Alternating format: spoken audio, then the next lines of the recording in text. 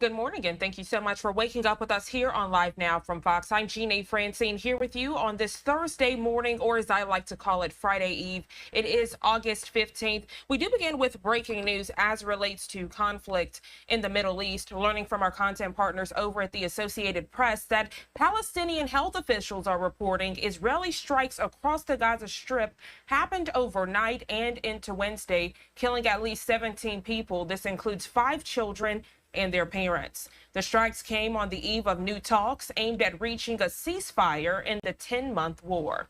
The United States, Qatar, and Egypt hoping to broker an agreement, but the sides remain far apart on several issues after months of indirect negotiations.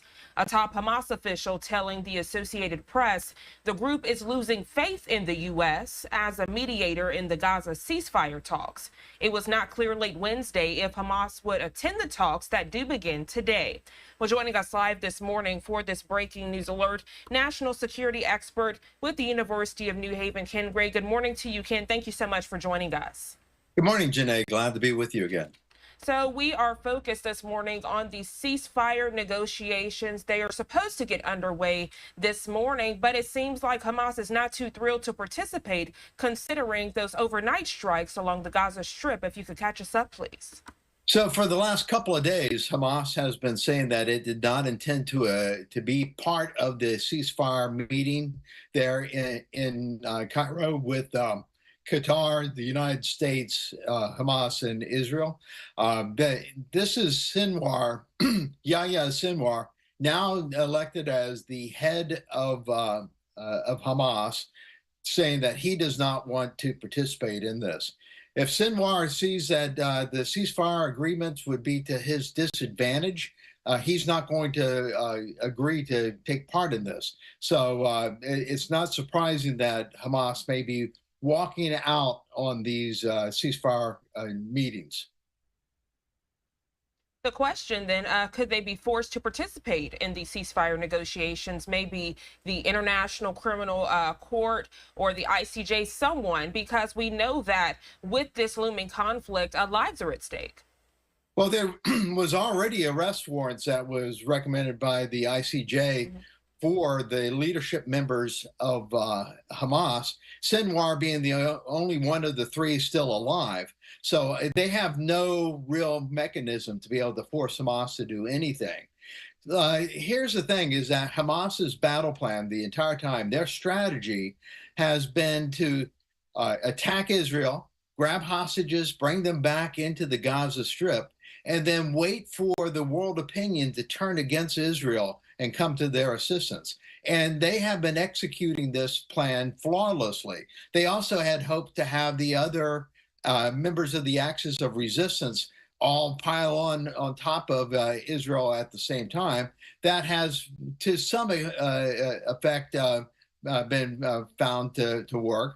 But in reality, they are relying upon the world opinion. And so this is more the same, as that it is to Hamas's advantage not to come to a ceasefire than it is to come to a ceasefire agreement with Israel. So I am not surprised by the fact that Yahya Sinwar would not allow Hamas to participate in this meeting today if they do not do so. It's just not to their advantage to do so. Could you explain the implications if these talks never happen? Because we still have hostages that are in Hamas captivity. Then, of course, we have other looming conflicts with Iran at this time. So if these ceasefire talks continue to be stalled, what are those implications that could happen that could impact the rest of the Middle East?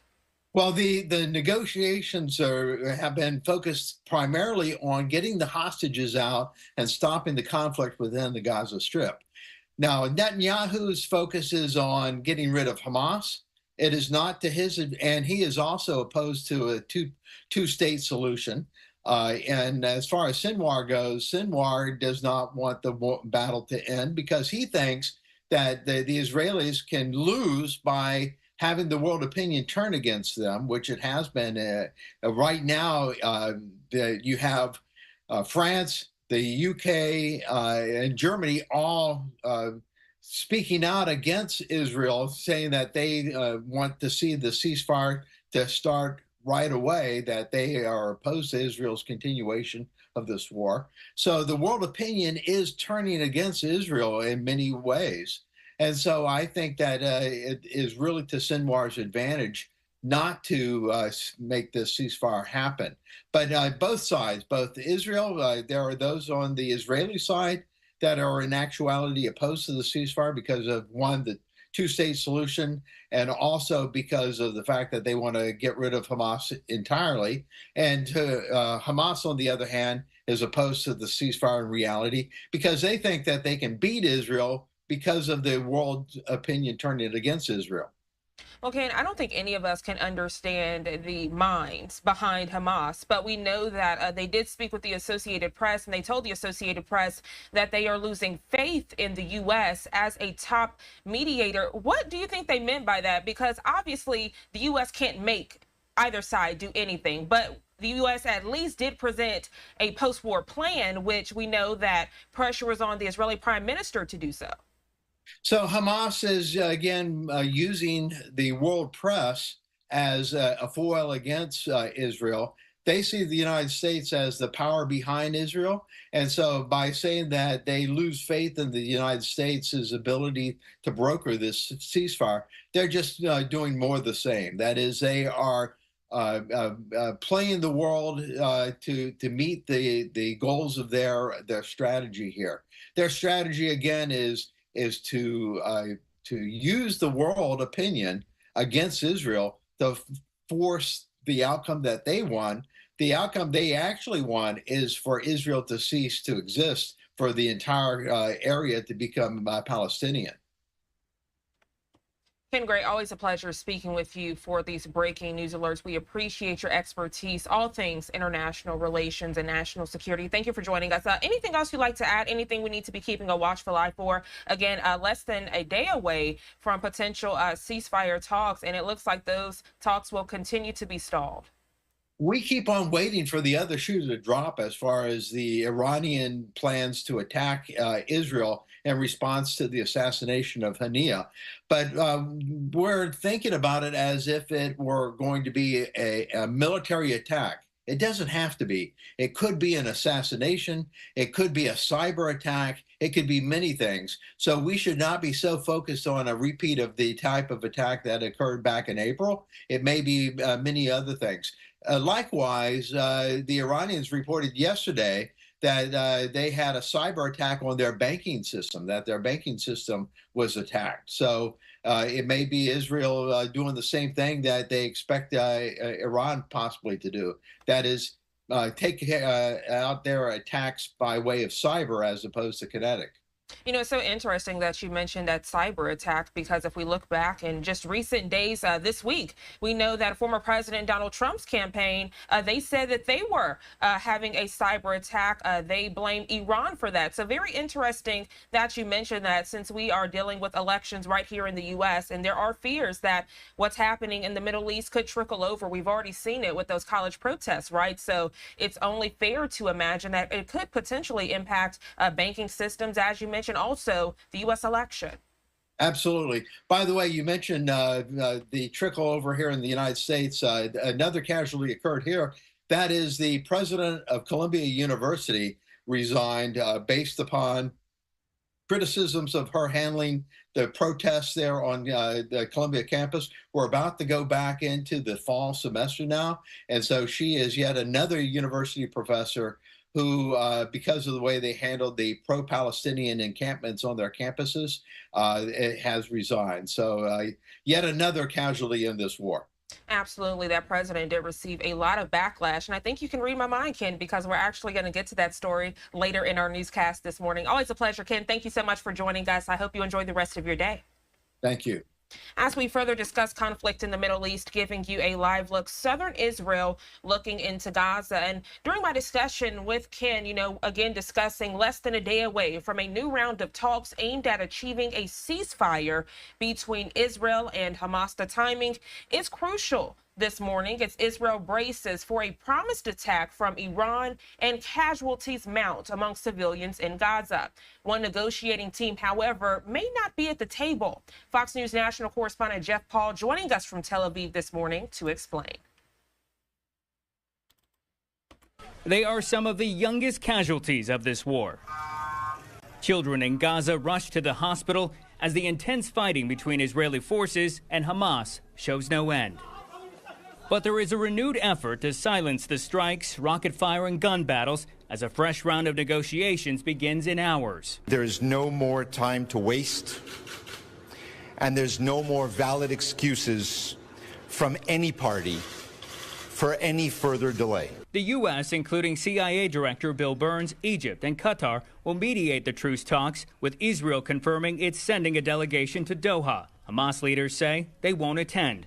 A Hamas official has reportedly lost faith in the U.S.'s ability to work out a deal, saying they'll only join the talks if the previous plan detailed by President Biden is implemented. Both Israel and Hamas have at various points proposed changes, causing both to accuse the other of creating hurdles. But the Qataris have assured the U.S. Hamas will be represented. The resumption of talks on Thursday is an important step. This hostage deal, this ceasefire deal, this end of war will help lower tensions in the region. A ceasefire deal could also be key in preventing a wider regional war. Tehran reportedly saying it's the only thing holding back Iran and its proxies from launching a retaliatory attack on Israel. Secretary Blinken, the president, others across this administration have been deeply engaged in sending a clear message about de-escalation and sending a clear message that every thing needs to be done to get this ceasefire deal across the finish line. Hezbollah, which continues to exchange fire with Israeli forces on a near daily basis, well, they'll be watching this next round of negotiations very closely. They, like Iran, have promised to attack Israel, but so far have held off. Beyond that, it will be the families of the 115 hostages still being held who are praying their nightmare finally comes to an end. In Tel Aviv, Israel, Jeff Paul, Fox News. Jeff, thank you so much for that detailed report. So a lot of moving parts as it relates to the conflict in the Middle East this morning. We will for sure continue to track them right here on Live Now from Fox. Now it's 6:10 here on the East Coast. We're going to go to our first 2-minute commercial break of the hour. When we come back, transitioning, giving you a live look out in Jerusalem this morning, as we do have some updates from the Israeli government as it relates to conflict in the Middle East. The details in just 2 quick minutes.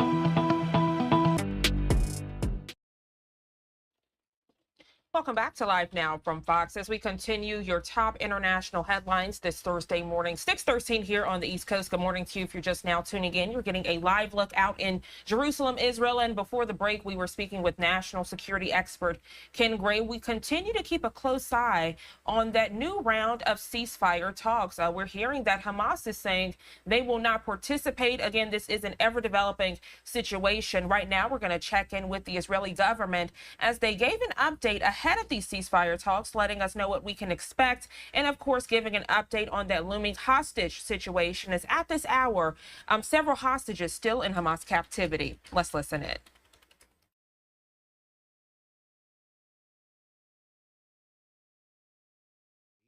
Here are Israel's war aims: the return of all of our hostages, 115 people, dismantling of Hamas's governmental and military capabilities, and removing the terrorist threat to Israel. Yesterday was Tisha B'Av, the 9th of Av, the Hebrew month, the saddest day in the Jewish calendar, when Jewish people the world over remember their calamities that have befallen the Jewish people, not least the October 7th massacres and the destruction of the first and the second temples in Jerusalem. Hamas chose to attack Israel yesterday, launching rockets at us at 4 p.m. yesterday afternoon in yet another Hamas exploitation of humanitarian infrastructure in Gaza, firing from humanitarian tents themselves. Hamas launched rockets from the humanitarian tents inside Khan Yunis towards Tel Aviv. You know, Hamas hate Gazans. They trade in the lives of ordinary Gazans, deliberately embedding its military assets to carry out attacks against Israel next to humanitarian infrastructure and the civilian population inside Gaza. A double war crime. Hezbollah, attacking us from the north, do the same thing. Now to COGAT and an update on their work coordinating aid into Gaza. Aid continues to enter every day via all the crossings since the beginning of the war. More than 46,000 trucks have delivered 888,500 tons of humanitarian aid into Gaza. That's 80% more food compared to prior to October the 7th. Monday saw 194 trucks carrying humanitarian goods enter Gaza. UN aid organizations did not collect any trucks from the Gazan side of Kerem Shalom. Not one. All the while, 114 private sector and other international organization trucks were collected. 575 trucks are still awaiting collection from the useless and hopelessly inefficient United Nations, awaiting them to do their job. Yesterday, COGAT conducted an NGO conference with 30 aid organizations. Discussions focused on new and upgraded donation procedures, the polio response effort, essential coordination activities, and other logistics. We will continue to deepen our humanitarian mission with close cooperation with international NGOs working in Gaza for a humanitarian response for the Gazan civilian population. So that's the end of our briefing today. I will now happily take your questions, which you should put in the chat together with your news outlet. First question here is from Leo Soroka from the Washington Post. According to Ynet, Leo asked, the families of the hostage female observers claim that only Mossad chief Dedi Barnea is expected to leave tomorrow for the summit in Doha without Ronen Bar or Nitzan Alon. Can you confirm who will be in the Israeli delegation? Thank you for that question, Lior.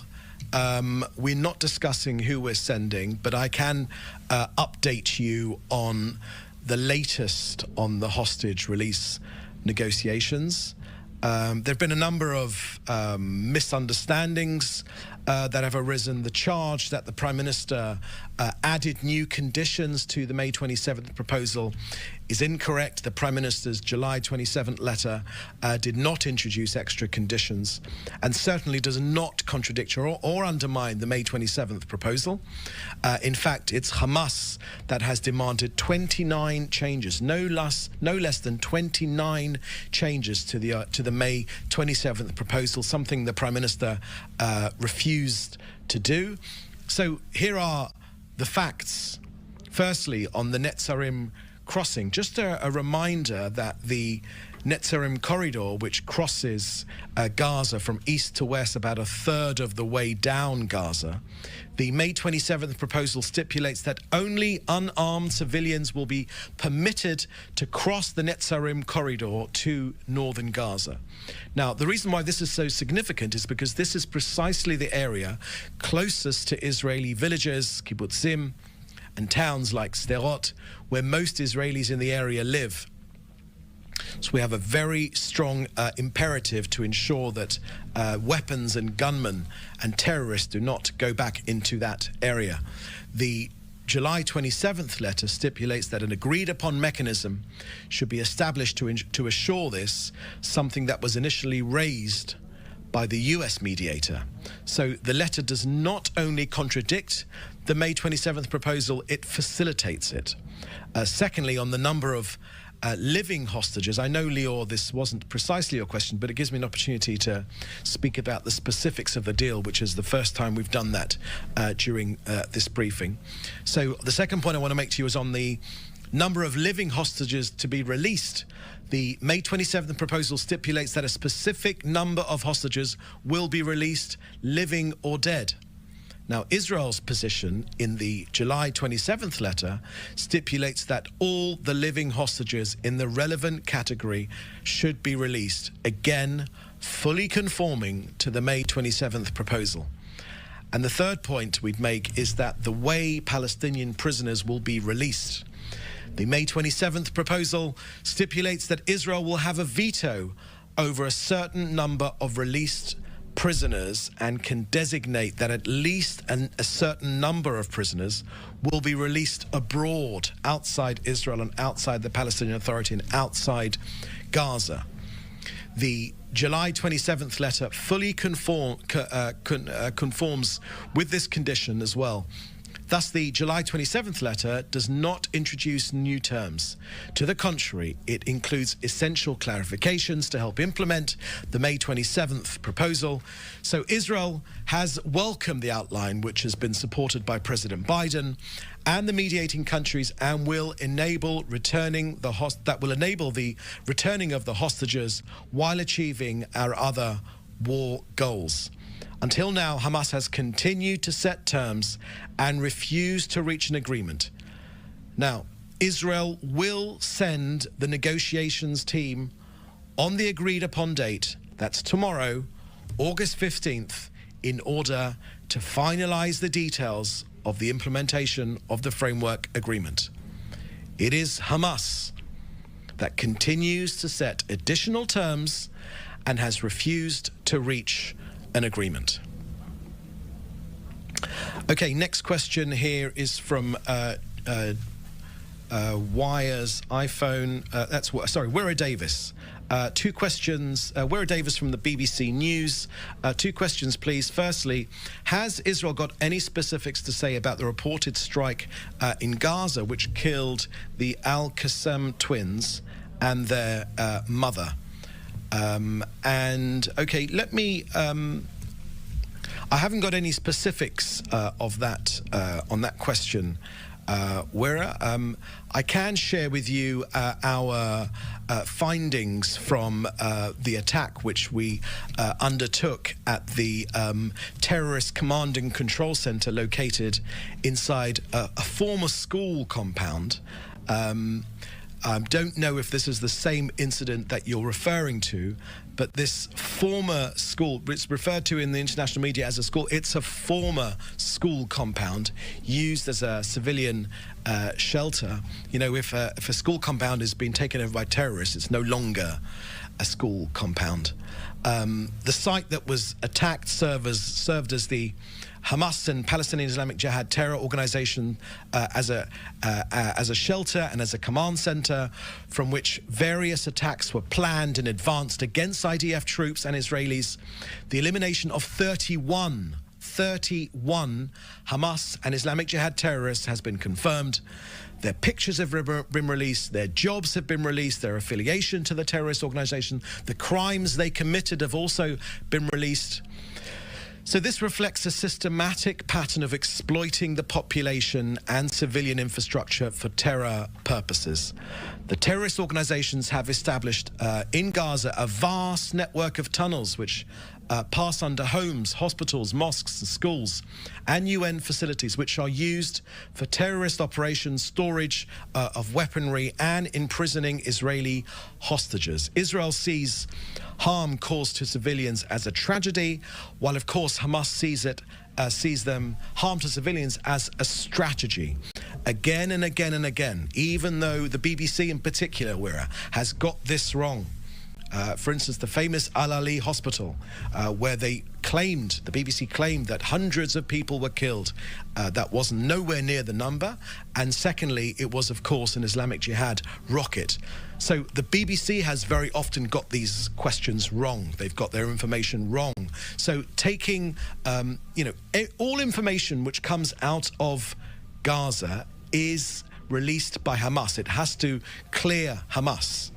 So we should all be completely aware of that. And Hamas are using Palestinian blood, Gazans' blood. They are trading in the lives of Gazans to be able to push forward their media strategy, because that's the only way they believe that they can win against us. It is Hamas that is responsible for any and all civilian deaths within Gaza, because they systematically violate international law, performing a war crime by using the civilian population as a human shield for its terror operations. Data published by Hamas officials cannot be trusted, Wira.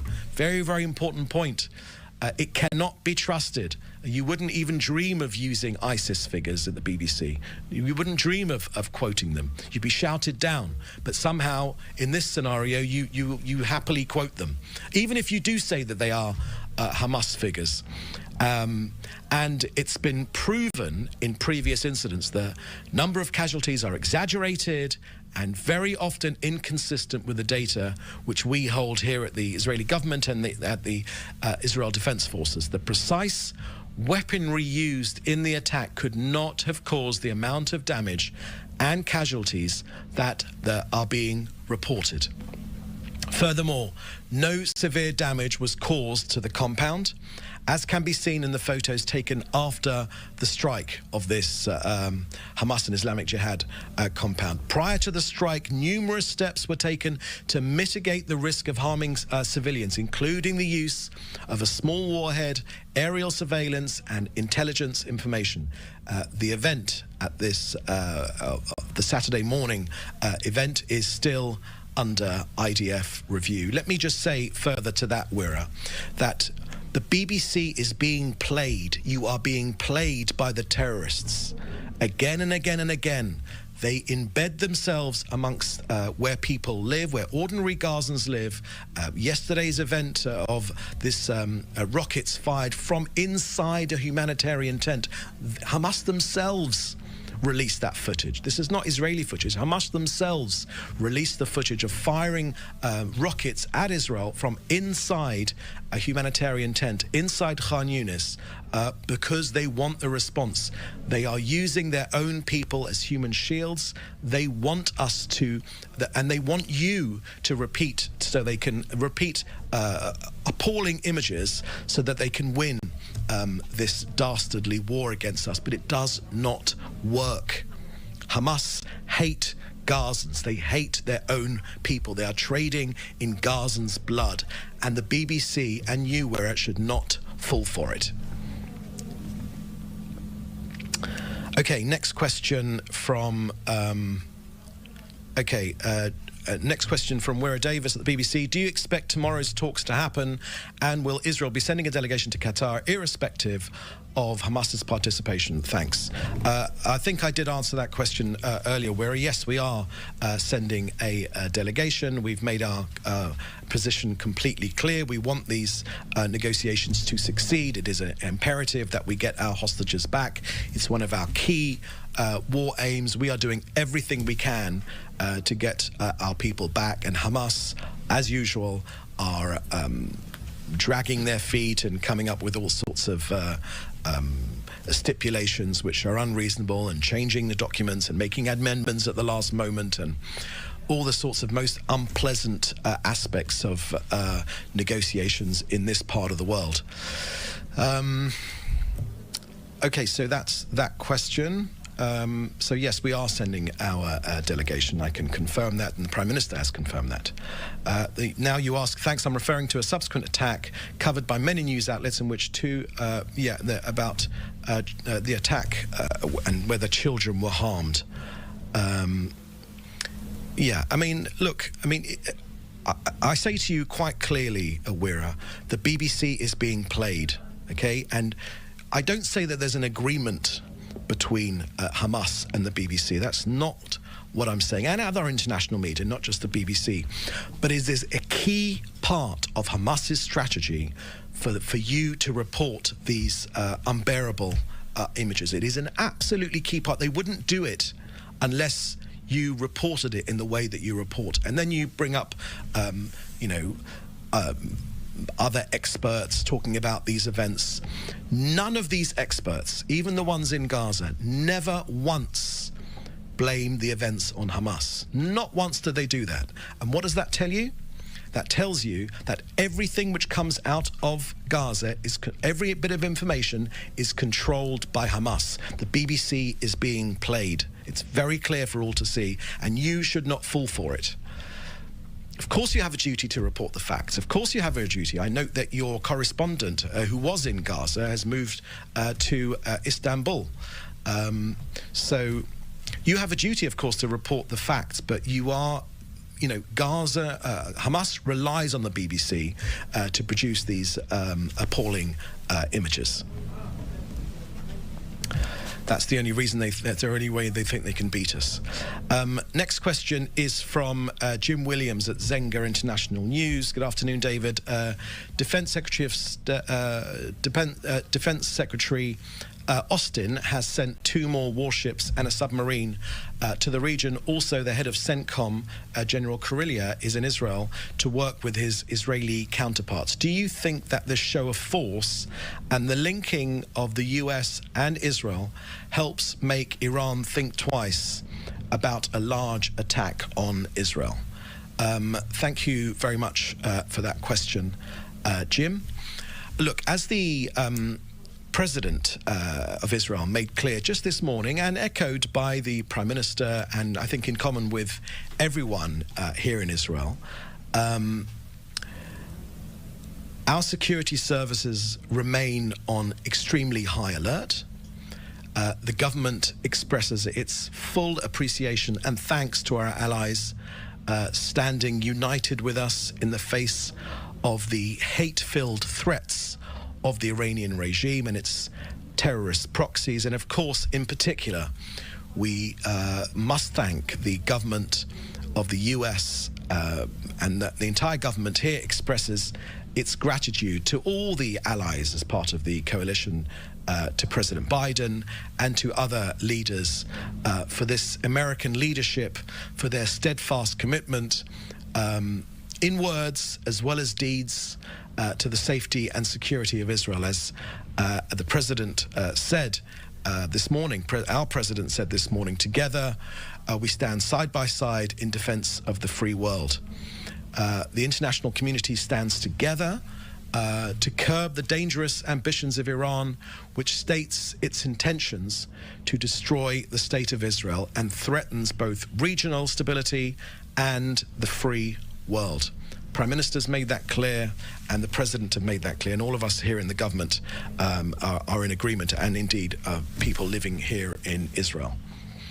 And the second part of your question was whether we think this will make Iran think twice about an attack on Israel.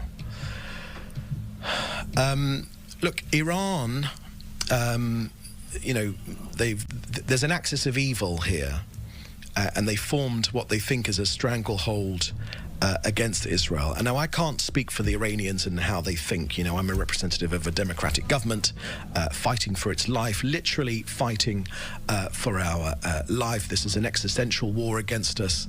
And Iran have arranged a ring of armed terror armies to surround us. Hezbollah in Lebanon, Hamas in Gaza, the Houthis in Yemen, and other militias, and Iran itself. But I can't go into the head of the Iranian government, not the Iranian people, because the Iranian people hate Hamas as well, and they hate the regime of Iran as well. But Israel will exact a heavy price for any aggression against us. So the last thing we want is another front or more attacks upon us. But we are strong and we are ready for an attack from any arena. Our long arm will reach anyone who causes harm to our civilians. And, the elimination of the commanders of the military wings of both Hamas and Hezbollah should be understood as a very, very clear message to anyone who threatens this country. So against the background of these threats, the State of Israel is ready for any scenario, defensive or offensive. That said, there is currently no change to the defense instructions by the Home Front Command, but we encourage our country to remain informed and to follow any new guidance as instructed. We are strong and we are ready. Okay, any other, you want to scroll down, anything else? No, that was the last question.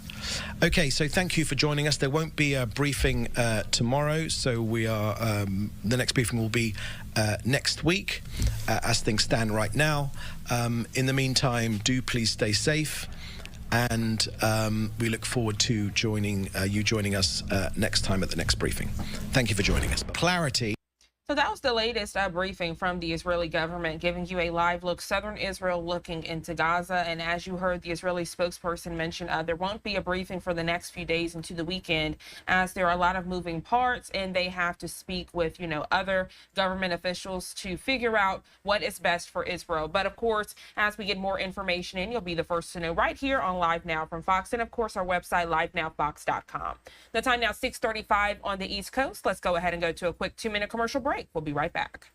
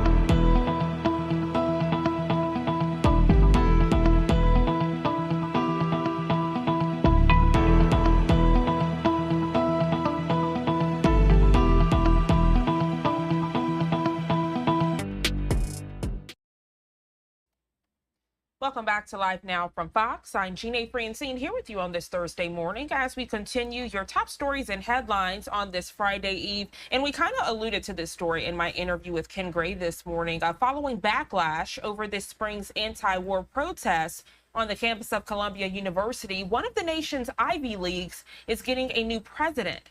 Fox News' Gary Baumgarten reporting now on the latest.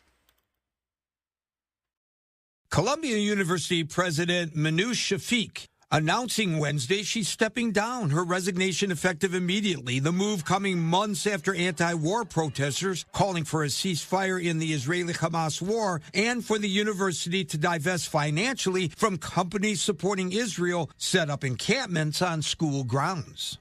Anti-Semitism has no place on our campus, and I am personally committed to doing everything I can to confront it directly.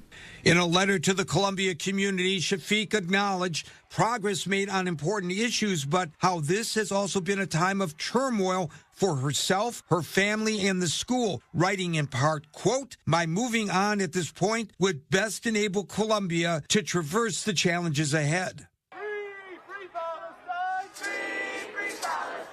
Prior to leaving, Shafik was grilled on Capitol Hill by several government leaders who criticized her handling of the protests. Well, how can we be confident that you'll restore order in a safe learning environment if it took you months to send warning letters? I have absolutely no hesitation in enforcing our policies. Shafik's resignation generating reaction from Speaker of the House Mike Johnson, writing in part, quote, "Jewish students at Columbia beginning the school year should breathe a sigh of relief." Shafik's decision follows the resignations from the presidents of the University of Pennsylvania and Harvard, who also faced backlash in the aftermath of similar college protests. Gary Baumgarten, Fox News. And as we get more information in on this topic, you'll get those updates right here on Live Now from Fox, giving you a live look out in New York City, the site of Columbia University. Now it's 6:40 on the East Coast. We're going to go to our third 2-minute commercial break of the hour. And when we come back, transitioning as we have some updates related to migrant crime. The details in just 2 quick minutes.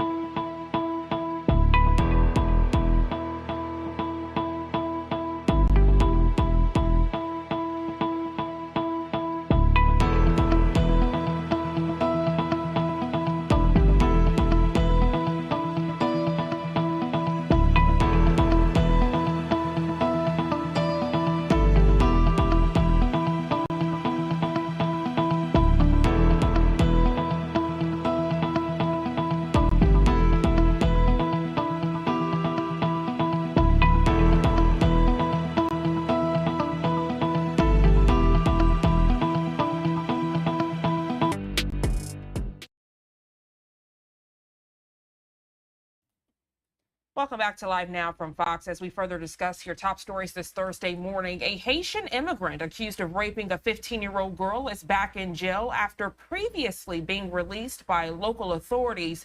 We're told he was released on a bail of $500. It's an issue which has stirred debate in Washington about sanctuary city policies. Fox News correspondent Bill Malugin joining us this morning from Los Angeles to explain. Corey Alvarez, a Haitian migrant and accused child rapist, is in federal custody tonight after ICE arrested him near Boston yesterday. Alvarez was charged with aggravated child rape in March after prosecutors say he raped a 15-year-old girl inside of a Massachusetts migrant hotel. Shockingly, in June, local authorities in the sanctuary state released Alvarez on just $500 bond and ignored ICE's request to transfer him to their custody. That outraged ICE's Boston field office director, who tells Fox Alvarez was a priority risk and he used his team's limited resources to find him. When you have to make the choice between going to get the fentanyl dealer or the child sex rapist, it's really frustrating when local law enforcement and other agencies won't work with us. ICE confirms Alvarez first came to the U.S. last year, flying directly into New York City via the Biden administration's controversial CHNV mass parole program. DHS has now put that program on hold after an internal audit revealed significant fraud in it. The Plymouth County DA's office, which is prosecuting Alvarez for the alleged rape, is slamming DHS, telling Fox in part, quote, "Our office has repeatedly asked questions of state and federal officials about specifics of the CHNV process. We have received little to no answers." Do you have anything to say? Meanwhile, in New York City, prosecutors have charged a Senegalese illegal immigrant with raping a woman on a park bench in the Bronx. And a Nicaraguan illegal immigrant has been charged with raping a woman at knife point in Coney Island. Democratic Mayor Eric Adams is getting fed up with the city's sanctuary laws. Laws do not allow us to coordinate with ICE. That's the law. And, I'm not happy about that.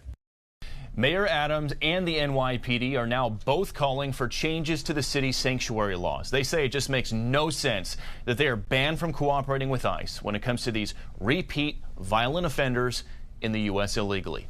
In Los Angeles, Bill Malugin, Fox News. Bill, thank you so much for that update, as we are definitely following the latest on sanctuary cities and that looming migrant crisis. We're going to go ahead and go to our final 2-minute commercial break of the hour, but when we come back, we are following another breaking news alert this morning, this one weather-related, giving you a live look at our XRAD system 645 here on the East Coast, and you can see Ernesto now strengthening into a hurricane. This time yesterday, it was a tropical storm and has now gained hurricane strength. A forecaster saying it could gain strength to a Category 3 hurricane. So a lot going on. And then we know those in the Bermuda area, they are bracing as this storm does head their way. But when we come back, we'll be checking in with Fox News correspondent Dana Marie McNichol, also getting an update from the National Hurricane Center. We'll be right back in just 2 quick minutes.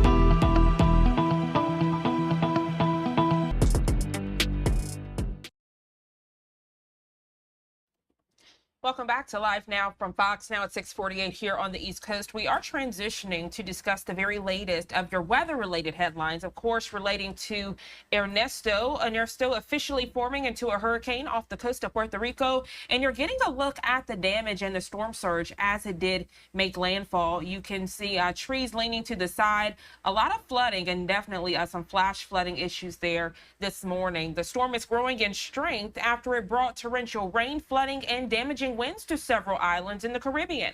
Fox News correspondent Dana Marie McNichol joining us now with the latest. Heavy rain pounded the U.S. and British Virgin Islands overnight. Ernesto swirling off the coast of Puerto Rico, blasting the region with winds up to 65 miles per hour, knocking down trees and power lines. This led to island-wide blackouts on St. John and St. Croix. I know it was a long night for many of you listening to that wind howl.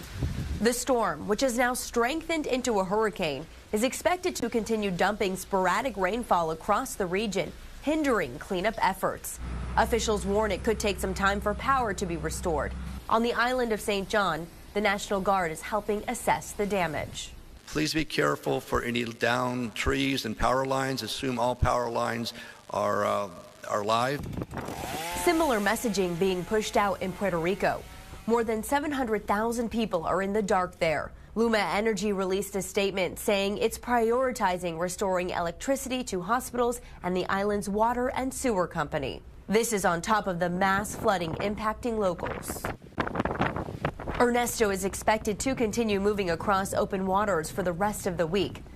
The National Hurricane Center says it could become a major Category 3 hurricane before the weekend. Bermuda could be the next island to feel its impacts. So far, forecasters say Ernesto is not expected to hit the U.S., but it could generate dangerous rip currents and large swells along the East Coast. In Miami, Dana Marie McNichol, Fox News. Dana Marie, thank you so much. And right now, I want to give you a live look out in Blue Lagoon Island, Nassau. A beautiful shot this morning. Now it's 6:50. And pretty much I would call this the calm before the storm. You can see, well, it looks like the shot is frozen. Of course, as I go to it, it will do that. But you can see beautiful waters as the sun is rising out in that area. And I was hoping you would be able to see the storm surge and the wind. And hopefully we can do that later on. Nevertheless, we know the National Hurricane Center, they're working around the clock to keep you informed this morning on Ernesto. I want to play out their latest release. Center. It's just after 11 a.m. Eastern Time on Wednesday, August 14th, coming on with the latest on what is now our third hurricane of the Atlantic hurricane season, Hurricane Ernesto, which was just upgraded this morning. You can see the center of Ernesto currently located about 175 miles to the northwest of San Juan, moving off to the northwest, still rather quickly at 16 miles per hour, but still big rain bands, tropical storm conditions, flooding still occurring over much of Puerto Rico, the U.S. Virgin Islands, the British Virgin Islands. We have flash flood warnings in effect for all of the U.S. Virgin Islands, Culebra, Vieques, and the eastern and southern portions of Puerto Rico. Some of those are indicative of life-threatening flash flooding, and we're still expecting to see significant heavy rainfall across these islands through the next 6 hours or so at least. If you look at the rainfall forecast, we're still expecting storm total rainfall amounts of 4 to 6 inches across the Virgin Islands, 6 to 8 inches over southeastern Puerto Rico, with isolated amounts as high as 10 inches, as well as 2 to 4 inches of rainfall over portions of northwest Puerto Rico. So that's going to be a continuing threat throughout the day today. We still do have a tropical storm warning in effect for the British Virgin Islands, the U.S. Virgin Islands, Culebra, Vieques, and Puerto Rico. Still seeing sustained tropical storm force winds in places like St. Croix and Culebra over even just the last hour or so. But those winds will gradually start to pull away. As you can see in orange here, as the tropical storm force wind field associated with Ernesto does extend out well to the east and southeast of the center. But with that fast forward motion, those winds will begin to decrease, but will continue, especially in gusts and especially over portions of the higher terrain of Puerto Rico itself. If we zoom out and look at the forecast here for Ernesto over the next several days, we are expecting a northward and then a northeastward motion over the next few days that's going to bring the center of Ernesto near or over Bermuda during the day on Saturday. So we can see Bermuda here as at or near major hurricane intensity. So Ernesto is expected to strengthen, be at or near major hurricane intensity later this week and this weekend. If we look at the time of arrival of those tropical storm force winds in Bermuda, the most likely time that they would arrive would be sometime during the day on Friday. So we're likely to see a hurricane watch issued for Bermuda later today, as early as this afternoon's advisory package. Beyond that, we're looking at a substantial risk of especially surf and rip current conditions across much of the western Atlantic basin, land areas here, the U.S. East Coast. If you look at the wave height forecast over the next couple, this is late Friday into Saturday, you see the big wave field associated with Ernesto. As it grows in strength and grows in size, you're going to see substantial waves and swells impacting almost the entire east coast of the United States as we go from Friday into Saturday and continuing through the weekend. That's going to create life-threatening surf and rip current conditions across much of the western part of the Atlantic basin. And just a reminder, we lose a lot of people to surf and rip current fatalities on otherwise really nice days to be at the beach when you have a distant hurricane offshore. So you always want to never assume that the ocean is safe. You always want to pay attention to any warning flags that are flying, and also heed any advice you're given by lifeguards or local officials. And if you don't think it's safe, please do stay out of the water. And we don't want you to become a statistic to Ernesto as it remains offshore of the east coast of the U.S. By the time we get into early next week, we could see Ernesto being somewhere in the vicinity of the of Atlantic Canada near Nova Scotia. So this will bear watching for impacts.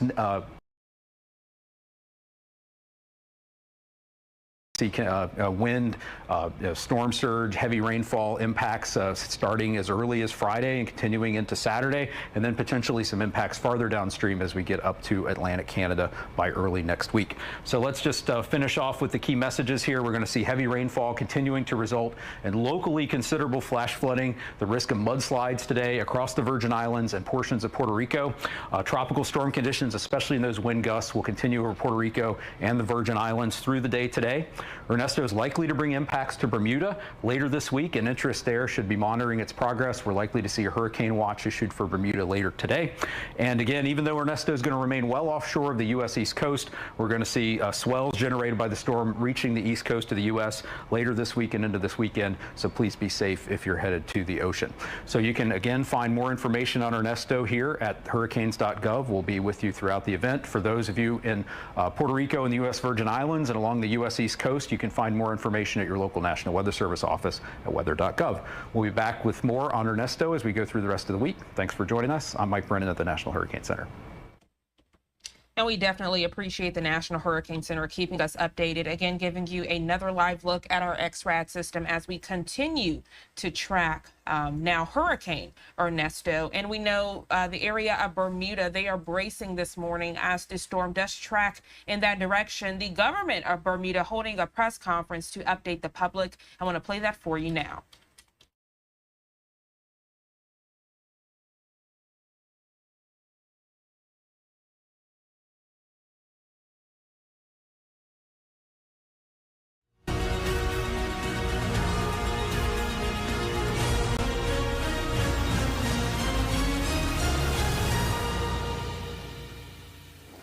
Good afternoon, members of the media. Mr. Linda Rayner from the Disaster Risk Reduction and Mitigation Team, and Ms. Michelle Pitcher, Director of the Bermuda Weather Service, who is joining us via telephone. Thank you all for being here to discuss Hurricane Ernesto and the preparations we must undertake. This morning, I chaired a meeting of the Emergency Measures Organization, the EMO, executive to assess the potential impact of Hurricane Ernesto, which is currently tracking through the Atlantic near the Leeward Islands. Although this meeting was an initial step in our response, it was critical as it allowed us to gather the latest information and begin coordinating our preparations for this hurricane. Let me be clear. While Bermuda has been fortunate in recent years to avoid the worst impacts of hurricanes, we have to take each storm seriously and prepare accordingly. As I've said before, it only takes one storm to cause significant damage and disrupt our way of life. Ernesto is expected to be a hurricane by the time it makes its closest approach to our island this weekend. The center of the storm is predicted to pass very near Bermuda, bringing hurricane-force winds, dangerous seas, and a high likelihood of the loss of electricity across the island. We want to ensure that every resident is fully aware of the potential impacts. The rain that began yesterday is forecast to continue into the weekend, which could result in low-level flooding in some areas across the island. By Friday evening, we anticipate that strong gale force winds will begin to affect Bermuda, progressively increasing in intensity as Ernesto approaches. These winds are expected to escalate from storm to hurricane force by Saturday. I cannot stress enough how important it is for every resident to use this time to prepare. We have seen in the past the devastating effects of complacency, where a lack of preparation has resulted in avoidable tragedies. Do not be lulled into thinking that you can wait until the last minute. The window to prepare is closing rapidly, and any delay could put you, your loved ones, and your property at serious risk. This is not the time to underestimate the power of nature. Time is of the essence. Preparations must be completed as soon as possible. Here are some key actions that we all should be taking. Secure your property.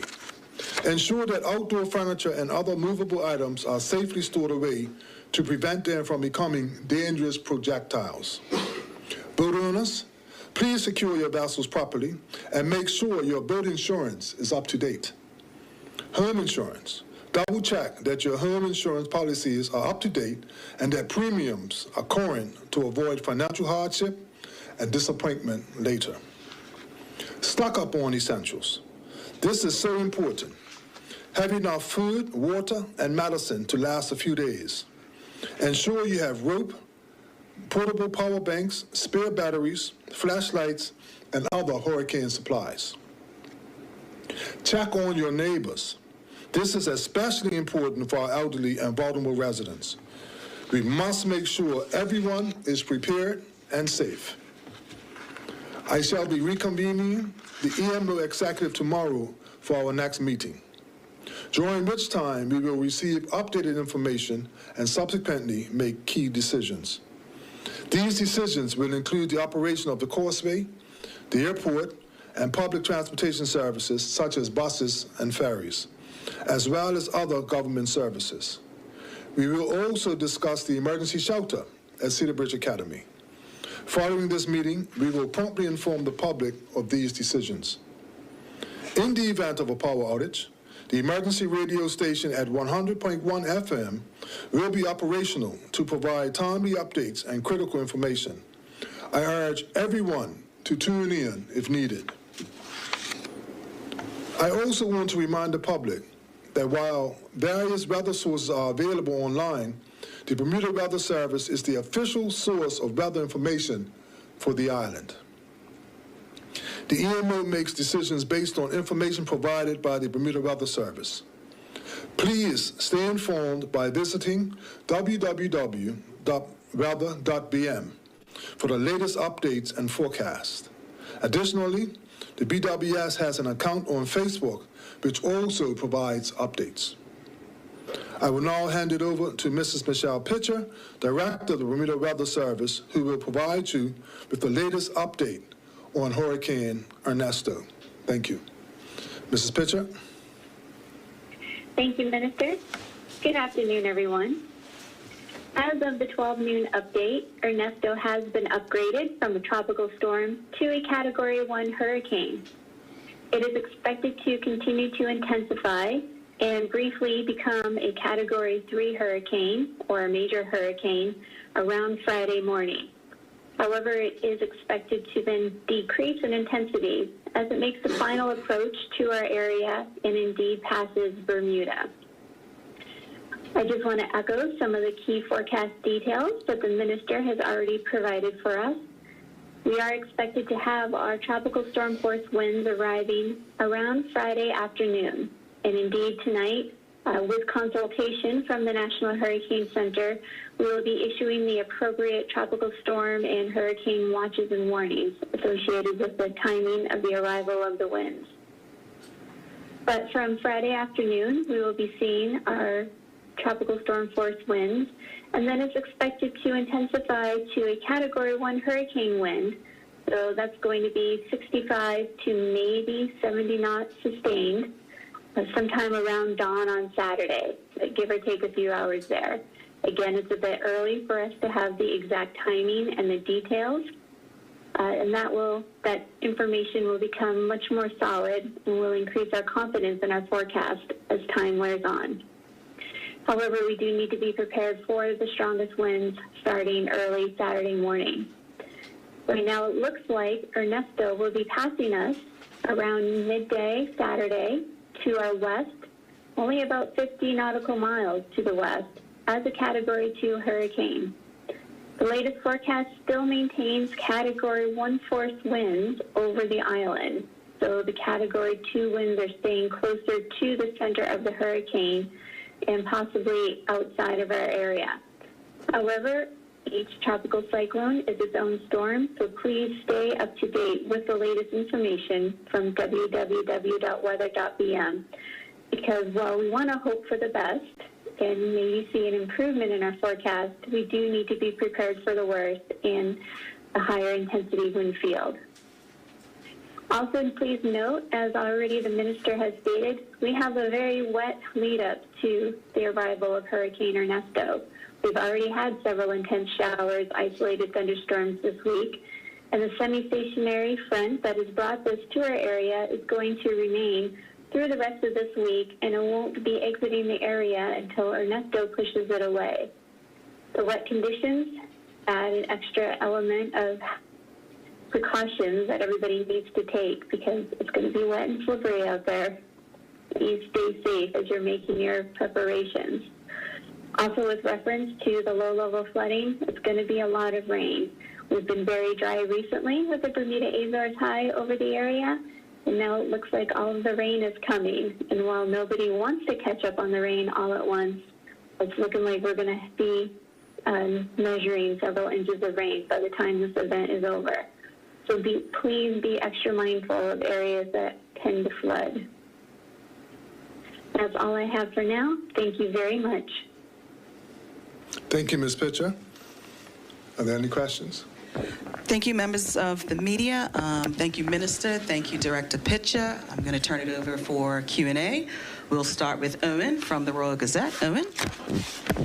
Yes, good afternoon. This is probably for Mrs. Pitcher. I'm questioning about what level of storm surge is expected as Ernesto comes to the island. You heard that, Ms. Pitcher? No, I'm sorry. I can't quite hear the question. Can you say that again? I was wondering about the level of storm surge we might experience as Ernesto approaches the island. We're expecting up to 2 feet of storm surge right now, so we are going to start seeing rough seas and swells start to affect our mainly south shores starting early on Thursday. However, right now for storm surge, it's looking around 2 feet. Thank you very much, Owen. I will turn it over to Jasmine. Jasmine, did you have any queries for the Minister or for Director Pitcher? Thank you. Minister, you mentioned that you intend to have meetings leading up to Friday, but what advice do you give for people at this stage in terms of getting off the roads leading up to Ernesto? Well, I don't want to give anyone any premature advice at this time.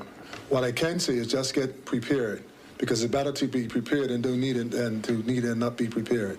We are having a reconvening of the EMO tomorrow at 1 p.m., so we'll be more definitive as to what next steps we have to take as a country. And for Ms. Pitcher, you mentioned it's due to pass us about 50 nautical miles. Would that be considered a direct hit? Ms. Pitcher? Again, I'm sorry, I can't quite hear the question. I'll try to answer it for you. The question is coming from Ms. Jasmine Patterson, and she's asking that when the hurricane comes within 50 nautical miles, would that be considered a direct hit? Yes. However, it won't be considered landfall because it will not be touching part of the island. Okay, thank you. Thank you. Thank you very much, members of the media. Minister, do you have any closing remarks for the public as we close out this media briefing? Yes, at always, I would like to let the public know that we've had some near misses, as I've said in the past, but it's always better to be prepared and not needed than to hope, than to wish that you were prepared. So check on your elderly, check on the vulnerable. Make sure that all those loose furniture that may be in your yard is cleared away and secured. So those kind of things we should be doing anyway, you know. So stay safe, Bermuda, and we will give an update tomorrow at after 1 p.m. Thank you, Minister. That concludes today's press briefing. We encourage the public to stay abreast of information via www.gov.bm/news or via our social media channels, Facebook, Instagram, X, and YouTube. Thank you very much.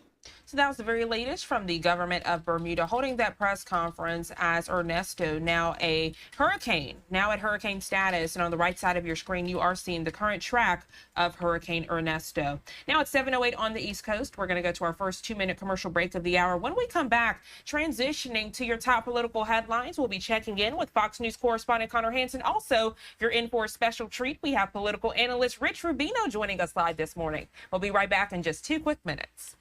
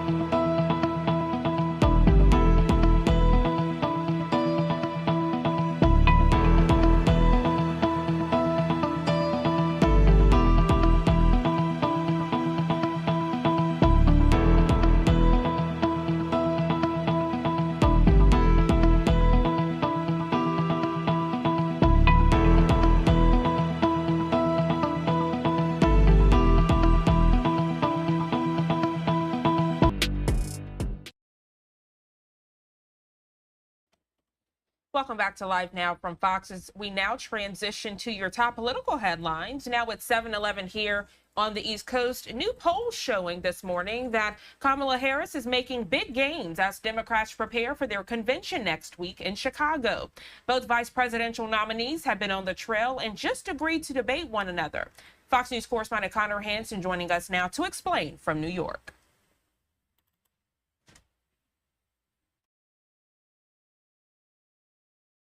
Tight lead over Vice President Kamala Harris, 50% to 49%. Last month, Trump led President Biden 49% to 48%. Other recent polls show Harris picking up steam ahead of the convention, leading in key swing states like Pennsylvania, Michigan, and Wisconsin. If you had the election tomorrow, I think Harris would be a slight favorite. She's been ahead in most recent polling in the blue wall states. Trump has been trying to take back some of the momentum, casting his vote in Florida's primary before heading to a rally in North Carolina. He focused on the economy, a top issue for voters. You will never have had energy so low as you will under a certain gentleman known as Donald J. Trump. Have you heard of him? So we think your energy bills will be down by 50 to 70%. How good would that be for a thing called inflation? Democratic vice presidential nominee Tim Walz started a solo series of campaign stops this week before he reunites with Harris in Pennsylvania this weekend. You believe in the promise of what America can be. You believe we can all enter the middle class. You believe we can all have dignity. You believe we can all thrive. But you know what? We got to fight. Wednesday night, Walz tweeted he agreed to debate Trump's running mate J.D. Vance on CBS in October. Vance told Fox News he's up for it as well, but didn't confirm a date. President Biden and Vice President Harris will hold a rally together on Thursday focused on lowering costs for Americans, while former President Trump plans to hold a press conference in New Jersey. In New York, Connor Hansen, Fox News. Connor, thank you so much. And joining us live this morning to further discuss the race to the White House and these new polling numbers is political analyst Rich Rubino. Rich, good morning to you. Always a pleasure speaking with you. Good morning. Good morning. So I feel like the last time we spoke, we didn't even know who the Democratic nominee would be. Biden had just announced that he was no longer going to continue to vie for voters for the upcoming election. And then we know that he did endorse VP Harris. But now we know she is the official Democratic nominee. We are looking ahead to the Democratic National Convention in Chicago. Could you catch us up? What's been going on in the political world? What do we need to be keeping a close eye on? Of course, getting daily updates at this point, right? Yes, absolutely. And what we've seen is that there are a lot of people that do not like Donald Trump, but they couldn't stomach the idea of Joe Biden. They thought that Joe Biden was too old. Now that Joe Biden has dropped out of the presidential race, a lot of those people have gone to Vice President Harris, whereas Joe Biden was losing to Donald Trump.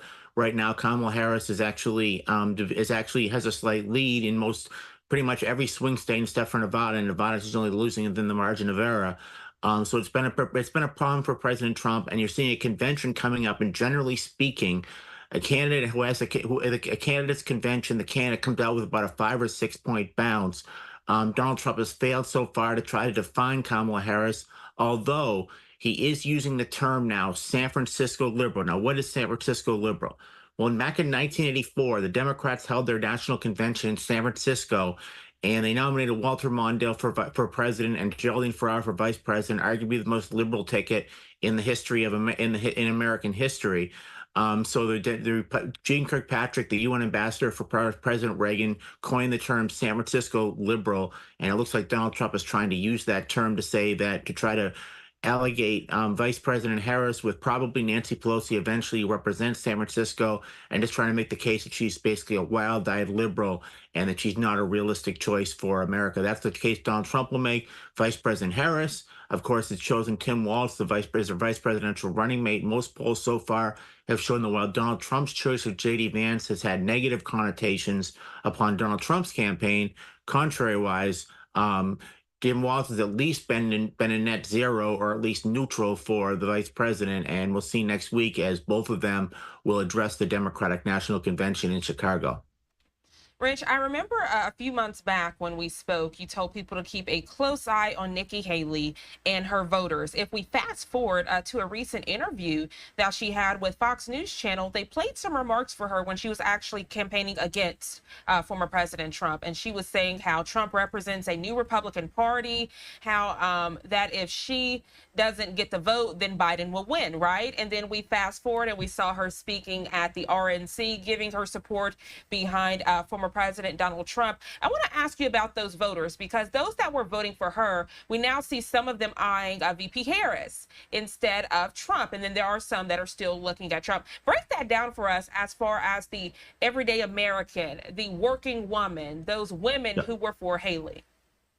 Reminds me a little bit of John McCain back in 2000, because they were kind of running as somewhat insurrectionist candidates in their party. Now, Donald Trump, you say, well, he was the ultimate insurrectionist, but he actually became the establishment, because once you've actually held office and been a politician and been the president, you've actually become the establishment. So Nikki Haley was running more as a traditional Republican and what I call the status quo ante, meaning the status quo before the status quo. Basically, every Republican from Eisenhower through Romney, every Republican nominee, for example, someone that was interventionist overseas, someone that had that was very much a free trader. That's what Nikki Haley was basically running on. So theoretically, a lot of her supporters might be politically homeless. I think Vice President Harris is going to try to get as many of them over as possible. People that are just so disillusioned with Donald Trump that they think that Vice President Harris is actually a better option. But my guess is that most of them still, at the end of the day, are Republicans, and they'll probably hold their nose and vote for the former president.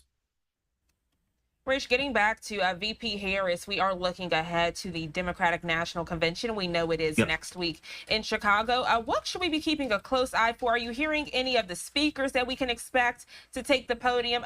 For many people, this might be their first time experiencing a convention if they didn't get a chance to look at the RNC. What can they expect? Yeah, conventions are always exciting. You have Hillary Clinton speaking, Barack Obama speaking, Bill Clinton speaking. We haven't heard Bill Clinton really in a while. He'll be speaking, and then you have the main event being Tim Walz giving his address on Wednesday, and then on Thursday, Vice President Harris will really kind of introduce herself to the nation. Even though she's been vice president, she's been seen as somebody who's kind of a secondary or in the Biden administration. She's really not been out there that much. They're going to be. This is where she gets to define who she is on her own terms, as opposed to Donald Trump defining her, or for that matter, members of the media defining her, or anybody else defining her. She gets to define herself. And Tim Walz, who is basically a non-entity in terms of being known, he was outside of the state of Minnesota, he gets to define himself. Now, Donald Trump and J.D. Vance have been trying to define him as too liberal, too out of the mainstream. This is where he gets to say, look, I'm a hunter, I'm a football coach, I'm a veteran, I'm in the military. I grew up in a very small town in Nebraska, where basically he has to kind of say, in a sense, to the American people that I'm a small town boy. This is where they both get to define. And usually a convention, if it's run at least somewhat properly, somewhat competently, at the end of the day, that convention gives a bounce for the candidate and the vice presidential nominee going forward. Rich Rubino, always a pleasure talking politics with you here on Live Now from Fox. Is there anything else you'd like to add? I know that J.D. Vance has been very vocal, telling VP Harris that he would love to debate her on the stage. Yes, and I think that J.D. Vance has agreed to debate. Tim Walz has agreed to debate J.D. Vance. The question is, will J.D. Vance accept? He said that there's still some logistics that they have to work out. It'll be a very interesting debate. My guess is they probably never even met before. And J.D. Vance really has to do a lot to try to curtail the negatives that a lot of people have of their kind of first impression of him. And Tim Walz has to make the case that he is the American people in a sense, and that the Democrats are no longer going to be simply the party of metropolitan areas, that they can also be the party of rural Americans. So really, they're a part of the Franklin Roosevelt's New Deal, Lyndon Johnson's Great Society, Jimmy Carter's presidency. Bill Clinton was able to garner a bunch of their support, but they've really been tapering off from the Democratic Party. Tim Walz is, I think, their answer to try to get at least, certainly not a majority, but at least bring some of them back into the Democratic fold. Rich, always a pleasure. We appreciate your expertise and perspective on these topics. I hope you enjoy the rest of your day. Thank you as well. Thank you so much. Giving you another live look at the White House now at 7:21 on the East Coast. And as Rich so eloquently put it, a lot of things to look forward to as we are looking ahead to the DNC. And right here on Live Now from Fox, you can get that coverage, live, unfiltered, and uninterrupted coverage Monday, August 19th through Thursday, August 22nd. If you saw our coverage of the RNC, you know you can get plenty of analysis, but also you get to decide what you think. Watching those speeches and watching everything live, raw, and unfiltered without commentary. So you'll get that same experience with the DNC 2024 happening in Chicago next week. The time now 7:21 on the East Coast. We are going to our second 2-minute commercial break of the hour. But when we come back, taking a closer look at J.D. Vance, as I spoke to Rich Rubino about in the interview. You know, he is very vocal about his debate plans. We'll be getting an interview that he had with Fox News Channel when we come back in just 2 quick minutes.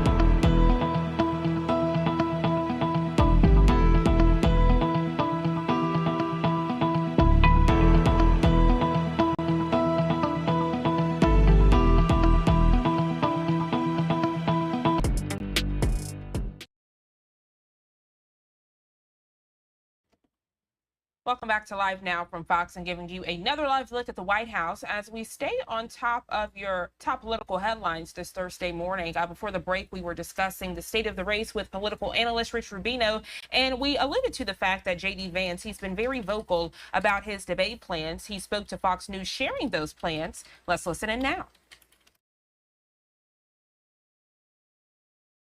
Ohio Senator J.D. Vance, the 2024 Republican vice presidential candidate, running mate of Donald Trump. Senator, it's great to see you. When you look back on this, I mean, they destroyed Biden's career. They pushed him out of the race. They used the media to whip up the propaganda to try to demoralize Trump supporters. And at the end of all this, Senator, your campaign is up 1 point nationally in the Fox News poll that was just released. Pew has you down by 1 point. But what does this tell you about all the good vibes of the Harris-Walz ticket tonight? Well, I think it's good vibes generated by the media, Laura, but nobody actually believes it because everybody can look at their checking account, everybody can look at the price of groceries, the price of rent, and they recognize that Kamala Harris's policies, certainly on the economy, but on the border as well, have completely failed. I mean, the American people are actually smart, and the media and the Democrats give them no credit for this, but they think that they can somehow run a campaign purely on vibes. Kamala Harris says in her rallies, Laura, that she's going to reduce inflation starting on day one.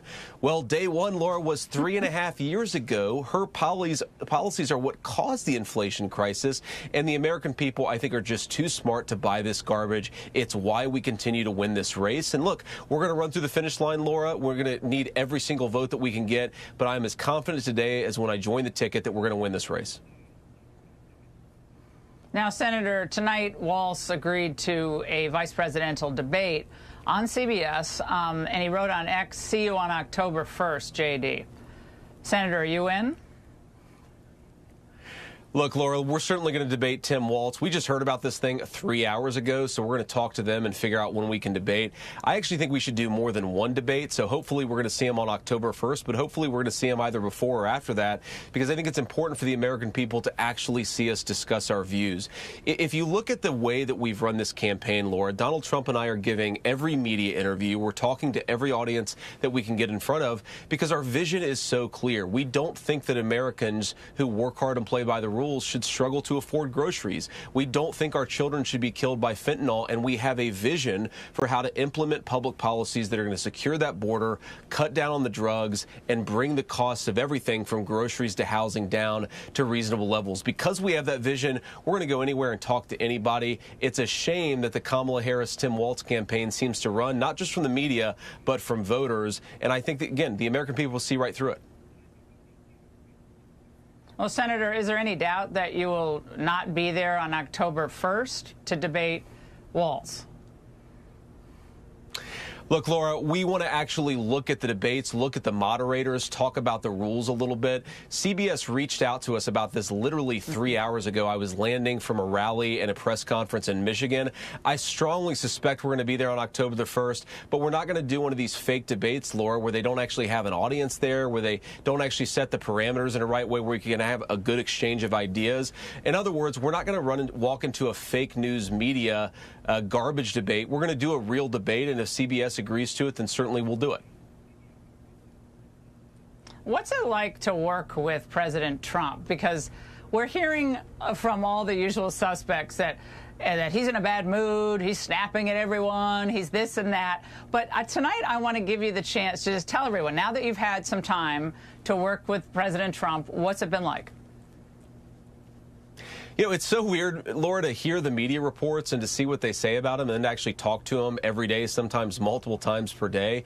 He's in a great mood. I mean, he just got shot a month ago, of course, and you wouldn't know it seeing or talking to the guy. But I think he feels extremely confident about how we're doing in the election. I think he's very excited about getting to work and solving the problems for the American people. But he's just having a good time. He's laughing. He's telling jokes. He calls people and just wants to, you know, shoot the breeze and understand what's happening in the country because he knows that's an important part of becoming a good leader and doing a good job for the American people. He's in a great mindset, and it's such a dishonest piece of garbage that the media says that he's somehow frustrated or upset.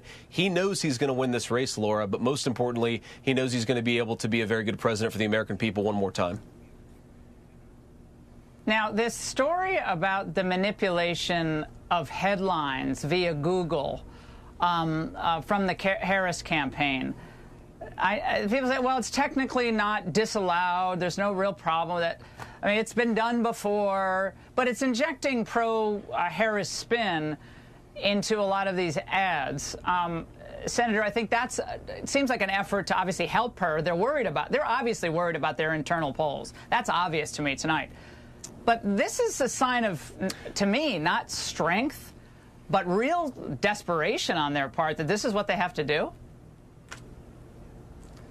Well, that's exactly right, Laura. And by the way, I talked to a number of people behind the scenes. I don't think the Kamala Harris campaign is especially excited about where they are. They don't nowhere near the optimism that we have on the Trump campaign. But look, Google is doing election interference, and it's not just Google, by the way, Laura. If you go on X or any of the social media platforms, you'll see the Washington Post paying for advertisements for stories that attack me and attack Donald J. Trump. That's not the activity of a media organization. That's the activity of a super PAC, and I hope the FEC looks into it.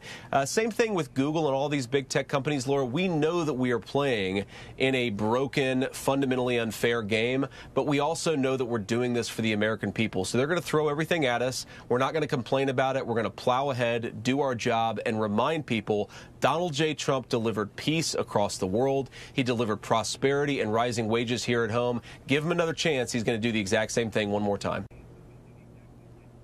Now, Team Kamala, Senator, is still refusing to commit her to doing any press conferences. Check this out. Would it kill you guys to have a press conference? Why hasn't she had a press conference? Listen, the Vice President and Governor Walz have been busy crisscrossing this country. She said last week we're going to be having a sit-down interview here before the end of the month. Senator, that's weeks away. Weeks away.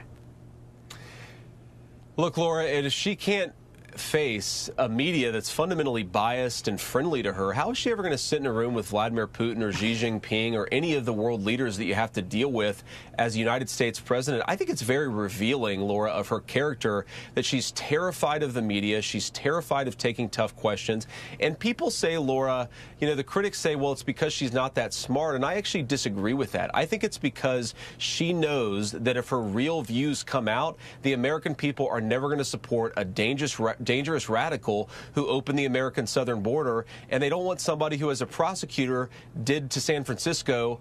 They don't want that to happen to the entire country. So I think Kamala Harris is hiding from the media because she's hiding the truth from the American people that she is a San Francisco radical, and if we give her a promotion to President of the United States, she'll just take the policies that turn San Francisco into a disaster nationwide. We're not going to let her, and as much as she hides from the media, she cannot hide from the American people on Election Day. Senator, I want you to respond to this Axios piece that, again, I think bespoke real concern on the part of the Harris campaign about her radical views in the Biden record, that they're going to pivot away from Biden's record in key aspects and also these old positions, 4 years ago, positions she had when she ran for president. What does this tell you, and is this going to work, the big pivot? Well, it tells you, Laura, that they have actually ran the poll numbers, and they know that this is a complete disaster. The American people don't want to ban fracking. Kamala Harris endorsed that. They don't want to bankrupt Medicare by giving it to illegal immigrants. Kamala Harris endorsed that. They don't want to eliminate private insurance or have an open border. Kamala Harris endorsed all these things and campaigned for them aggressively. They know that if the American people see their candidate, she's going to lose, Laura. So it's our job to remind people, again, of the contrast, that Kamala Harris was a disaster. Donald Trump delivered peace and prosperity. As much as they try to hide her away and run her out of a basement, the American people are smart. They're going to know the truth, and they're going to not reward Kamala Harris when it comes to the election in November. JD, one of my, Senator, excuse me, I still call you JD. Senator, one of my dear friends tonight said to me, well, all these suburban women, all they care about is abortion, and they don't understand that decision is with the states now. It's not banned nationally, even if some people want it to be banned nationally. It's with the states. What do you say to suburban women out there who are marinating in this propaganda? Well, first of all, I don't buy that, Laura. I think most suburban women care about the normal things that most Americans care about, right? They care about inflation. They care about the price of groceries. They care about public safety in the streets where their kids play. Look, as Donald Trump has said, he wants the American people at the state level to decide abortion policy. And you compare that to the Democrats who want to do nationalized, taxpayer-funded abortion up to the moment of birth. I think Donald Trump is actually trying to identify the reasonable compromise where he lets California figure out its abortion policy, Alabama and Ohio figure out their abortion policy. That is actually the common sense approach, and it's the approach that's most respectful of the American people. The Democrats are obsessed with late-term abortion and making sure taxpayers fund it. Obviously, Republicans disagree with that, but I think that Donald Trump has charted a very reasonable course for the American people. Let the American people decide this. The federal government, we're going to focus on securing that border and bringing down the cost of groceries and housing. Now, you went to Yale Law School. You know how to make an argument. You got a 1-minute pitch in a break room. You're a worker somewhere. You like Trump and Vance. And you got someone in California, someone from Massachusetts, and they're like, I don't like these guys. What's the 1-minute pitch to those people who are kind of independent but still somewhat skeptical? Yeah, Laura, I think the 1-minute pitch is, first of all, don't believe the media lies about Donald Trump. Believe your own remembrance of the record and believe what actually happened when Donald Trump was president. We're not running in a vacuum here, Laura. This is not just campaign promises. This is about a proven record of leadership that Donald J. Trump delivered on. We had the fastest rising wages in the country in 40 years. We had a world that was at relative peace and calm. We had manufacturing that was coming back into our country as opposed to leaving our country. And we had an energy policy that both punished the bad guys overseas, but also rewarded American energy workers right here at home.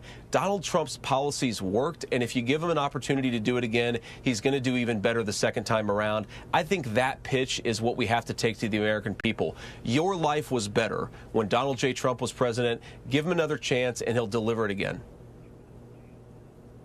Senator Vance, it's great to see you. Thank you so much for spending so much time with us tonight. Up next, And we appreciate Fox News for that detailed interview with the Ingram angle. And as we further discuss the race to the White House during that interview, you know, the economy, several topics are at the top of mind for voters this morning. Another topic top of mind is the current immigration crisis. We know a Haitian immigrant accused of raping a 15-year-old girl is actually back in jail after previously being released by local authorities. Now, we're told that that person was released on a bail of only $500. It's causing a lot of chaos this morning surrounding this issue. It's an issue which has stirred debate in Washington about sanctuary city policies. Fox News correspondent Bill Malugin reporting now from Los Angeles. Corey Alvarez, a Haitian migrant and accused child rapist, is in federal custody tonight after ICE arrested him near Boston yesterday.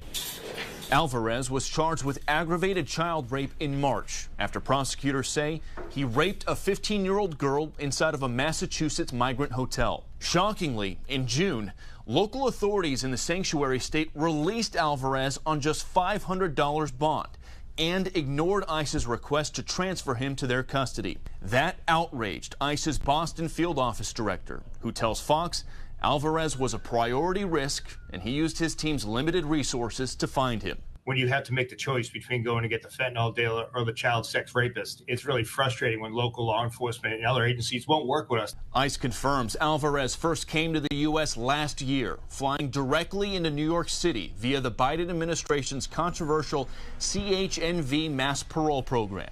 DHS has now put that program on hold after an internal audit revealed significant fraud in it.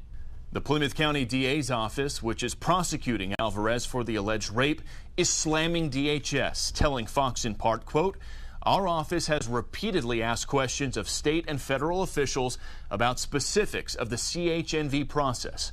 We have received little to no answers." You have anything to say? Meanwhile, in New York City, prosecutors have charged a Senegalese illegal immigrant with raping a woman on a park bench in the Bronx. And a Nicaraguan illegal immigrant has been charged with raping a woman at knife point in Coney Island.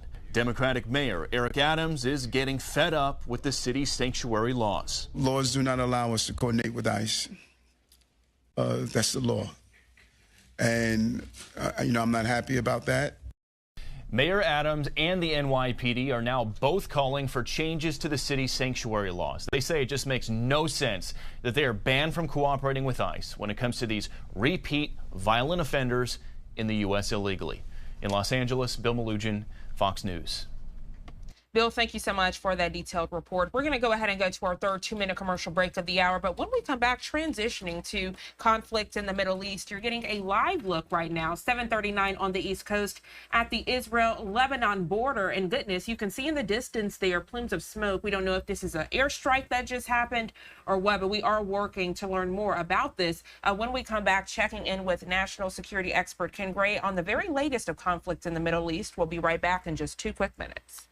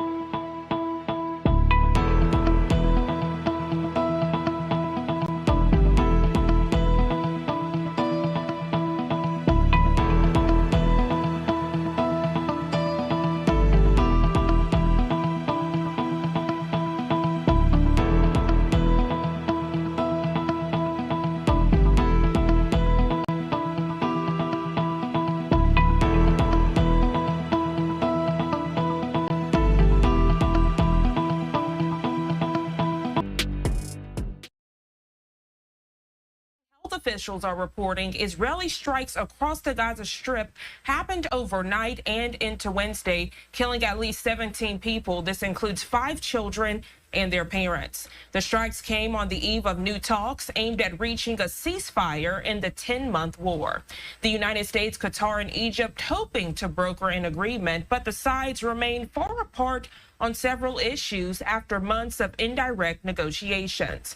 A top Hamas official telling the Associated Press the group is losing faith in the U.S. as a mediator in the Gaza ceasefire talks. It was not clear late Wednesday if Hamas would attend the talks that do begin today. Well, joining us live this morning for this breaking news alert, national security expert with the University of New Haven, Ken Gray. Good morning to you, Ken. Thank you so much for joining us. Good morning, Janae. Glad to be with you again. So we are focused this morning on the ceasefire negotiations. They are supposed to get underway this morning, but it seems like Hamas is not too thrilled to participate, considering those overnight strikes along the Gaza Strip. If you could catch us up, please. So for the last couple of days, Hamas has been saying that it did not intend to be part of the ceasefire meeting there in Cairo with Qatar, the United States, Hamas, and Israel. This is Sinwar, Yahya Sinwar, now elected as the head of Hamas, saying that he does not want to participate in this. If Sinwar sees that the ceasefire agreements would be to his disadvantage, he's not going to agree to take part in this. So it's not surprising that Hamas may be walking out on these ceasefire meetings. The question then, could they be forced to participate in the ceasefire negotiations? Maybe the International Criminal Court or the ICJ, someone, because we know that with this looming conflict, lives are at stake. Well, there was already arrest warrants that was recommended by the ICJ for the leadership members of Hamas, Sinwar being the only one of the three still alive. So they have no real mechanism to be able to force Hamas to do anything. Here's the thing, is that Hamas's battle plan the entire time, their strategy has been to attack Israel, grab hostages, bring them back into the Gaza Strip, and then wait for the world opinion to turn against Israel and come to their assistance. And they have been executing this plan flawlessly. They also had hoped to have the other members of the Axis of Resistance all pile on top of Israel at the same time. That has, to some effect, been found to work. But in reality, they are relying upon the world opinion. And so this is more the same, as that it is to Hamas's advantage not to come to a ceasefire than it is to come to a ceasefire agreement with Israel. So I am not surprised by the fact that Yahya Sinwar would not allow Hamas to participate in this meeting today if they do not do so. It's just not to their advantage to do so. Could you explain the implications if these talks never happen? Because we still have hostages that are in Hamas captivity. Then, of course, we have other looming conflicts with Iran at this time. So if these ceasefire talks continue to be stalled, what are those implications that could happen that could impact the rest of the Middle East? Well, the negotiations have been focused primarily on getting the hostages out and stopping the conflict within the Gaza Strip. Now, Netanyahu's focus is on getting rid of Hamas. It is not to his, and he is also opposed to a two-state solution. And as far as Sinwar goes, Sinwar does not want the battle to end because he thinks that the Israelis can lose by having the world opinion turn against them, which it has been. Right now, you have France, the UK, and Germany all speaking out against Israel, saying that they want to see the ceasefire to start right away, that they are opposed to Israel's continuation of this war. So the world opinion is turning against Israel in many ways. And so I think that it is really to Sinwar's advantage not to make this ceasefire happen. But both sides, both Israel, there are those on the Israeli side that are in actuality opposed to the ceasefire because of, one, the two-state solution, and also because of the fact that they want to get rid of Hamas entirely. And Hamas, on the other hand, is opposed to the ceasefire in reality because they think that they can beat Israel because of the world opinion turning against Israel. Okay, and I don't think any of us can understand the minds behind Hamas, but we know that they did speak with the Associated Press, and they told the Associated Press that they are losing faith in the U.S. as a top mediator. What do you think they meant by that? Because obviously the U.S. can't make either side do anything, but the U.S. at least did present a post-war plan, which we know that pressure was on the Israeli prime minister to do so. So Hamas is, again, using the world press as a foil against Israel. They see the United States as the power behind Israel. And so by saying that they lose faith in the United States' ability to broker this ceasefire, they're just doing more of the same. That is, they are playing the world to meet the goals of their strategy here. Their strategy, again, is to use the world opinion against Israel to force the outcome that they want. The outcome they actually want is for Israel to cease to exist, for the entire area to become Palestinian. Ken Gray, always a pleasure speaking with you for these breaking news alerts. We appreciate your expertise, all things international relations and national security. Thank you for joining us. Anything else you'd like to add? Anything we need to be keeping a watchful eye for? Again, less than a day away from potential ceasefire talks, and it looks like those talks will continue to be stalled. we keep on waiting for the other shoe to drop as far as the Iranian plans to attack Israel in response to the assassination of Hania. But we're thinking about it as if it were going to be a military attack. It doesn't have to be. It could be an assassination. It could be a cyber attack. It could be many things. So we should not be so focused on a repeat of the type of attack that occurred back in April. It may be many other things. Likewise, the Iranians reported yesterday that they had a cyber attack on their banking system, that their banking system was attacked. So it may be Israel doing the same thing that they expect Iran possibly to do. That is, take out their attacks by way of cyber as opposed to kinetic. You know, it's so interesting that you mentioned that cyber attack, because if we look back in just recent days this week, we know that former President Donald Trump's campaign, they said that they were having a cyber attack. They blame Iran for that. So very interesting that you mentioned that, since we are dealing with elections right here in the U.S. and there are fears that what's happening in the Middle East could trickle over. We've already seen it with those college protests, right? So it's only fair to imagine that it could potentially impact banking systems, as you mentioned. In the United States, another casualty occurred here. That is, the president of Columbia University resigned based upon criticisms of her handling the protests there on the Columbia campus. We're about to go back into the fall semester now, and so she is yet another university professor who, because of the way they handled the pro-Palestinian encampments on their campuses, has resigned. So yet another casualty in this war. Absolutely. That president did receive a lot of backlash. And I think you can read my mind, Ken, because we're actually going to get to that story later in our newscast this morning. Always a pleasure, Ken. Thank you so much for joining us. I hope you enjoy the rest of your day. Thank you.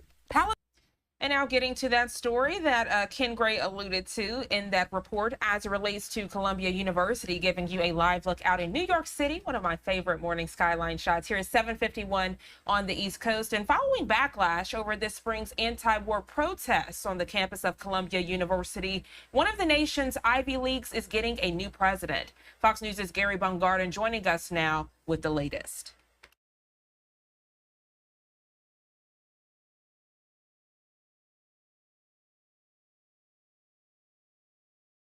Columbia University President Minouche Shafik announcing Wednesday she's stepping down, her resignation effective immediately. The move coming months after anti-war protesters calling for a ceasefire in the Israeli-Hamas war and for the university to divest financially from companies supporting Israel set up encampments on school grounds. Anti-Semitism has no place on our campus, and I am personally committed to doing everything I can to confront it directly.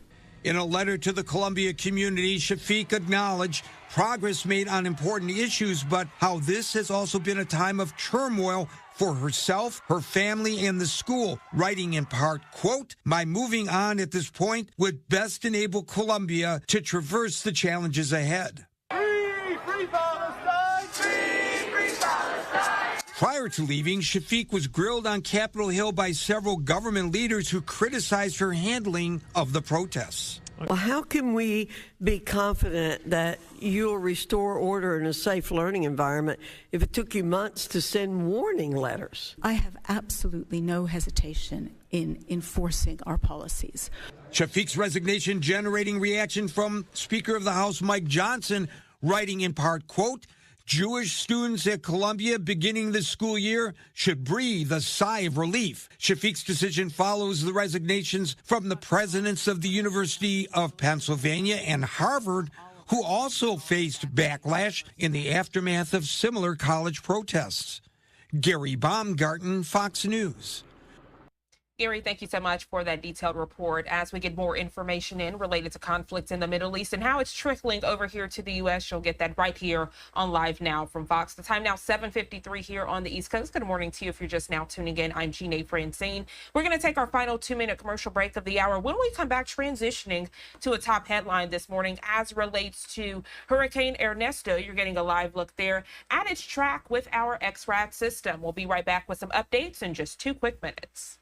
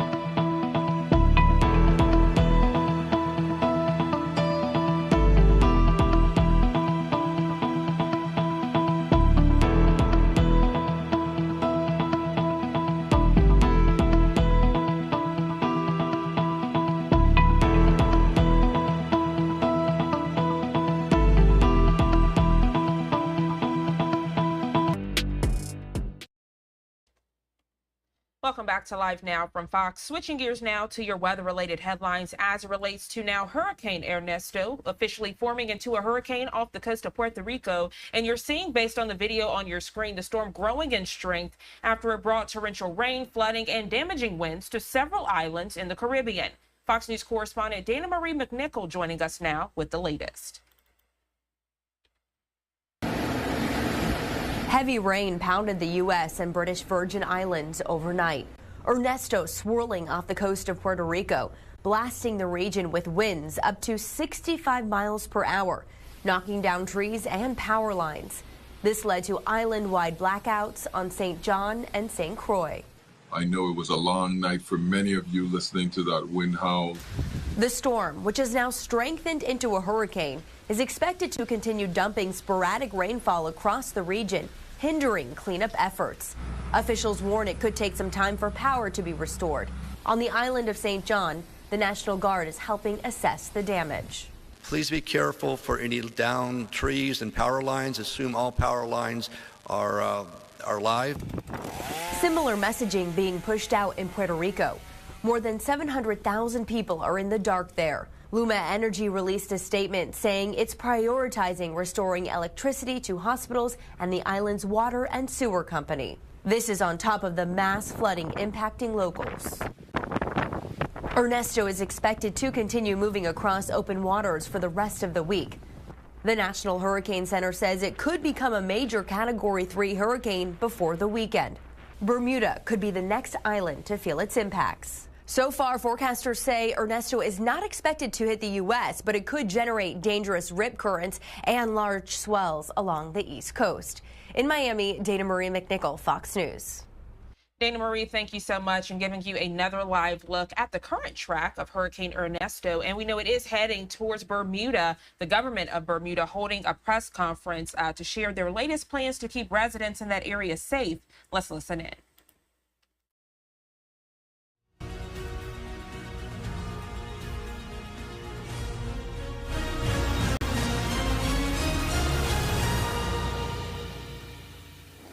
Good afternoon, members of the media.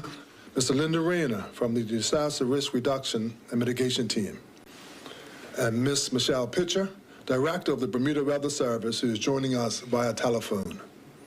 Thank you all for being here to discuss Hurricane Ernesto and the preparations we must undertake. This morning, I chaired a meeting of the Emergency Measures Organization, EMO, executive to assess the potential impact of Hurricane Ernesto, which is currently tracking through the Atlantic near the Leeward Islands. Although this meeting was an initial step in our response, it was critical as it allowed us to gather the latest information and begin coordinating our preparations for this hurricane. Let me be clear. While Bermuda has been fortunate in recent years to avoid the worst impacts of hurricanes, we have to take each storm seriously and prepare accordingly. As I've said before, it only takes one storm to cause significant damage and disrupt our way of life. Ernesto is expected to be a hurricane by the time it makes its closest approach to our island this weekend. The center of the storm is predicted to pass very near Bermuda, bringing hurricane-force winds, dangerous seas, and a high likelihood of the loss of electricity across the island. We want to ensure that every resident is fully aware of the potential impacts. The rain that began yesterday is forecast to continue into the weekend, which could result in low-level flooding in some areas across the island. By Friday evening, we anticipate that strong gale-force winds will begin to affect Bermuda, progressively increasing in intensity as Ernesto approaches.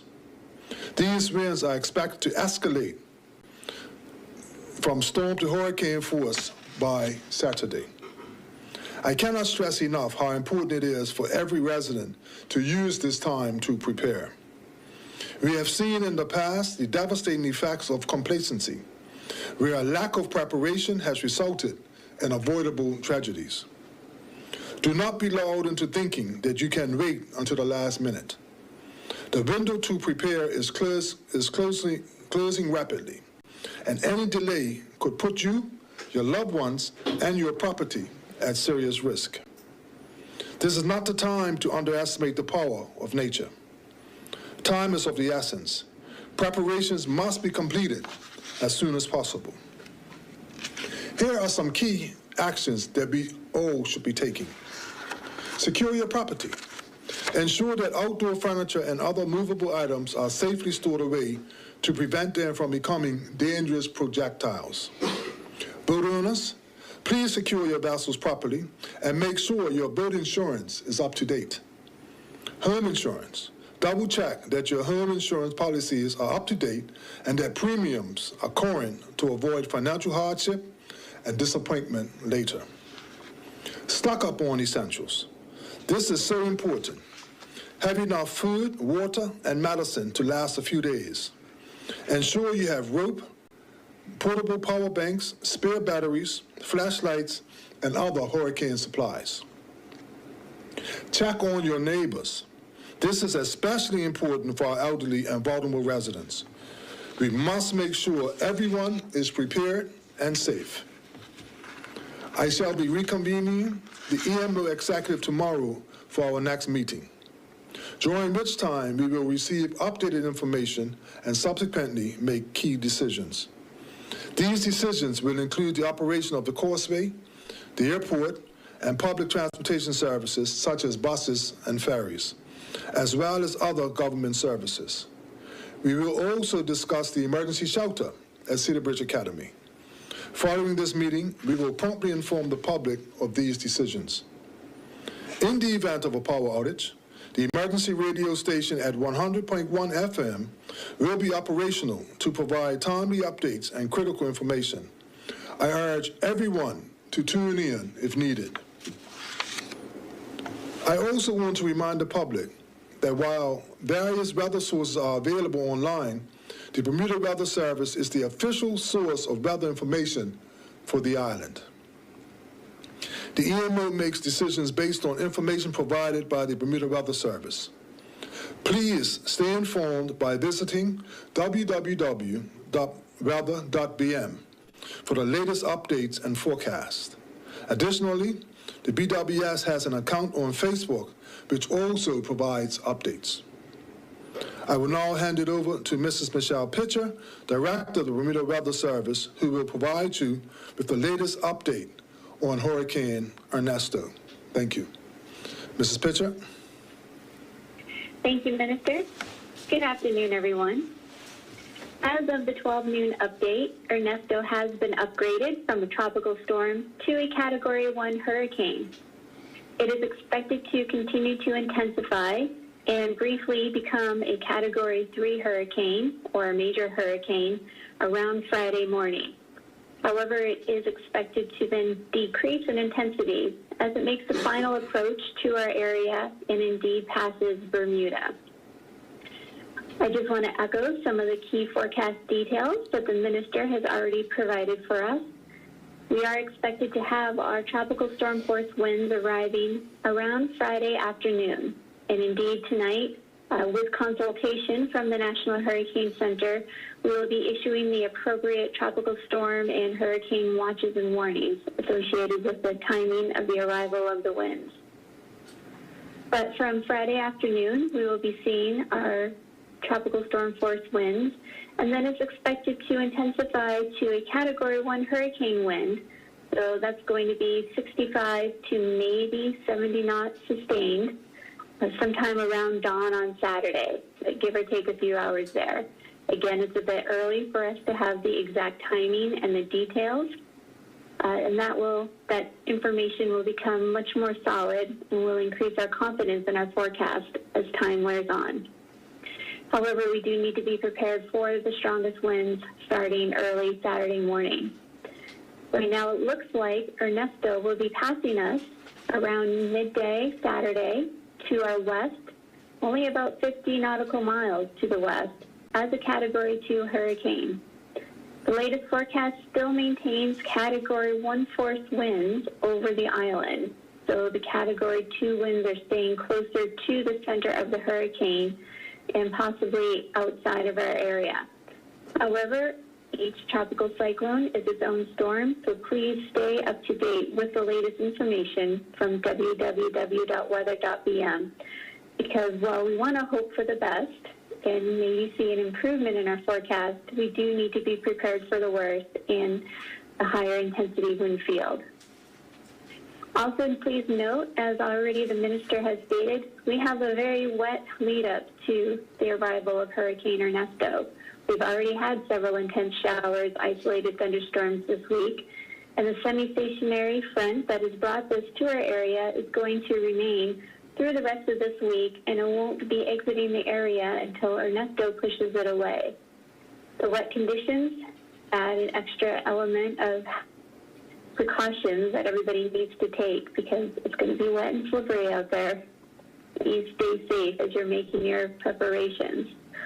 Also, with reference to the low-level flooding, it's going to be a lot of rain.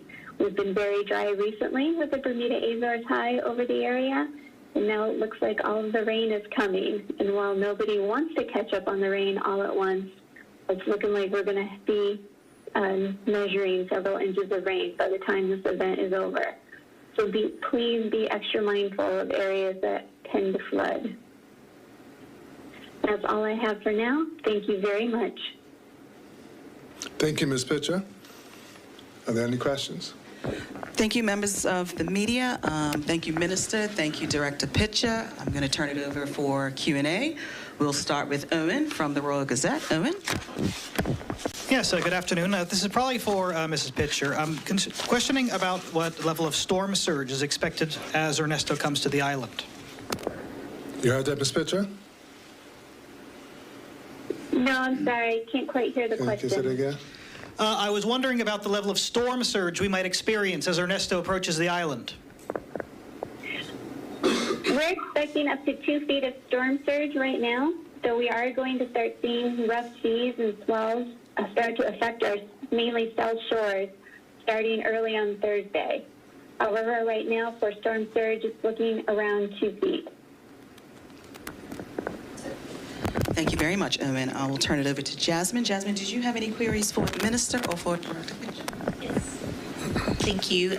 Minister, you mentioned that you intend to have meetings leading up to Friday, but what advice do you give for people at this stage in terms of getting off the roads leading up to Ernesto? Well, I don't want to give anyone any premature advice at this time.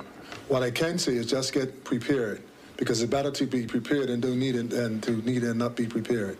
We are having a reconvening of the EMO tomorrow at 1 p.m., so we'll be more definitive as to what next steps we have to take as a country. And for Ms. Pitcher, you mentioned it's due to approach or due to pass us about 50 nautical miles. Would that be considered a direct hit? Ms. Pitcher? Again, I'm sorry, I can't quite hear the question. I'll try to answer it for you. The question is coming from Ms. Jasmine Patterson, and she's asking that when the hurricane comes within 50 nautical miles, would that be considered a direct hit? Yes. However, it won't be considered landfall because it will not be touching part of the island. Okay, thank you. Thank you. Thank you very much, members of the media. Minister, do you have any closing remarks for the public as we close out this media briefing? Yes, at always, I would like to let the public know that we've had some near misses, as I've said in the past, but it's always better to be prepared and not needed than to hope, than to wish that you were prepared. So check on your elderly, check on the vulnerable. Make sure that all this loose furniture that may be in your yard is cleared away and secured. So those kind of things we should be doing anyway, you know. So stay safe, Bermuda, and we will give an update tomorrow at 1 p.m. after 1 p.m. Thank you, Minister. That concludes today's press briefing.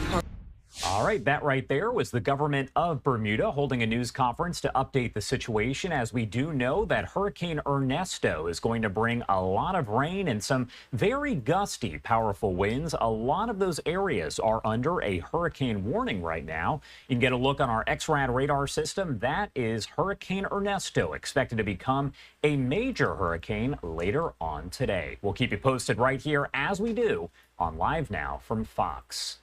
The time now 8:10 on the East Coast and 5:10 on the West Coast. We're going to head to a quick 2-minute commercial break, the first one of the hour. But on the other side, we will get right back into your top stories, headlines, and live events. You're watching Live Now from Fox.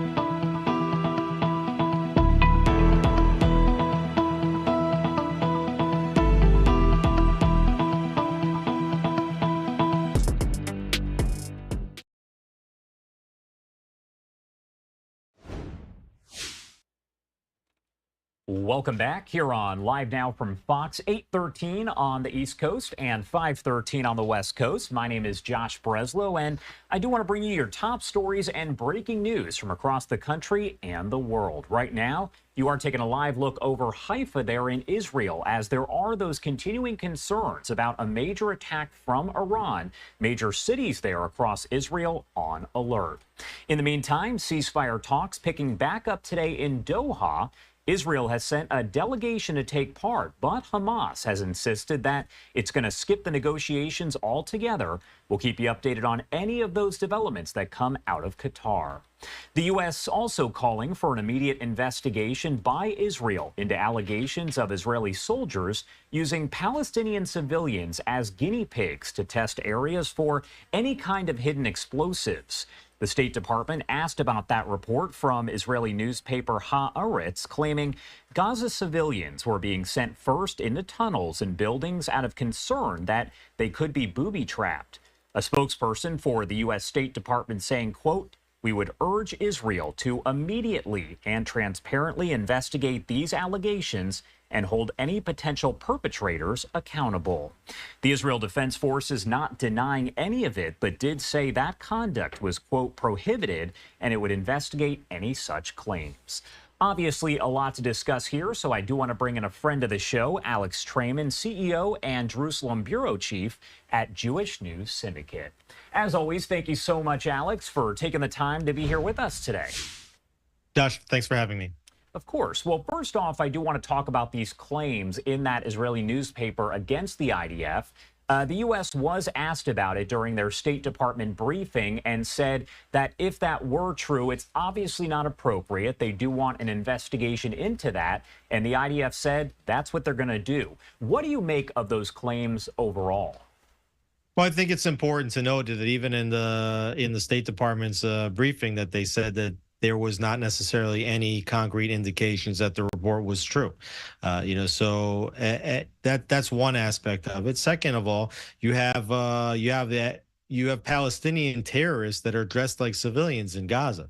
It could very well be that you had some kind of terrorist coming out of a tunnel and then trying to lure IDF soldiers in, and they just point the same person that just came out of there back in and said, go back in, to see if it's booby trapped or not. And it doesn't mean that it's a civilian in that case. So we don't know if it's true. We haven't really heard any reports. The IDF hasn't said it's true, but the IDF does investigate these things. That's what makes the IDF different than Hamas, which is a terror organization. The IDF is continuously investigating the conduct of its soldiers and trying to hold its own soldiers to the highest standards of international law and the laws of war.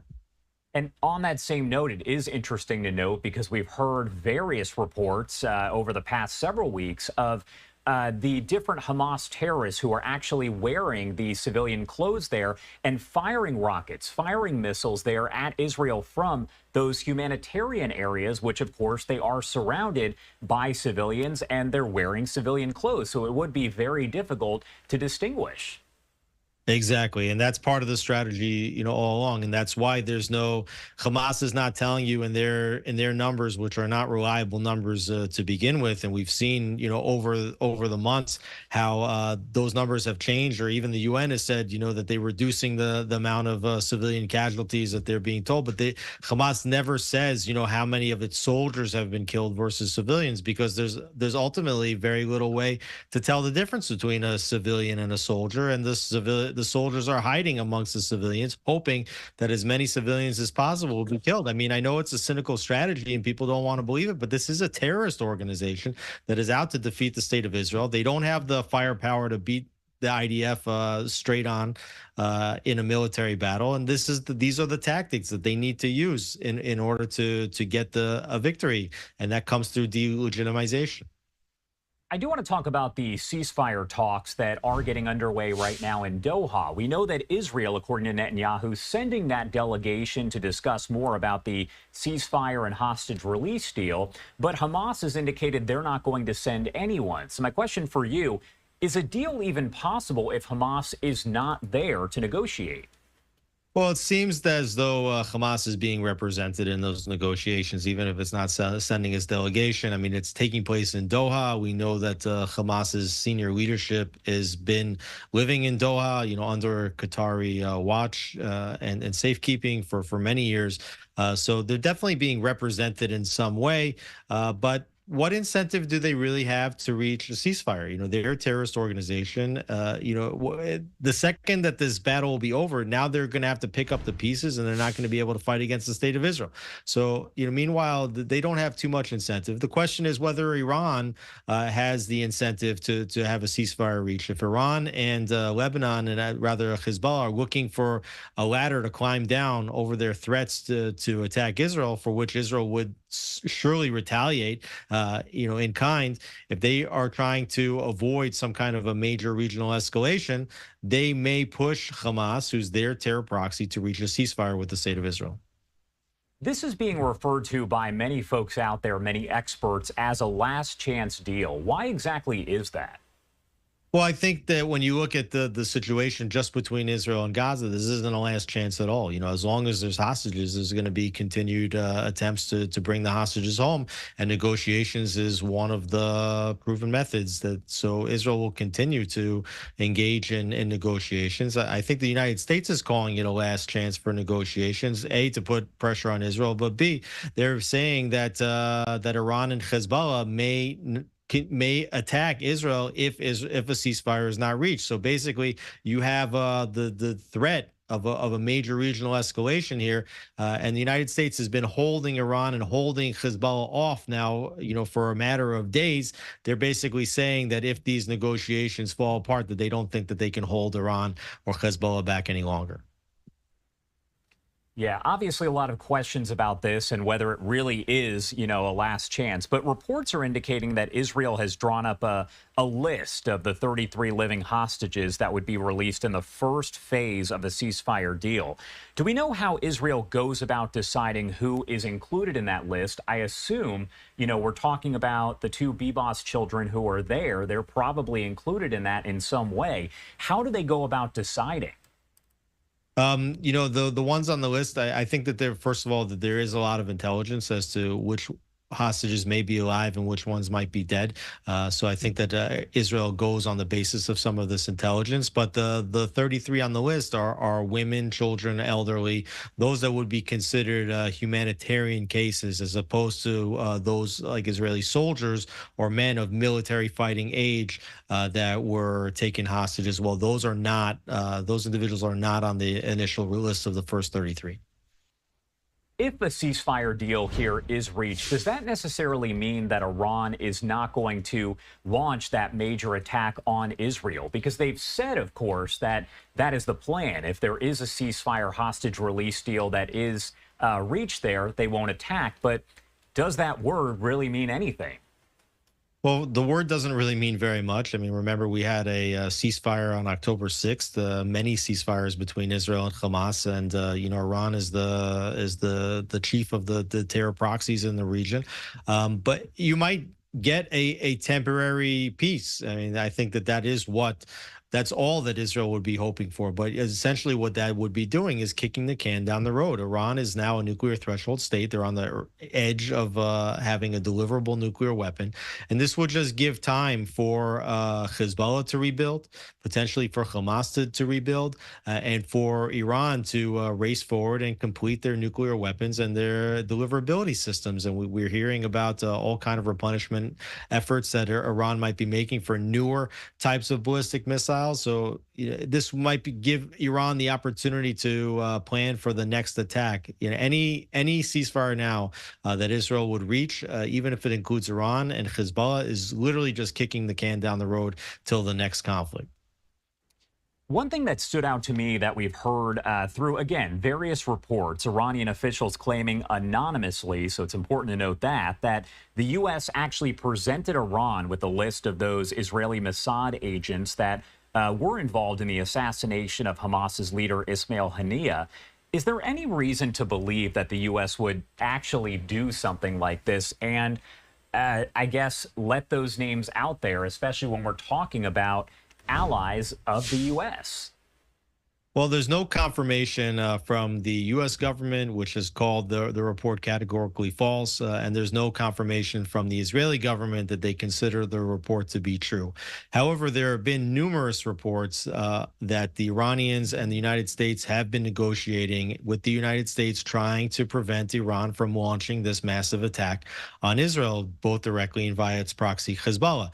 And so as part of these reports, we've heard some that the United States may choose to remove its remaining troops from Iraq and Syria. This is something like around 3,000 troops in the two countries, which would be, a major retreat on America's behalf in the Middle East, which would essentially cede that land over to Iran. And we've also heard these reports that the United States has given information on these Mossad agents. And now, it's not clear that the United States knows who the Mossad agents are or how they're operating there, but it could be part of a plan that the United States has to give Iran something that they want, and yet avoid this massive escalation to which then Israel would be forced to respond. So we keep seeing over and over again this pattern where the United States is doing whatever they can to prevent Israel from launching the next round of the attack. All right. Alex Trayman there at the Jewish News Syndicate. As always, thank you so much for taking the time to join us here on Live Now from Fox. Anything else you want to add about any of this before I let you go? Well, I think that it's becoming more and more clear that Iran is the head of this terror snake. They're the ones that are pulling the strings in Gaza and Hamas. This has really never been, part of the Israeli-Palestinian conflict. I think that the first reason why you can understand that that's the case is that you don't have a war between Israel and Palestinians living in Judea and Samaria. You don't have Israeli Arabs who believe themselves to be Palestinian, fighting against Israel inside Israel itself. It's only Hamas, which is one of Iran's terror proxies. We're definitely on the edge of a major regional escalation. I don't see any way in which this escalation is avoided. The question is the timing. The question is if it's going to happen now, if these ceasefire and hostage negotiations break down, or whether this is going to happen later, whether that's in 6 months from now or whether that's in a year or 2 years from now. Unless Iran is stopped and unless this regime is changed and unless they're de-armed, specifically from developing nuclear weapons, there's always going to be a major threat of confrontation between Iran and the state of Israel. All right, Alex Trayman, as always, thank you so much for being here with us today and breaking it all down. We appreciate it. Thanks for having me. And of course, those talks do resume today in Doha, so we'll keep you updated right here on Live Now from Fox. Also, do want to take you out to this post that just came in from the Israel War Room, as they did say the IRGC, which is the Iran Revolutionary Guard there, terrorists announced the death of Ahmad Reza Afshari, a member of the Iranian IRGC's Air and Space Advisory Force in Syria, following airstrikes that were carried out by the U.S.-led coalition in eastern Syria. We'll keep you updated, of course, as we get more on that as well.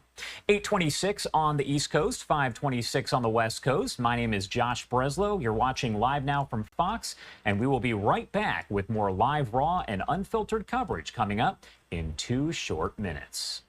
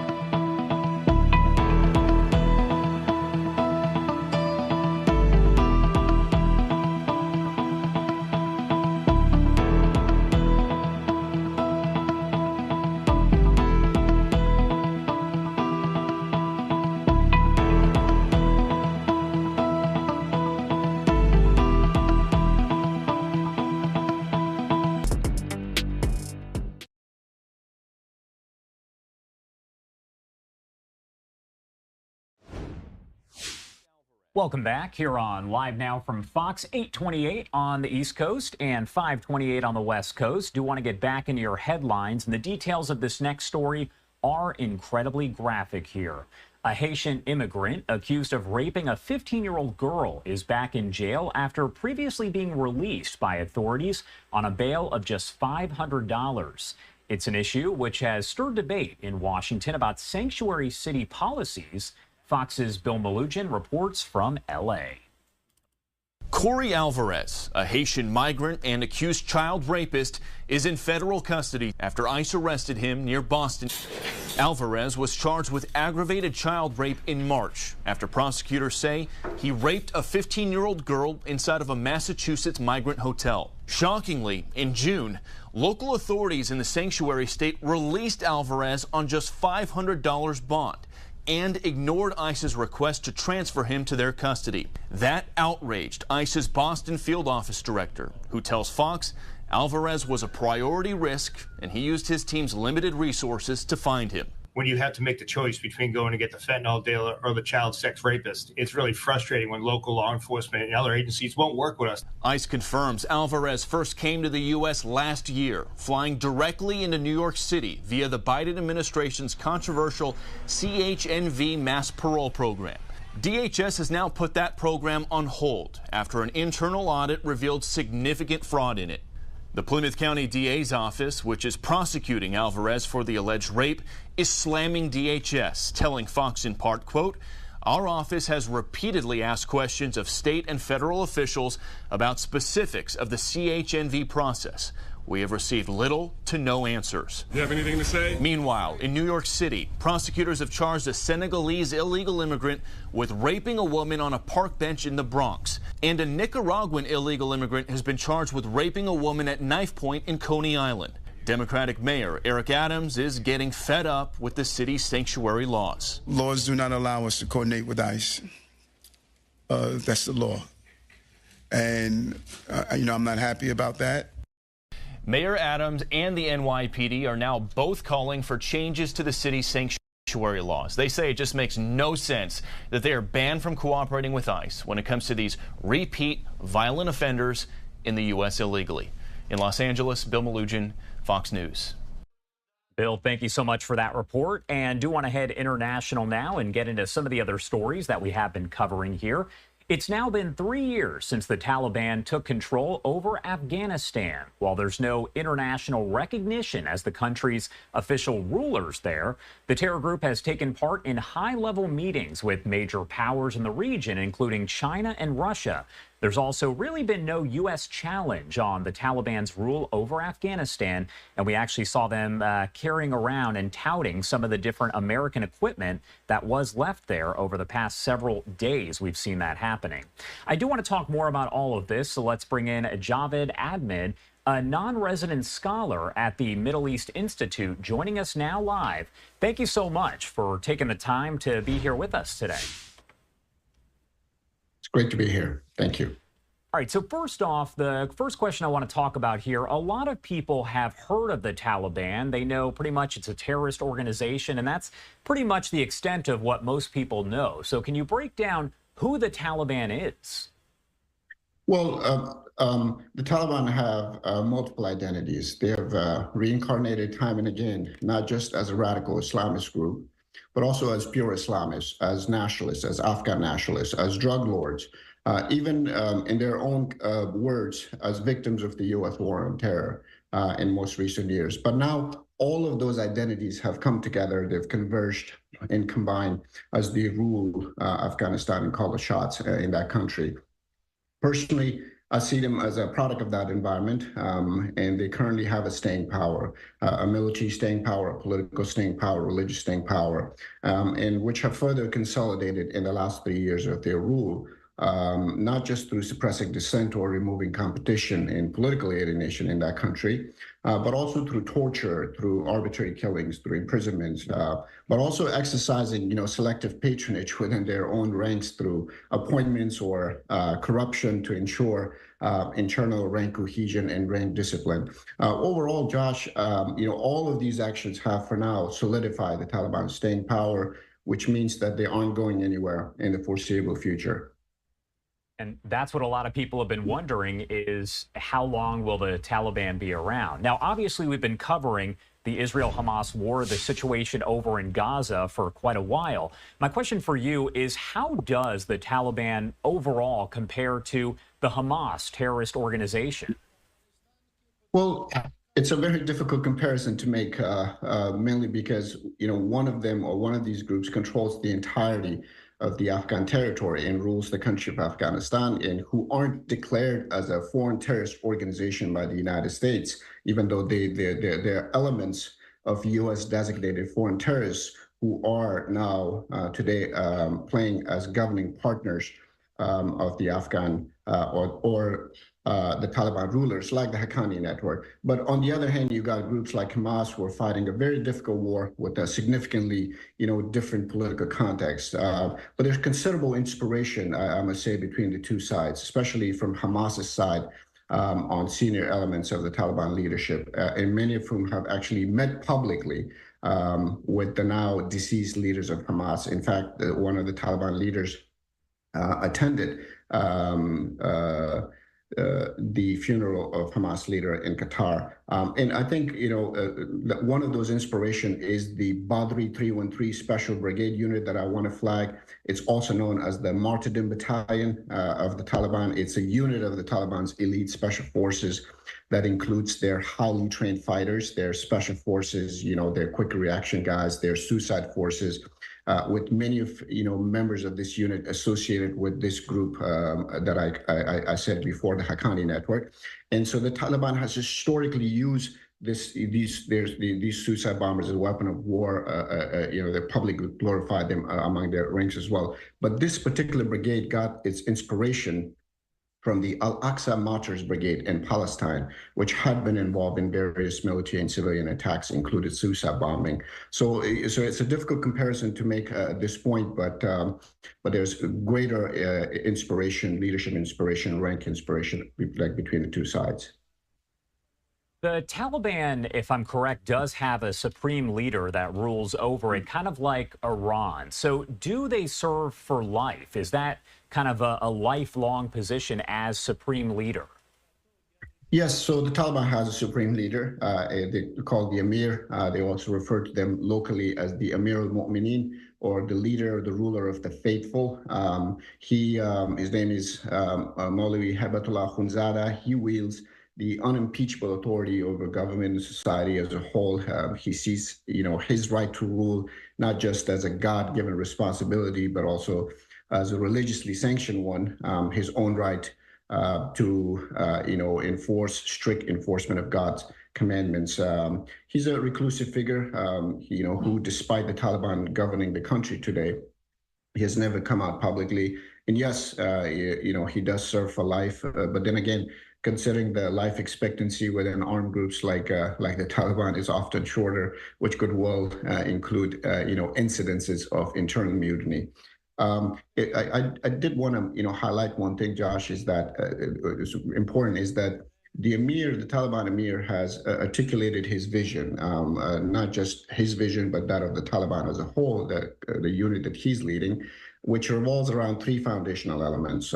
Himself as the Emir, who is the paragon of virtue, the mosque and the clerics as places of endowment, places of inspiration and guidance, and then the government and the government bureaucracy as the enforcers and implementers. So all these three, which operate as sort of a triangle, they work together to execute, God's commandments, in their words. And this vision is underpinned by increased tribalism and a singular religious national identity based on Islamic nationalism. And so his approach is strikingly, I'm gonna say, constructivist, in which he sees this kind of, Afghan or Islamic nationalism as a tool by him and his ruling clerics to legitimize his demand for authority.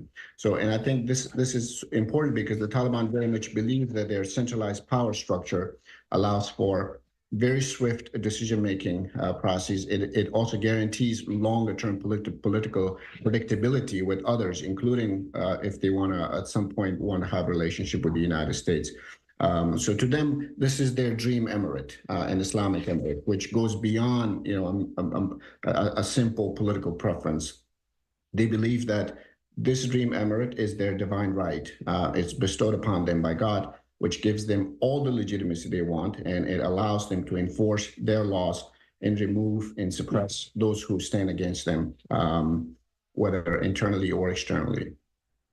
And speaking about the U.S. and the U.S. involvement here, we know that we saw them kind of driving around the Taliban in some of that American military equipment that was left. We've seen that in countless videos. The U.S. hasn't really pushed back against the Taliban rule over Afghanistan. Why is that, and could that potentially change in the future? Well, the United States has made clear that they don't want another war, that they also do not want another kind of creeping sinking in of American forces to the ground. There's certainly no visible challenge to the Taliban at the moment, be it from the United States or others. The region has largely accommodated with the Taliban as the new reality.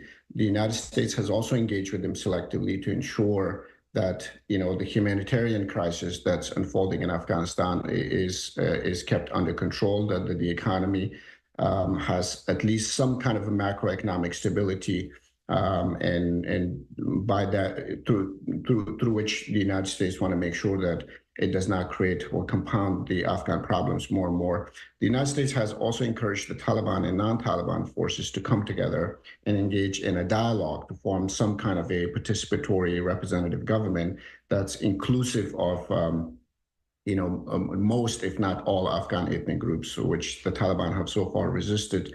The Taliban believes that it's their internal matter, but I'm not sure how long it could continue, as an internal matter, or how long the Taliban could continue saying that, especially if the economy that they're ruling over is still largely bankrolled by the United States as the largest supporter to Afghanistan. But ultimately, I think, the Taliban's survival will depend on whether or not they will find and reach some kind of an accommodation with the non-Taliban Afghans, perhaps in a future government that's led by the Taliban themselves, mainly because of their staying power. But all of that remains to be seen. My last question here before I let you go, I do want to talk about the Taliban fighters, how they've actually moved into some top government roles. Can you kind of explain a little bit more about that? The Taliban's, could you repeat that, please? Yeah, so the Taliban fighters have actually moved, it seems, into more top government roles. Why exactly is that? Can you explain a little bit more as they've gone from fighters to government officials? Well, yes. So it's all part of the Emir's internal consolidation approach, in which he uses appointments as the very important form of selective patronage within the Taliban ranks to ensure coherence and discipline. Historically, the Taliban's fighting forces have operated. They've also recruited and fundraised using what they call the Andiwali systems, or the friendship systems, and that has effectively continued with the transition of the Taliban from an insurgent group to a government now, a de facto authority. And you have people there who are, closely allied with various militant groups in the region, but also transnational groups like the Islamic State of Khorasan province, but also Al-Qaeda, who are effectively now blended into the Taliban government, and they operate. But this is one form of the Taliban consolidation strategy. You have about 80% of the Taliban's military men who are now leading civilian institutions as senior leaders. But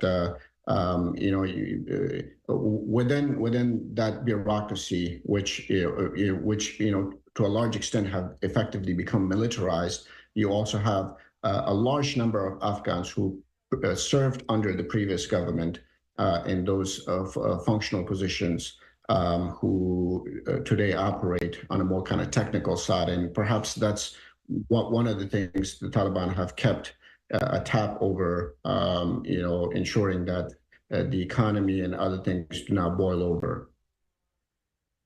All right. Thank you so much for taking the time to join us here and kind of break it all down. Obviously, there is a lot to this, so we do appreciate you being here with us. Is there anything else you want to add about really any of this before we let you go?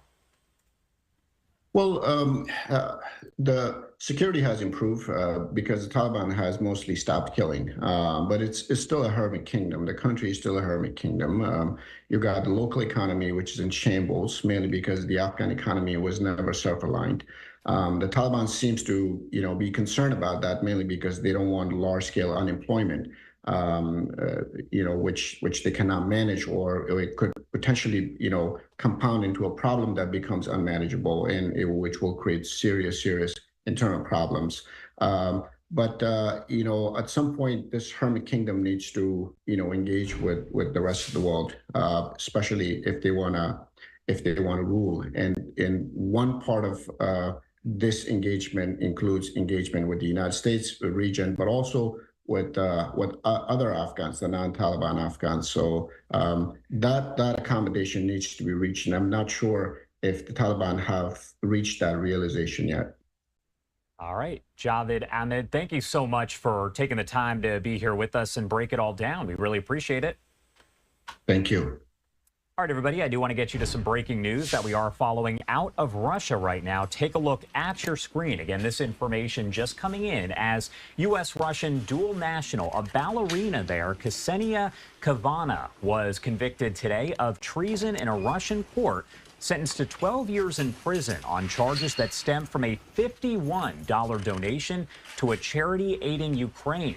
Kavana, identified by Russian authorities by her maiden name of Ksenia Karolina, was arrested in the mountains in February and pleaded guilty in a closed trial last week. That is according to local news reports, and you're about to see her in the video there in court. She's a 33-year-old former ballet dancer, reportedly obtained U.S. citizenship after marrying an American and moving to L.A. She returned to Russia to visit her family when all of this happened.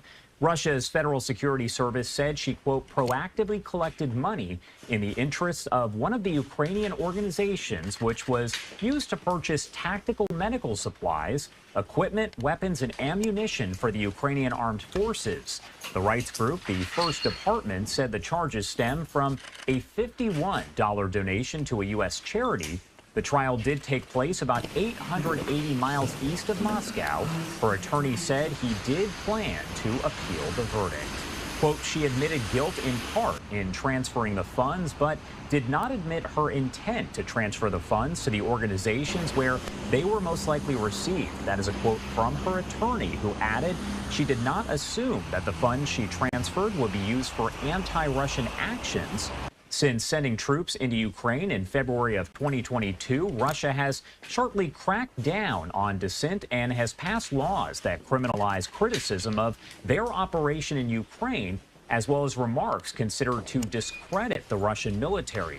Concerns rising since then that Russia is actually targeting U.S. nationals for arrest. We know that on August 1st, Russia and the West held the largest prisoner exchange since the end of the Cold War. Included in that swap was Wall Street Journal reporter Evan Gershkovich and American corporate security executive Paul Whelan, both of whom were convicted of espionage that they, of course, denied. And we heard from the Wall Street Journal as well that they denied the charges against Evan. U.S.-Russian dual national Alsu Kurmasheva, a Radio Liberty, Radio Free Europe journalist sentenced to 6.5 years for spreading false information about the Russian military, also included in that swap. Again, we did learn just moments ago here that U.S.-Russian dual national Ksenia Kavana was convicted of treason in a Russian court, sentenced to 12 years in prison, and all of this stemming from charges related to a $51 donation to a charity that aided Ukraine. The time now 8:48 on the East Coast, 5:48 on the West Coast. We're going to head to a quick 2-minute commercial break, but a lot more news to get to in just a matter of minutes. You're watching Live Now from Fox.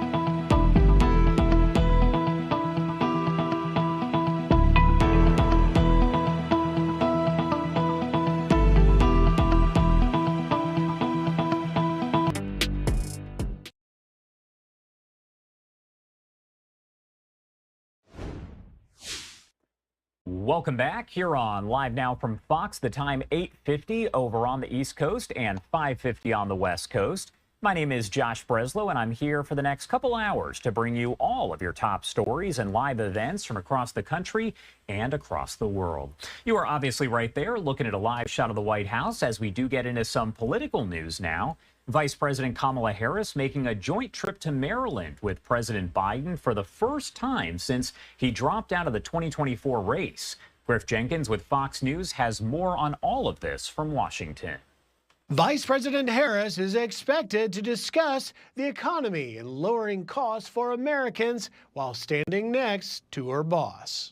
It's the first time the pair have made an official appearance together since Biden was booted from the campaign trail. The pair are headed to Maryland to talk Bidenomics, something the president thinks he's doing very well. The U.S. beat inflation, Mr. President. Yes, yes, yes. My policies are working. Start writing that way. Her trip follows former President Trump's rally in North Carolina, where he criticized Vice President Harris's 3.5 years in office, highlighting failures on the economy and the border.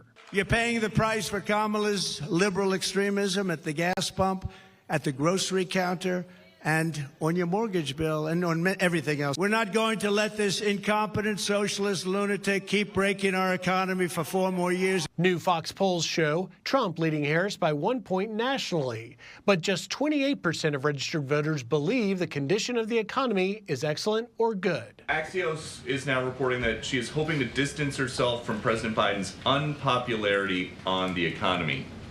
Can you blame her? Are you aware that this is the Biden-Harris administration and she is indeed the vice president? And a majority of voters turning to Trump to lead them on the border as he is favored over Harris on border security by 19 points. We call them the Kamala migrants, and they were arrested for rape of a 46-year-old woman, and it was a rough situation. There were 4 or 5 other situations over the last couple of days. Rape and murder, rape and beating, rape and something else. Ahead of the convention next week, the campaign is kicking off a bus tour in Pittsburgh. It will be Vice President Harris's 8th trip to Pennsylvania this year.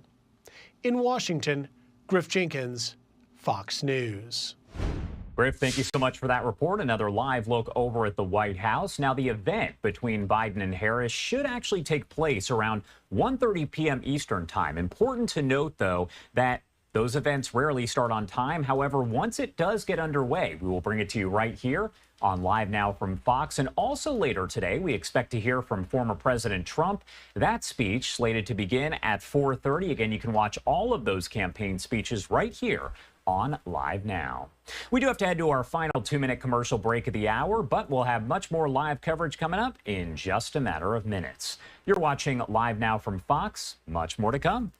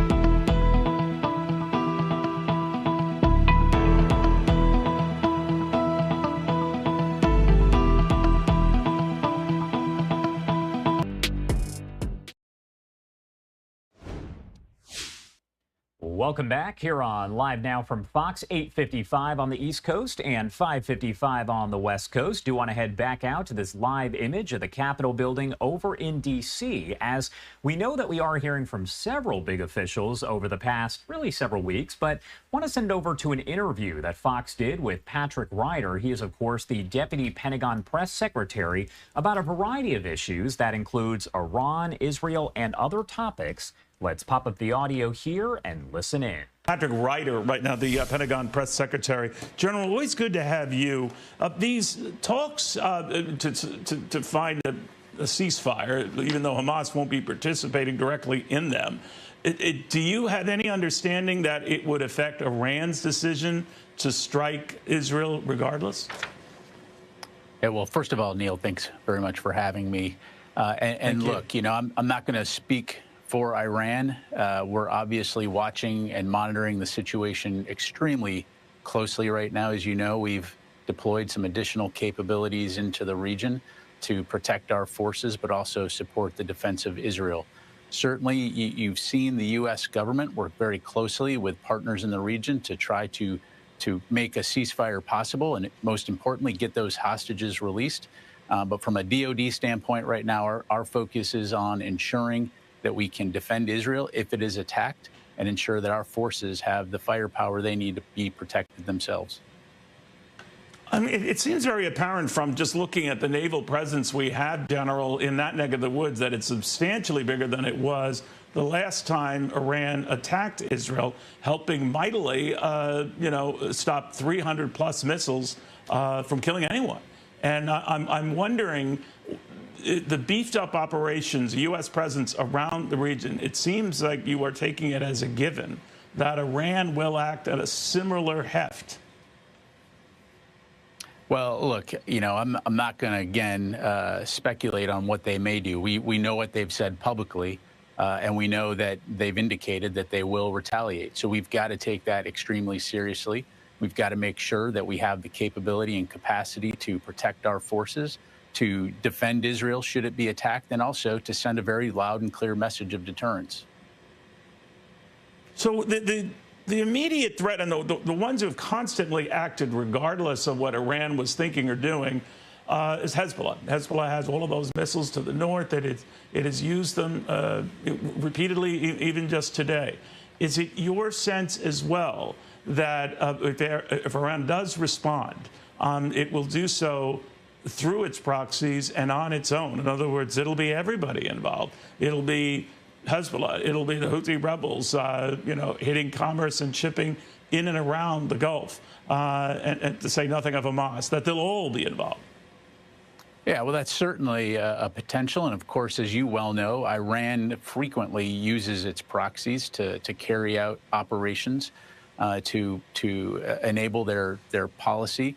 And so that's something that we, again, have to take very seriously. And so we've seen Lebanese Hezbollah conducting missile strikes against Israel since October 8th, since shortly after Hamas's vicious attack against Israel. And so, you know, we've been working very diligently along that area as well to reduce tensions. Look, the bottom line is no one wants to see a regional war. And that's why you see this full court diplomatic press to try to prevent that from happening. But should Israel be attacked, the United States military is prepared to help Israel defend itself, just like we were on April 13th, as you highlight. General, we recently speedily approved a $20 billion weapons package for Israel. Can you detail what was part of that weapons commitment? Yeah, Neil, I really can't go into those details right now. As you know, we have a long-standing security relationship with Israel. In particular, since October 7th, we have rushed billions of dollars of aid to Israel to enable them to defend their territory and prevent these kinds of attacks from Hamas from happening again. So, you know, we're going to continue to stay after that. And as you've heard Secretary Austin say, our commitment to Israel's defense is ironclad, and that's not going to change.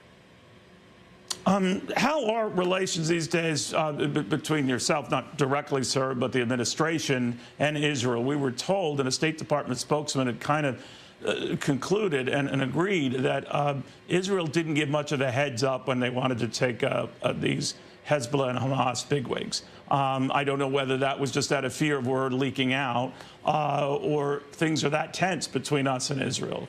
What do you think? Well, you know, operations aside, and I won't speak for Israel's specific operations, I think our actions speak for themselves in terms of our relationship with Israel.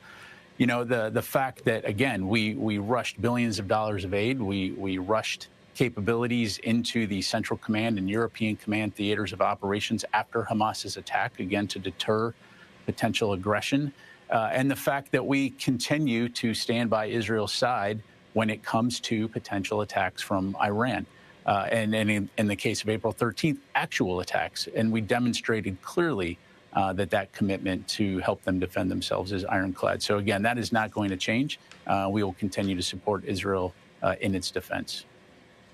Very quickly, too, I wanted to get an update from you. Ukrainian President Zelensky is appealing to allies to continue to allow long-range strikes on targets inside Russia. They've been very successful in these strikes as they've been, and even taking a number of Russian soldiers prisoner and making great headway there. How do you feel about that? Well, Neil, right now our policy hasn't changed. As you know, we have discussed with our Ukrainian counterparts the ability to be able to use U.S.-provided munitions to conduct counter-fire strikes, defensive strikes across the border into Russia to fend off attacks. But as it pertains to long-range strike inside of Russia, our policy hasn't changed. But I do want to say that, you know, we speak to our Ukrainian counterparts on a near daily basis. In fact, Secretary Austin just spoke to Minister Umerov, his counterpart, today.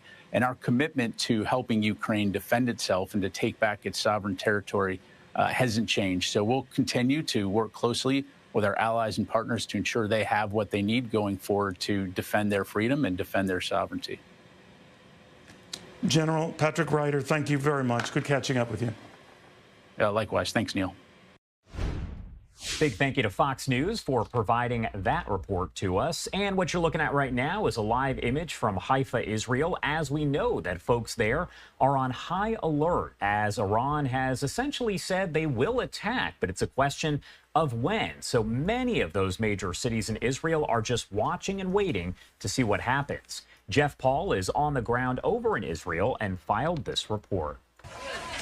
They are some of the youngest casualties of this war. Children in Gaza rush to the hospital as the intense fighting between Israeli forces and Hamas shows no end.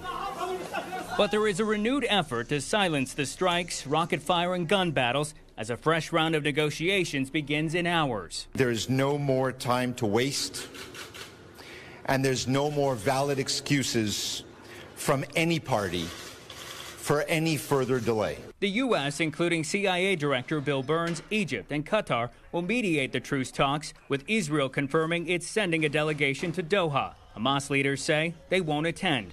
A Hamas official has reportedly lost faith in the U.S.'s ability to work out a deal, saying they'll only join the talks if the previous plan detailed by President Biden is implemented. Both Israel and Hamas have at various points proposed changes, causing both to accuse the other of creating hurdles. But the Qataris have assured the U.S. Hamas will be represented. The resumption of talks on Thursday is an important step. This hostage deal, this ceasefire deal, this end of war will help lower tensions in the region. A ceasefire deal could also be key in preventing a wider regional war.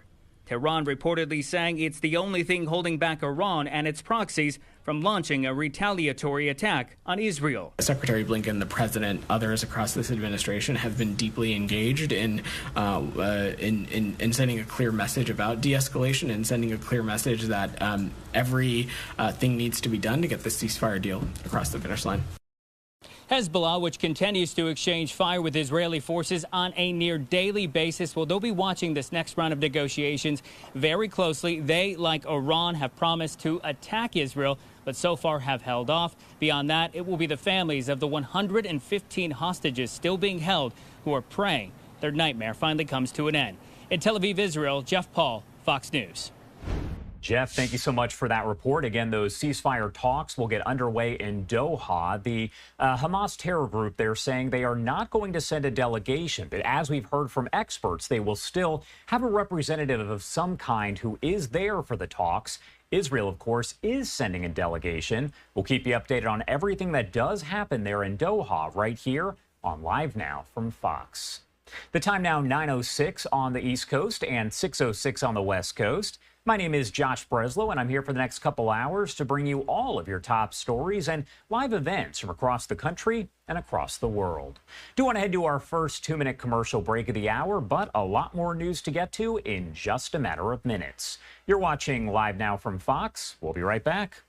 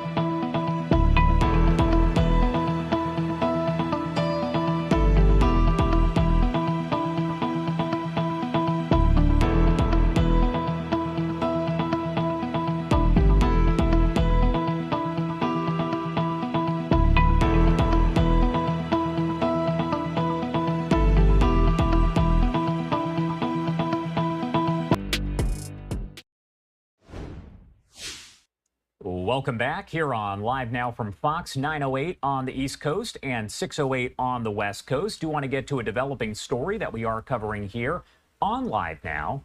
A U.S. Defense Department contractor accused of printing more than 150 pages of top-secret government documents, then trying to flee with them to Mexico.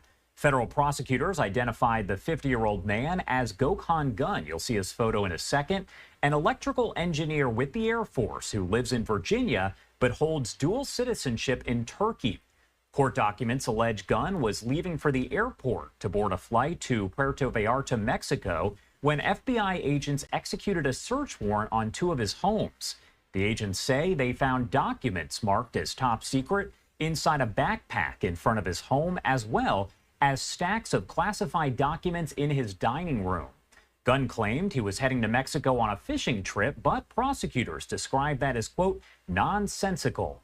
Since 2020, investigators say Gunn printed 3,400 pages of classified and non-classified documents, transporting them home in rolled up wads in plastic shopping bags. A lot to this story here. So to break it all down, I do want to bring in Mark Chukko, an attorney at Dykema and a former federal prosecutor. Thank you so much for taking the time to be here with us today. Happy to be here. All right, so first off, the big question here, what kind of charges is this guy facing over this, and what sort of penalties do they carry?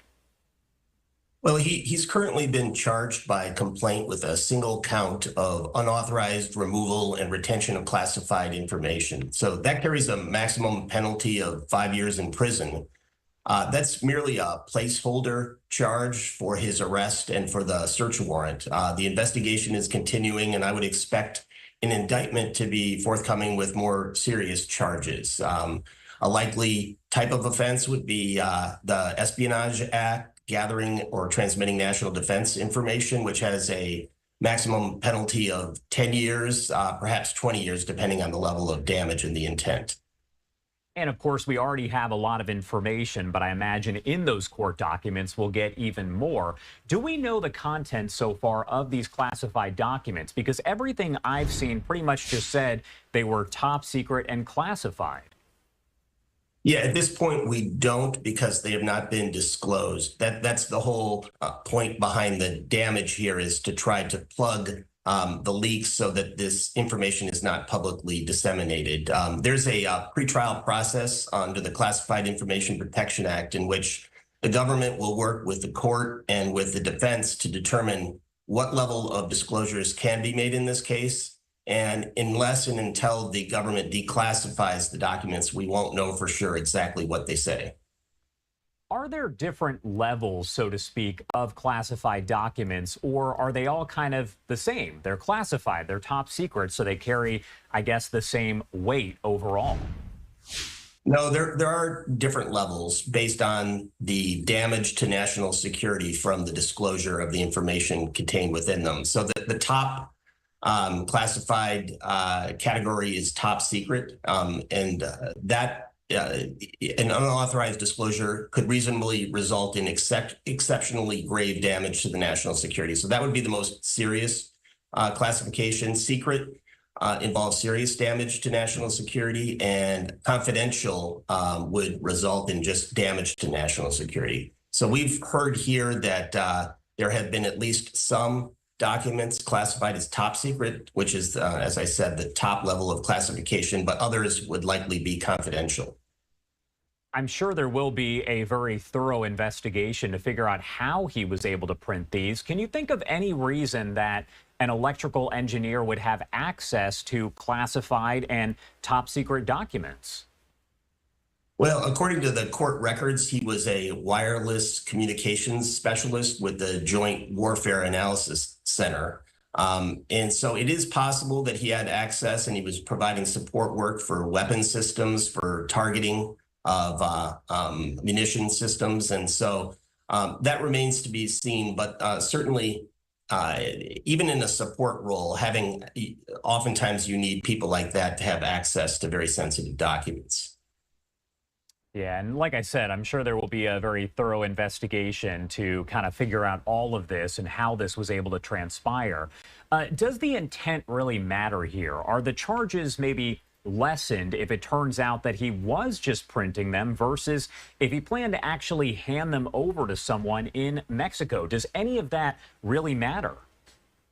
Yeah, it can matter to both the charge and can matter to the sentencing if he is to be convicted. If he was just printing these out so that he could do some extra work at home, that is still a violation because it could cause leakage. But if he had no intent to pass them along, then he would be subject to lower penalties. By contrast, according to the Espionage Act, if you have reason to believe that the national defense information that you gathered would be used to harm the United States or to benefit a foreign country, you can potentially double your penalty up to 20 years.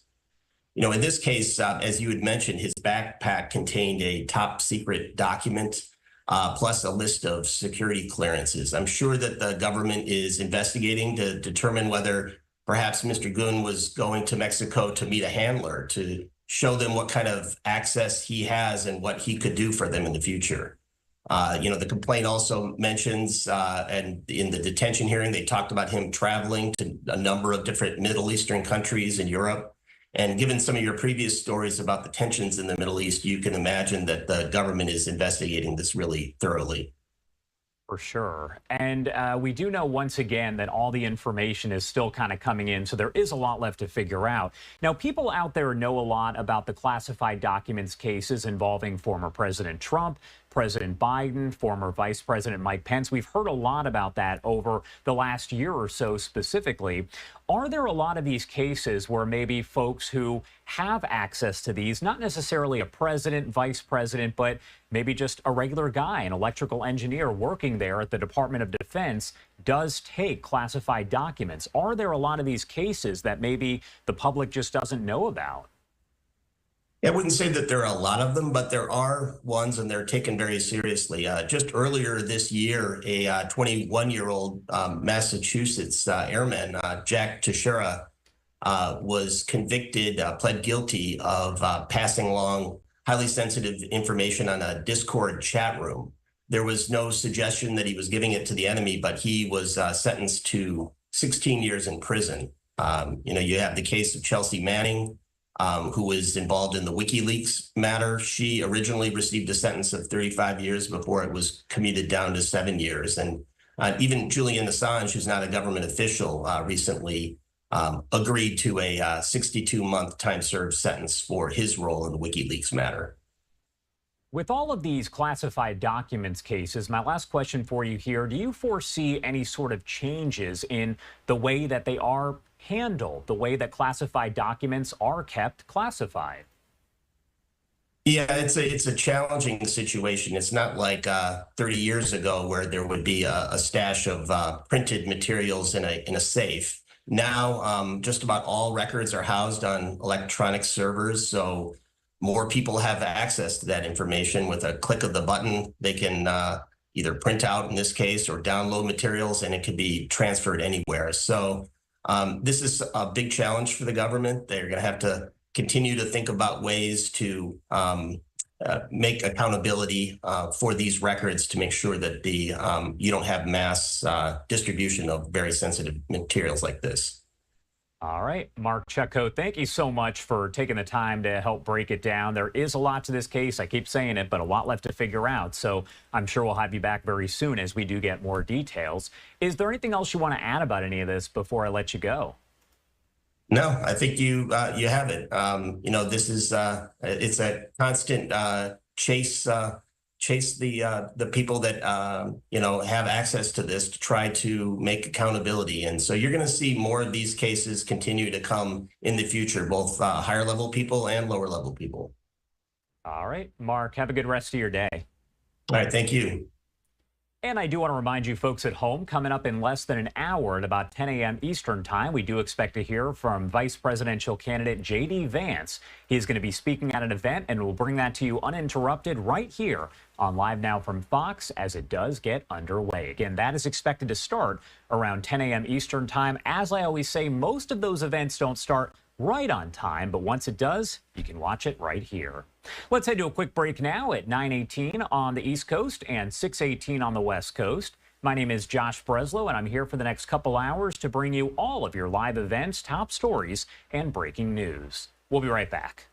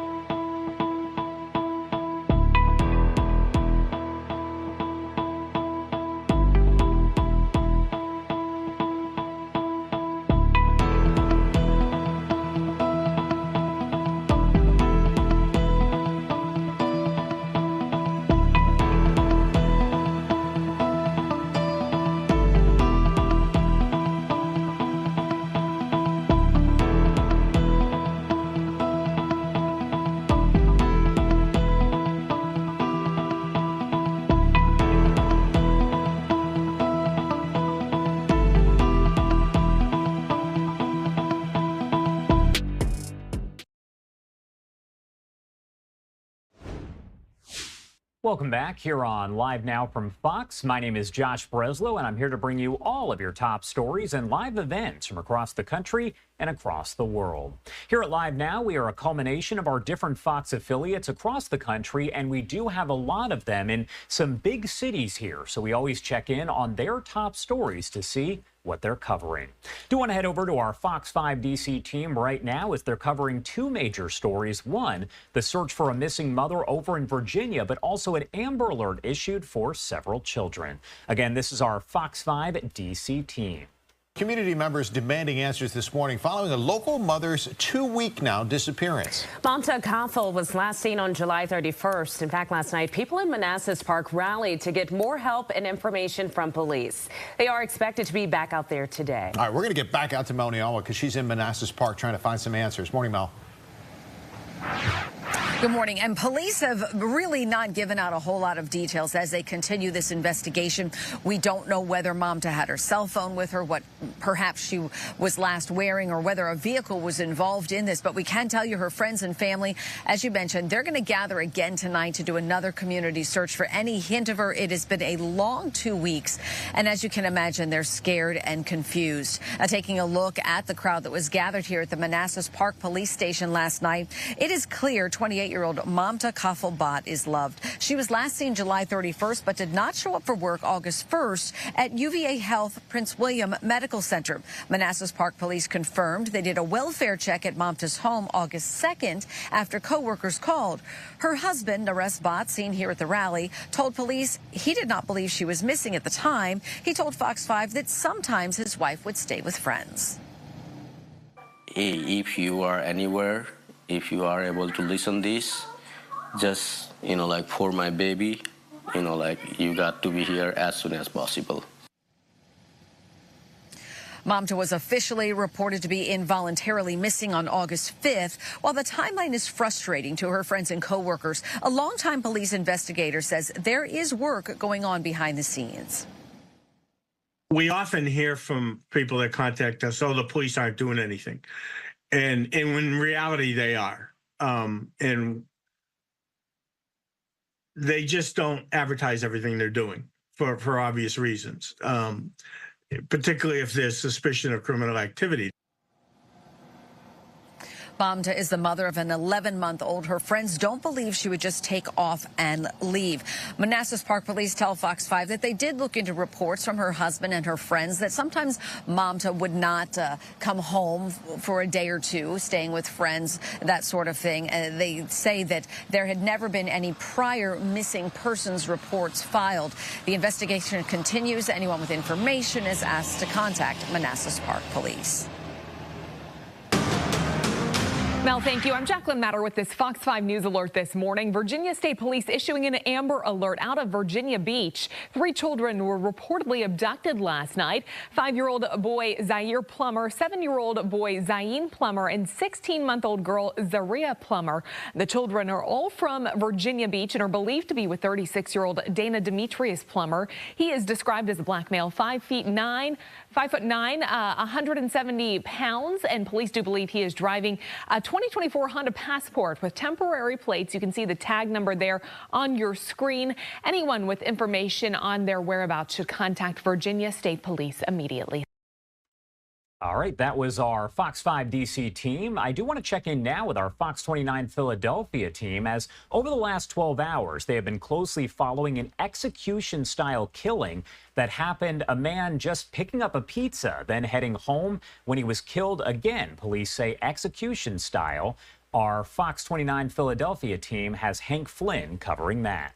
A man is dead after being shot in South Philadelphia. And police say the victim was killed execution style. So now the search is on for the 3 suspects who got away. And Hank is on the scene with the latest. Hank?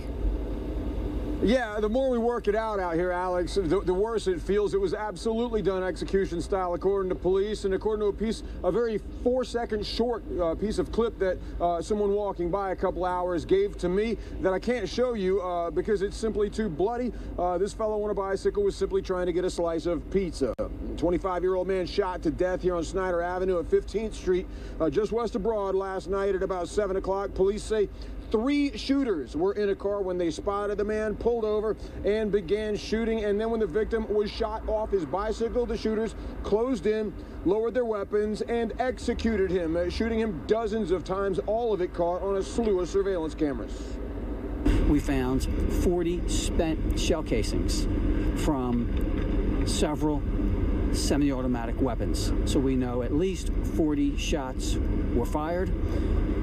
All the spent shell casings, some are inches away from the victim's body and some are just feet away. So clearly the shooters were standing very close to this victim when the shots were fired.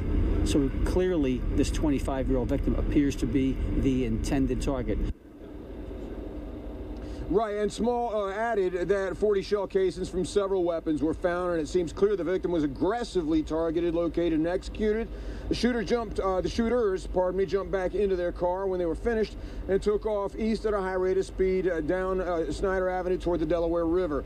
The 79 bus, SEPTA bus, was detained here at the scene, not because it was hit, it wasn't, but it was in the vicinity when the shooting happened. Police say exterior surveillance cameras on the bus caught a good view of the killing. And Small says it's a blessing that no one in the area was hit, although he did say that once the victim was shot off of his bicycle, the shooting wasn't wild or willy-nilly, but frighteningly deliberate, frighteningly focused. The victim's last known address is about 5 blocks from here. If you've got any information the Philadelphia police could use about the shooters, about their car, any of it, give them a call now. Guys?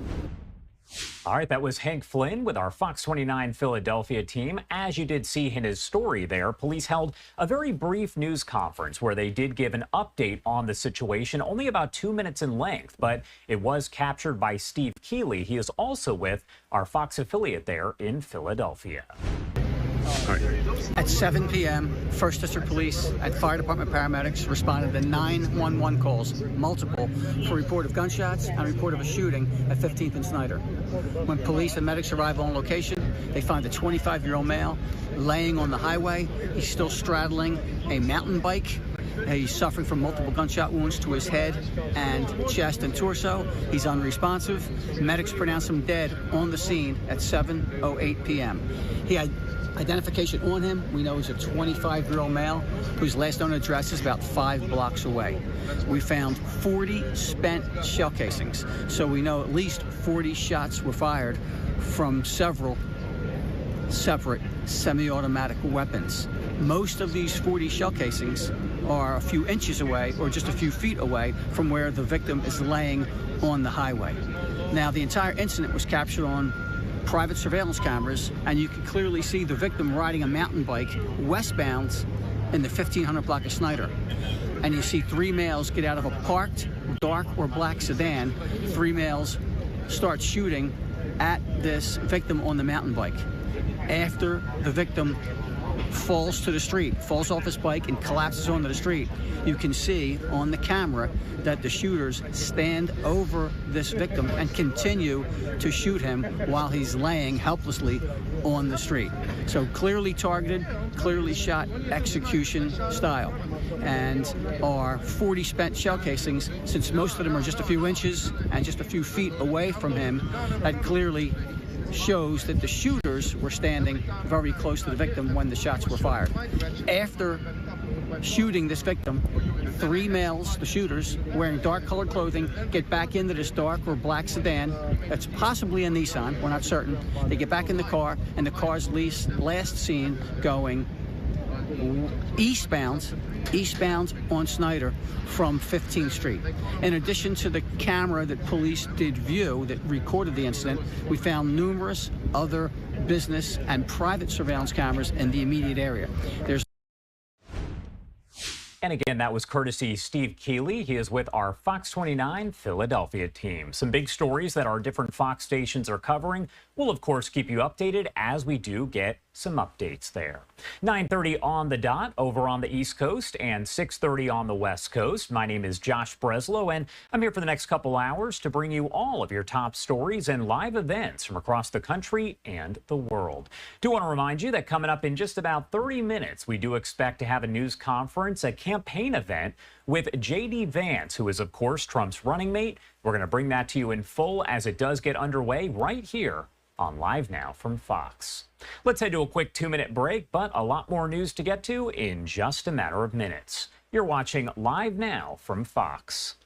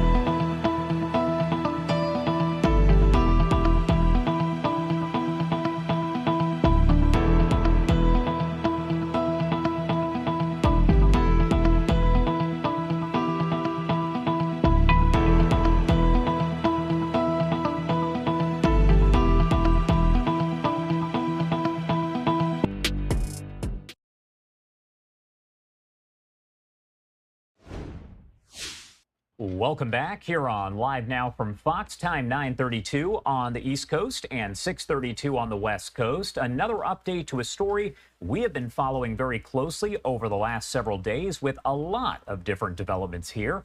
Google now revealing that a group linked to Iran's Revolutionary Guard tried to hack into the personal email accounts of roughly a dozen people linked to President Biden and former President Trump over the course of just the last 3 months. The tech company says the group's still actively targeting people who are associated with Biden, Trump, and Kamala Harris, including current and former government officials and presidential campaign affiliates. The new report expands on Microsoft's report released last week. We told you about it, as it revealed suspected Iranian cyber interference in this year's U.S. presidential election.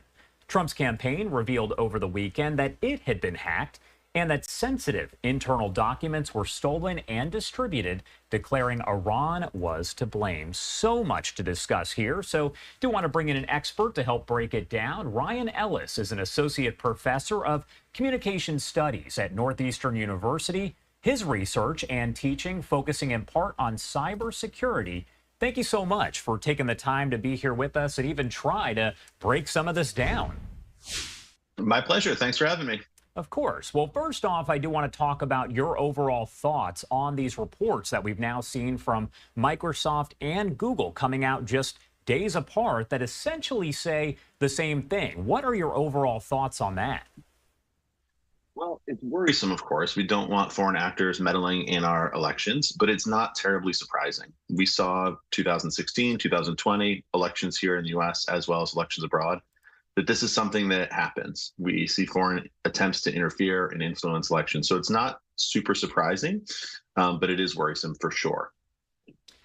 What motivation does Iran have overall to try to hack or influence the U.S. presidential election? I know that's kind of probably a tough question to answer, but what sort of motivation is there? It's a tough question to answer, but it's like the most important question in many ways, to try and understand the motivations and the strategy. Right now, we probably don't have enough information to definitively say, but we can, with some degree of speculation, suggest there's lots of different things that they may, or other foreign actors may be up to. They might be looking to foster and increase the divisions that already exist in the country. They might be looking to spread disinformation by mixing in both true and untrue information in any leaked documents that might be forthcoming. They might be looking simply to gather information about the campaigns to understand their strategies and what their policies might look like going forward. You can kind of separate this out between the hack and leak operation.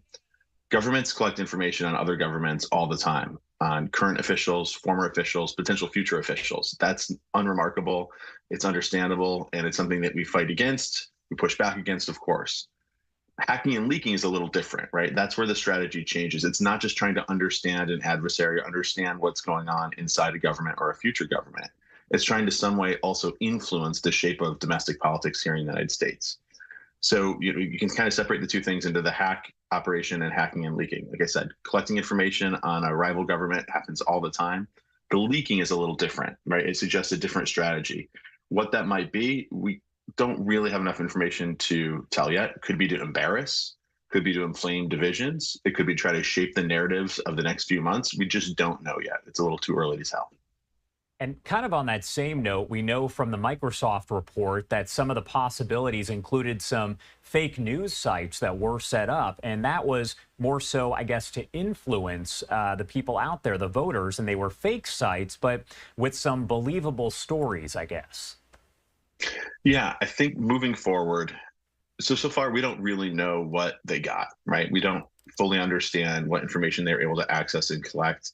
There's been some reporting that some of the information might have been sent to Politico, the New York Times, and Washington Post relating to the vetting of the VP candidate, but we haven't seen Microsoft, Google, or someone like the FBI connect the dots and say, yes, this is where that information came from. So that's still a little bit of a speculative connection. But we don't really know what they got. But one thing to keep an eye out on moving forward is if this becomes a sort of full-blown hack and leak operation where a foreign adversary is leaking information, is to be on the lookout for the mixing of both true and untrue information, right? You get sort of insider information that is accurate and verifiable, and it can be also mixed with altered information that looks credibly like it could be true, but could in fact be altered. So verifying if and when this information makes its way out to the public, or if it makes its way out to news outlets, it's going to be very important that they're able to verify what is accurate versus what is deliberate disinformation, essentially. We know that the information that's been released by Microsoft and Google is pretty much more than we've heard from the U.S. government. So why would the tech companies put this out? And do they need permission from anyone in the U.S. government to actually release that information? Yeah, that doesn't surprise me too much, to be honest. On the one hand, Microsoft and Google, it's their infrastructure, it's their technical tools, it's their networks that are being used to try to launch these attacks and also be subverted inside, right? So this is probably the hacking of Gmail accounts, Google Docs, right? These are both like the techniques and tools they're using to try to induce campaign members to click on malicious links or to cough up credentials. So their technical infrastructure is where the attack is being staged. So it's not surprising they would have great sort of frontline insight into what's going on here. So I'm not surprised, and it makes good sense that they would be the ones providing a lot of the initial technical details, right? We don't have the U.S. government closely monitoring that sort of traffic inside the country. Google and Microsoft have a front row seat to what's going on. In terms of do they need permission? As you can see, the initial report from Microsoft and Google was fairly circumspect. They don't say which particular, for example, former campaign member's account may have been compromised. They do not confirm what information has been taken. What they're really trying to do is raise the flag, alert the public that this is going on, indicate and provide some indications for other tech companies and the campaigns themselves about steps they might want to take to defend themselves and things to be on the lookout in the future. Now, I do believe that they would need some permission, not from the U.S. government, but from the campaigns themselves to go further. For example, to indicate, okay, well, here's the account that was hacked, and provide more information along those lines. But right now, I think it's not terribly surprising to see that they're being the ones on the front line. This is where the attack is staged. They would be the ones to provide a lot of the initial technical details. Going further than that, with more specifics, they might need permission, not of the government, but of the campaigns themselves. As far as what happens next, obviously we do know that investigations are underway. We're going to have all sorts of top secret information that isn't necessarily released. But why is it so important for the American people to know that all of this is going on, and for Americans to pay attention as we are just months away from the presidential election? Yeah, and it's shaping up. It looks like it's going to be a very close election, so everything kind of matters, right? Big and small. And so I understand why people are nervous and anxious. We don't want foreign adversaries interfering in our election. And in some level, if we look to the past, the way they can be successful, we're looking at the strategies that have been used in the past, is if we allow them to, right? If we allow them to inflame divisions, if we are credulous and quick to believe disinformation, if we repeat and spread that disinformation. These are the sorts of things and the reasons why we should be alert and why we should have a heads up. For average voters like me, keeping your eyes open, being skeptical when you see things shared on social media that sort of defy belief, all those are good strategies. But really, for those in the press, it's a fairly big burden of responsibility for them to try to sort out what is newsworthy here, what's important for the public to know, what is deliberately spread disinformation versus what is newsworthy information. My last question here, is this really something new, or has Iran attempted to interfere in U.S. elections before? Because I feel as though this has happened in the past. Yeah, it'd be certainly foreign adversaries trying to interfere. I mean, we all remember 2016, Russian collection of information from the Clinton campaign and sort of released it, would appear through WikiLeaks. That's fresh still in most of our minds. We also saw attempts with less visibility or less degree of success, I suppose. So I'm not sure how you judge those things in 2020. So it's not surprising. It's not particularly new. Iran being an adversary involved in this sort of stuff is also not new. This is what foreign governments often do. So no, it's not terribly new, but that doesn't mean it's not important. It's not something to keep an eye on. And it's not something that's worrying. No, all very true. All right, Ryan, thank you so much for taking the time to be here with us today and break it all down. Anything else you want to add before I let you go? Nope, my pleasure. Thanks for having me. Happy to chat anytime. All right, have a good rest of your day. And I do want to take you out to some breaking news that we are following right now. All of this information just coming in. Take a look at your screen as we have learned from Ukrainian President Volodymyr Zelensky that Kyiv troops have full control over the Russian town of Sudza in the Kursk region in their incursion into Russian territory. The town is the largest that Ukraine has reportedly seized so far and had a pre-war population of just about 5,000 people. Natural gas does flow from West Siberian gas fields through pipes that pass through the city and cross the Ukrainian border into Ukraine's system. Zelensky said a Ukrainian military commander's office is being set up in Sudza. He didn't elaborate on the details or the functions of the office. Now, the claims are not independently verified, but the information that is coming in so far is coming from Ukraine's president. As we get more details on all of this, we'll bring that to you right here on Live Now from Fox. Also do want to pop up this live image that we are now getting. This is where we expect Vice Presidential candidate J.D. Vance to be speaking in just a matter of minutes here. It looks like they are kicking things off. So let's head to our final 2-minute commercial break of the hour, and then we'll bring this to you in full right here on Live Now from Fox.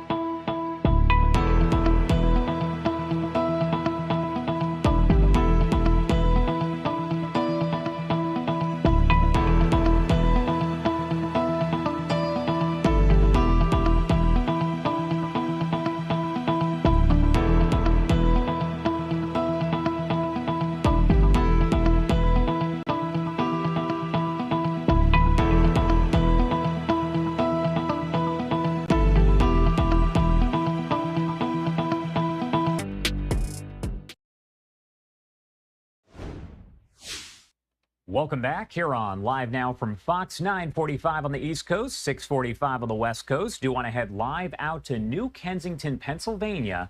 Obviously, that is not J.D. Vance, but he is expected to be making remarks here at a campaign event that just got underway. Let's pop up the audio and listen in. In Afghanistan, in service to one another. At the end of the day, it just came down to not wanting to let each other down. I had a medic in Afghanistan. His name was Doc Pantoja. He was shot in the face on June 10, 2006. Never bothered to treat himself, but treated 3 casualties. Those 3 casualties would have died without his help, and then 12 additional casualties. I had a guy named John St. Jean from Haiti, gets shot in the head, was back on the battlefield in 2 days. Another soldier named Kantan Nguyen, shot in the head in Helmand province. Evac to Germany. Doc said, I'm sending you home because you got a blood clot. He said, no, I'm staying. Was back on the battlefield with our troops in a couple of weeks. You want to talk about, as a leader, drawing inspiration from your troops? That was what it was all about for me. And those Americans, those men that I served with, inspired me to fight harder than I ever thought possible. And again, around all of that death and destruction, yeah, we got good equipment. Yeah, we've got sexy technology as Americans. But what I learned in those moments is that our secret weapon as Americans on the battlefield, but also here at home, was the love and brotherhood and unity that we share with each other. On the battlefield, I realized that when Americans are united under a common banner, we can accomplish anything set in front of us. I mean, think about it. We've got cameras, people holding up cell phones. In this country, united in purpose, we went to the moon with less technology than you're holding in your hand right now. We stormed the beaches of Normandy. Rangers scaled the cliffs at Pointe du Hoc, fought through hedgerows and liberated concentration camps all over Europe. And America, in conjunction with our allies, saved the world. And so that is what I learned ultimately on the battlefield with my troops. And you know, you hear Douglas MacArthur when he came home in his farewell address, and I'm paraphrasing here, but he said, old soldiers never die, they just fade away.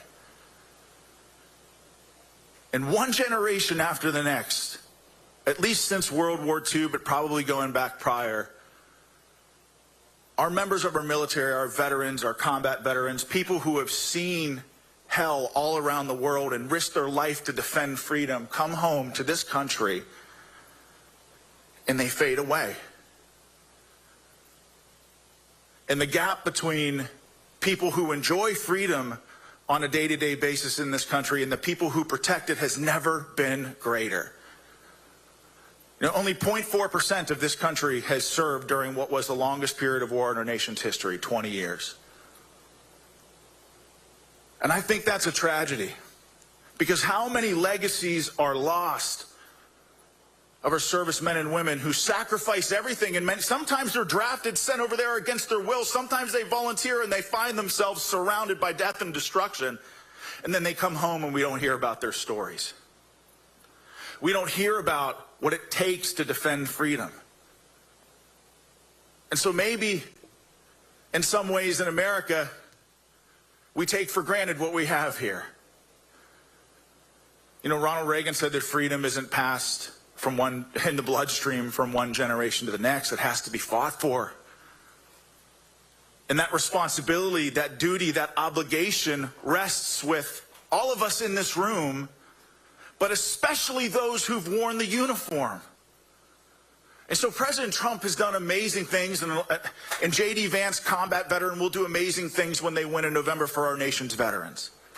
You know, they signed into law, President Trump signed into law the Mission Act, which gave veterans a choice in where they received health care. He signed the Forever GI Bill, so veterans can access their education at any point in time in their life. These are 2 unbelievable things. But the best way to honor our veterans is something that isn't talked about enough. And that is the pursuit of peace. And under Donald Trump and the Abraham Accords, we came this close to peace in the Middle East, something that I never thought would be possible in my lifetime. Thank you. And so my message to all of you today, both civilians and veterans in the crowd or family members of veterans, is just don't fade away. Our country is thinly balanced on a very thin line between hope and darkness.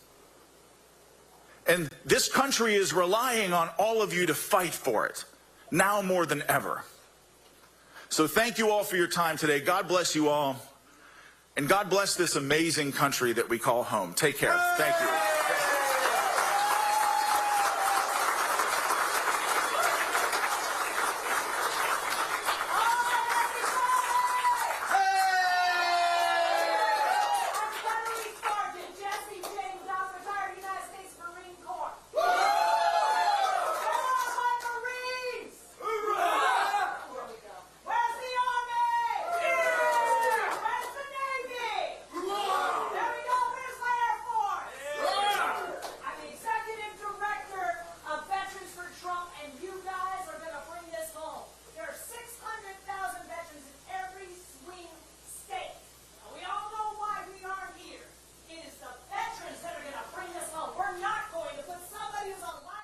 All right, if you are just joining us here on Live Now from Fox, we are live over in New Kensington, Pennsylvania. It appears some of the speakers aren't necessarily walking up to the podium, so it's kind of a little bit difficult to hear. But we do expect that Senator J.D. Vance, Trump's running mate, will be speaking at this campaign event in just a matter of minutes. Again, some of the speakers aren't necessarily walking up to the podium, but hopefully they will so we can get some better audio.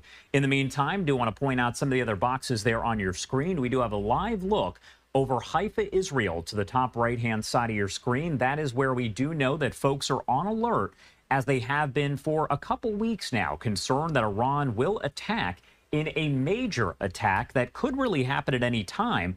All of those major cities in Israel are on high alert. The ceasefire talks, though, between Israel and Hamas do get underway again today. They're happening now over in Doha. We know that Israel is sending a delegation. However, Hamas has said they will not send a delegation, but experts say a representative of some kind will likely be there for Hamas at the ceasefire talks. We'll let you know how those do play out right here on Live Now.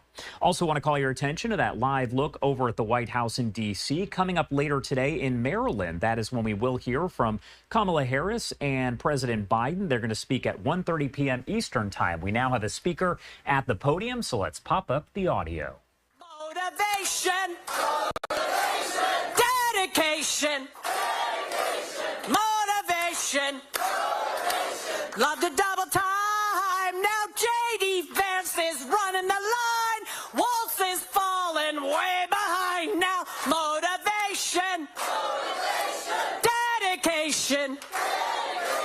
Motivation.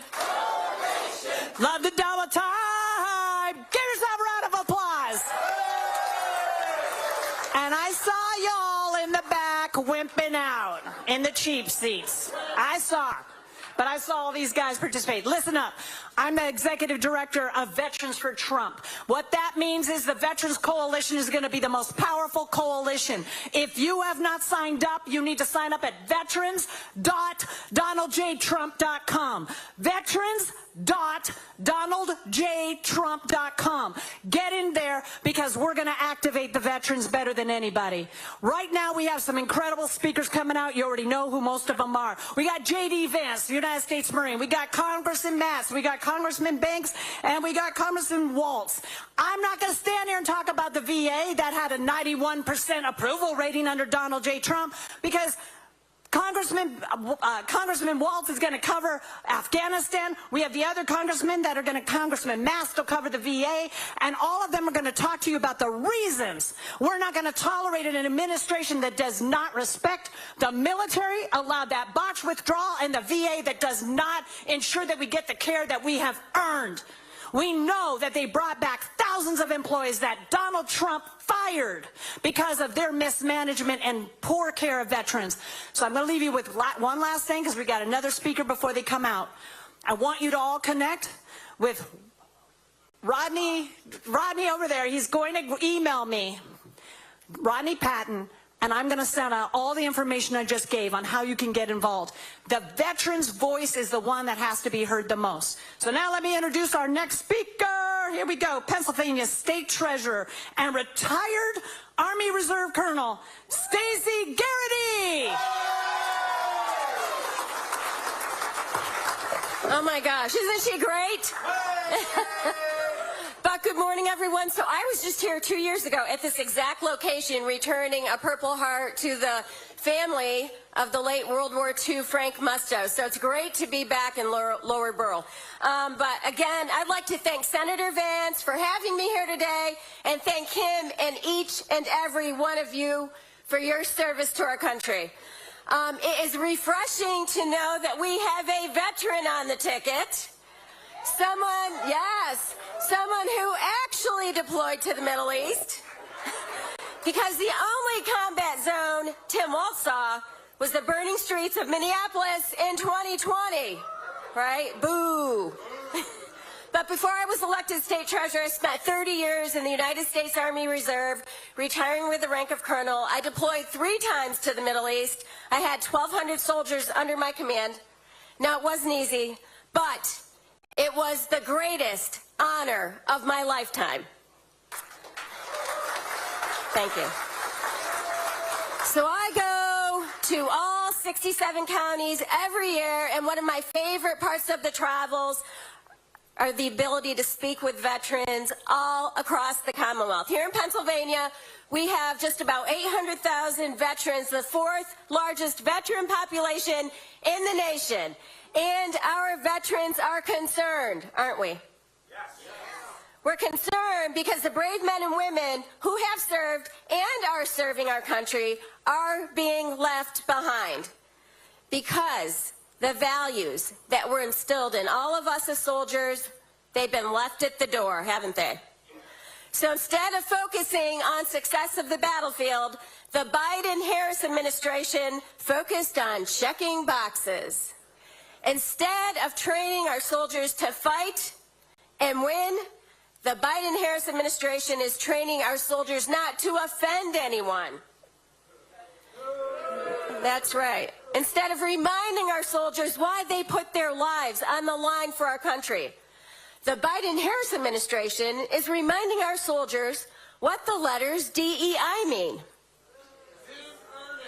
Inherent in the American spirit is the urge to finish the job that we start.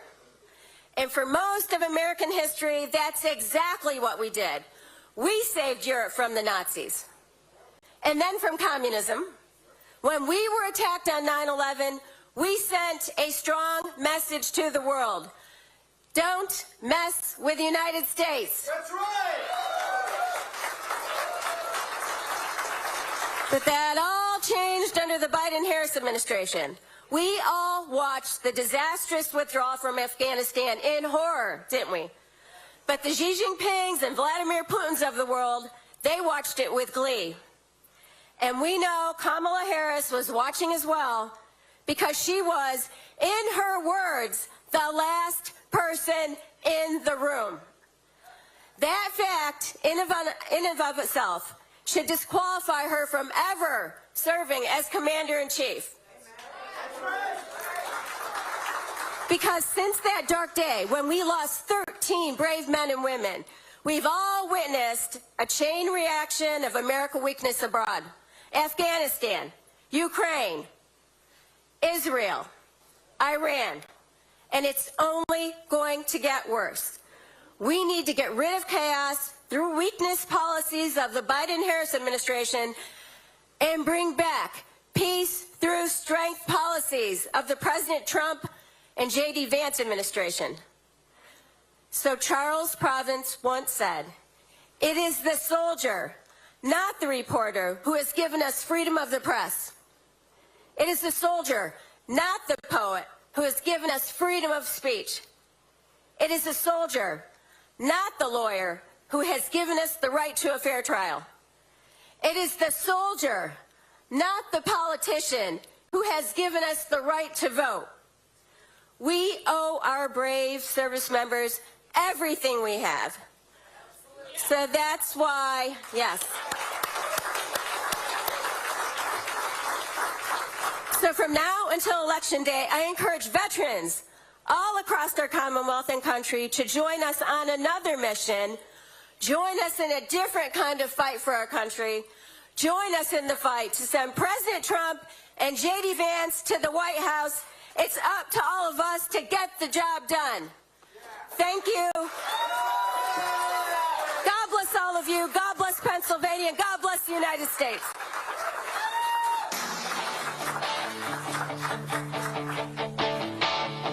I got my first real six-string, bought it at the 5 and dime, played it till my fingers bled, was the summer of '69, me and some guys from school. All right, we're going to turn down that music because we don't necessarily have the license for it, but we do expect to hear from Senator J.D. Vance, Trump's running mate here, at a Pennsylvania campaign event in just a matter of minutes, but that is over in New Kensington, Pennsylvania. I'm not quite sure if they said they were expecting one more speaker prior to Vance, but we do expect to hear from him in just a matter of minutes. That was scheduled to begin at 10 a.m. Eastern time.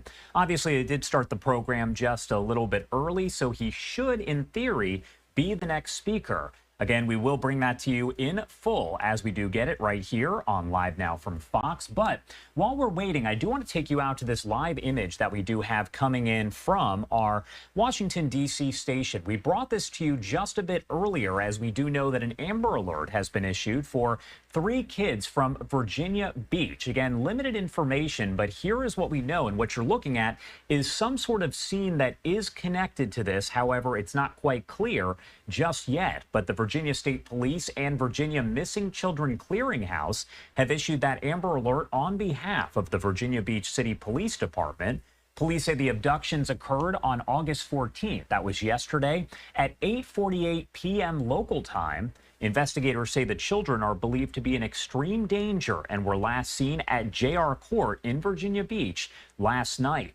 The abducted children, 5, 7, and 16 months of age. We know they are Zaire Plummer, Zayn Plummer, and Zaria Plummer. Again, 5 years old, 7 years old, and 16 months. We are working to get you those pictures here on your screen so you can see them, but the children are believed to have been abducted by 36-year-old Dana Demetrius Plummer.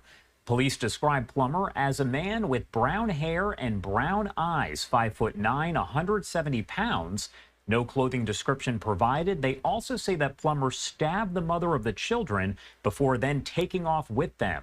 Now, it's not clear if they have pulled over the vehicle or something of that nature, but it does look as though we were told they could be traveling in a black 2024 Honda Passport SUV with temporary plates. That number 37550R. It's unclear which direction they were headed, but anyone, of course, with information urged to call Virginia Beach City Police.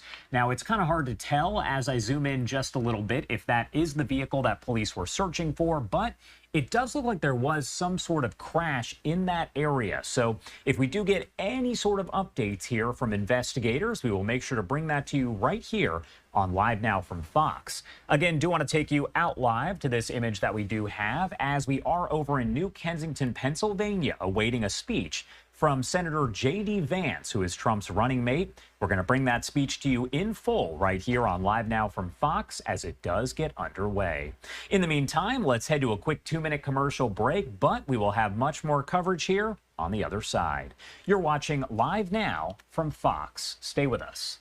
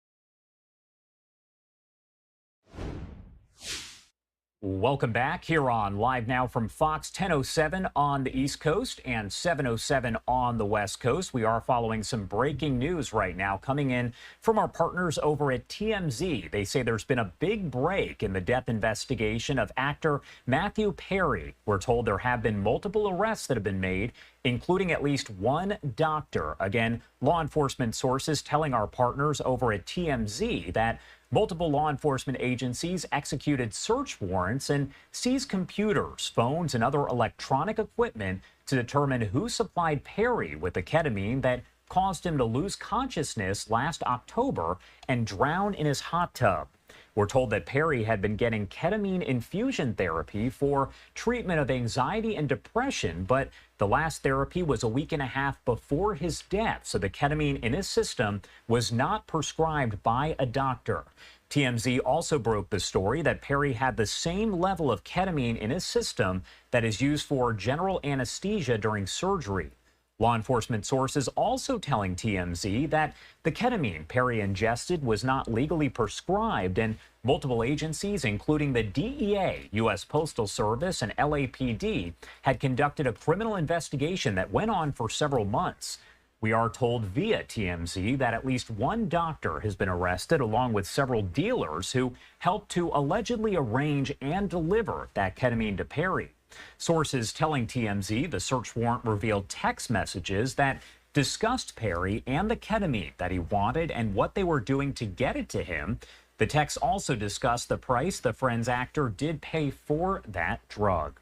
Sources telling TMZ authorities got a search warrant for Brooke Mueller, Charlie Sheen's ex, who had been in a treatment center with Perry, but as far as we know, she is not connected to any of the arrests. In their investigation, authorities found other celebrities who were involved in the Hollywood drug scene. So they have gathered a lot of information, as this is an investigation that does involve multiple agencies. TMZ, you'll remember, broke the story of Perry's death back on October 28th of 2023. He was 54 years old. The arrest making it clear that authorities are making it a priority to go after doctors and dealers who illegally push drugs. Notably, Ryan Rivas got an 11-year sentence as the middleman who delivered drugs laced with fentanyl to Mac Miller, resulting in the rapper's death. Again, we have learned here from TMZ that several arrests have been made in connection to the death of Friends actor Matthew Perry, all connected, of course, to that death back in October and related to the supply of ketamine. As we do get any more details here, we will make sure to bring those to you on Live Now from Fox. I do want to take you back out right now to this live image that we have of New Kensington, Pennsylvania. We are waiting on this program to continue with J.D. Vance, Trump's running mate, actually addressing folks there in the crowd. It's kind of dark, so I'm trying to see if we can see J.D. in any of those images. It looks like we do not, so I am going to head to another quick commercial break, but we do want to bring you that speech once it gets underway, uninterrupted here on Live Now. We will be right back in 2 short minutes.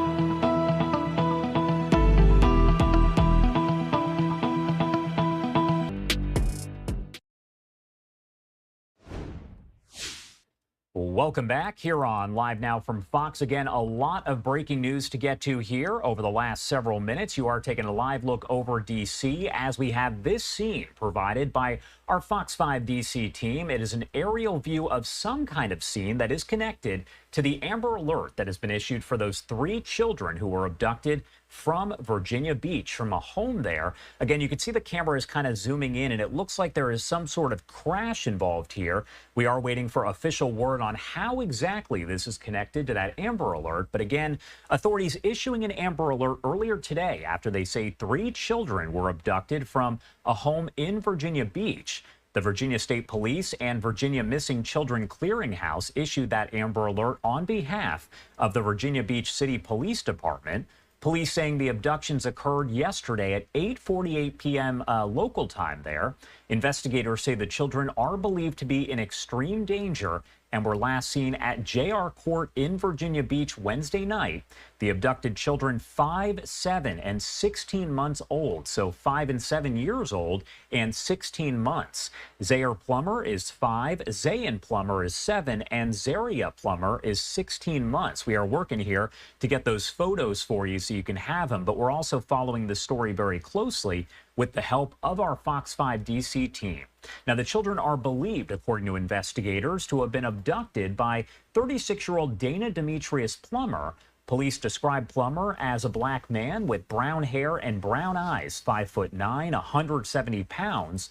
No clothing description has been provided, and they say Plummer stabbed the mother of the children before taking off with them. We're told they may be traveling in a black 2024 Honda Passport SUV with temporary plates 37550R, but it was unclear which direction they could be headed. We're told that, of course, anyone with any information is urged to contact the Virginia Beach City Police Department, but at this point, it's kind of hard to tell if that is any kind of vehicle connected, a black 2024 Honda Passport SUV that we're looking at in that image there. You can see traffic is being directed around this, but investigators simply saying that in some way, this scene is connected to that Amber Alert. As we do get more details, we will make sure to bring those to you here on Live Now from Fox. But it looks like we do have those pictures that are now in, so I want to pop them up here on the screen for you. Again, we are talking about 3 children that are missing from Virginia Beach. It looks like the photos are not loading just yet, but again, we'll bring that to you here in a matter of minutes. In the meantime, do want to head back over to that event that is now kicking back off in New Kensington, Pennsylvania. This is for Senator J.D. Vance. We have other lawmakers that are speaking, so let's pop up the audio. Like these 2 heroes behind us, and I was a Green Beret that served as a commander of a National Guard unit, and guess what? When the nation called and we were told to go, I went. I don't know. As the commander of a unit, I didn't leave my Green Berets leaderless, like somebody else we may know without a T in walls. Yeah, I don't know. I don't know. It would be nice if our media friends here actually asked him about his record rather than J.D. Vance and us and everybody else. You got to step up and explain it. So please do your job. And the final thing is I retired as a colonel, and yes, I was a colonel. And I did everything to be a colonel. You know, it's like, I don't know, can you go up to Harvard, hang out a little while, take a few courses, and then leave and bail and run around and say, I graduated from Harvard? I don't think you'd want to anyway, but that's essentially what Tim Walz is doing. It is stolen valor. Every veteran here in the room knows what it is. And the veterans community is not going to let him get away with it. Media might let him get away with it, but we're not going to get him. So here's the thing. The #1 job of the federal government, we spend most of our days trying to keep them out of your lives and power down the state and local. But the #1 job of the federal government is to keep us safe, is to keep us all safe. And Biden and Harris have failed miserably at that job. Recruiting is at an all-time crisis. Our soldiers' barracks literally have feces and mold growing in them. It's despicable. The Joint Strike Fighter, how many Air Force we have in here? I love you. I love you. You saved my life twice. I'll never make Air Force jokes. But the Joint Strike Fighter, the most advanced fighter in the military, do you know how many are full mission capable? 30%. Only 30%, 1 out of 3, actually do what you all have paid the Pentagon to have them do. Our submarines, how many Navy we have here? 40% of our submarines, our most advanced submarines, are so broken they can't get out of the yards. The Marines, hoorah, J.D. Vance, about to be our next vice president, hoorah. But the Marines right now don't have any ships that work. All the amphibs are broken. This is serious, folks. It is serious. And what we have in this White House is Biden and Harris as the acting president, I guess, because Biden hasn't been there. Their Pentagon's running around and they're more worried about pronouns and renaming bases and putting Chinese-made solar panels on the Pentagon, of all places. And yes, they are investing millions in developing electric tanks. That's what this White House's Pentagon and their generals are worried about. Under President Trump, under J.D. Vance, they know that in the foxhole out on the combat zone, and you all know, Jim Banks knows, Brian Mast knows, Purnell knows, the enemy's bullets don't give a damn about black, white, brown, about religion, about race, about social economic background. All the enemy cares about is red, white, and blue, baby. Are you American or are you not? And that's all the military should be caring about, and that's all President Trump and J.D. Vance will have them focused on. How about we have a military that makes meritocracy great again? How about we have a military that is focused on being lethal again? How about we make kicking ass great again? Because that's what we need in our United States military. But we can have the best military in the world, and if our enemies aren't afraid of its leadership, if they don't respect our leaders, which is what we're seeing right now, it's all going to fall apart. And that's why we see the world on fire right now. Do you think Xi, Putin, Kim Jong-un are going to be afraid of Kamala Harris and walls? And what we've seen, look what happened in Afghanistan. Under President Trump, no U.S. casualties. Under Biden, 13 dead service members and a total debacle. Who saw the Taliban's parade yesterday? They had a parade on the 3rd anniversary of their takeover with our equipment, with our own damn equipment. It's despicable. President Trump was the first president in modern history to leave the Middle East better off than when he found it. Better off. Not Bush, not Obama, definitely not Biden. ISIS was defeated, Iran was broke, and we had the Abraham Accords breaking out.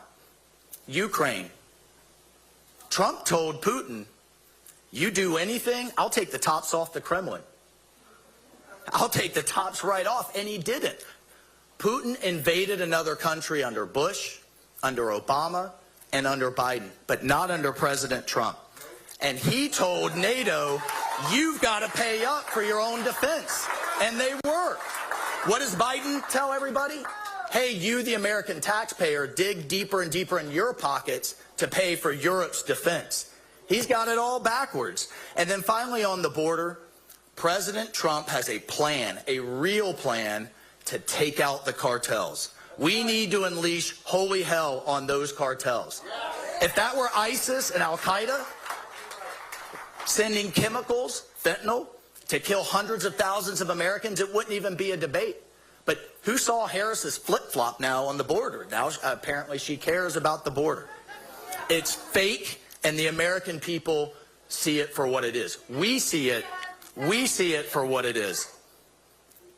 President Trump and soon-to-be Vice President Vance have a plan to rebuild our military, to pay the troops what they deserve, and to give you all as veterans the care you deserve. We must have a commander-in-chief and a vice president by his side that our enemies respect and that our enemies fear. Because that's how you keep the peace. That's how you keep the peace. I'm going to shut up now, and I'm going to hand it over to a man who is with me in the foxhole in the House. We've got our enemies abroad, and we've got ideological enemies here at home. This man was in combat, carrying a weapon of war, and he literally left half his body out on the field of battle. And I have nothing but deep respect for this great combat veteran and my fellow Floridian, Brian Mast. I salute you. I salute you. God bless you. Fight, fight, fight.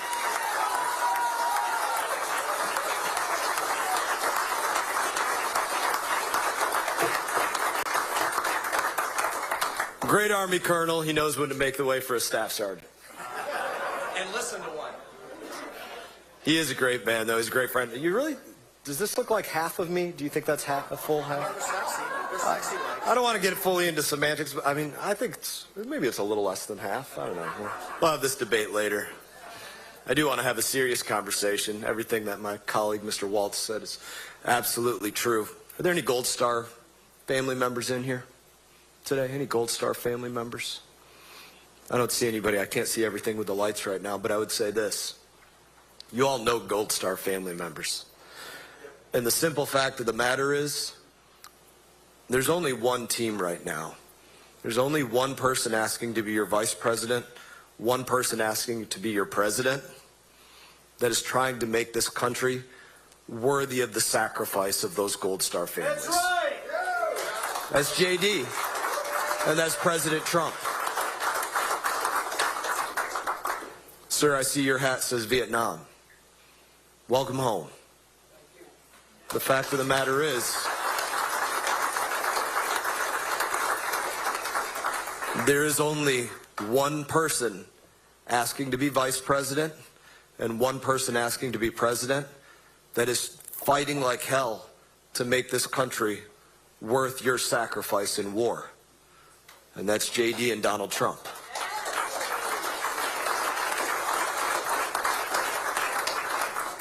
How many veterans we have in here? Hear a lot of devil dog, jarheads, leather necks, I hear them. It's just a simple fact. There are only two people in this race that are fighting to make America worth your service and your sacrifice. And that's JD and that's Donald Trump. They're the only two doing it.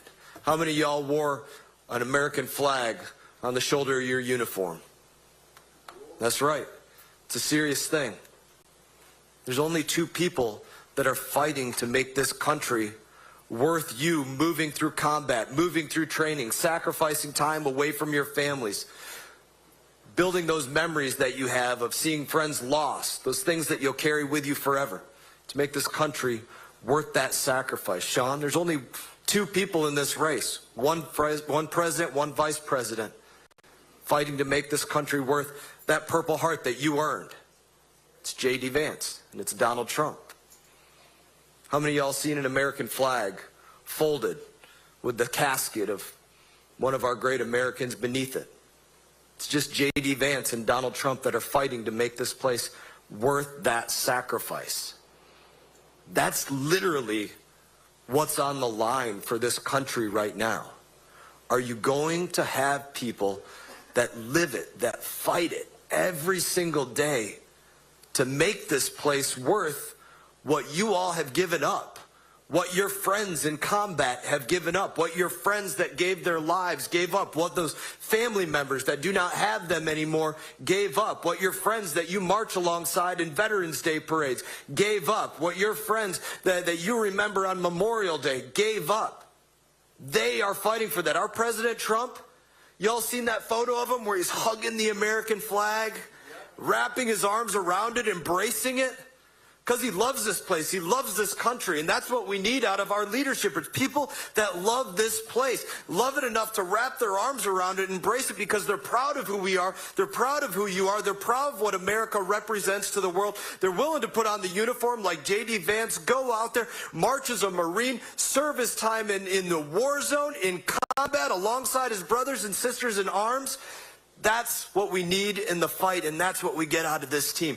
People that are going to make America worth the sacrifice of each and every one of you every single day, and that's the stakes that are on the line.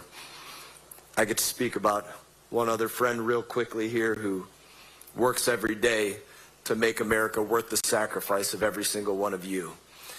I will say this, though. He is absolutely the most hated man in politics. People might not think that's a compliment, but my friend Jim Banks here, he's hated by all of the rest of us. He's running for Senate, and he's going to be the next senator of Indiana.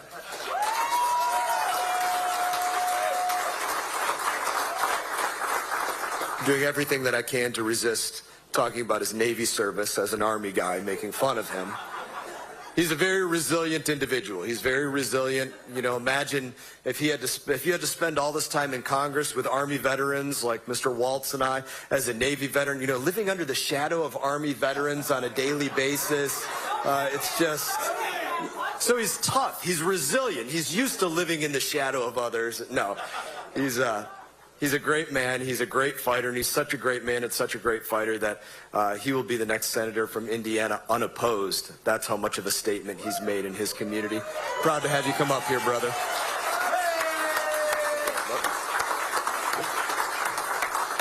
Ladies and gentlemen, give it up for a real American hero, Brian Mast from Florida.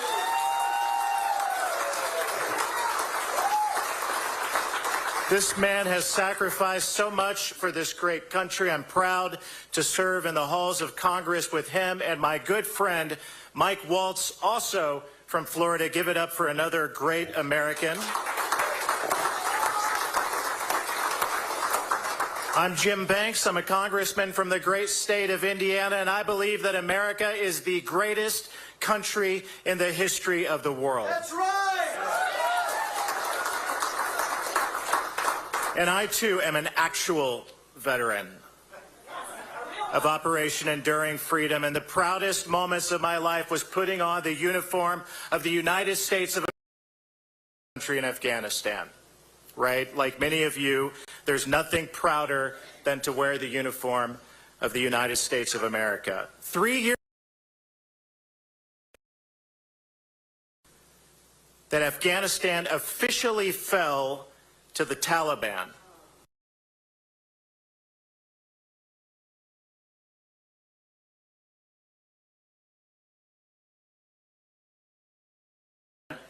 Left behind by Joe Biden and Kamala Harris through the streets of Afghanistan. I believe it's one of the most embarrassing moments in American history, and it happened on Kamala Harris's watch. In fact, Kamala Harris said herself, and I'll quote, that she was the, quote, last person in the room. Never forget this. She bragged about being the last person in the room when they ordered the Afghanistan withdrawal. Say what you will about Tim Waltz, he wasn't in that room. He definitely wasn't in Afghanistan. But Kamala Harris was, and she was directly responsible for a moment that will be a stain on this country for many years to come. She doesn't deserve a promotion. She deserves to be held accountable for what she's done.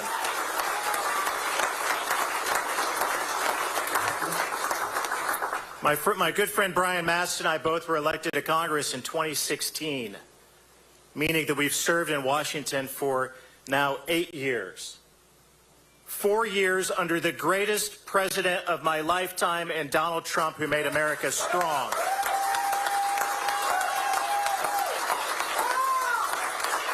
And we've seen the whiplash of 4 years of Joe Biden and Kamala Harris, the worst presidential administration in American history that's made America weak. And we can't live one more day with Kamala Harris at the helm of this great country and see this country slip away even further than it has on their watch. We have the worst military recruitment crisis in the 50 years of an all-volunteer force because of what they've done to politicize the military. And I know all of you agree.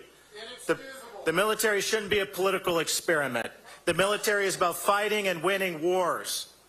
And on their watch, they politicized the military in ways that we have never seen before. What they did in Afghanistan, what they've done to project weakness around the world, we can't allow it to happen for one more day. But I can tell you, it was all different on Donald Trump's watch, right? He restored the military and made it strong after Barack Obama made it weak. And he's going to do it again for four more years, making our military strong after Joe Biden and Kamala Harris have wrecked it and made it weaker on their watch. Donald Trump was a great president. I watched directly what he did to support our veterans. He passed strong pro-veteran legislation like the Mission Act that gave better health care choices to our veterans. And I will, as a veteran myself, I'll always appreciate that he did that and passed other strong pro-veteran and pro-military bills, like the Forever GI Bill that the VFW supported, another very strong piece of legislation. He combated the veteran suicide and took on many of the challenges for disabled veterans in this country. He was the best pro-veteran president that we've had in my lifetime. I got to tell you, I know J.D. Vance, and I can tell you, unlike Tim Walz, J.D. Vance is the real deal, right? He served our country in uniform. He, too, is an actual veteran of the war in Iraq, proudly wearing the uniform. He came from nothing, like so many of you and me. Stories living out the American dream in this great country. He wore the uniform and used the GI Bill to be the first in his family to go to college.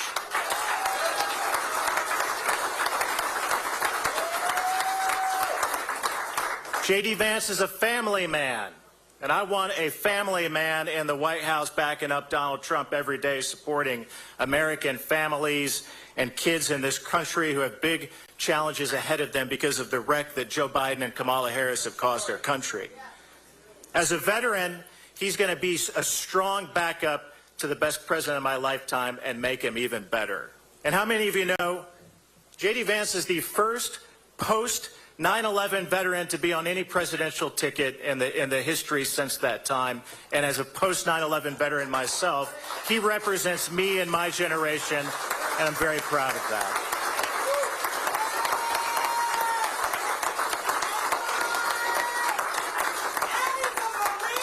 Let me sum it up this way. The Harris-Walz ticket is owned by the Chinese Communist Party. The Harris-Walz ticket will continue to project weakness abroad when we need America to be strong to lead abroad.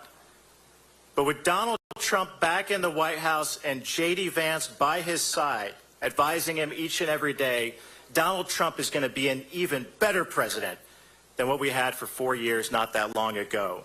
Ladies and gentlemen, please welcome my friend, the next Vice President of the United States of America, J.D. Vance, and his wife, Usha.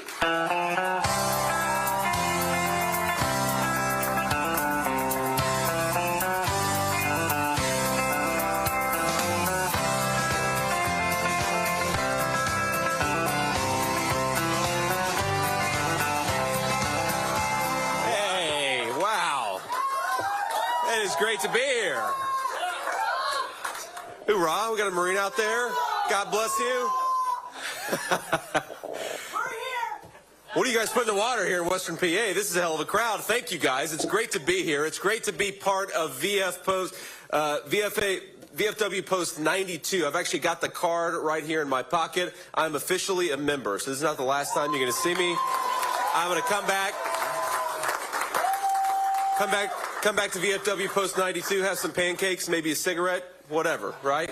We'll figure it out then. Let me just say a few things here, and before I do, I want to, please take a seat, please. I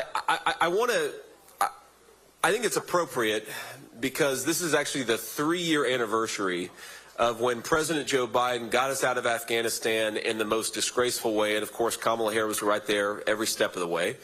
And because they tried to shut the airport before they got everybody out, one of the most catastrophic mistakes in the history of the U.S. military, totally unforced error from Kamala Harris, and a total failure of leadership. We lost 13 brave service members that we didn't need to lose, and that was 3 years ago. So before we get started here, I just thought it would be appropriate for us to observe a moment of silence, think about those 13 young Americans who died, and think about their sacrifice.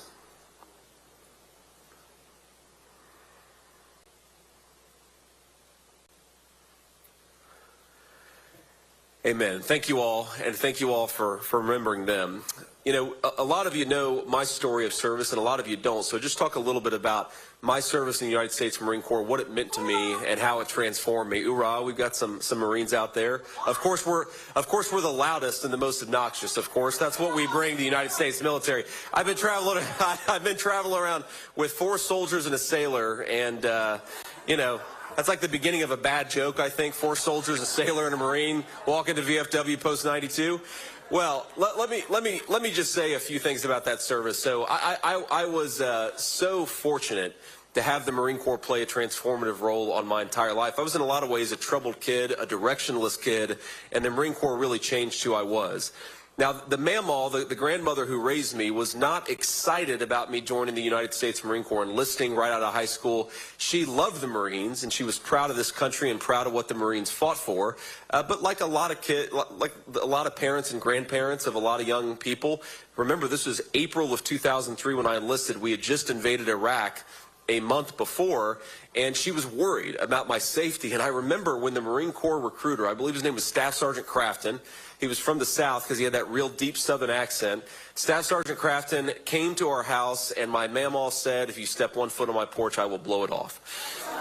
And as nervous as I was about going to boot camp, I went to boot camp in September of 2003 in Parris Island.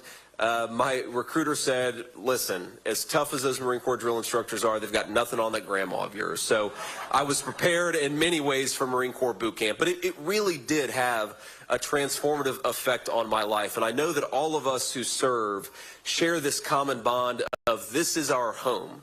This is our family. Our brothers and sisters in arms became like brothers and sisters in our actual families, and we're proud to serve this country. We're grateful for the opportunity to serve, and we don't like anybody who takes that service for granted. Ain't that right? So I think that, you know, the Marines have a lot going for them, and I honor every member of every branch of our armed forces. But the one thing that I think the Marines really do well is we have the best motto. I have a favorite motto of the U.S. military, and of course I'm biased, but Semper Fidelis, always faithful, right? You hear Marines say it all the time, Semper Fi. And to me, what it means is that Marines are always faithful to our country and to our brothers and sisters in arms, but it also has another meaning, which is that we always have to be faithful to all of the members of our military who served this country and did so honorably. And you heard Jim Banks talk about this a little bit, and I want to expound upon it because I really do think that Donald Trump exemplifies that motto, because his government and under his leadership, the United States was always faithful to the veterans of this country, and that's something for us to be proud of. His record and his vision is a vision of always being faithful to those who put on the uniform. And he didn't just talk about it. It's important, of course, to honor our veterans and to talk about their service. He also put in place real policies that really benefited the veterans who had served in our military. And I know, look, I love the VA. I received a lot of health care at the VA, especially in the few years after I got out of the Marine Corps. But we also know that sometimes the VA has those long backlogs, right? You spend a little bit too long on the phone. Maybe if you're trying to get a disability claim, it takes a little bit longer. Well, Donald Trump's leadership cut down on those disability backlogs. And when you had veterans who were unable to get health care because sometimes things were just a little too backed up, he promoted veteran choice, especially for our veterans living in rural areas. I happen to think that those who put on a uniform and serve those country, we've got to be always faithful to them. And if they need to see a doctor, we got to promote veterans choice to give them that ability to see a doctor. Isn't it just that simple?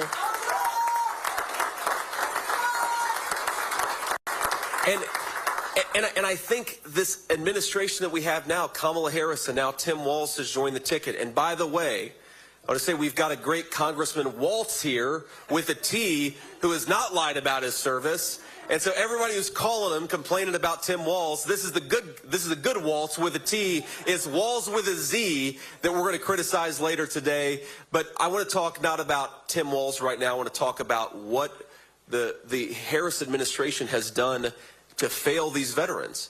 They've actually tried to cut back on veterans' choice in health care.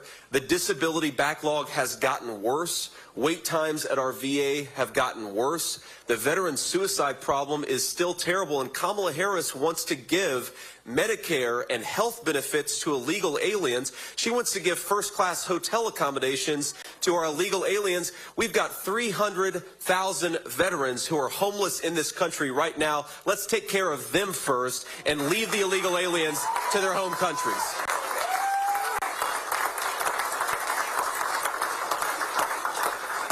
Always faithful is not allowing your veterans to sleep on park benches and under bridges while you bring in millions of illegal aliens and put them in the front of the line on health care and lodging in our veterans. And that's exactly what this administration has done.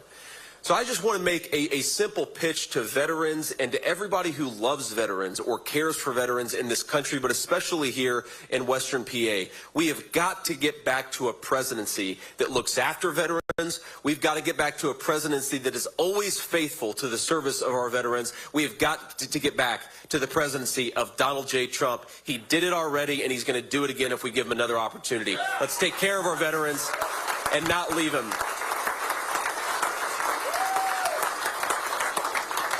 Now, I want to give just a few shout-outs here to some of the veterans we're thrilled to have join us today. And then I want to bring up Pat to speak a little bit about his service record and his incredible sacrifice. But let me just say, first of all, we had a few people speak before me. We have the great Representative Brian Mast, who has sacrificed a lot for this country. Brian, thank you for being here, man. Again, the great Representative Michael Waltz with a T. Thank you for being here, Mike. And, of course, my dear friend, who I believe, Jim, correct me if I'm wrong, a lot of your family came from Breathitt County, Kentucky, too. The great Representative Jim Banks, who's going to make the next senator from the state of Indiana. I also wanted to recognize the person who outranks all of us, so we've got to follow your orders here. State Treasurer Stacey Garrity, thanks for being here, Stacey. God bless you, and thank you for your service. She welcomed us and said that she was recently retired, I guess in 2016, so it's been about 8 years now. And then we all said, well, what rank did you get out as? And she said a colonel, and we're like, oh, crap, a full-bird colonel. We got to be disciplined here. We got to take care of ourselves. But thank you, Stacey, for your leadership here in Pennsylvania, but thank you for service as well. We've got a great guy, Brandon Kraft. Where is Brandon? Brandon didn't make it today? Okay. Sorry to hear that. But I want to talk about combat veteran Sean Parnell, who is a dear friend of mine. Let's give it up for Sean Parnell. Sean is the, I hate to say it because he's a soldier. He represents the very best of America's spirit of service and sacrifice.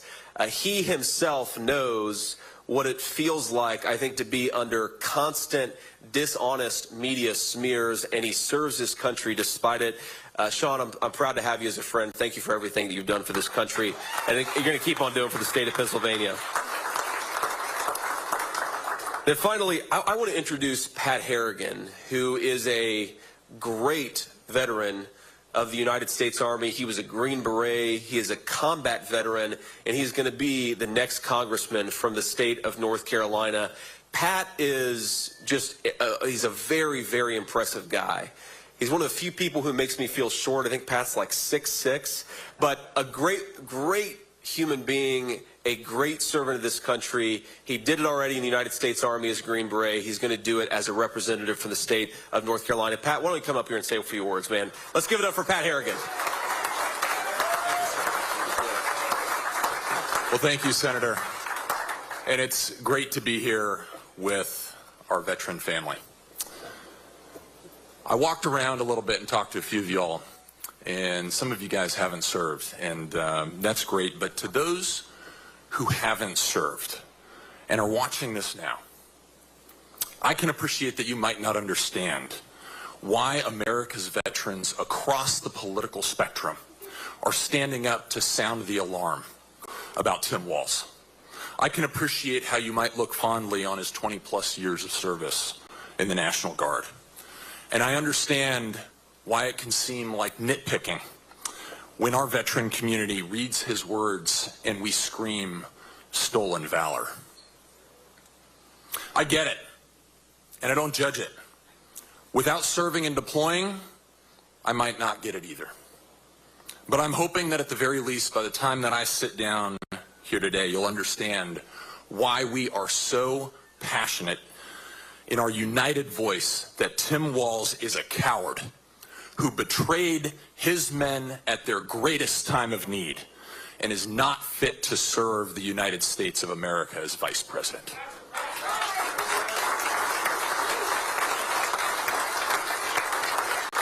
I want to start by sharing a story from my time in service about leadership. As a young lieutenant, I was called into a senior leader's office, and everybody here knows that's the place you don't want to be. But as he addressed me for the first time, I looked around and took stock of all the hard-earned mementos and memorabilia that were hanging on his wall of his office of a man that had served 20-plus years in the Army.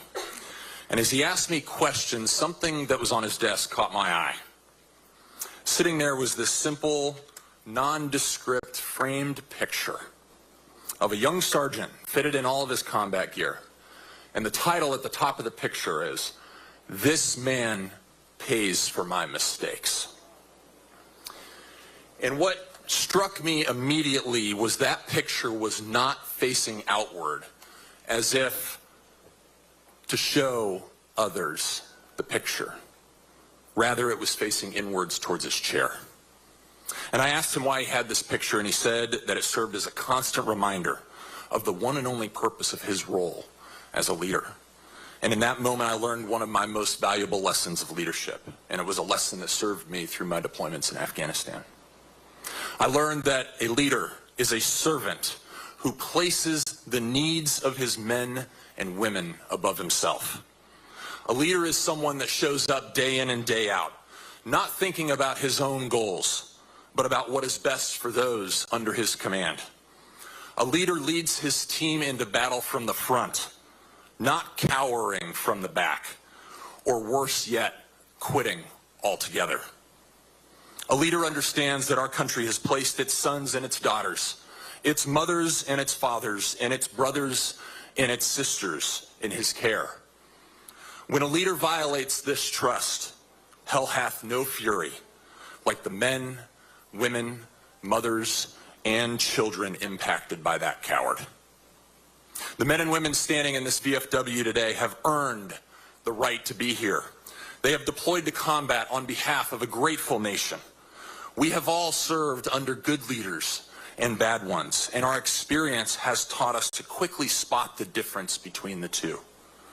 This ability to discern the quality of our leaders was earned with our blood, sweat, and tears, and in some cases, the limbs and the lives of our friends. And this is why we are standing here today. As the men, women, and family members who were in Tim Walz's unit have spoken out about his cowardice, the media has done its best to whitewash his errors. It was a misspeak when he said that he had gone to war, that he didn't, in fact, mean to accidentally print the wrong rank on the coins that he distributed, or that he may not have received the final paperwork locking his unit into their upcoming deployment to Iraq before he quit. We believe it is unforgivable to do what Tim Walz did. When, among others, the command sergeant major who replaced him, the mother of one of his unit's fallen soldiers, and the unit's chaplain are calling him a coward, how dare Tim Walz call it simply partisan attacks? And quite frankly, how dare you, the media, dismiss the men and women who actually know Walz's character?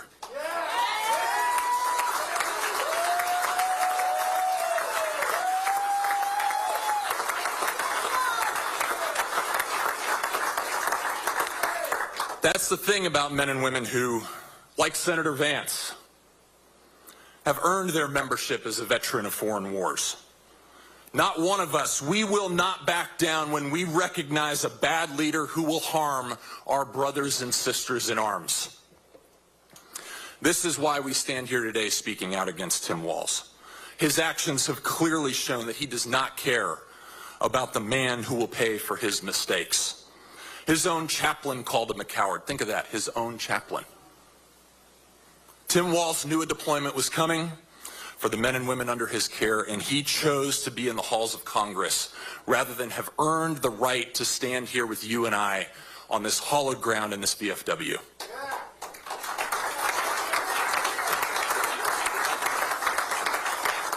Tim Walz is the kind of person who continues to exaggerate not only up to the line, but well over it when it comes to what he did in the military. So to the media listening, I appreciate that you can simply write off a remark from Tim that included "when I deployed to war" as a misspeak. To those of us standing in this room, that cannot be a misspeak. It's impossible for it to be a misspeak. And I'll tell you why, because those words are sacred to us.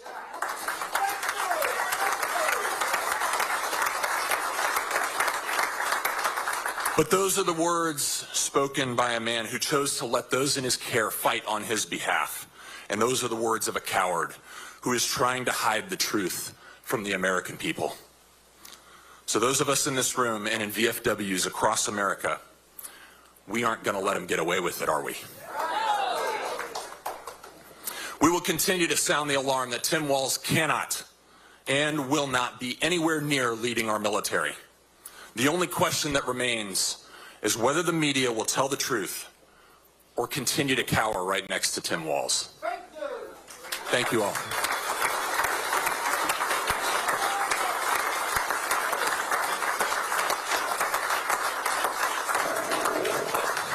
Wow. Thank you, Pat. That was incredible. And we're going to take some questions from the reporters in just a few minutes. But let me try to round this out a little bit. You just heard an incredible testimony from Pat. He talked about the people that Tim Walz had served with. And let's just summarize the truth. Tim Walz said that he carried a weapon in war. He never went to war. Tim Walz said that he didn't know his unit was about to deploy to Iraq when even his own press release at the time said that he knew exactly that. Tim Walz claimed to be a command sergeant major, even had it printed on his challenge coins, and he knew he never achieved that rank.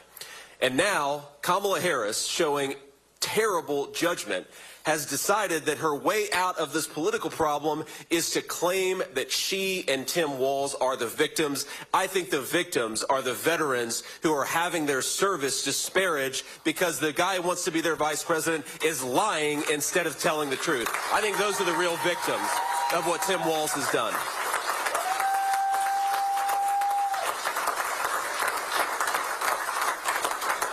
Every single person standing with me has sacrificed something for this country. Some of us, like Brian, have sacrificed more than most Americans can possibly fathom. But every single one of us honors every veteran for their service, whether they went to war or not. So long as you did what this country asked you to do, you deserve to be praised for it. You deserve to have what this country promised to you actually given to you. This is not about disparaging anybody's services, including Tim Walz. This is about disparaging the dishonesty and asking Kamala Harris, why are you showing such poor judgment by standing by a guy who insulted our veterans and lied about his service? If Kamala Harris wants to lead this country, if she wants to lead the millions of active and reserve service members and the millions of veterans on top of it, she ought to stand before the media and answer why Tim Walz lied and why she's now trying to say that he's the victim, that we are somehow attacking Tim Walz's service. That's what Kamala Harris says, that we're attacking his honorable service. We're not attacking his honorable service. We're attacking the dishonesty about that service. That is not honorable. That is the height of dishonor, and Tim Walz should not be the Vice President of the United States because of it. God bless you guys. Thank you all.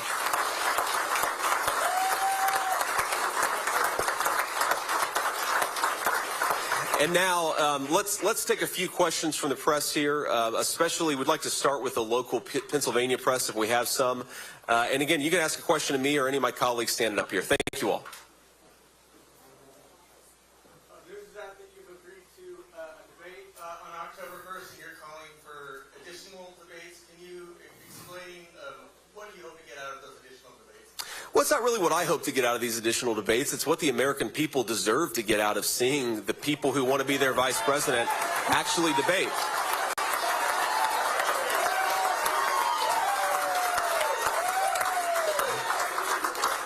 I just, maybe I'm old-fashioned, but as the person who's asking the American people for the awesome honor and responsibility of being their vice president, I think I ought to have to go before the American people and make the case for why I deserve to have that job. And I think it's disgraceful that Tim Walz and Kamala Harris are running from every media interview, running from every reporter. They refuse to respect the American people enough to stand before them and actually ask them for their vote. So I think we ought to do as many debates as we possibly can. I know the President Trump has invited Kamala Harris to do 3 debates. She's only agreed to 1.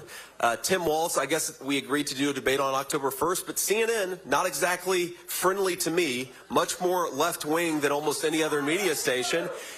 CNN wants to do a debate in mid-September. And I said, yes, absolutely, because the American people deserve it. And one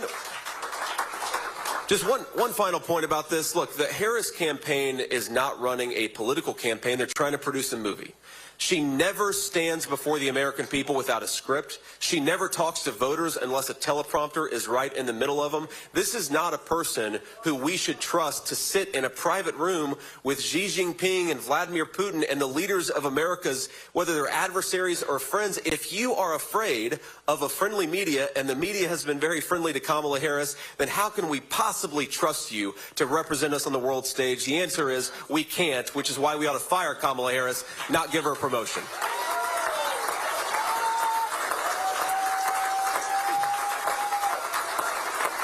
Ma'am. I wanted to ask what rules and stipulations did you advocate for within these debates? So I'll be honest with you, I first heard about these debates, both of them, yesterday. I imagine my staff was talking to CBS and to CNN before that. We really didn't ask or require much. We just wanted to make sure that we had an opportunity to do a real exchange of views. That was my only directive, and I told my staff, agree to whatever we have to agree to, because I think it's important, again, that you stand before the American people and actually ask for their vote, not just pretend it's going to be given to you. Any other local reporters? Sir.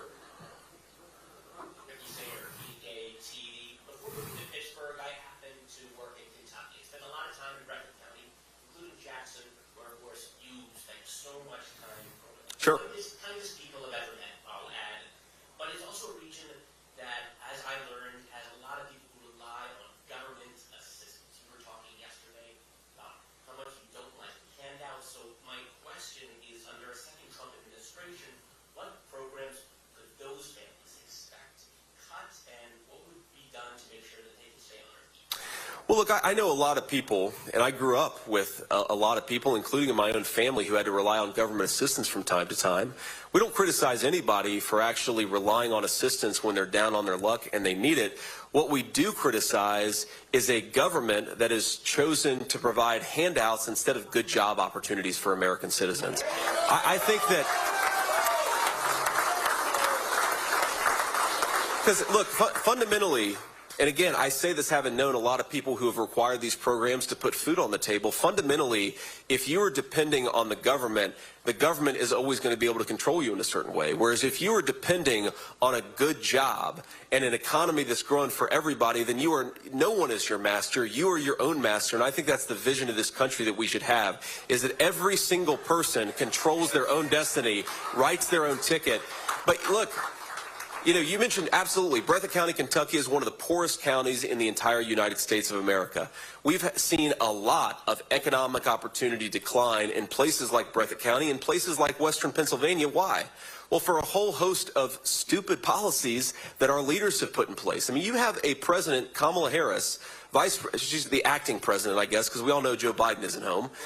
But acting President Kamala Harris, who would rather buy oil and gas from Iran and Russia, tin pot dictators all over the world, than from energy workers right here in Western PA. Let's buy it from our own people. We got plenty of it in Western Pennsylvania. Let's allow these guys to get it out of the ground. But when you do that and you create economic opportunity for people, you bring down the cost of manufacturing, you make it easier for moms and dads to heat their homes on a cold winter night, you create the kind of prosperity and the kind of independence that we want to create. When you destroy economic opportunity, you fundamentally are creating people who are not able to stand on their own 2 feet. That's not what any of us want. I want everybody to be able to stand on their own 2 feet, but they're not going to be able to do it if Kamala Harris is dedicated to destroying the energy and manufacturing economy of Western Pennsylvania and the whole country. And that's what she's done. Final point I want to say on this is, look, Kamala Harris has fallen in love with the green economy. You hear her talk about it all the time. It's the entire foundation of their economic policy agenda. What did Kamala Harris cast the deciding vote to do?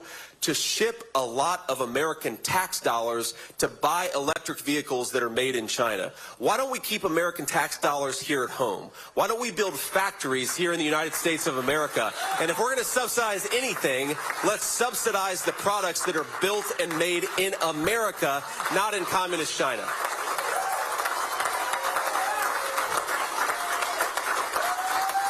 Thank you all. That's right. That's exactly right. You ought to be up here answering questions, sir. Any other PA reporters? Then we'll do a couple nationals too. Yes, sir.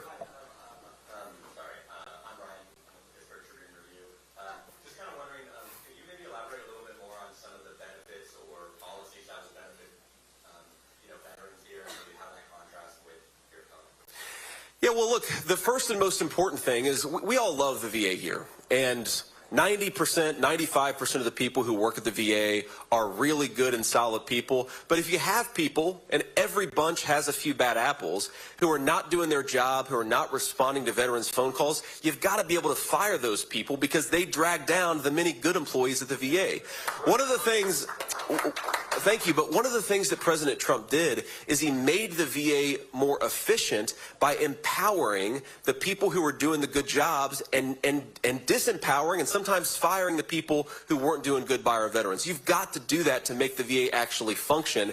You can't have any agency that can't serve its own people, and the way to do that is to make sure it has the highest quality people. We want the highest quality people in the VA. We've got a lot of them. We ought to promote them, give them benefits, give them raises. The people who aren't doing their job, they ought to get out and do something else. That's number one. The second thing is look, I was in the Marine Corps from 03 to 07, so I remember when I got out of the Marines, and the VA was my main source of health care for at least a few years. The main complaint that you heard back then from veterans was, we just don't have enough choices, especially if you're in a rural area where the closest hospital is an hour and a half away, the closest VA medical center is an hour and a half away. You got to give those people choice to get health care in their local communities. Donald Trump accomplished that in a big and profound way. He gave veterans choice, and Kamala Harris has been trying to undo it. In fact, Tim Walz, the person she selected because he was a veteran, to say nothing about his service record, Tim Walz actually opposed the legislation that gave veterans more access to health care, more choice in their health care. I think we ought to be giving veterans more choice in their health care, and if we do, that's how we stay faithful to the promises we made to them.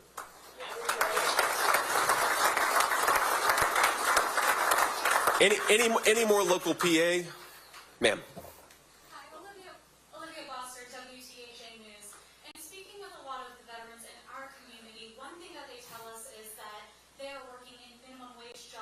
Absolutely. To get their education on the battlefield instead of in a college. How do you plan to address the minimum wage in this country to help avoid wage disparity? So it's a great question. I think that, again, the best way to promote rising wages among all of our citizens, veteran or not, is we've got to have labor markets that are tight. And one of the reasons why we have so many people scraping by on minimum wage jobs is that Kamala Harris has let in 20 million illegal aliens to undercut the wages of American workers. Get them out of here and give a pay raise to American citizens, not to illegal aliens. But I want to address something because he touched on something that's really important, which is the education component of this. And as all of us know, I mean, look, I joined right out of high school and I went to college afterwards, but we have served with a lot of very smart master sergeants and first sergeants and sergeant majors and command sergeant majors. Not Tim Waltz, of course. He's not really a command sergeant major. He just pretends to be one on TV. But real people who do not have a college degree and have more real-world experience and more real-world education than anybody who got a 4-year, degree in basket weaving from a university. So we actually, I think, need to make it easier for veterans, and President Trump and I have plans to do exactly this, for the education that veterans get on the battlefield in their training to translate to the job market on the civilian world. And we do that, and I think that, one, we stop discriminating against people who didn't go to college, but we actually promote the skills formation, skills recognition in our veterans. That'll help raise their wages more than almost any government program. So why don't we take just a couple more questions, and maybe we can take some from the national folks too. Taylor, just tell, who should I? It's bright out there. It's hard to see everybody's faces. Yep.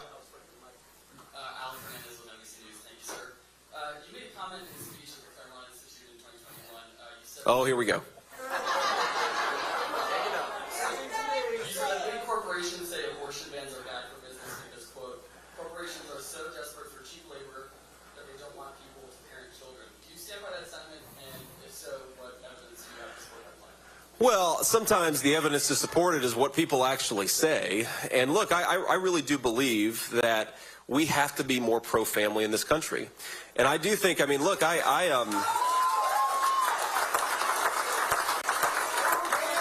let me give you personal experience. So my lovely wife is here. There's Usha. Sorry to embarrass you, honey. But isn't she beautiful, guys? You see her at the RNC convention. She did such a good job. But look, my wife is a brilliant litigator. She's a brilliant lawyer. We met in law school, and she's had an incredible career. But I think both of us would say, and I feel comfortable speaking for my wife here, that very often corporate America is not especially friendly to parents with young children, especially young moms with young children. And I think that we have to promote a culture of pro-family thinking and pro-family policy in this country where we see children as as blessings and as resources and not as curses, which is how I think way too many companies and frankly way too many of our leaders in Washington think about our young children. So I would very much like for our young moms and our young dads to be able to have whatever family they want to have, and for them to not feel like it's going to ruin their career or ruin their future. We should be encouraging young moms and dads to bring life into the world, and I think there are a whole host of ways in which we prevent them from doing it, and that's got to change.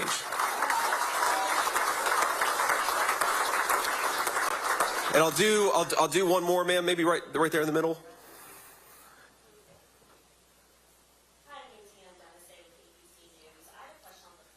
Sure.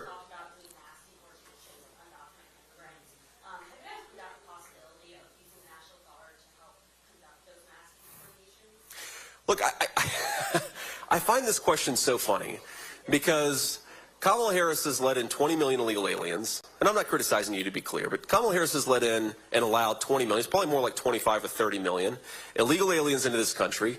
And people always say, well, isn't it really difficult logistically to get all these illegal immigrants out of the country? Well, first of all, the first thing you have to do is stop the bleeding, right?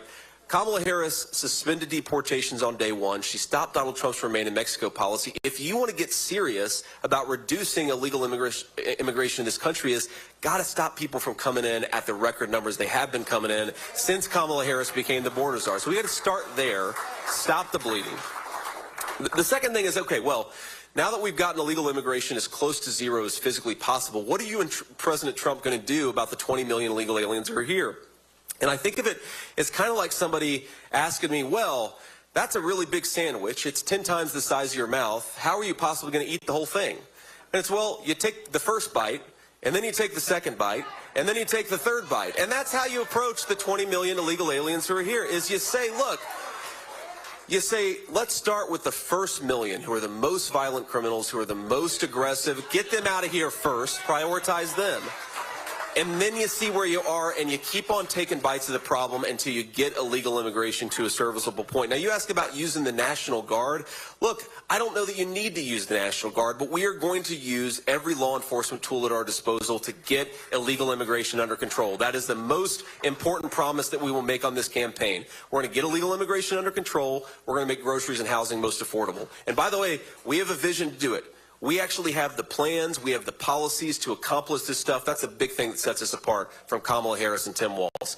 All right, so that's the last question we'll take. And let me just say a word of gratitude to all of you.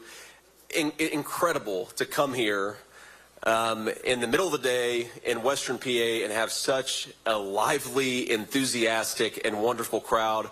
I wish I could visit with every single one of you, but let me just say here that you guys, the people in this room, are what make this country great. And there is nothing that we cannot do as a nation. We've got the best workers. We've got the best people. We've got the most beautiful country and the best natural resources. The only thing that we need to unleash America's incredible spirit is to get some leaders who are actually fit to lead this incredible country of ours. You guys are why we do this. God bless you, and thank you for having me. See y'all later.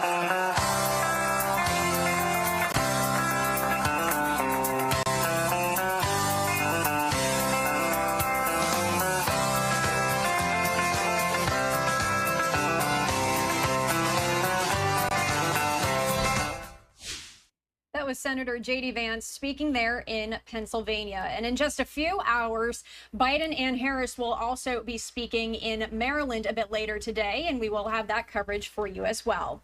My name is Christy Matino. Thanks so much for being here with us on Live Now from Fox. We do have a number of live events to get to today, which we will do after we take a quick 2-minute break. We hope you stay with us. We'll be right back.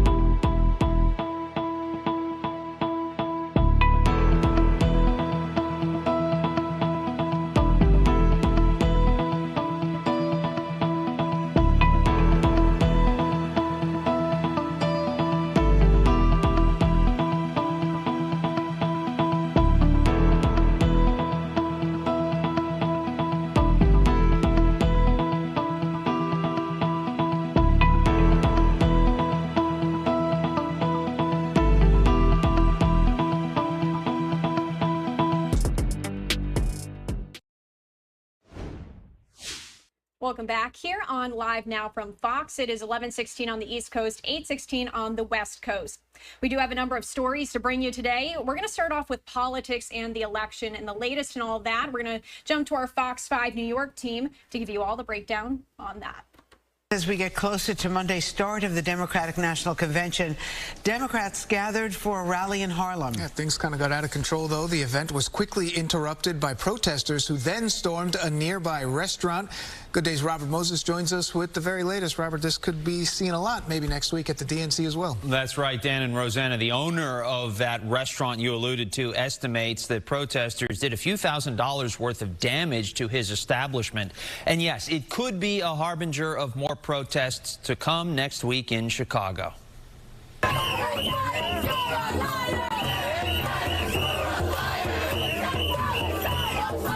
Last night, chaos descended on Bird in Hand, a restaurant in Harlem near where prominent Democrats, including Governor Kathy Hochul and Mayor Eric Adams, had gathered earlier to show their support for Vice President Kamala Harris and her running mate, Minnesota Governor Tim Walz, neither of whom attended.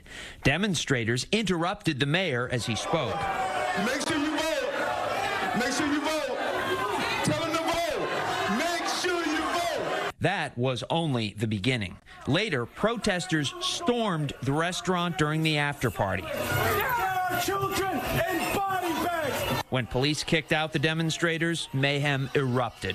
Smoke bombs went off and protesters damaged part of the restaurant's outdoor seating area. Police say they took 14 people into custody. The violence highlighted how politically charged the war in Gaza remains in this election year. Earlier in the day, former President Donald Trump, who has been full-throated in his support of Israel, focused on a different topic in Asheville, North Carolina, the economy and what he says his opponent did or didn't do for it. Just remember, she goes to work every morning in the West Wing.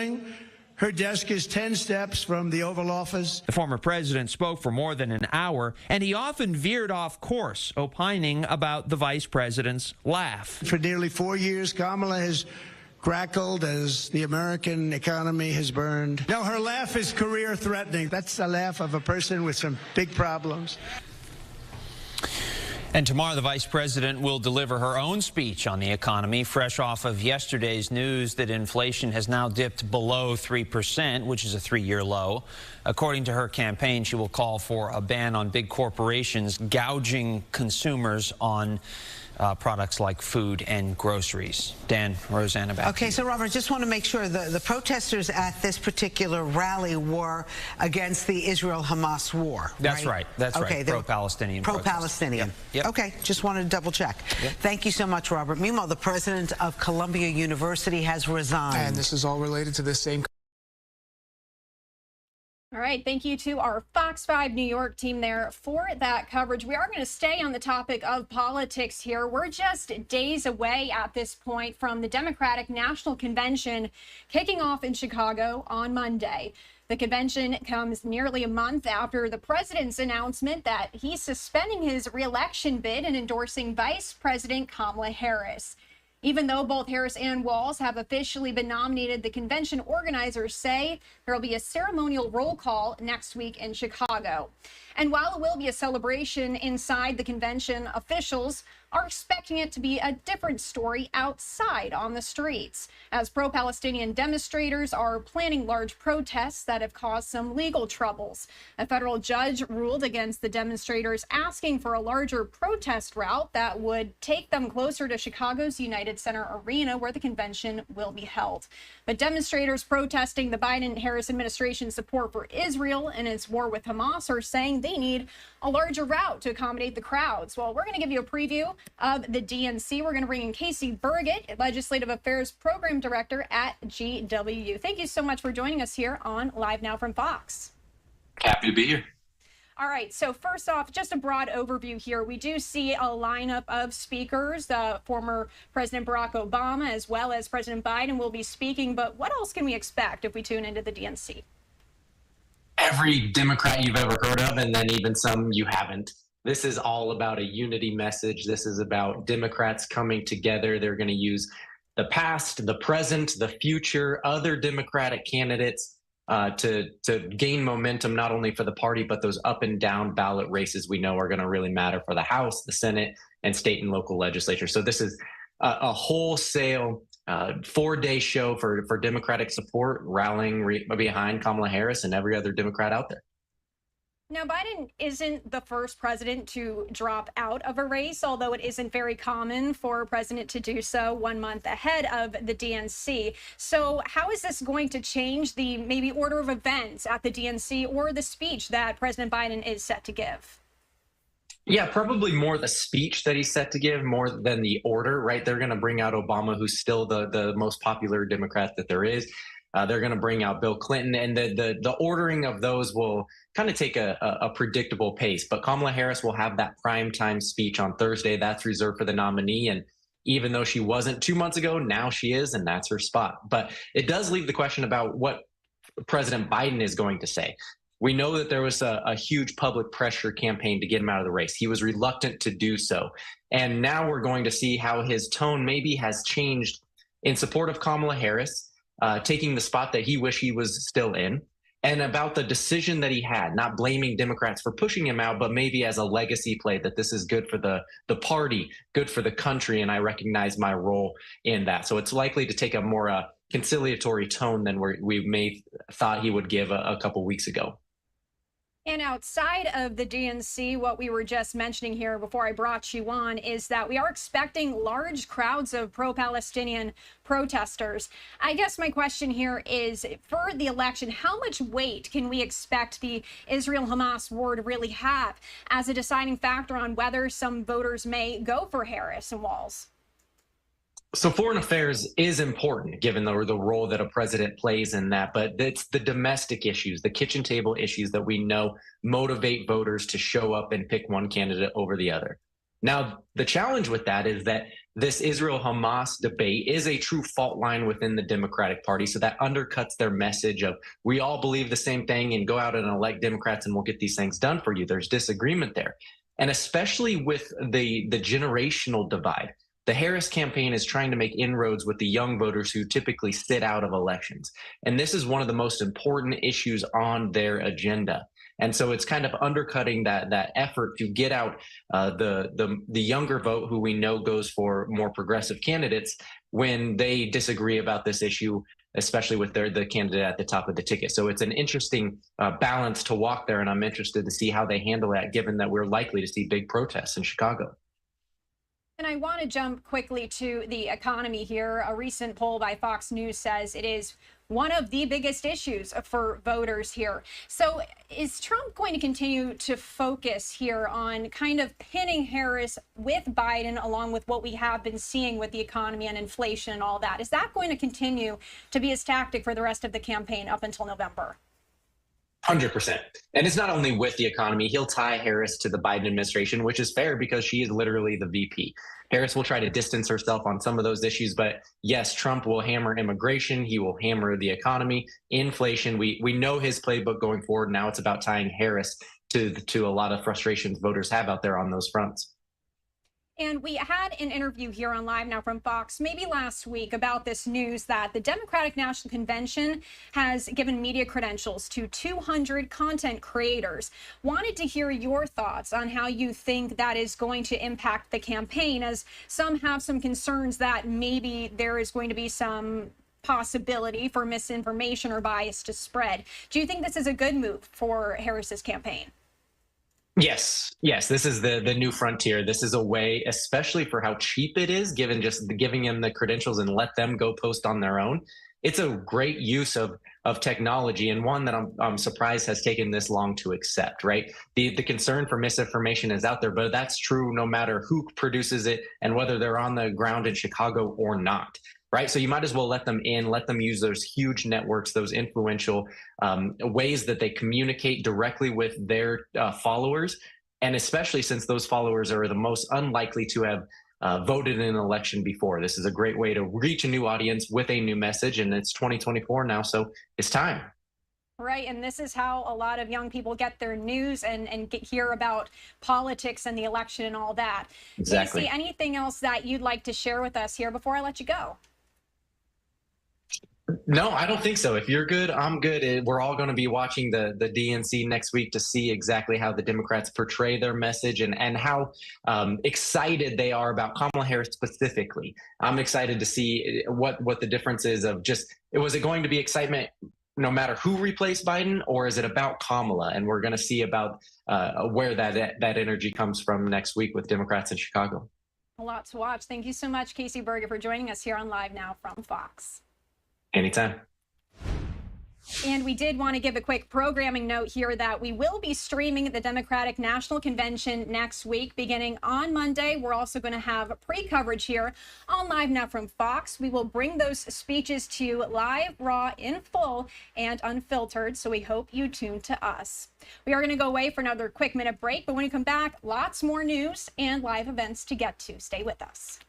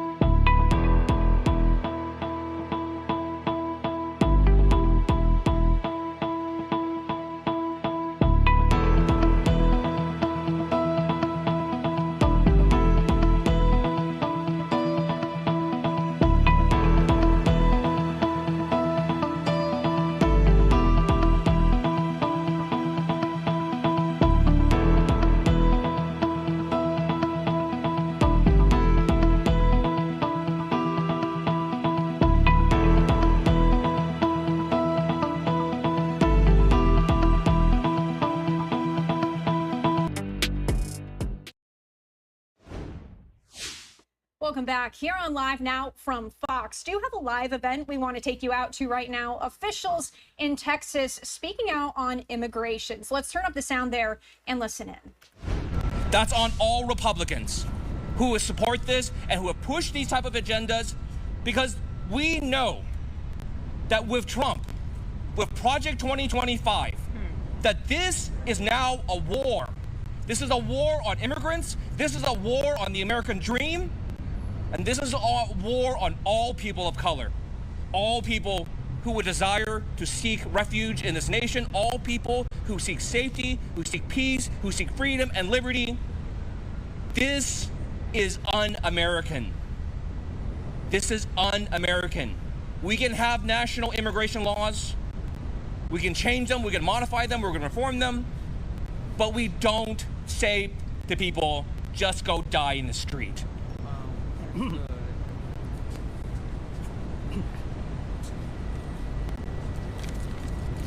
Good afternoon, everyone. I'm Dr. Sergio Lida. I'm president of Greater Houston LULAC, vice president of TMAC. Here we go again. The political piñata with immigrants in this country. This is just another example of the litany of anti-immigrant legislation that being passed here in the city, in the state, and is very similar to another state that's on the other side of the South. However, let me remind Governor Abbott a little something historical. At the turn of the century, when a lot of mostly white Europeans were coming across the ocean, they were saying, give me your poor, give me your hungry, give me your huddled masses. But why have we turned our backs in the southern border? Why have we done and not given them the opportunity as their ancestors, and perhaps children of them themselves are now benefiting from the struggles of minorities in this country? Let me just say that 63% of the labor force and the construction labor force are Latinos. Of those 63%, 40% are immigrants. And of those 40%, 72% are undocumented. Did you know that immigrants pay $26.3 billion in federal taxes? How?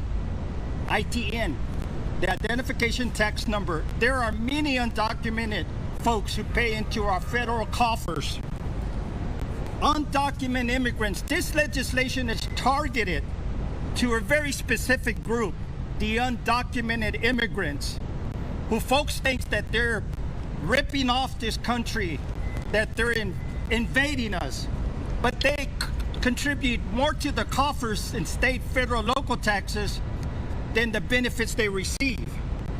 Undocumented immigrants pay $2.6 billion in federal taxes, $1.6 billion in state and local taxes. This is a lot more than the $80 billion that was wasted by Centerpoint on useless generators. And finally, Latinos contribute $52 billion to our Houston economy. So let's just look at it in the most simplistic way, in a realistic way. We have a labor shortage in this country, and I want you to think right after Beryl, who was fixing the fences? Who was up on the roof? Who was out there picking up the debris? Not the Centerpoint line folks, which we appreciate. They came in after 9 days. We appreciate them. But I'm talking about the folks in the real life, folks that are exploited in this country, folks that are feeling the labor shortage in this country. Yet, we want to deny them and their families health care. It's a federal right. It's a constitutional right. And again, we're going to waste taxpayers' dollars, our federal colleagues, challenging these anti-racist political executive orders. Thank you. Muchas gracias.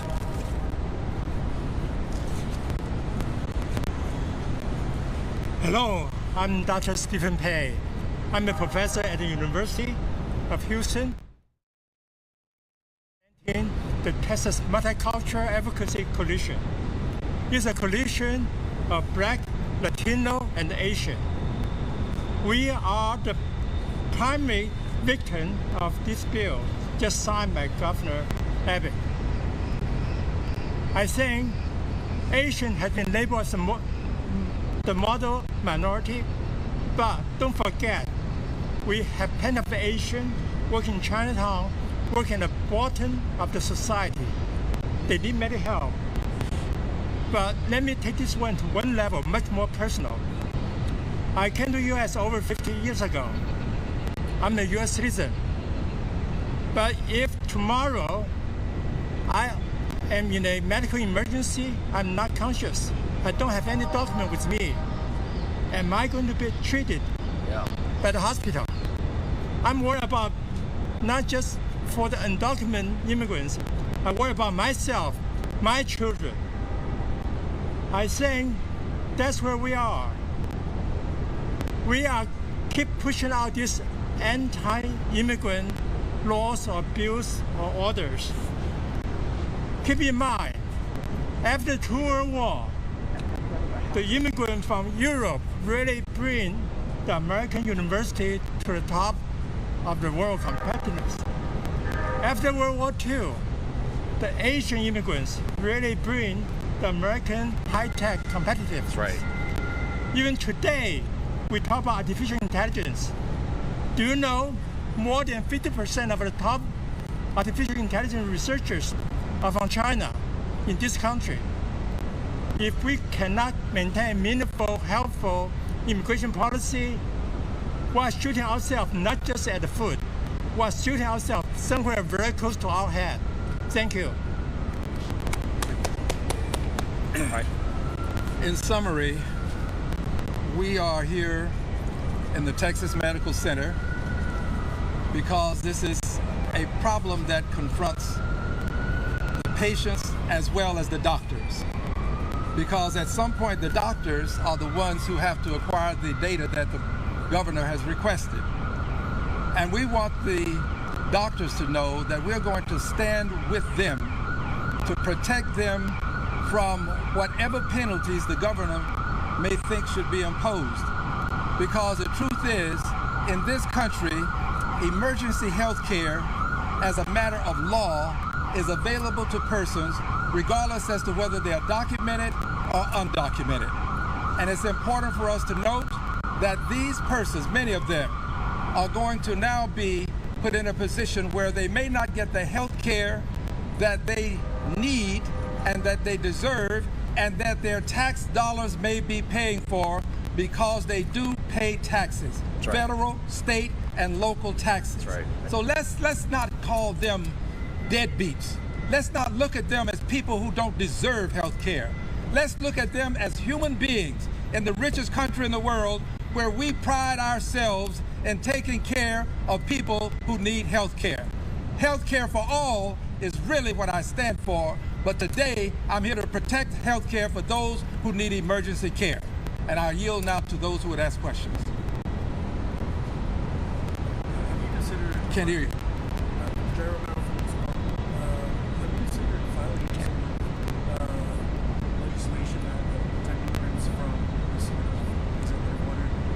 Yes. The question was, are we considering legislation to protect persons from this type of executive order? I will speak for the federal side. I hope to file legislation that can preempt an executive order such as this in Congress. The Congress has already, by virtue of law, indicated that health care is to be afforded persons in an emergency situation, regardless as to your immigration status. We need to add to that an addendum that says regardless of your immigration status and without having to give your immigration status, people ought to just get health care if there's an emergency and not have to fill out papers. Do you have something to say? And I think, look, we spent all this time passing HIPAA, right? The Health Information Act, like basically saying like we want our health information to be private because that is private to us. And now Governor Abbott is asking the hospitals to do the complete opposite. Take what is private and push it out into the government. That's the exact opposite of what HIPAA was intended to do. HIPAA does not want anyone's personal information that was received during healthcare to go out to the government. And we're now going to do the opposite. All right, another question? for Representative Luke, you guys are preparing for the legislative session next year. What are your thoughts on this executive order? This executive order is just the tip of the spear of what they have done and what they will do. We've spent $10 billion on a theatrical play down at the border to put on a kabuki theater to show how awesome it is and how much the government cares that it's concentrated on one tiny spot, on the border.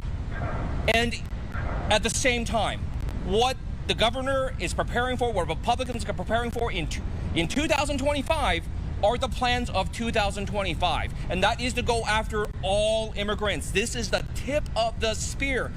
What they have planned in the future includes banning Asian Americans, banning Chinese people from buying homes, buying commercial property, buying farmland. They're planning to ban people from attending university, ban people from having jobs, ban Asian Americans from working in the hospital district, ban them from working in tech, ban them from working in NASA.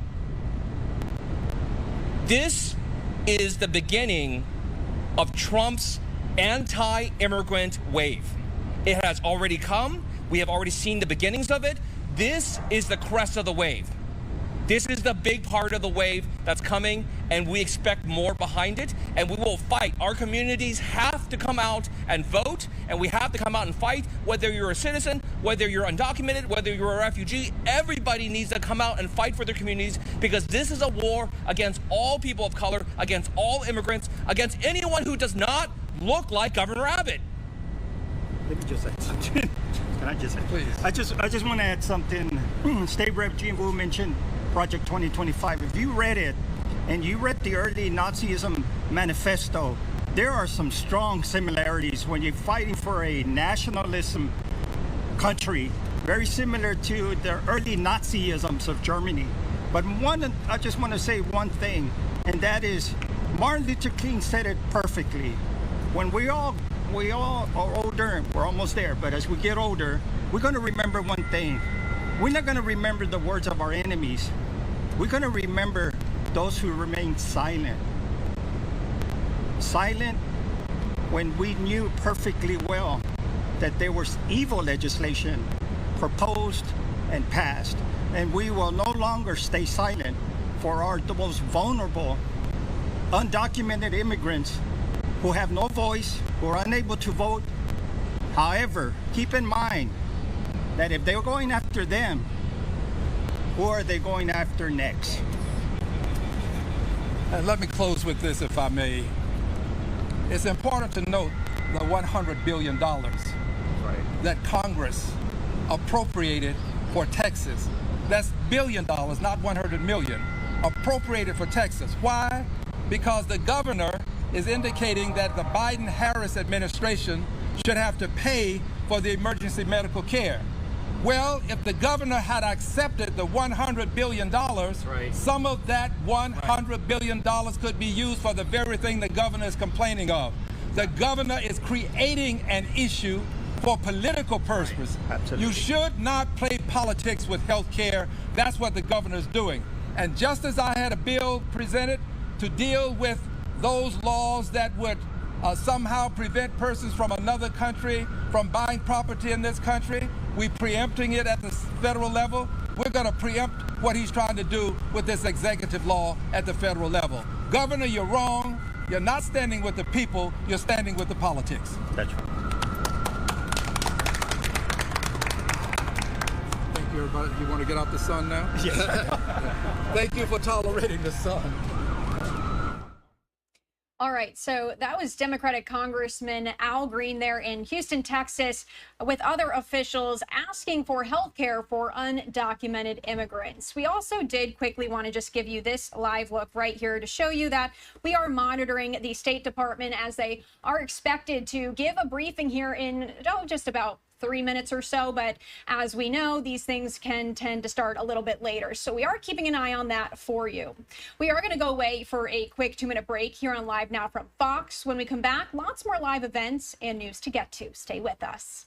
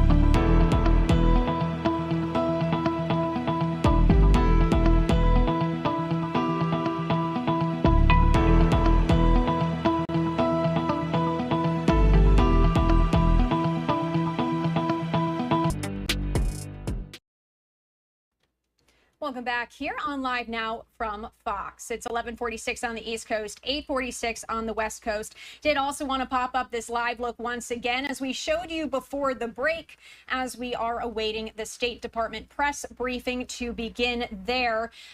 It does tend to start a little bit later than we normally plan for, so we are going to keep an eye on that for you. As they have discussed in previous briefings here, it's been heavily focused on the growing conflict there that is going on in the Middle East. But for now, we did want to turn to another story that we have been following in weather. A hurricane warning has been issued for Bermuda, as Hurricane Ernesto continuing to gain strength as it heads toward the island.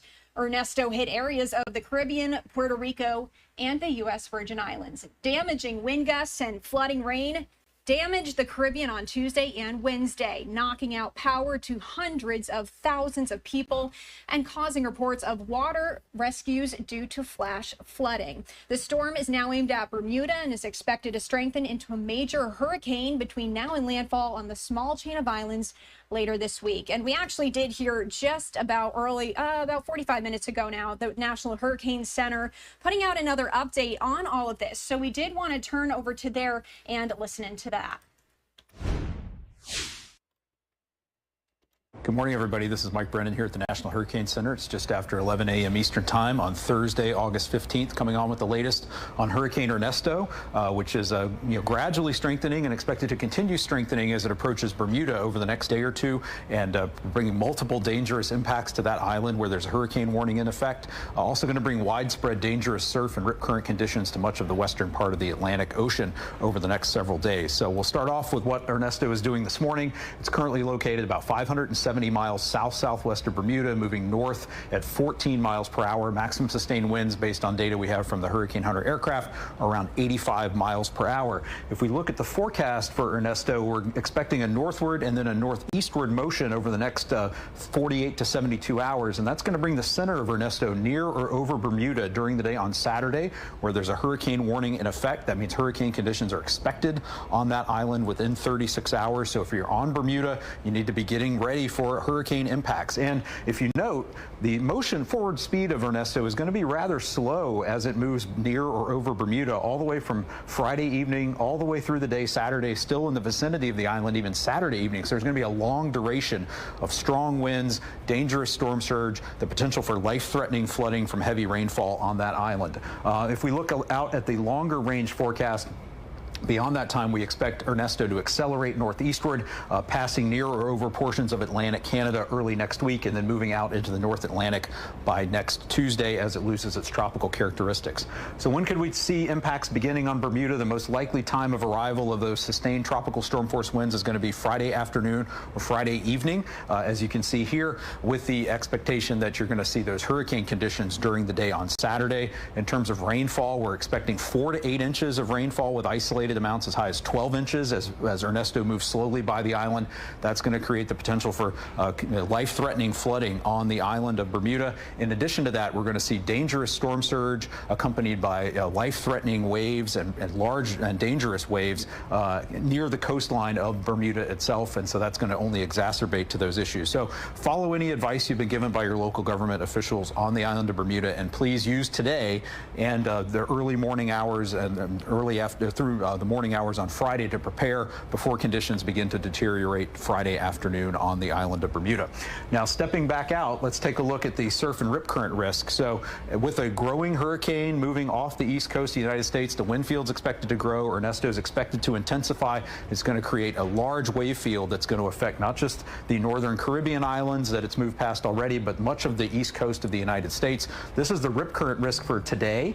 We have a high risk of rip currents already in portions of northeastern Florida, southeastern Georgia, moderate risk of rip currents all the way down through east central Florida and the rest of the Georgia coast, and then also moderate risk of rip currents on Long Island. But now if we jump ahead to Friday, you can see that that rip current risk increases dramatically, now extending from east central Florida all the way up through portions of North Carolina, including Long Island, and a moderate risk of rip currents along the New Jersey shore, portions of the Delmarva Peninsula, portions of the North Carolina coast. Those dangerous surf and rip currents are going to continue to expand northward and continue through much of the weekend. So it's a summer weekend. There's going to be lots of people potentially going to the beach, but you want to, again, follow any advice you're given by your local officials, follow advice from lifeguards, don't go out in the ocean if you don't think it's safe, and follow those warning flags that are flying along the beach. Again, a reminder too, just take a look at the large wave field that's going to be associated with Ernesto. By the time we get to Saturday morning, you can see those large waves beginning to affect not just the southeast and mid-Atlantic coast, but spreading northward up into the northeast coast. That's going to continue throughout the weekend. So just to wrap up our key talking points here for Ernesto this morning. Ernesto is expected to approach Bermuda late Friday and be near the island on much of Saturday, bringing a prolonged period of dangerous hurricane force winds, life-threatening flash flooding from rainfall, dangerous storm surge beginning late Friday. So preparations on Bermuda should be rushed to completion today and early tomorrow. Rainfall is again with Ernesto is going to contribute to the potential for life-threatening flash flooding through the weekend. And then let's focus again on that rip current risk. Even though the center is going to remain well offshore of the U.S. East Coast, those dangerous rip currents are going to continue to spread northward and affect all the East Coast facing beaches through this weekend. So a reminder, you can come back here to the National Hurricane Center to get updates on Ernesto throughout the day and throughout the rest of the week and into the weekend at hurricanes.gov. For folks along the U.S. East Coast, you can get information about beach hazards and other weather conditions from your local National Weather Service office at weather.gov. So we'll be back with more on Ernesto as we go through the rest of the week. Thanks for joining us. I'm Mike Brennan at the National Hurricane Center. Again, that was the National Hurricane Center giving an update on Hurricane Ernesto there. They do provide those briefings quite frequently. So as soon as we get more new information, we will bring it to you. In the meantime, we have had some shots popping up here that we did want to show you really quickly. We don't have much information on this right now, but this appears to be a DNC protest presser that is set to be happening there. You can see those signs back there that some of those people are holding say, "Stop Police Crimes." And this is obviously in Chicago, Illinois, where the DNC is set to start next Monday. We are going to keep an eye on that. However, we do have to jump to a quick 2-minute break. When we come back, we are also going to go to the State Department briefing, which has just started here. Stay with us. We'll be back in just 2 short minutes.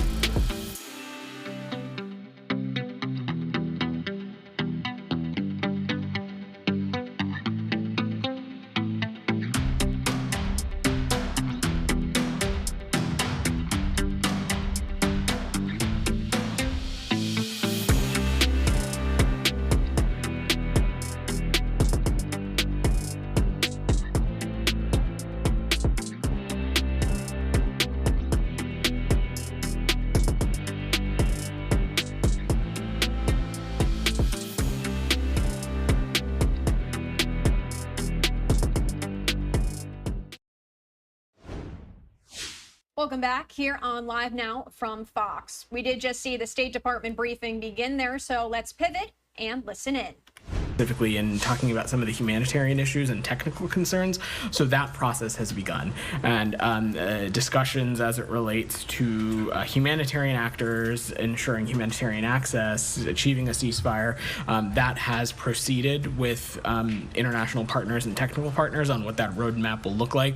And simultaneously, we're continuing to press to make sure that both of these parties can participate in negotiations to get this process moving forward. Sure. I know that's the language you've been using, that both parties need to participate. I mean, did you see any headway with the Sudanese armed forces in the call? I don't have any specifics to offer beyond the Secretary's call, beyond just saying that this is something that we are working around the clock. The Secretary obviously had the chance to speak with General Burhan yesterday in Switzerland itself. Special Envoy Perriello, Special Envoy Hammer continue to be deeply engaged in representing the United States. Outside of that, I don't want to get ahead of the process. Just one more in Sudan. The Sudanese army said today that it's going to open the crossing with Chad. I don't know if you have any reaction to that. Humanitarian groups have been pushing for that for a while. So, I mean, this is something that the Secretary spoke to General Burhan about yesterday, and it's certainly a welcome announcement. We're aware that the Sudan's Sovereign Council has agreed to reopen the Adre border crossing with Chad for humanitarian deliveries for 3 months. We are going to continue to call on both the SAF and the RSF to facilitate unrestricted humanitarian access through all available channels. We think that's vitally necessary, and we think that specifically as it relates to that border crossing, restoring access from that point is an important step in providing humanitarian aid to the many impacted Sudanese people. Sure. Let's go to Gaza then. I'll turn to my colleagues as well. But I know that Admiral Kirby over at the White House spoke at length on this today. But I wanted to ask you, one of the things that he kept saying was that this is the negotiations and the discussions in Doha right now are very much about implementation at this point, that the broader framework has been agreed. Could you explain that a little bit? I mean, sure. if not mistaken, Hamas has actually said that we need to implement what the president proposed on May 31st. I know you wouldn't say you're taking the Hamas position on this, but is there a sense that it needs to be implemented, that there isn't like a room for more negotiations on this? So I would very much echo what Admiral Kirby said, and I spoke a little bit about this earlier in the week in response to, I think, a question Saeed had and a number of you as well. It is our view, and it continues to be the case, that the broader framework of what the president laid out at the end of May has generally been accepted. But of course, this is a negotiation with two parties, and this is a process, and you sort of see what the text of the agreement is, and there's a back and forth, and there's an exchange, and there is engagement. And so we feel confident in saying that the contours of what the president outlined on May 31st has been accepted, and what we are focusing on now and what the talks are focusing on is working on the details of the implementation. There, of course, are still gaps when it comes to some of the details. There are gaps when it comes to execution. There are specific implementing measures that need to be agreed upon. But beyond that, I'm just not going to get into the specifics, Sean. I'll defer to my colleagues. Great. Jenny, Camilla, will I stick with the front row? Go ahead. Yeah, I mean, Kirby called this a promising start, but why? Just because they resumed talking? Has there been more? So as I said, look, I will let the White House offer any additional characterization to the Admiral's comments, but what I would echo is that this is it is an important step. As we've said, that in the lead up to this meeting, we have already narrowed some gaps, and the focus now is on some of the more specific implementation and specific issues as it relates to the agreement. There, of course, is a lot of work that remains ahead. This is a complex situation and a complex agreement, but the work is so important, and we're very pleased that this process has taken place again. Do you have a sense of how quickly these negotiations could wrap up? I don't want to put a timeline on it, Jenny. I don't anticipate that coming out of the talks that there will be a deal today. We expect this process to continue, but I'm just going to avoid putting a timeline on it. And then on Gaza, the health officials there say that this death toll has surpassed 40,000 people. I was wondering if the State Department has any comment on that. So I would echo what I have said a number of times this week, which is that any number above zero, when it comes to the number of civilians who have lost their lives over the course of this conflict, is saddening, is troubling, is heartbreaking. I think, as President Biden himself said earlier this month, the Palestinian people have endured sheer hell, and since October 7th, too many men, women, children, civilians who have had no role in are just impacted by a crossfire of Hamas's making. We've urged and will continue to urge the Israelis to conduct their military operation in a way to avoid civilian casualties. As I've said, there's a moral and strategic imperative there. But Jenny, since you asked the question, I want to highlight, though, that the fastest way to create improved conditions for all, including the Palestinian people, including Palestinian civilians, is for the parties to accept and finalize this deal for an immediate ceasefire, hostages released, and increased humanitarian aid and safe civilian return. And we really hope that with the process that restarted today, that is what is awaiting for us at the other side of the finish line. Camilla. Thanks. I know that you've spoken about this yesterday. I guess I'm just following up to just check that this is still the case, that Qatar has said that they will make sure that Hamas participates in this round of talks. Obviously, we've seen a lot of statements coming from Hamas saying that they won't participate. We know that they're not meant to be in the room with US and Israeli negotiators to begin with, so it doesn't seem like there's a whole lot of difference this time round anyway. But just wanted to ask, is that assurance still there from the Qataris about today's? Talks are moving forward in Doha. That is, that process is happening. And there are representatives on the ground there from Israel, from the United States, from Qatar and Egypt. And Qatar and Egypt are, as part of that process, are mediating with Hamas. And so you heard me say a number of times this week that our partners assured us that Hamas would be represented in one way, shape, or form, and they certainly would be part of the ongoing conversations, which is probably necessary when we're talking about negotiations between two sides. And so we have no doubt that the current modality will be able to serve the purpose it's designed to. And I have a couple of questions on another part of the world. I'll come back to you. Saeed, go ahead. Thank you, Vedant. Very quickly, on just following up on my colleagues on the talks. I mean, what is really perplexing is the fact that the president laid out the plan on May 31. You guys took it to the Security Council, UN Security Council. You got a resolution and so on. Why is there a need to have more talks? Why can't you just find a mechanism to implement what you have already agreed to with the rest of the world? Saeed, for anybody who's actually probably been part of a negotiation process, it's probably not perplexing at all. This is a process. It is a complicated process, and as I said to Sean, and as Admiral Kirby said just an hour ago at the White House, the focus now is working on the details of the implementation and details of execution and specific implementing measures. There is no question as it relates to the contours that President Biden laid out at the end of May.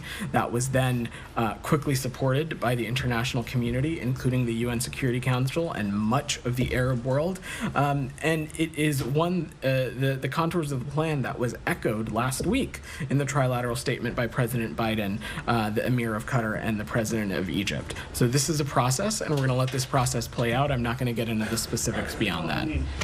Just logic tells me that everybody will be spared the heartache if they say, okay, this is what we have, now let's find a way to implement it. And instead of going back to square one, instead of having don't think Mr. there's Netanyahu anybody going back to square one, Saeed. This is a process, and as I have said for what is probably now the fourth time, that this is what there is broad agreement on the contours of what President Biden laid out at the end of May. What we are talking about now is some specific details, some specific implementing factors. There are, of course, still gaps and things that need to be bridged in that space, but when we're talking about the overall framework, that has been generally accepted, and that continues to be the case.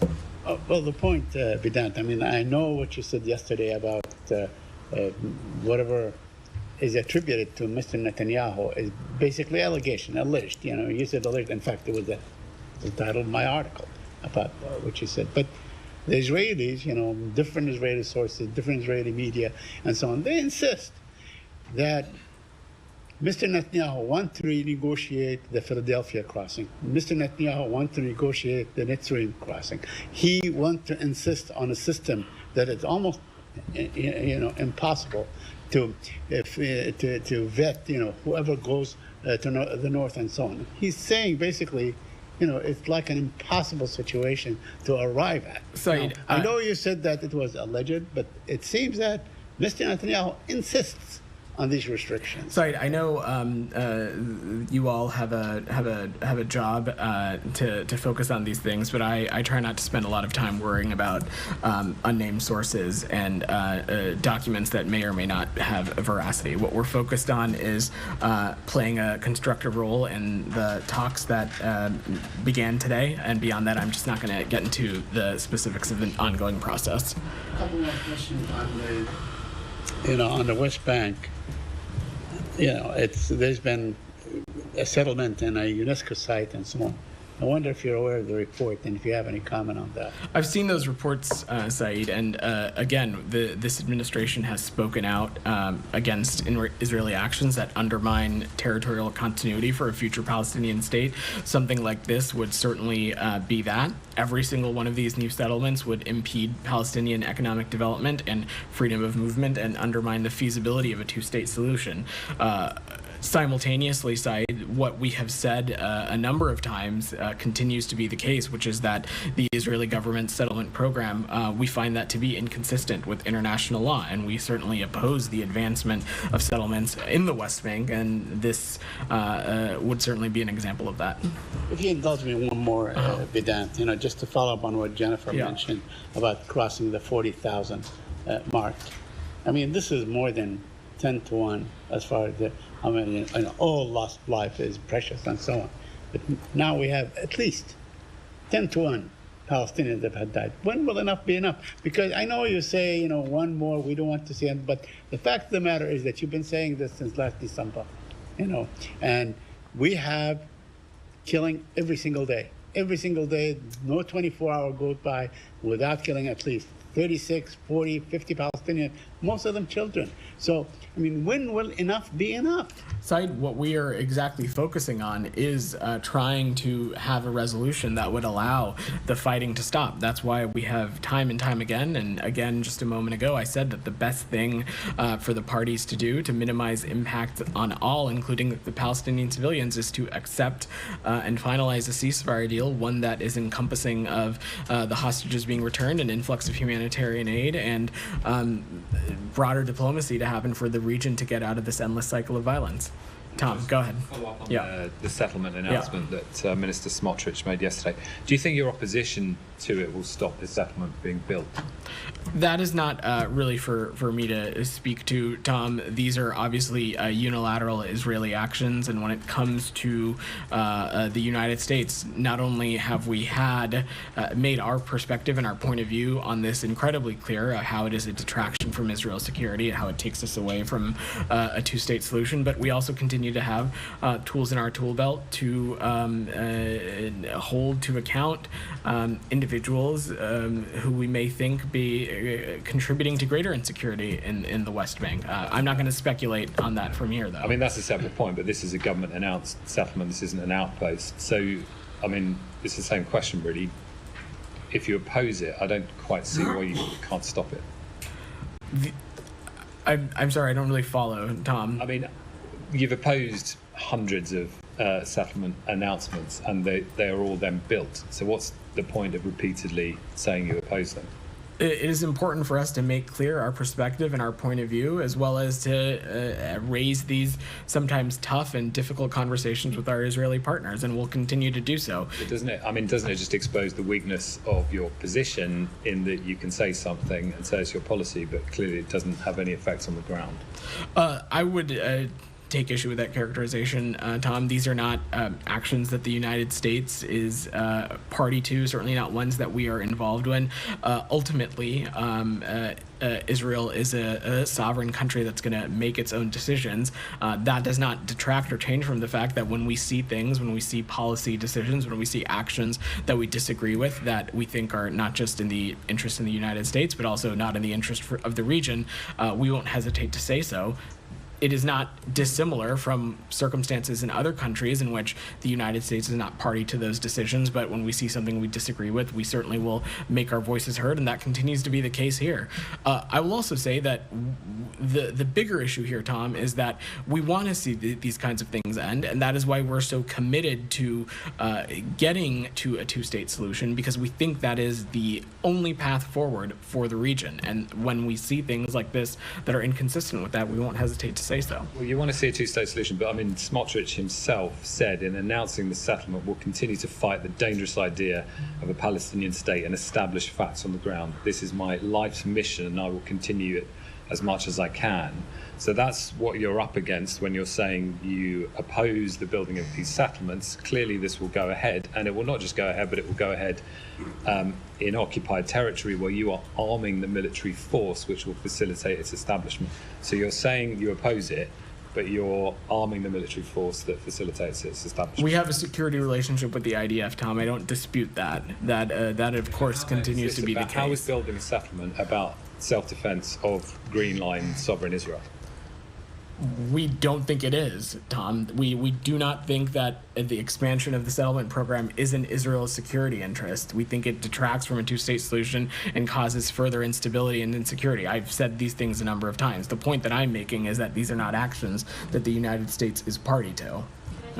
Yeah, go ahead. Again, I asked about Ben Gvir and what he's done on the Temple Mount, and to Tom's question, you mentioned tools and the U.S. toolkit.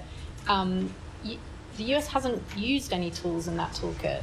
And I just want to understand, is that because these are U.S. government officials? These are also U.S. government officials that Netanyahu... You mean Israeli officials? Sorry, Israeli government officials that you wouldn't use... is that because you can't use U.S. So, Camilla, I would never preview actions from up here that would be inappropriate, not just in the context. You mentioned the toolkit. Of course, not just in the context of Israel, but in any country, I wouldn't preview actions from up here. Look, when it comes to there are across the world, when it comes to governments that we engage with, whether they be partners, allies, or countries that we have adversarial relationships with, there are colorful characters in any government. What the United States is focused on is the policy and the policy decisions that they pursue and the United States pursue, and particularly one when it comes to attempting to subjugate or change the status quo at Temple Mount, Haram al-Sharif. We would take issue with that, and expansions of a settlement program, we would take issue with that. We find both of these things to be a detraction of Israel's security and fuel more insecurity and instability in the region. And we'll raise these and continue to have these very tough conversations. In terms of what actions we can take, Camilla, I'm not going to preview or speculate from up here. Okay, but it's fair to say that there haven't been any actions taken other than condemning it verbally. When it comes to officials within the government, sure, that can be a fair assessment to take. But you have seen us, particularly when it comes to actors in the West Bank, we have found to be sowing division, sowing instability, sowing insecurity. We have taken action, and we've spoken about that a number of times from up here. I will just remark. We are listening in there to the State Department as they are discussing the ceasefire talks that are happening today. And we actually did just get in another live look that we wanted to take you out here. And this is over in Tel Aviv, Israel right now, going off of what the State Department was just speaking about. This live image just in our newsroom here as hostage families are marching in Tel Aviv today of the Israel-Gaza ceasefire talks there. So basically what is going to happen in a little bit here, as you can see, people are talking. There are going to be speeches by representatives as well as the hostage families. You can see the camera panning there to show all of the people who are out there waiting to watch and speak as these are going on today. This is in Hebrew, so we are not going to play out the remarks. We did listen in there to see if that was going to be in English, so we could bring it to you, but we did want to give you this live look, as this is what has been one of our top stories today. We are going to go away to a quick 2-minute break here on Live Now from Fox. When we come back, we are going to head back to the State Department, as well as many other live events. Stay with us.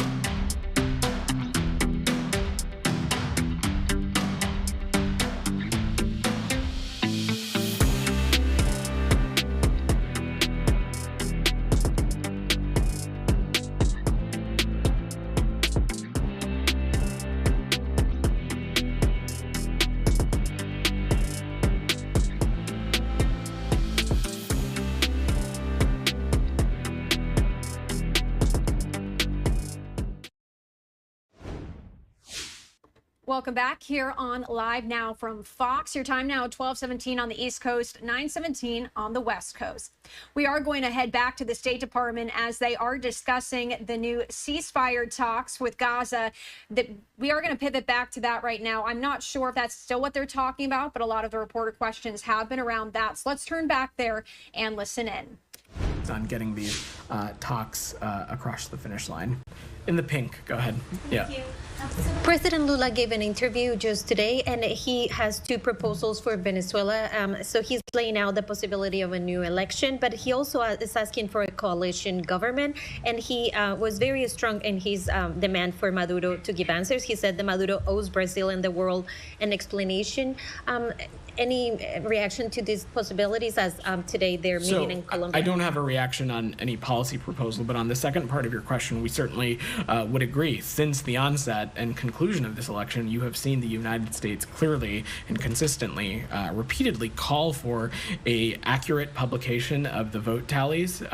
Because from our perspective, and it's echoed in the recently released UN panel of experts interim report, that the CNE fell short of basic transparency and integrity measures, and it didn't follow national, legal, and regulatory provisions. One of the key conclusions of this report is that there is no precedent for such an announcement of an election outcome without the publication of these kinds of details and these tallies. And so that's what we are continuing to press for. And the United States is in coordination with international partners, including Brazil, of course, to support an inclusive Venezuelan-led process to reestablish democratic norms.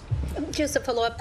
So Mexico made sure yesterday to leave clear that they want the tribunal, the TSJ, which is what Maduro is asking, to try to take over the investigation within the country, and instead of the CNE, which is what the rest of the region is proposing.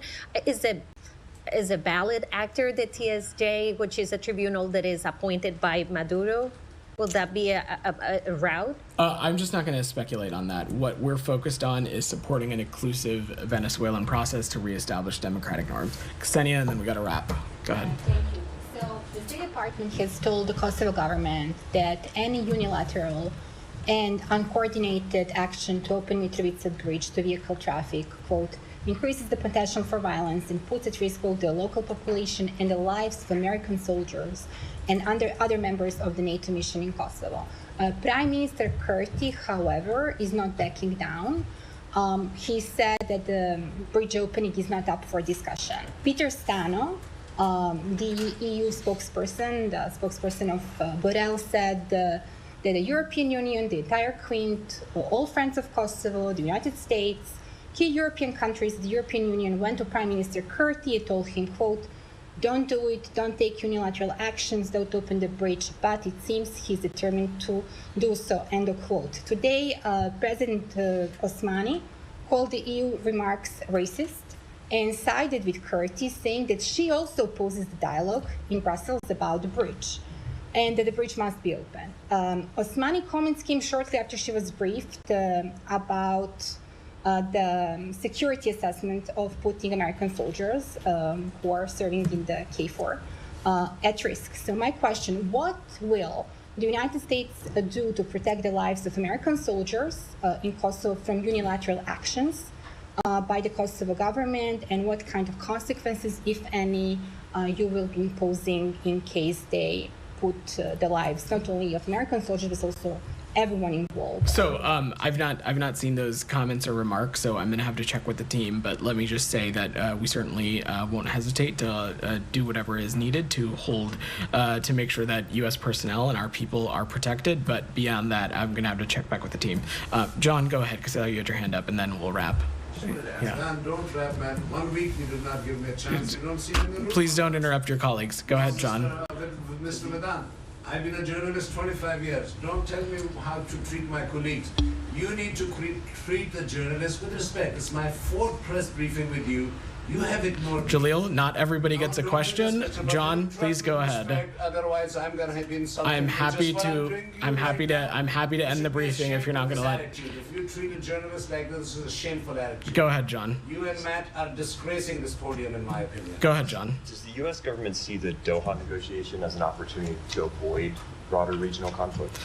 So when we have talked about the reasons for why we want to get this deal across the finish line, certainly the potential for the room for diplomacy that it could create to get this region out of this constant endless cycle of violence that we're seeing would certainly be a key pillar of that. What we're talking about, though, immediately is opportunities to make sure that the remaining hostages can be released, including American citizens, a greater influx of humanitarian aid, but yes, also in making sure that we can get to a future that is conducive to a two-state solution, get to a future where we can make sure that Gaza is no longer a springboard for terrorism on the Israeli people.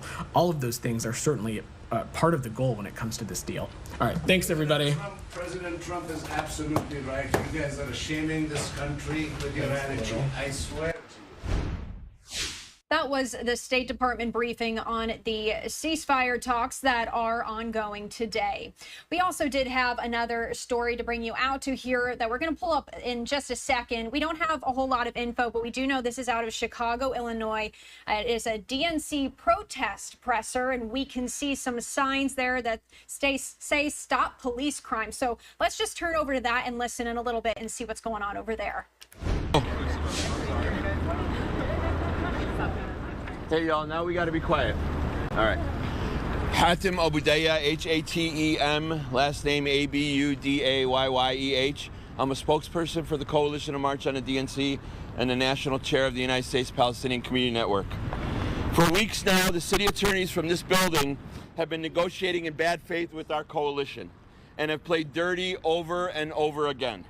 These are the same city attorneys who told Rahm Emanuel to withhold body cam video from the Laquan McDonald murder because they said if it went public, he would lose re-election. The same city attorneys who said they would provide sound and stage and portable toilets for our coalition at Union Park, then reneged and then lied that they never said it. It's dirty politics, and now they have violated our rights in the most egregious way. We applied for permits at Union Park and Park 578, respectively, back in November. We got no answer for months, and then only after we followed up ourselves.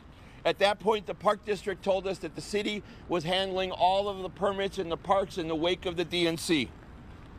And the city attorneys said the same. They forced us to fill out new permit applications, and then we were shocked to get the letters from them yesterday, in which they granted our permits subject to these conditions, and I quote, "No stages or platforms, portable restrooms or toilets, tents or canopies, or sound equipment may be installed by your organization." So essentially, we can meet at Union Park with potentially tens of thousands of people, not do a program that we've been planned for months, and then march on the short 1.1 mile route with sharp turns that they've offered. But this time, it's not just an issue of a route not long enough to accommodate the masses, but the fact that they don't want us to speak. They are restricting our rights based on content, not safety or security or anything like that. Someone doesn't want us to talk about Palestine, about Genocide Joe and Killer Kamala's support of genocide, and this is a shocking violation of our First Amendment rights. You all know that our attorney Chris Williams is a bit under the weather, but he filed an emergency injunction last night to stop the city from imposing these restrictions, and will make arguments at a motion hearing today at 1:30. Originally, it was supposed to be on the phone. I was going to give you the phone number and the access code, but the judge just this morning moved it to an in-person. So it'll be at Dirksen at 1:30 in person.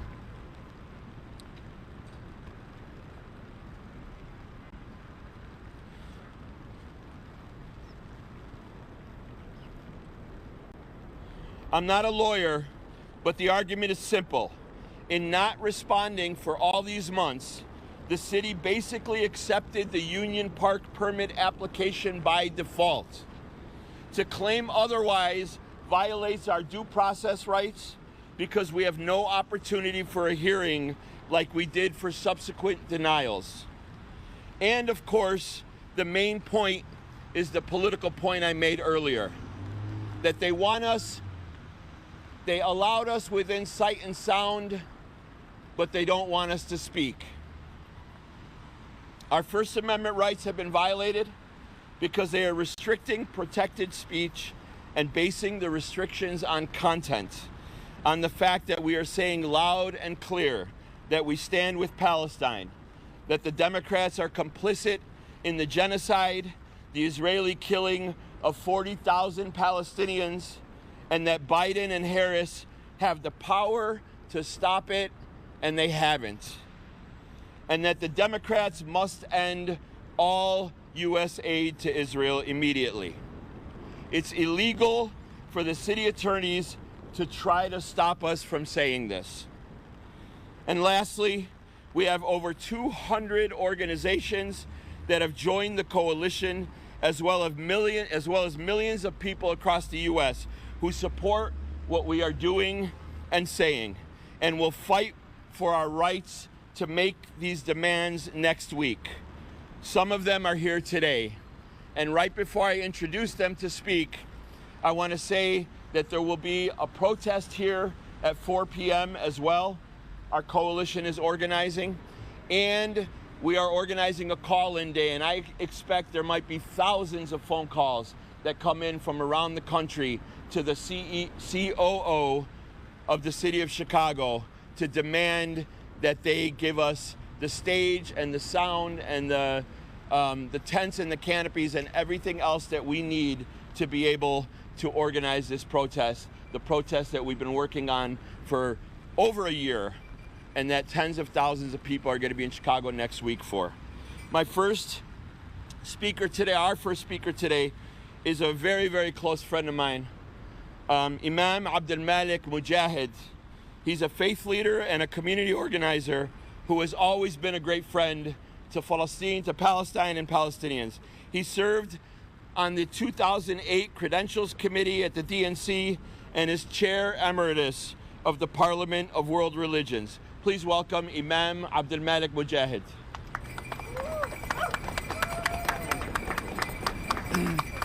Thank you, Hatim. I'm an Imam here, Malik Mujahid, M-A-L-I-K, Mujahid, M-U-J-A-H-I-D.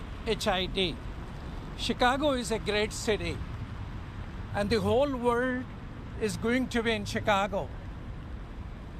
Media from around the world is going to be here. What is going to happen in Chicago will be known to the rest of the world. We like to remain a welcoming city. It is a very wrong idea to eliminate poor people, homeless people from our streets. And it's absolutely unconstitutional that you allow free speech and you take away free speech. How can I speak to 100,000 people who are expected to be here? These people are part of America. They're part of the American dream.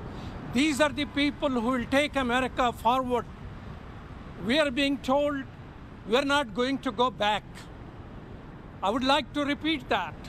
Freedom of speech cannot be taken back. Freedom of speech can only go forward. Chicago is a compassionate city. It's signed that we are a compassionate city when I was chair of the Parliament of the World Religions. We need to remain compassionate city. Poor people are part of Chicago. Homeless, they are our people. They are left and right of us. We need to true to them.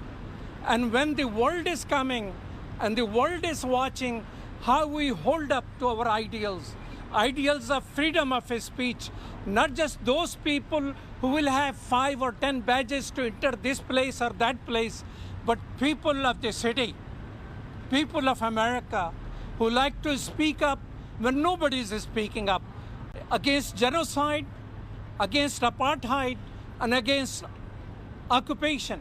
What is the most honorable thing to do? Ms. Harris, Vice President, agrees for ceasefire. But where is the ceasefire? This is all we wanted to ask. We want to stand against genocide, stand against apartheid, and stand against occupation. And what is the most honorable thing a Chicagoan can do to stand against genocide, to stand against apartheid, and stand against occupation? And that's all we are looking for. Allow us to speak, remain welcoming city, remain a passionate city, compassionate city. Thank you. Thank you, Abdul Malik. We were just listening in there to a presser ahead of the DNC in Chicago, and this news actually just came out here. Basically, the city of Chicago notified the coalition to march on the DNC organizers that they are permitted to march and join the tens of thousands preparing to join at next week's protests ahead of the DNC. But now they have attached certain restrictions to that, saying that in a letter to organizers that reads, your request to use Park 578 in the field of Union Park for rallies, as described, is granted. However, they are not allowed to have certain things such as no stages or platforms, portable restrooms or toilets, tents or canopies, as well as sound equipment. So that's what that was there, as they were speaking out against that, as well as a range of other topics, as you just heard there. We are going to step away for a quick 2-minute break here on Live Now from Fox. When we come back, more live events to get to. Stay with us.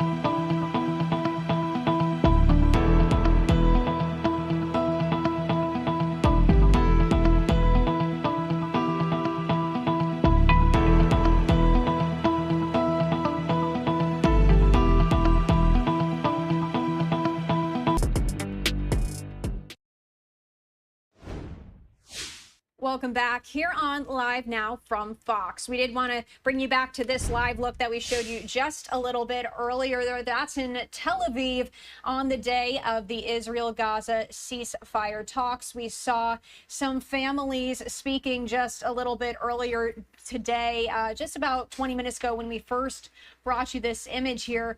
The families of Israeli hostages being held in Gaza since the deadly October 7th attack by Hamas. They are now marching through Tel Aviv there, and there were speeches from representatives and hostage families. It's a very large group of people. We got a camera shot just a little bit earlier on that. We did want to bring that back to you as well, just to give you a live look there. Again, it is in Hebrew, so we will not be bringing it to you, but we did want to show you what is going on today as the Israeli-Gaza ceasefire talks continue. We also did want to pivot back to another live look, also ahead of the DNC in Chicago there, and that's where we are having some pro-Palestinian protesters who are speaking ahead of the DNC about restrictions the city of Chicago is putting in place. So let's turn back there and listen in. Give us our right to speak. We demand it. We demand it, we want it, we're gonna fight for it, and I appeal to everybody. Everybody come out and join us in this struggle. Join us. I don't want less of us coming out because of what actions the government is taking. I want more of us to come out. The demand needs to be highlighted. We demand the right to speak. We demand that. Government has no right to take that away from us. Has no right to take that away. So they're not only violating our rights, they're violating their own laws. So we demand that the decision be reversed and we be given the right to assemble. We be given our sound system, stage, all of the things that we have asked for. We need to be given those things because it's only right that we should have them. All power to the people. All power to the people. And what I'm saying is that the people, the power of the people, is greater than those in power. That's right. But don't mean nothing if we ain't demanding. So let's demand our rights.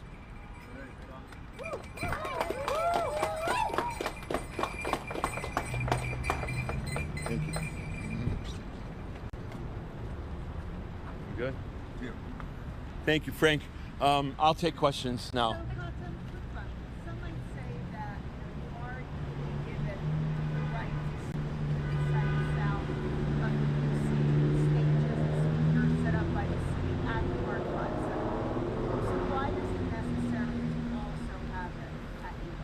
The stage at 578 was an open process, right?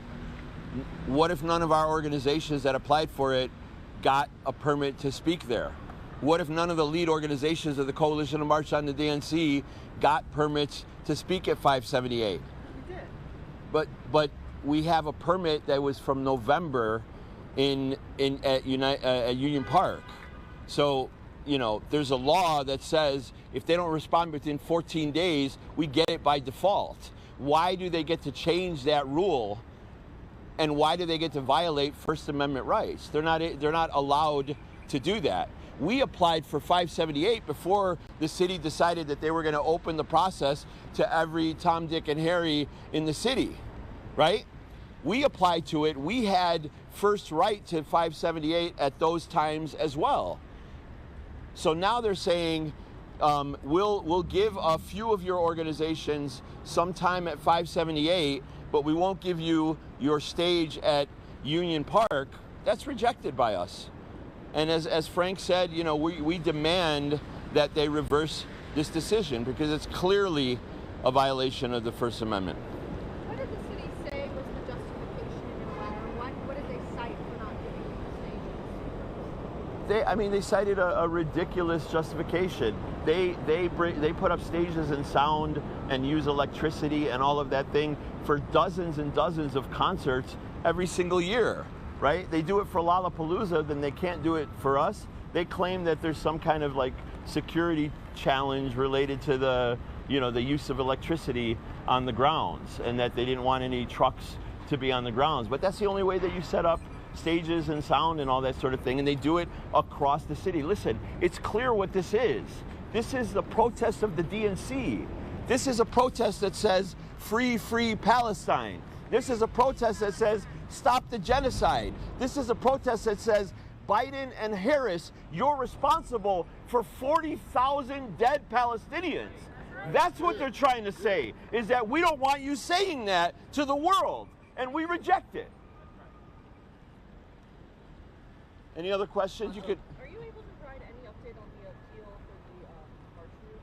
Yeah, we don't have any update on that. So it's going to a different court, of course, to the circuit court. You know, I was asked this question earlier. There's a possibility that there will be no hearing on that, and that they might rule directly. We don't know. We might know later in the day. We'll try to give you the information on our social media channels. I know you're paying attention to all the DNC, March on the DNC social media channels. We'll try to give you those updates as much as we can.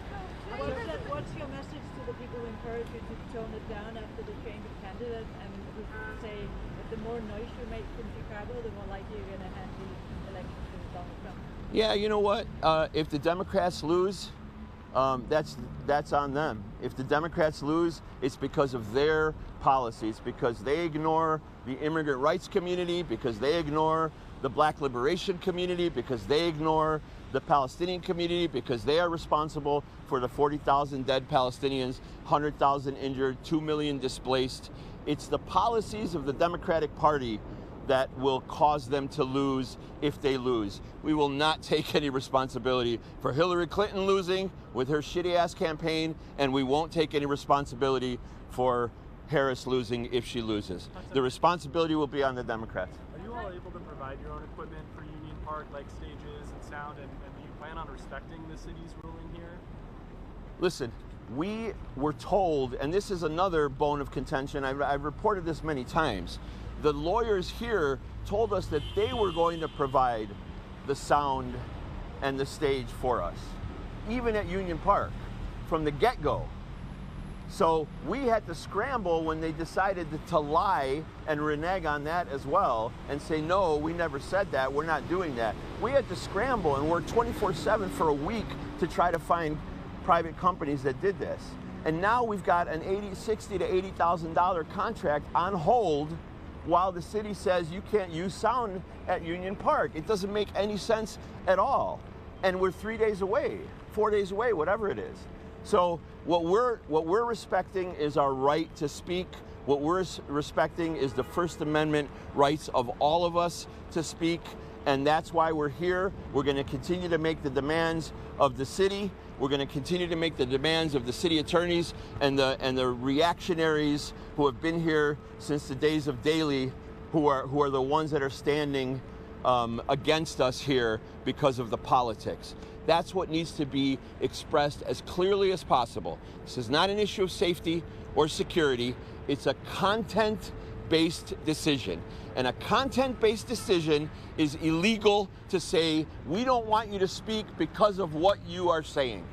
We don't want you to speak because you're going to be talking about the liberation of Palestine and the fact that we support a racist, apartheid, white supremacist state, and we're allowing it to massacre Palestinians on a daily basis. They know that's what we're going to say. They know that they're going to be the most important black organizers in the country that are going to be saying it, the most important Mexican organizers in the country that are going to be saying it, the most important reproductive rights and workers' rights activists in the country that are going to be saying it. Everybody united, saying Palestine will be free, stop the occupation, stop the colonization, end U.S. aid to Israel. That's what this is all about. You're saying that this is the responsibility of like daily holdovers, and you said you're going to call on CEO John Roberson. Does Mayor Brandon Johnson not have any responsibility on this? Has he gone back on his word to protect First Amendment rights to the DNC? Listen, I don't think that. I think Brandon Johnson, the mayor, has been and done what he said he would do. He is a person that is from the community, of the community, an organizer like us. He says He respects the people's right to protest. I truly believe that. We all believe that. But he is also accountable to us. He's accountable to Frank Chapman.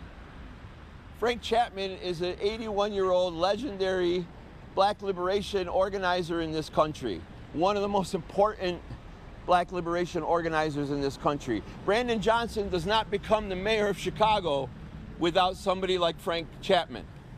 And so he is accountable to us. And so when Frank Chapman says that he's making demands of the mayor who comes from his nation, the Black nation, and he says, I'm making demands of this mayor and of this city, then that is what I follow. I follow almost everything that Frank Chapman says.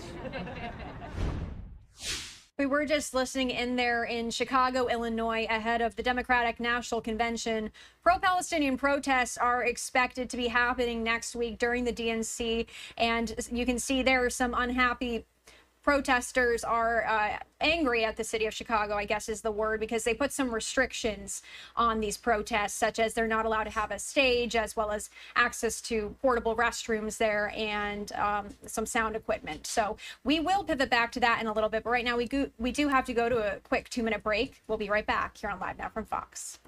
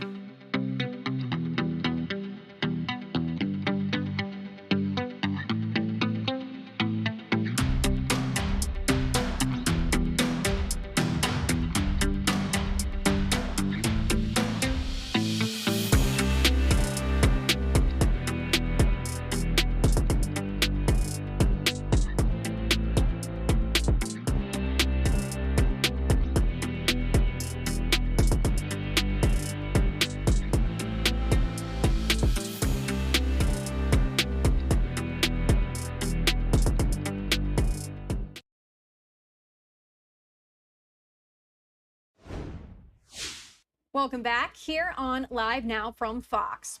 We are anticipating some live events to start here very soon. Let's give you a live look right now. President Biden and Vice President Kamala Harris are set to speak at Prince George's County Community College in Largo, Maryland. You can see the stage there and people starting to enter the room there.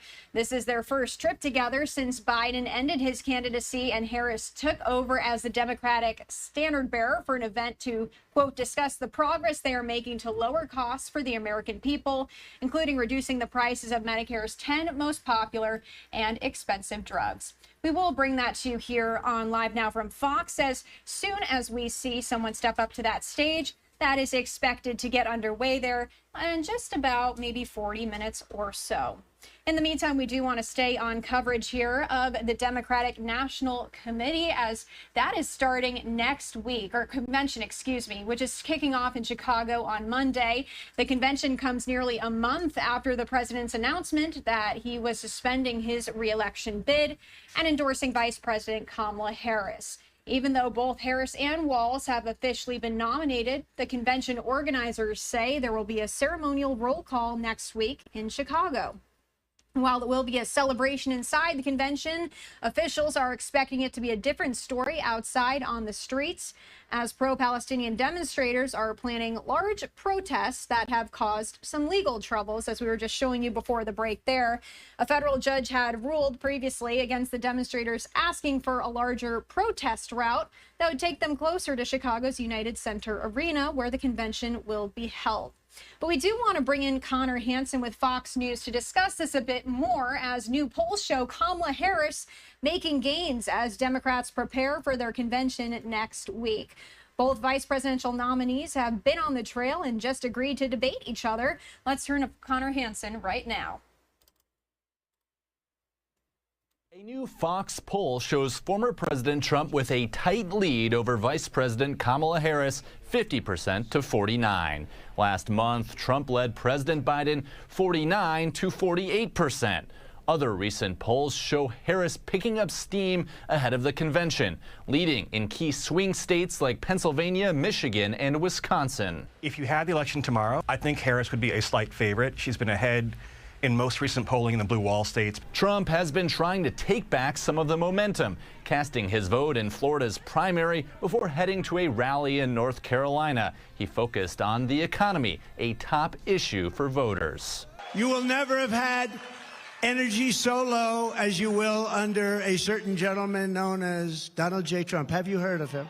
So we think your energy bills will be down by 50 to 70%. How good would that be for a thing called inflation? Democratic vice presidential nominee Tim Walz started a solo series of campaign stops this week before he reunites with Harris in Pennsylvania this weekend. You believe in the promise of what America can be. You believe we can all enter the middle class. You believe we can all have dignity. You believe we can all thrive. But you know what? We got to fight. Wednesday night, Walz tweeted he agreed to debate Trump's running mate J.D. Vance on CBS in October. Vance told Fox News he's up for it as well, but didn't confirm a date.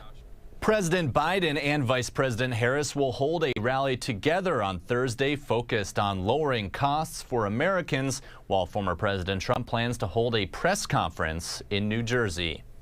In New York, Connor Hansen, Fox News. All right, thank you, Connor Hansen there. We do have to sneak in our last 2-minute break of the hour here, but when we come back, we have plenty of live events going on to bring you out to. Stay with us.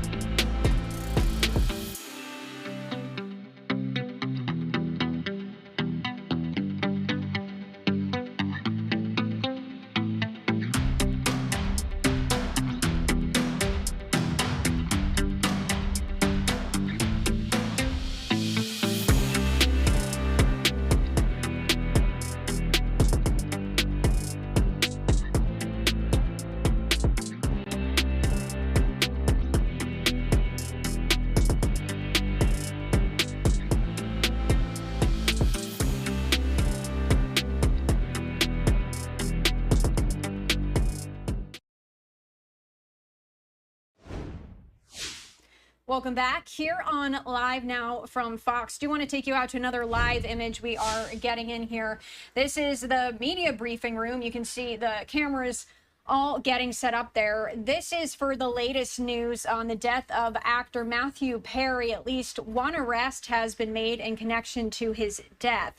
Charges are expected to be announced at this press briefing, which we are awaiting here. The official, who was not authorized to discuss details of the ongoing investigation, spoke to Fox and AP anonymously there. The Friends star died on October 28th after an apparent drowning in a hot tub at his home in Pacific Palisades area of Los Angeles. He was 54. So we are awaiting that there right now. You can see they're holding up a white card there that is for the media cameras to white balance. So that signals to us here that they are getting ready there to start that briefing, but we will keep an eye on that for you and we'll bring that to you as soon as we can. We also are going to follow some other news, though. A briefing that is happening right now to Philadelphia District Attorney Larry Krasner and members of the Philadelphia District Attorney's Office are announcing the conviction of a defendant for his role in a home invasion and gunpoint robbery. So we are going to turn to that and listen in.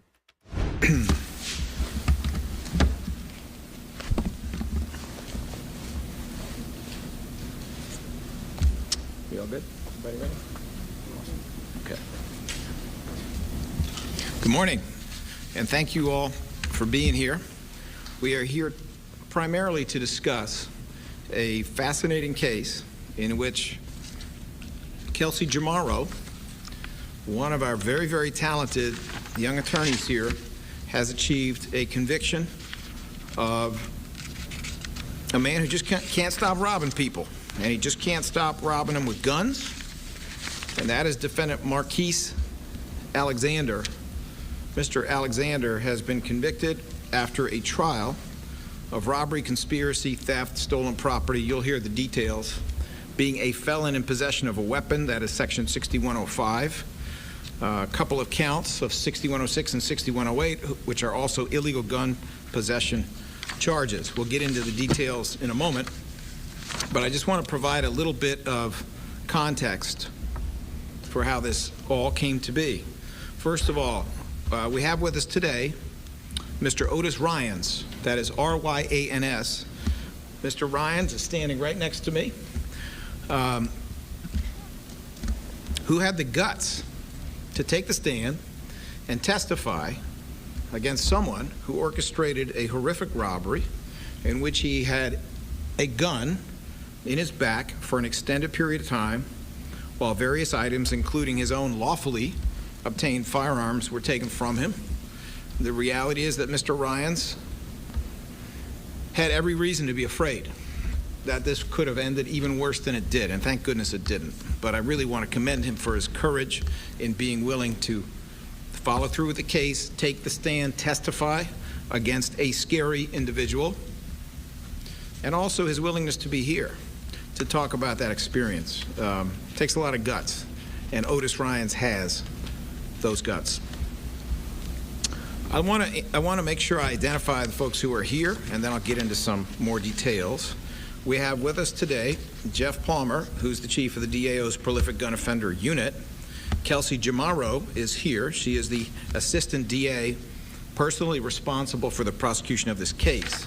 Mr. Otis Ryans, who is the victim and survivor of this gunpoint home invasion robbery committed by Marquise Alexander, of course, is here as well. Every year, the Philadelphia District Attorney's Office submits budget requests to Philadelphia City Council and to the mayor. Those budget requests often take into account the most recent developments in criminal justice in the city. They may include a crime that is on the rise. They may include a crime that we feel has not been handled as well as it could have been handled in the past. For example, house theft became a big priority in this office when it became clear there had been no real enforcement in prior administrations. Sometimes it is on a different issue. It's an area that has been improperly under-prosecuted, whatever that may be. Over the last several years, we've asked for financial support in the creation of new units, divisions, and initiatives as we work collaboratively with our law enforcement partners in balancing public safety through modern enforcement, in other words, enforcement that works, and violence prevention, which of course includes support for the survivors, co-survivors, and witnesses of a crime after it happens. Some of the funding that we have received through City Council and through the Mayor and through the budget included funding for the formation of a retail and house theft task force, which is doing remarkable and successful work, a labor crimes enforcement unit to hold employers accountable for crimes they commit against their employees, a carjacking enforcement unit. All right, so we do want to pivot right now, as it does appear that folks are taking to the podium to discuss the arrests made in Matthew Perry's death. I'm going to raise the audio so we can listen in.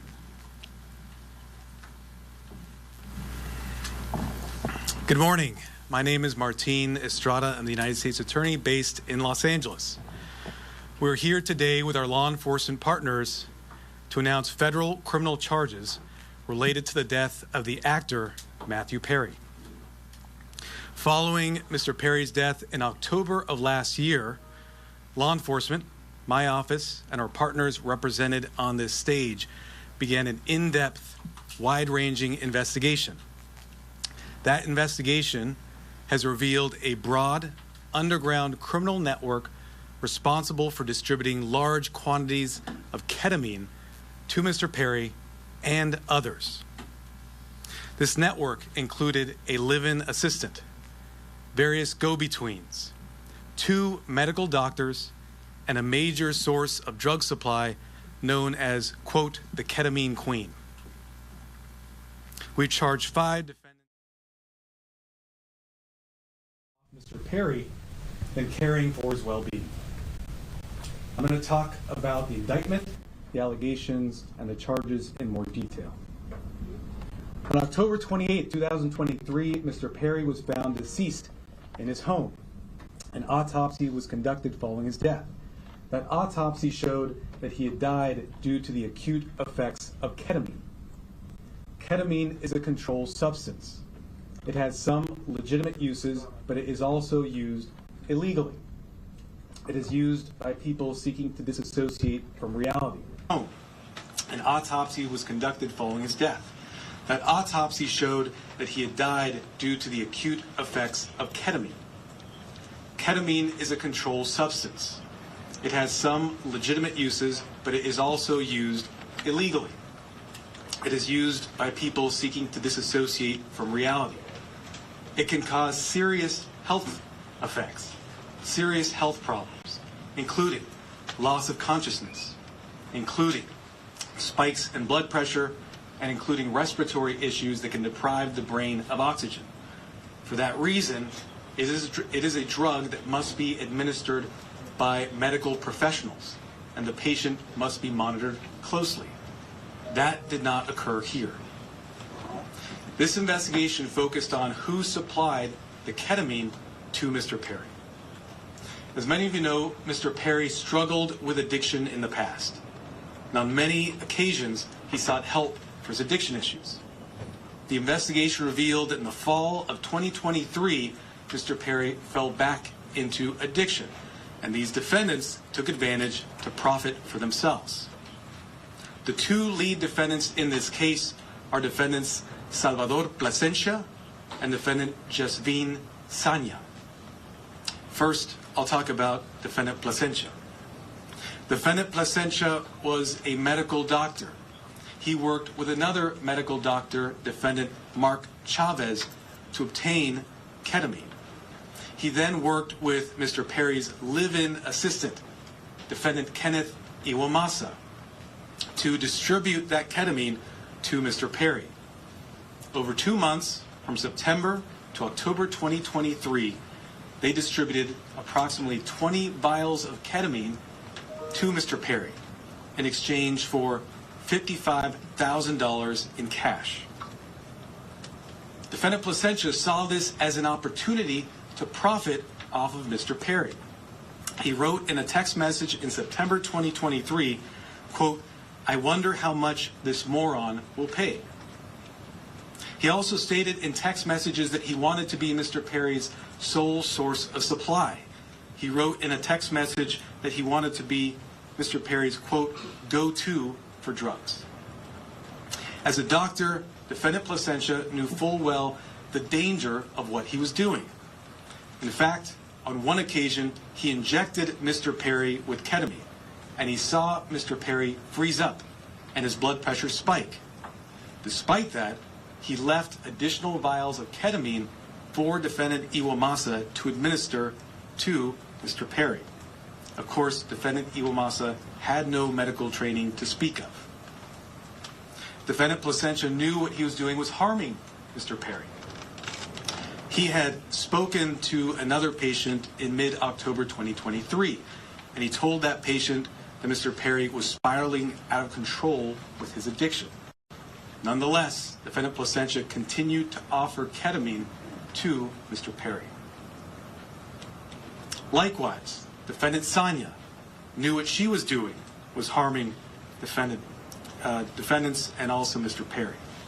She took advantage of Mr. Perry by selling large amounts of ketamine to Mr. Perry over a 2-week period in October of 2023.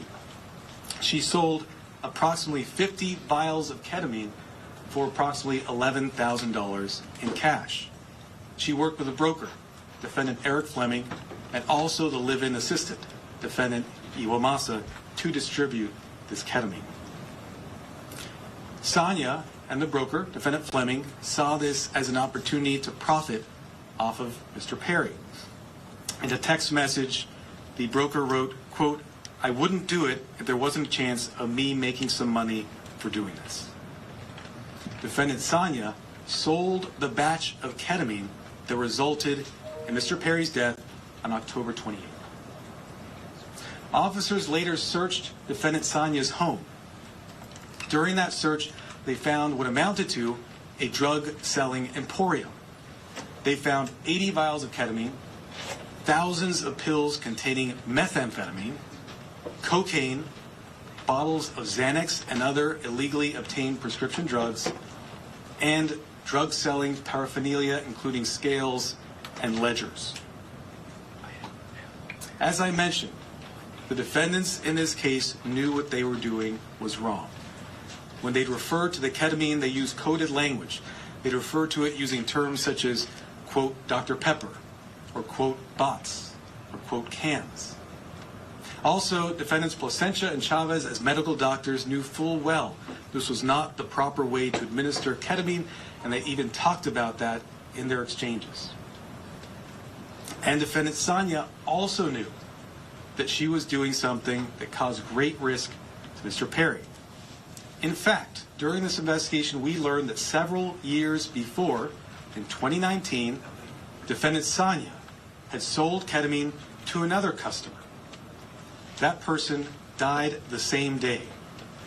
And a family member of that person sent a message to defendant Sonia telling her the cause of death was ketamine. Nonetheless, defendant Sonia continued selling drugs, including ketamine, including the ketamine that ultimately killed Mr. Perry. That other victim was a person named Cody McLaurin. He died in 2019. As a result of this investigation, we have filed a drug distribution charge related to the death of Mr. McLaurin. After Mr. Perry died, these defendants tried to cover up what they had done. On October 28th, after reading news reports of Mr. Perry's death, defendant Sonia wrote a text message to defendant Fleming saying, quote, delete all our messages. Likewise, after Mr. Perry's death, defendant Placentia falsified medical records and notes to try to make it look like what he was doing was legitimate. It was not. We have filed numerous federal charges against the 5 defendants. These charges include conspiracy to distribute ketamine, distribution of ketamine resulting in death, maintaining drug-involved premises for that drug-selling emporium the defendant Sonia had, altering and falsifying records related to a federal investigation for those false medical notes and records that defendant Placentia made, and multiple other drug trafficking counts. Of course, the defendants are presumed innocent until proven guilty. The penalties these defendants face are very significant. With regard to defendant Placentia, the statutory maximum sentence he faces is 120 years in federal prison. And with regard to defendant Sonia, the statutory maximum she faces is life imprisonment.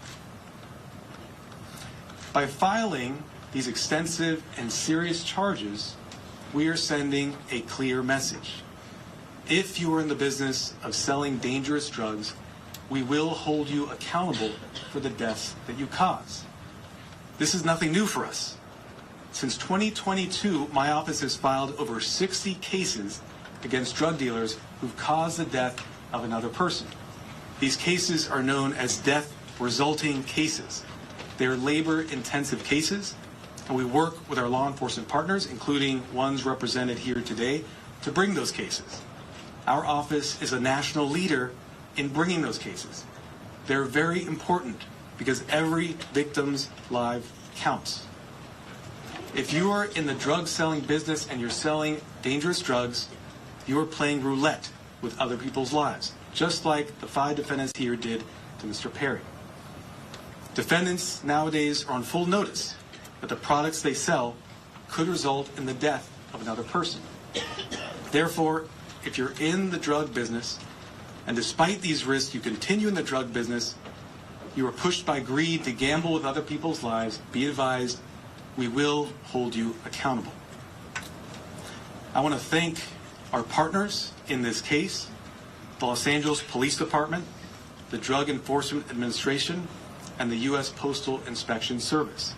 These investigators did a phenomenal job digging into the case, looking at every angle to develop a case, a strong case, against not only those who killed Mr. Perry, but also Mr. McLaurin.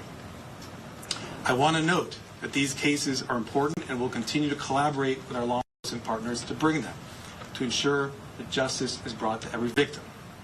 And finally, let me thank the prosecutors responsible for the investigation and the prosecution of this case. Those are Assistant United States Attorneys Ian Yanello and Xiaohan Tsai. And now I'd like to introduce Chief of Los Angeles Police Department, Dominic Choi.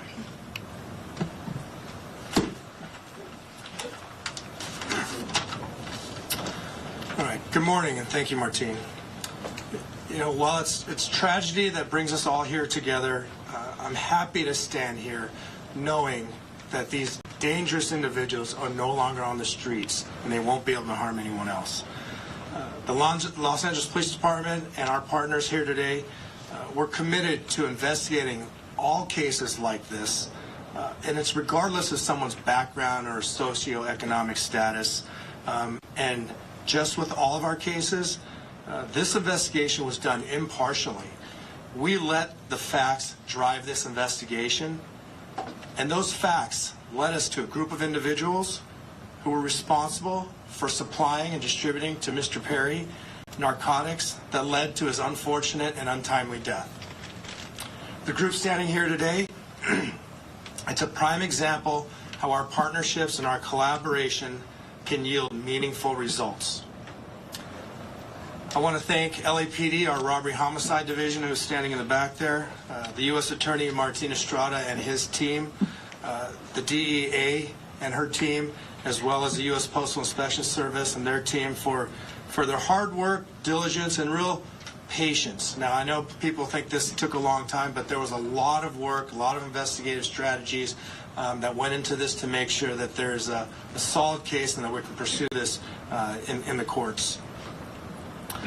Our relationship with our federal partners, it helps us ensure that these criminals will have meaningful sentences and be an example for anyone that is willing to risk or jeopardize distributing and supplying unlawful or narcotics to anyone. And I just really want people to know that that is the message. You cannot get away with this regardless of your background or socioeconomic status. Breaking the law is breaking the law, and you are dangerous and you are jeopardizing lives. So thank you all of my partners for being involved in this and bringing us to where we are at today. And at this time, I'd like to introduce DEA Administrator Ann Milgram.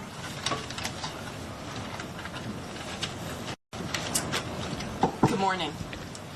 Today we announced charges brought against 5 individuals who together are responsible for the death of Matthew Perry.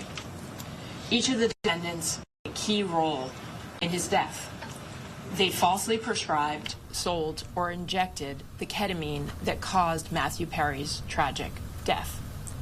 In the United States, most forms of ketamine are only approved by the Food and Drug Administration for anesthesia.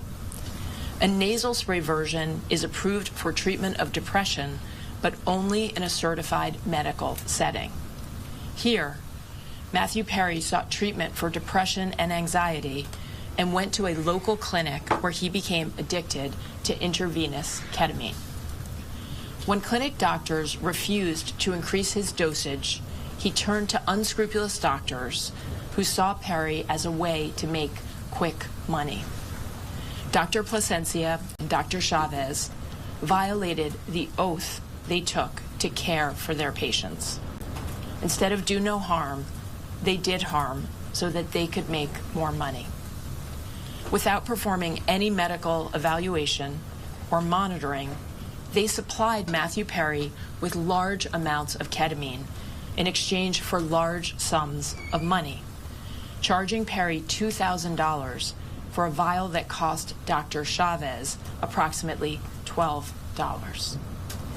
As Matthew Perry's ketamine addiction grew, he wanted more, and he wanted it faster and cheaper. That is how he ended up buying from street dealers who sold the ketamine that ultimately led to his death. In doing so, he followed the arc that we have tragically seen with many others, whose substance use disorder begins in a doctor's office and ends in the street.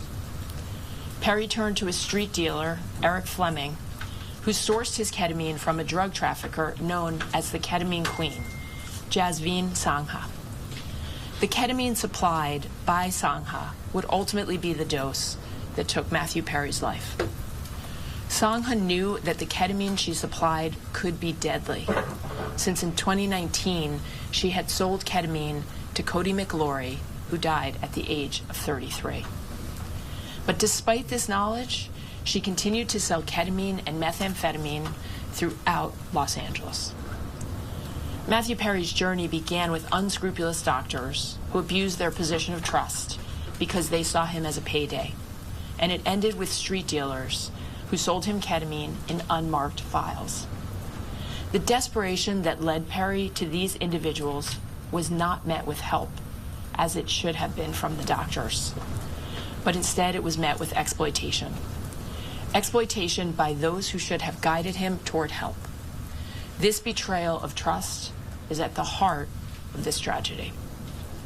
Since 2023, DEA has investigated nearly 500 drug poisoning and overdose cases just like Matthew Perry's.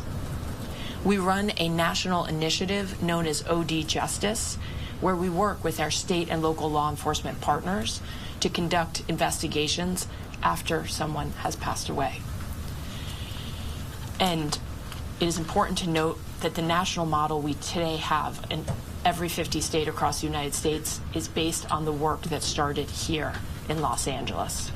We began this work with our partners in the Los Angeles Police Department and with other local police departments and sheriff's offices in California, in the Los Angeles area, and with the U.S. Attorney's Office.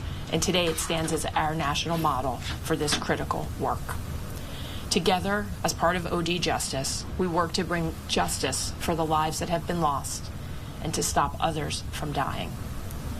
Regardless of the size or scope of a drug distribution network, the DEA will work nonstop to uncover and disrupt this illegal activity, and in this case, the deadly activity. I want to close by noting that Matthew Perry's death is not just a tragic overdose. After his 2020 book openly discussed his struggles with substance use disorder, Matthew Perry told podcast host Tom Power that he would prefer to be remembered for helping people rather than for his work on Friends as Chandler Bing. And so perhaps what has happened and the tragic details that we are discussing today can help others and save lives. I want to thank the Los Angeles Police Department, the United States Postal Inspection Service, and the United States Attorney's Office in the Central District of California for their tremendous partnership and their outstanding dedication to this case. I also have the privilege of serving every single day with the men and women of the DEA, and today I want to particularly recognize the outstanding work of our Los Angeles Field Division, as well as our diversion investigators who tirelessly worked on this case to bring justice to the victims and the families. Thank you. It's now my privilege to introduce Postal Inspector Shields.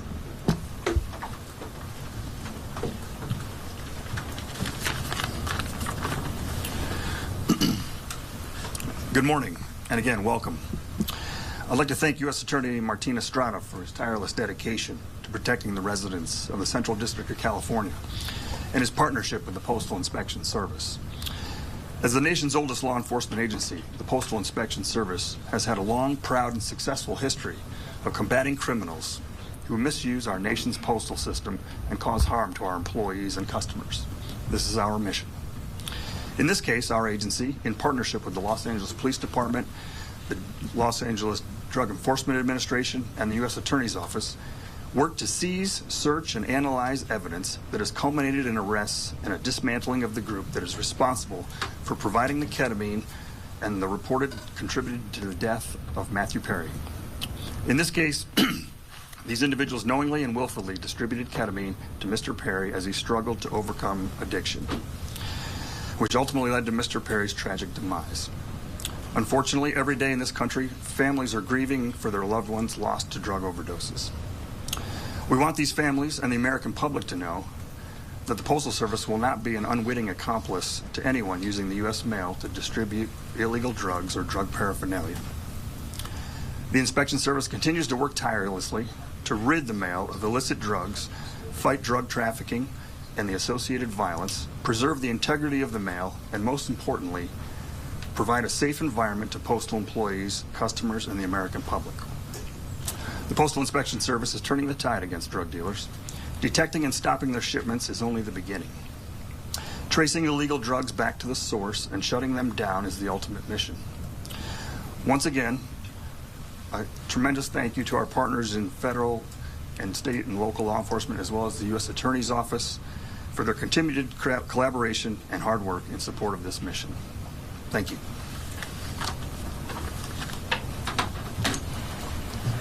I'll now do brief remarks in Spanish, and then we'll do questions and answers.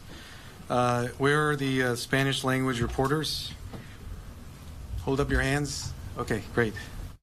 All right, so we're listening in as authorities are now translating everything that they just shared into Spanish, as we now know that 5 people have been charged in connection with Matthew Perry's death. And if you're just joining us, I did want to recap the very latest for you as it relates to this breaking news. A prosecutor now saying that 5 people have been charged in connection with Matthew Perry's death, including the actor's assistant and 2 doctors. We were hearing from one of the U.S. attorneys, Martin Estrada, announcing those charges just moments ago, saying the doctor supplied Perry with a large amount of ketamine and even wondered in a text message how much the former Friends star would be willing to pay. In that press conference that you just heard right there on Live Now from Fox, Estrada said, quote, "These defendants took advantage of Mr. Perry's addiction issues to enrich themselves. They knew what they were doing was wrong." Now, LA police said back in May that they were working with the U.S. Drug Enforcement Administration and the U.S. Postal Inspection Service with a probe into why the 54-year-old actor had so much of this ketamine in his system. An assistant found Perry face down in his hot tub on October 28th, and paramedics who were called immediately declared him dead. His autopsy, which was released in December, found that the amount of ketamine in his blood was in the range used for general anesthesia during surgery. This drug has seen a surge in use in recent years as a treatment for depression, anxiety, and pain. People close to Perry told the coroner's investigators that he was undergoing ketamine infusion therapy, but the medical examiner said Perry's last treatment a week and a half earlier wouldn't have explained the levels of ketamine in his blood. The drug is typically metabolized in a matter of hours. Now, at least 2 doctors were treating Perry, a psychiatrist and an anesthesiologist who served as his primary care physician. That is according to the medical examiner's report. No illicit drugs or paraphernalia were found at his home. Ketamine was listed as the primary cause of death, which was ruled as an accident with no foul play suspected. Drowning and other medical issues were contributing factors. Now, Perry did have years of struggles with addiction when he became one of the largest television stars in his generation, playing Chandler Bing on the series Friends. But we did want to share that breaking news with you, as prosecutors say 5 people have been charged in connection with Matthew Perry's death, including the actor's assistant and 2 doctors. We are going to step away for a 2-minute break here on Live Now from Fox. At the moment, the U.S. attorney is translating this breaking news into Spanish. It's unclear as to whether he will allow the media to ask questions. So we're going to take a 2-minute break. We're going to dip back in to see if they're now speaking in English. And we also have a number of other live events that we are following. I'm Stephanie Quinu. You're watching Live Now from Fox. We'll be right back.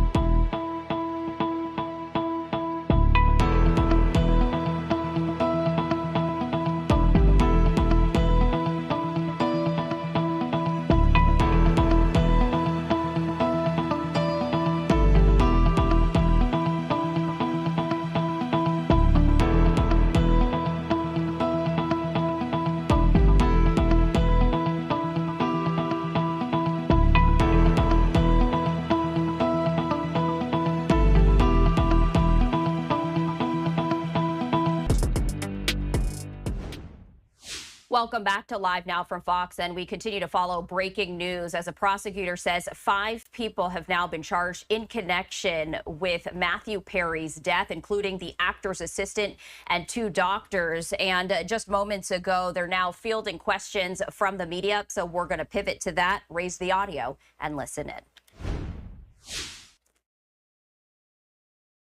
2 physicians who were listed as being involved in Mr. Perry's treatment prior to his death. One of them was involved in what appeared to be legitimate therapeutic use of ketamine. Is there any indication that the people who were doing the off-label recreational use were connected with the legitimate therapy he was getting at any point?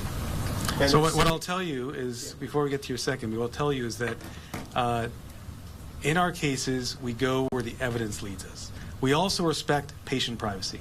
What I will say is an autopsy was conducted. That autopsy showed Mr. Perry died as a result of the acute effects of ketamine. I won't go into further detail about Mr. Perry's personal history. Okay. Yes. And then were any of the 5 charged on your radar prior to Perry's overdose? I can't comment on that. What I will say is the investigation is ongoing, but what we're announcing today are serious federal charges against these 5 defendants, supported by an extensive investigation. Sir, can you clarify the relationship? This woman has been patiently have her hand up. Yes. Yes, Chavez was detained. When was he detained, and was it related to this case as well? Defendant Chavez is a defendant in this case. Right. We filed this morning a plea agreement for defendant Chavez. So he's already not entered, but we have a filed plea agreement for him. 2 other defendants, defendant Iwa Massa, have also signed plea agreements. That plea agreement has been entered. And defendant Fleming has signed a plea agreement. That plea agreement has been entered. As I mentioned, the 2 lead defendants in this case are defendants Placencia and defendant Sanya, who were arrested this morning. Yes, sir. No. There's the patient man behind you. There's Armand. Fiscal, ¿nos puede identificar a los 5 detenidos? ¿Nos puede relacionar cómo comenzó la investigación con la reina de la ketamina del 2019? Sí, hay 5 acusados. Y ya nombré los acusados. Hoy en la mañana 2 fueron arrestados. Fue la acusada Sanya y el acusado Placencia, que fue un doctor médico. Sir, Yes. Yeah, there were reports this morning that the investigation could have uncovered other celebrities who may have been buying from this same network. Is that accurate? Can you give us any sense of the customers that they were dealing? So I can't comment on reports that are out there, their accuracy or inaccuracy. What I can tell you are the facts that we developed through our investigation. Those facts are what I've related to you this morning. Yes. You mentioned the queen of ketamine out of North Hollywood. What does that actually mean? How big was the network of people to whom she was selling narcotics and specifically ketamine? What I can say about defendant Sanya, known as the ketamine queen, was that she was a major source of supply for ketamine to others as well as Mr. Perry. I think the fact that we searched her house and found a drug selling emporium, including 80 vials of ketamine, would strongly suggest she was selling to many other individuals. Can you give a number? Dozens, tens? I cannot, unfortunately, a number, no. Any evidence as far as this has gone? The gentleman there in the back. Extra TV, what has been Matthew's parents or family's reaction to the news coming out today? So I won't comment on specific statements made by victims' families. We value confidentiality. What I will say is that the work of our office is victim-driven. We work with victims, including their families, each and every day, not just on this case, but on all our cases, including the over 60 death-resulting cases I mentioned earlier. We have been in communication, and I will leave it at that. Yes. Hello, sir. Were all the defendants American citizens, and where were they sourcing their drugs? What I can say is that all the defendants, actually I can't comment on citizenship at this time. I can't comment on the sourcing either. I've given you the facts in terms of the drug selling. Yes, sir. With regard to the death of Mr. McClure, the other victim, you see that his death was also a ketamine overdose. If that investigation into his death, late the investigation with Perry, or was it only after the death of Perry that you realized the link with Mr. McClure's death? Sure. It was through the investigation in this case, as the investigators did a thorough job, followed every lead, pulled every string to see what had occurred. They learned about the extent of defendant Sanya's criminal conduct and learned about the sale in 2019. And because of that investigation, we have filed a charge related to the death of victim McClure. And that's important because we want to vindicate all victims who suffered these types of tragedies. I'll do 2 more questions. Quick follow-up. Do you have any reason to believe that the so-called queen of ketamine is linked to any more deaths? Are any more investigations, is any more possible that she could be linked to? I think, as I've mentioned, we've linked her to sales of ketamine, which resulted in at least 2 deaths. We searched her home. We found a drug-selling emporium. I can't comment. I can't speculate on things such as what you're suggesting. I will say, in this case, she is facing very significant federal charges, including a charge that carries a 10-year mandatory minimum sentence. Yes, sir. Were these 5 continuing to sell ketamine or other drugs after Perry's death?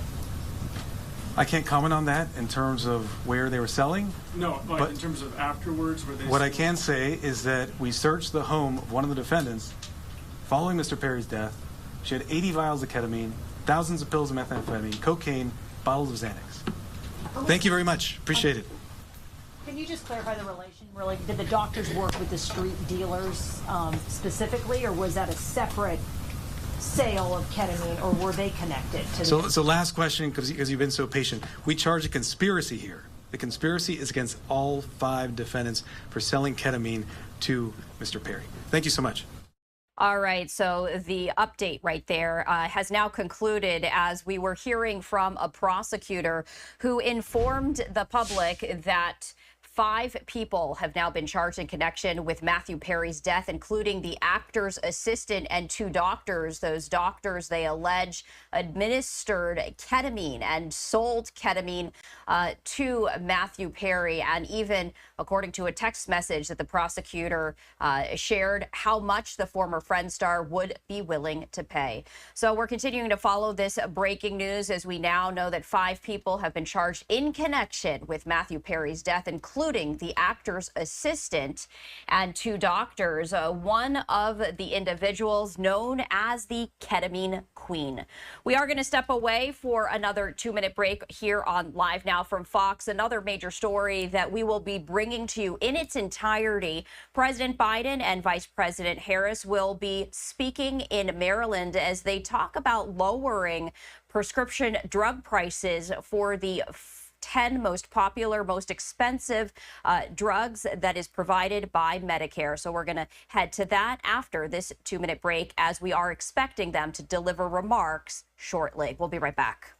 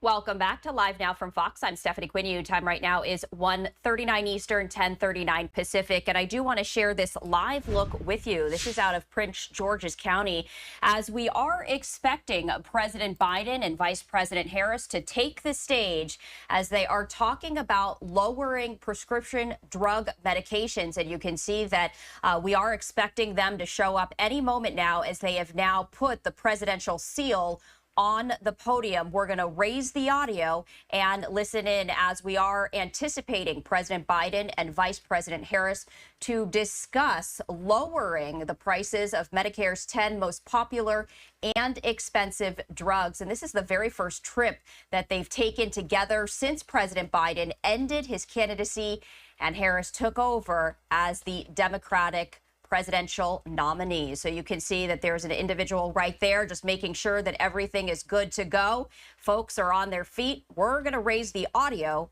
and listen in.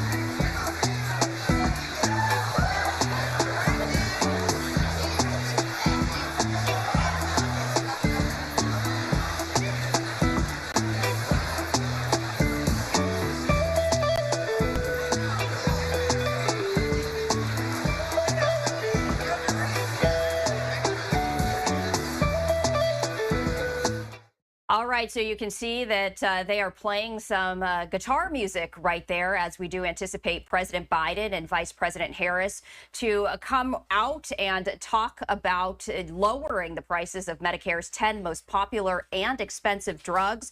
As we do await their arrival to the podium, we are going to step away for another 2-minute break right here on Live Now from Fox. We'll be right back.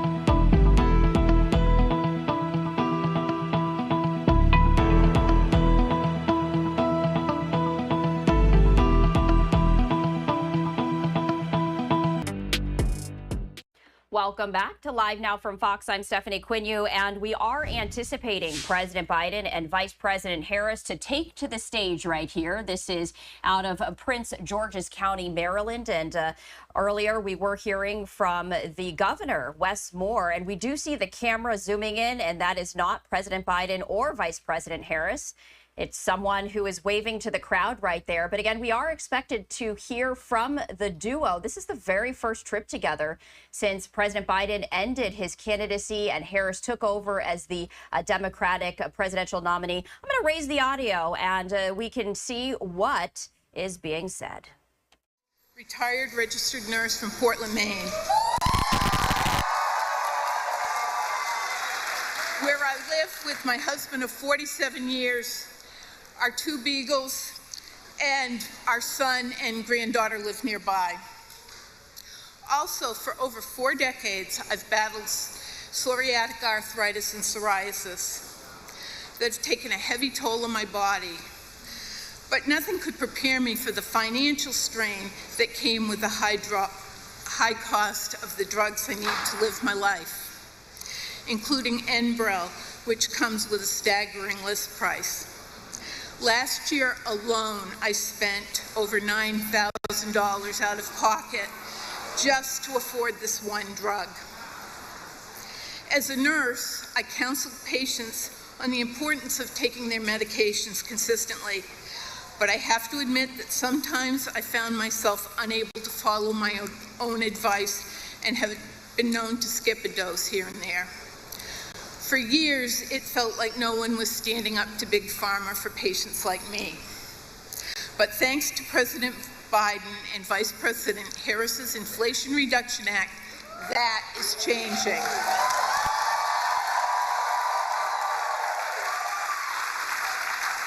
Now, Enbrel is one of the first 10 drugs up for Medicare negotiation.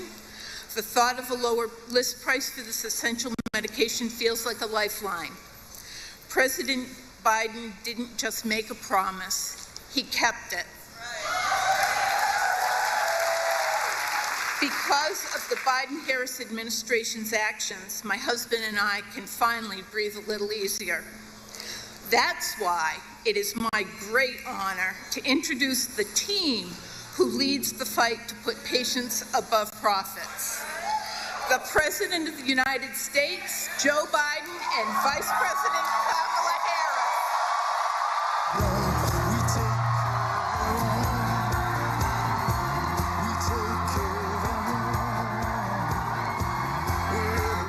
All right, so you were hearing from a nurse right there just to share her personal story about how expensive prescription drugs are.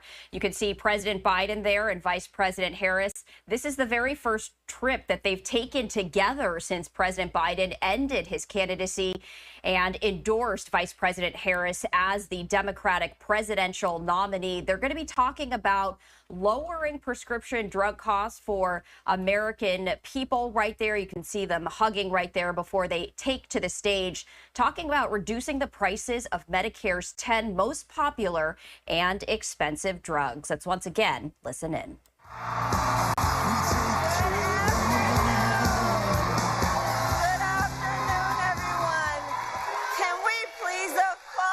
Judy.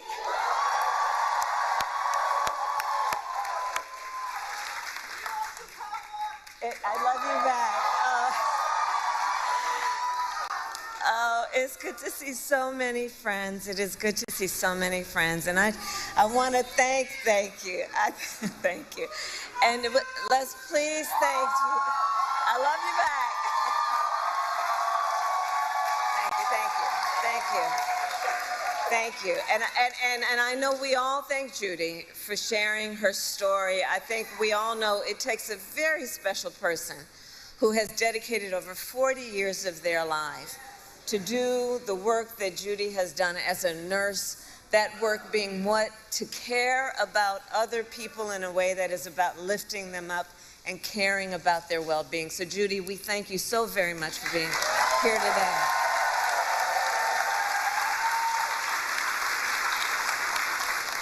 I want to recognize the incredible Governor Wes Moore.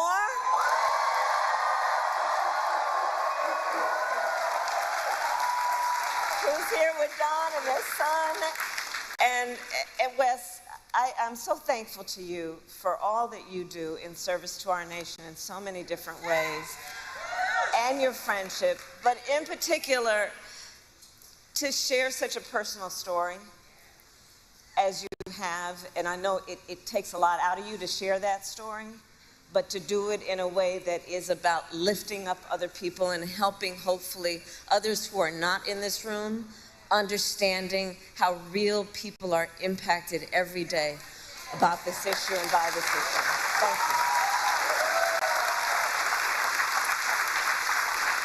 I want to recognize the people of our administration, including Secretary Becerra, who is here,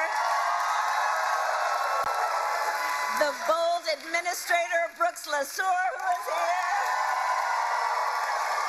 my dear friend and former colleague, Senator Ben Cardin, Representative Barragan, the chair of the Congressional Hispanic Caucus, and Representative Mfume for all of your years of leadership. And I want to recognize your next United States Senator, Angela also Brooks.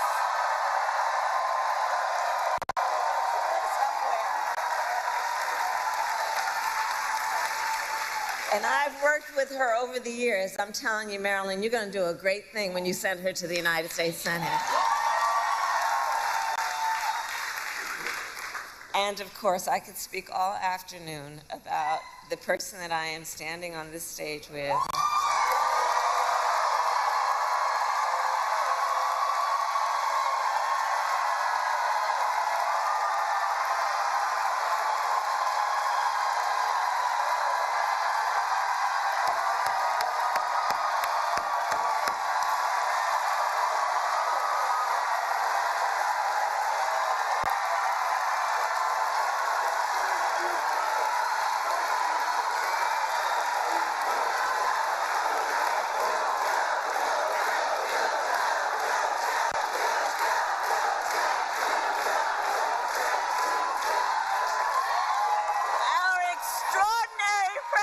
Joe Biden.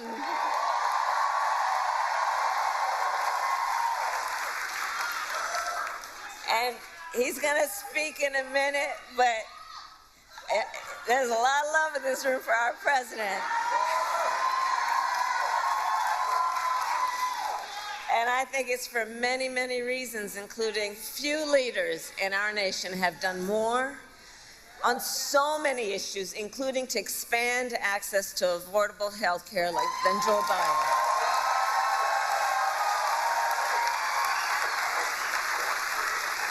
And today we take the next step, thank you, Joe, forward in our fight.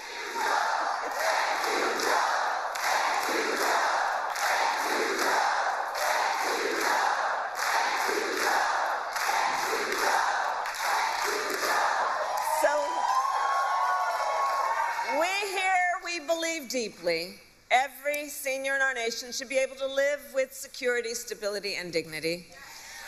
And so in the United States of America, no senior should have to choose between either filling their prescription or paying their rent. That's the subject of today. Because we know for far too long, far too many of our seniors have struggled to afford their medication. And as a result, seniors have been forced to spend their time trying to figure out how they are going to be able to fill a prescription like insulin based on the doctor's prescription, which is about saving their life, or whether they'd have to ration their pills to be able to make it stretch through a month. And why, we all know, but let's ask, why are prescription drugs so expensive? I will tell you. Well, one big reason is for years, Big Pharma has often inflated the price of life-saving medications, often charging many times what it would cost to make just to increase their profits. And millions of Americans have suffered as a result. My entire career, I have worked to hold bad actors accountable and lower the cost of prescription drugs. As Attorney General of California, I took on pharmaceutical companies for deceptive marketing and illegally inflating the cost of drugs, and we won billions of dollars. As a United States Senator, I fought to pass laws that would make health care more affordable and accessible for all Americans. And as Vice President, together with Joe Biden, our president, we finally addressed the long-standing issue that for years was one of the biggest challenges on this subject, which was that Medicare was prohibited by law from negotiating lower drug prices. And those costs then got passed on to our seniors, but not anymore.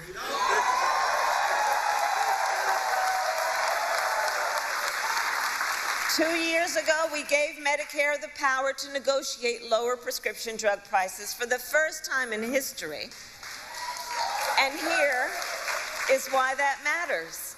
It is nearly impossible for a patient to negotiate lower prices by themselves. Just think about that. Somebody who needs the medication, who may be suffering from a serious illness, that they would by themselves be able to negotiate against a big drug company to lower that prices is virtually impossible. It's one person against a huge corporation. But Medicare represents more than 65 million people. And so Medicare has collective bargaining power. And now Medicare can use that power to go toe-to-toe with Big Pharma and negotiate lower drug prices.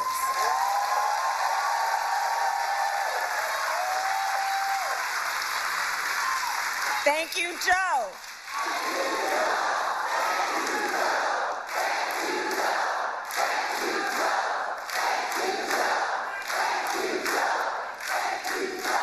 And this is to the benefit of not only tens of millions of people on Medicare, but also millions of Americans on Medicare who have long-term disabilities. And understand, as a result of our negotiations, the government will also pay less than for prescription drugs. And think about what that means in terms of helping taxpayers save money, whether or not they take these medications.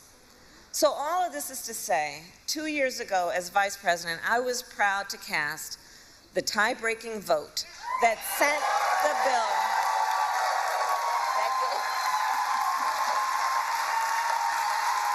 that gave Medicare the power to negotiate and let it get to the president's desk. And I was proud when our president, Joe Biden, signed that bill into law. In the 2 years since, we've been using this new power to lower the price of life-saving medications. And now to announce the result of those negotiations, it is my eternal and great, great, great honor, I have to tell you, to serve with this most extraordinary human being and American and leader, our President, Joe Biden.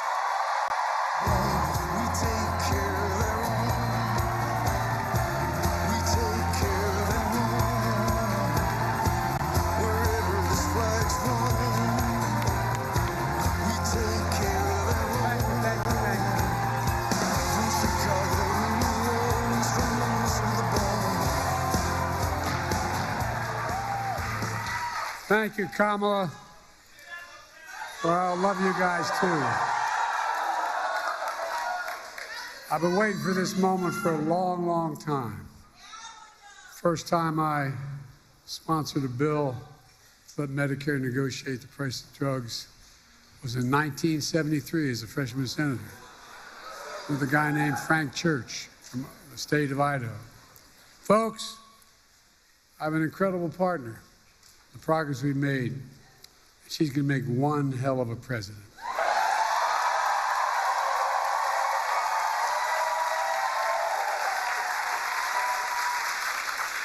And Judy, thank you for sharing your story. It's a familiar one for far too many Americans. People like my dad used to lay in bed at night when they lost his insurance as the company he worked for, staring at the ceiling. Literally, and you've all experienced, you know people who have experienced this, wondering, what in God's name happened if my wife gets breast cancer, or if I get sick, or my children get seriously ill? What happens? What in God's name, how can we pay for the drugs, prescription drugs? I'm serious, these are the discussions. You know it. Do we have enough insurance? Can we afford the medical bills? We'll have to sell the house to get a second mortgage. There are discussions that took place in my house and your house. Kamala and I both get it. We know it isn't just about health care. It's about your dignity. No, it's about your dignity. It's about peace of mind. It's about security. It's about taking care of your family. It's about giving folks just a little bit more breathing room. That's all. Look, I believe that health care should be a right, not a privilege in America. And Kamala and I are here today to make a major announcement on our efforts to lower the extraordinary high prescription drug prices. But before I do, I want to thank Governor Wes Moore and members of Congress. I served in the Senate for 270 years. I know I only look 40, but I'm a little bit older. The longest time I was too damn young because I was only about 29 when I got elected. Now I'm too damn old. But I'll tell you one thing in between. One of the finest, most decent men I've ever worked with. When I think of integrity, is Ben Cardin. Stand up, Ben. Stand up. I really mean it. I measure the people I work with by their integrity. He does what he says and says what he does. Look, folks, also, Nanette Barragan, for the longest time, she tried to pretend with me she was Irish, her name Barragan. She's a great friend, and she's one of the great leaders in this country for the Hispanic community. Congressman Fume, where are you? Stand up, man.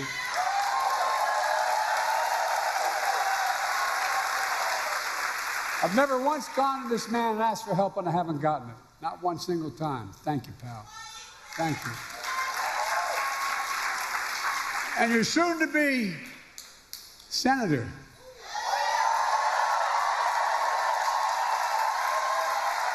Where is she? It's a hell of a lot easier job than being a county executive. I was a county official. They expect you can solve every problem. You don't have the authority to do it. You don't have enough money. But I'm looking forward. I told her I'd campaign for or against whichever helped the most. Along with members of my administration, Javier Becerra, HHS, Administrator Brooks LaSalle, CMS administrators here today. And let me say something. We're all thinking about my good friend, and he is a really good friend for a long time, Steny Hoyer. He represents the western shore of Delaware.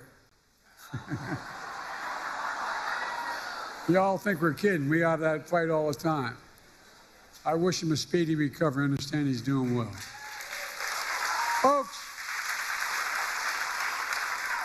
this is a fight all of us have been fighting for a long time, taking on Big Pharma. We pay more for prescription drugs. It's not hyperbole. We pay more for prescription drugs than any advanced nation in the world. I could take out an Air Force One, and if you have a prescription from a drug company in America, and fly you to Toronto, Canada, fly you to Paris, France, fly you to Belgium, fly you anywhere around the world, and get you the same prescription filled for the same company for 40 to 60% less than we pay for it here. Too many Americans can't afford the drugs they badly need for life and death. So they skip doses, cut pills in half, forego prescriptions entirely because the prescription drugs are totally unaffordable. The woman you all met, the nurse you just met, she paid $900 a month. Well, guess what, man? She's going to pay nowhere near that. $9,000. She's going to pay, guess what? Beginning January, every single prescription drug she has, including, God forbid, if she needs a really expensive drug like a cancer drug. Maximum she ever has to pay is $2,000, period.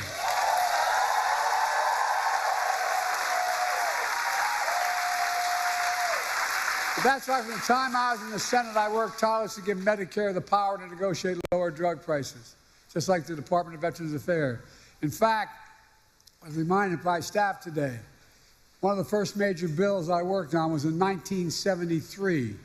I co-sponsored legislation led by Senator Frank Church let Medicare negotiate the cost of drugs.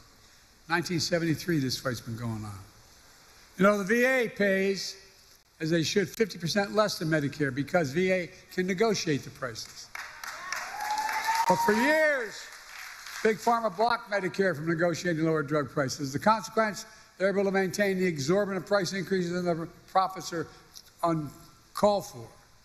Look, but this time we finally beat Big Pharma.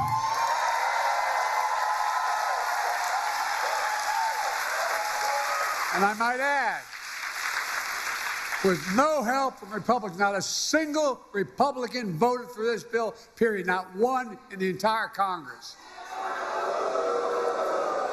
Now, the reason I say it is not to make a political point about them, not if they had gotten their lesson, but guess what? They want to, the guy we're running against, what's his name? Donald Dump or Donald, whatever. They want to get rid of this, what we passed. They're fighting to get rid of what we've just passed. No, I'm serious. No help from Republicans passed the Inflation Reduction Act thanks to the tie-breaking vote of Kamala made it possible. Folks, it really matters. For example, take the insulin needed to treat diabetes. The guy who invented that insulin 100 years ago didn't put a patent on it because he wanted it to be available for everybody. He didn't even patent it. Well, guess you know how much it cost those companies to make that insulin? $10, T-E-N. That's the God's truth. $10, number one. Number two, to package it and ship it, you might get it up to $13. But they were charging up to $400 a month for it. But now they can't charge more than $35 a month.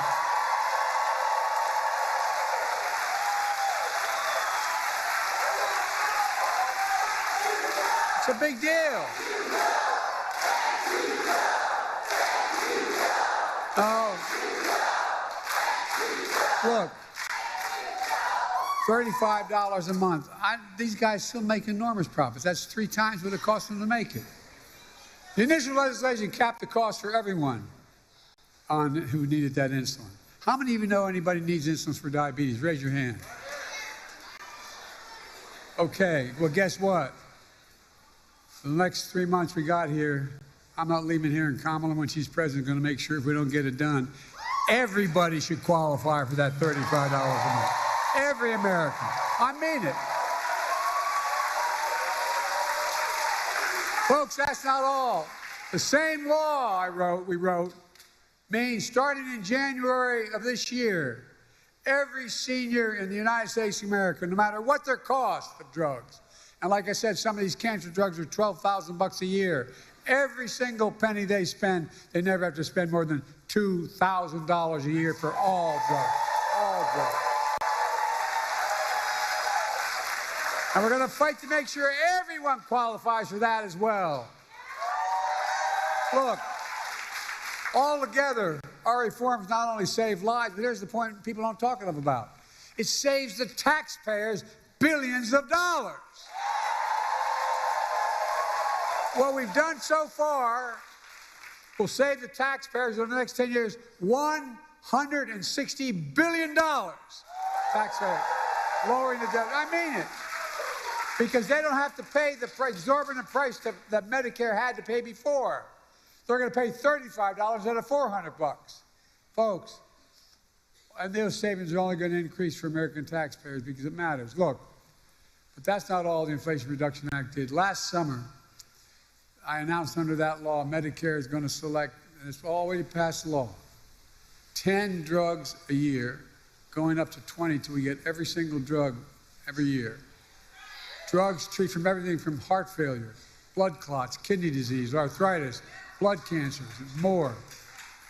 And today, I'm proud to announce that Medicare has reached agreement with all manufacturers on all 10 drugs selected in the first round of negotiations. The new lower prices for all 10 drugs will go into effect in January of 2026, not this January, next January. Negotiations cut the price of these 10 drugs for Judy and others who are Medicare nearly 40 to 80%, depending which drug it is. Let me give you one example. Non-insulin diabetes drugs cost $530 a month. Some of you may know that.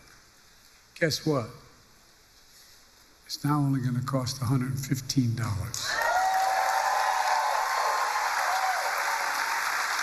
By the way, these new prices on 10 drugs would cumulatively mean $1.5 billion less out of pocket for patients to the drug companies.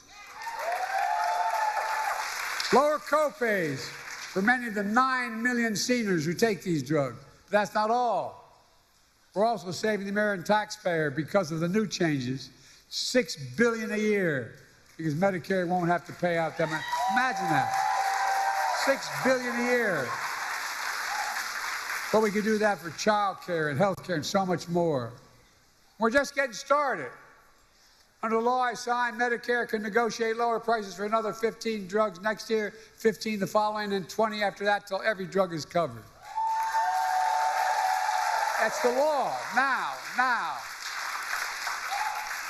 This is another really big deal. It means that Americans can save more money on from life-saving medications they need and deserve, and bring peace of mind. It's hard to explain.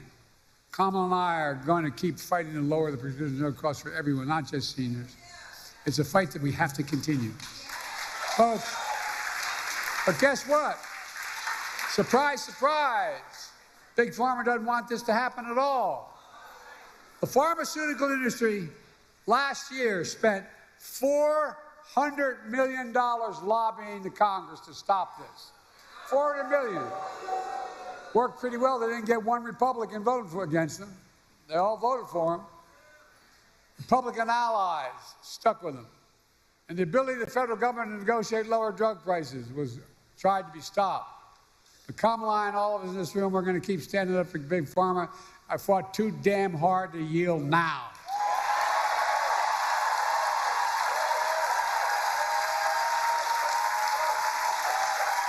We're not backing down. And get this, you may have heard about the MAGA Republican Project 2025 plan. They want to repeal Medicare's power to negotiate drug prices. Let Big Pharma back to charging whatever they want. Let me tell you what our Project 2025 is. Beat the hell out of them. I mean it.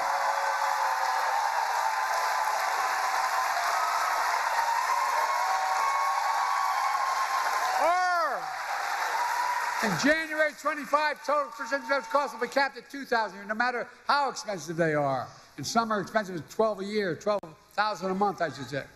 Kamala Harris and Democrats in Congress will make sure that $2,000 cap covers everyone, not just seniors as well. Insulin costs just $35 for everyone, not just seniors. Our Project 25 will lower prescription drug costs for you, your families, instead of handing Big Pharma a big blank check. And look, and in the process, this is what we don't talk enough about, I don't think. In the process, we're going to save the taxpayer. The budget's going to be reduced by hundreds of billions of dollars. Hear me? Hundreds of billions of dollars. Just the first year, the first thing we passed, is $160 billion less that the government's going to have to pay out to farmers. But guess what? It can pay out for education, it can pay out for health care, it can pay out for so much more, or it can just simply reduce the deficit he has exploded. Folks, that's what I call a win. Folks, there's more. My predecessor and his MAGA friends in Congress tried to repeal the Affordable Care Act, which is different. Obamacare. They tried to repeal it over 50 times. We stopped them. Along the way, I made the Affordable Care Act even stronger, protecting a million more Americans with pre-existing conditions. And guess what? There's over 40 million. MAGA Republicans in Congress don't want to cut Medicare, and so they want to cut Medicare and Social Security. Why? They want to give another, here's what they're proposing, just so you know what the budget is. They're proposing another $5 trillion tax cut for the mega wealthy. By the way, this guy we're running against, when he was president, he gave a $2 trillion tax cut to super wealthy. You know what that was? He generated the largest deficit any president has in American history. I love these Republicans talking about cutting spending. You know, we have 1,000 billionaires in America. You know what their average tax they pay is? 8.2%. Introduced a bill to say that you got to pay a minimum of 25%. You know what that would raise? $500 billion over the next 10 years. Imagine what we could do with that. Imagine the taxes we could cut for ordinary people. Well, look, Kamala and I have a better idea. We're going to protect Medicare and Social Security and make sure the wealthy pay their fair share. That's how we're going to pay for it. And by the way, that means making the tax code fair. Look, in addition, we're also announced steps to crack down on anti-competitive practices in healthcare. How many of you know we've been going after things called junk fees? Junk health insurance plans. As ones that look affordable. When you take the cover off, you find out there's a number of hidden costs. We're going after them and trying to get rid of them. We're also cracking down on surprise medical billing. For example, when a patient goes in the hospital for surgery, if it turns out his anesthesiologist is not in his network, you can get a surprise bill for another $1,000. Well, we're stopping that too. We're protecting 1 million healthcare providers. We're protecting 1 million Americans every month from unexpected medical bills. We're working to ban the use of medical debt on credit reporting. Years ago, I had 2 craniotomies because I had aneurysms. My bill, if I didn't have insurance, was in the hundreds of thousands of dollars. Well, guess what? It matters. It matters whether or not, if I didn't have insurance the rest of my life, I couldn't do anything. I wouldn't be able to buy anything, wouldn't be able to have a credit, wouldn't be able to. Now, we're going to get rid of health care costs being on your, you have to still owe it, but you don't have to get your credit doesn't affect it.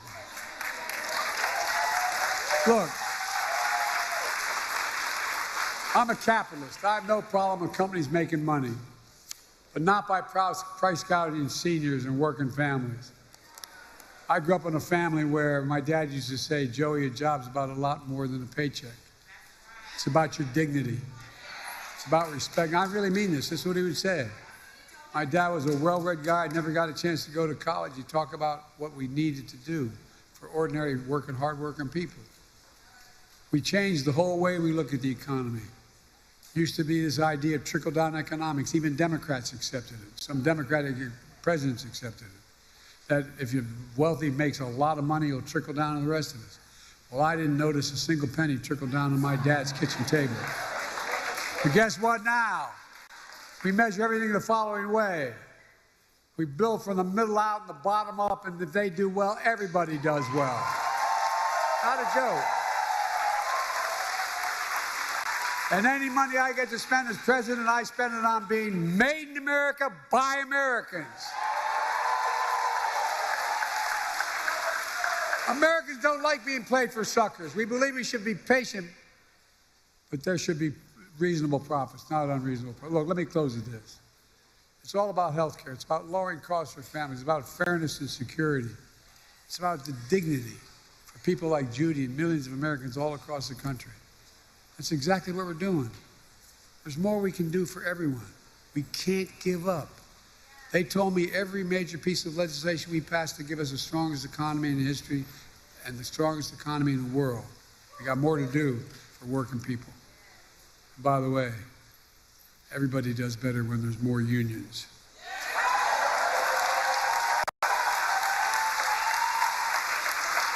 But we're finally getting it done. We can't stop now. We just have to remember who in the hell we are. We're the United States of America. And there is nothing beyond our capacity in this country when we work together. Nothing, nothing, nothing.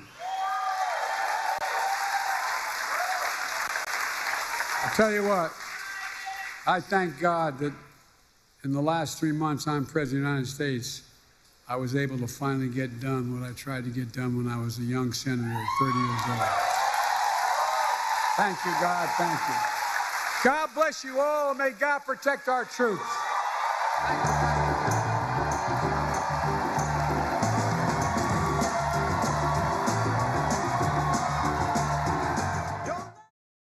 All right, so we were just listening to President Biden and Vice President Harris right here in Prince George's County, Maryland, as they're talking about their plan to lower prescription drug costs. This is actually the very first trip that President Biden and Vice President Harris have taken together since Biden ended his candidacy for president. And you can see them holding hands right there, raising their fists in victory as they slowly walk off the stage right there. This is the very first trip, though, that Biden has taken with Harris since he exited the presidential race, endorsing Harris as the Democratic presidential nominee. So the first time we're seeing them on stage together. And we were hearing Vice President Harris speaking first, thanking President Biden. And then you heard him say that Harris will make a tremendous president. So right there, talking about reducing the prices of Medicare's 10 most popular and expensive drugs. We are going to step away for a 2-minute break as they are now exiting the stage right there in Prince George's County, Maryland. And we're also anticipating former President Trump to be speaking at 4:30 p.m. And of course, we will bring you his remarks uninterrupted right here on Live Now from Fox. I'm Stephanie Quinn. You are watching Live Now from Fox. Time right now is 2:21 Eastern, 11:21 Pacific. We'll be right back with much more live coverage. Stay with us.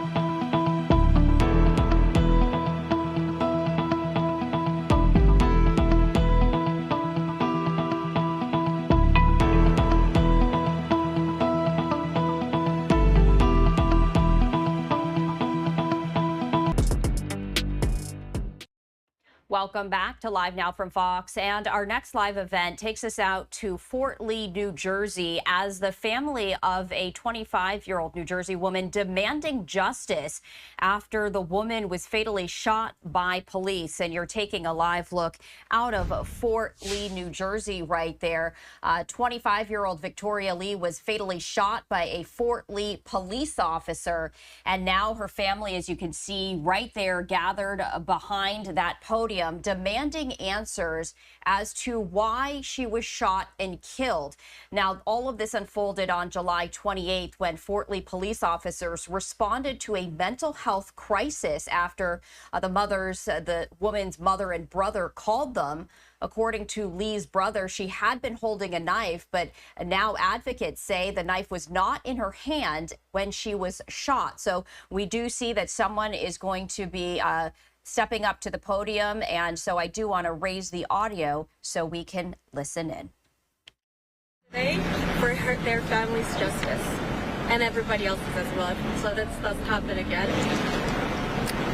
이번 일은 다시는 일어나서는 안 되는 일입니다. 죄송한데 좀 앞으로 나와주세요. 마이크 앞에서 네. 이번 일은 다시는 재발돼서는 안 됩니다. 살구자 전화해서 구급을 요청했던 사람에 의해서 경찰에 의해서 목숨을 잃은 어이없는 이 사건은 비단 코리안 커뮤니티만의 일은 아닌 것 같습니다. All right, so you can listen in as this gentleman right here, not speaking English, but it does appear that there's a translator next to him. This all involves a 25-year-old New Jersey woman, and now it does appear that the woman who is speaking English is taking to the podium, so we're going to listen in again. And today we want justice, and we want everybody to be on the same page with us if that's possible. We're very sad that this is happening. Everything just related to this.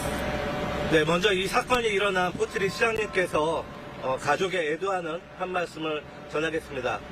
마크 쇼클리시 시장을 소개합니다. We have a Fort Lee's mayor today with us.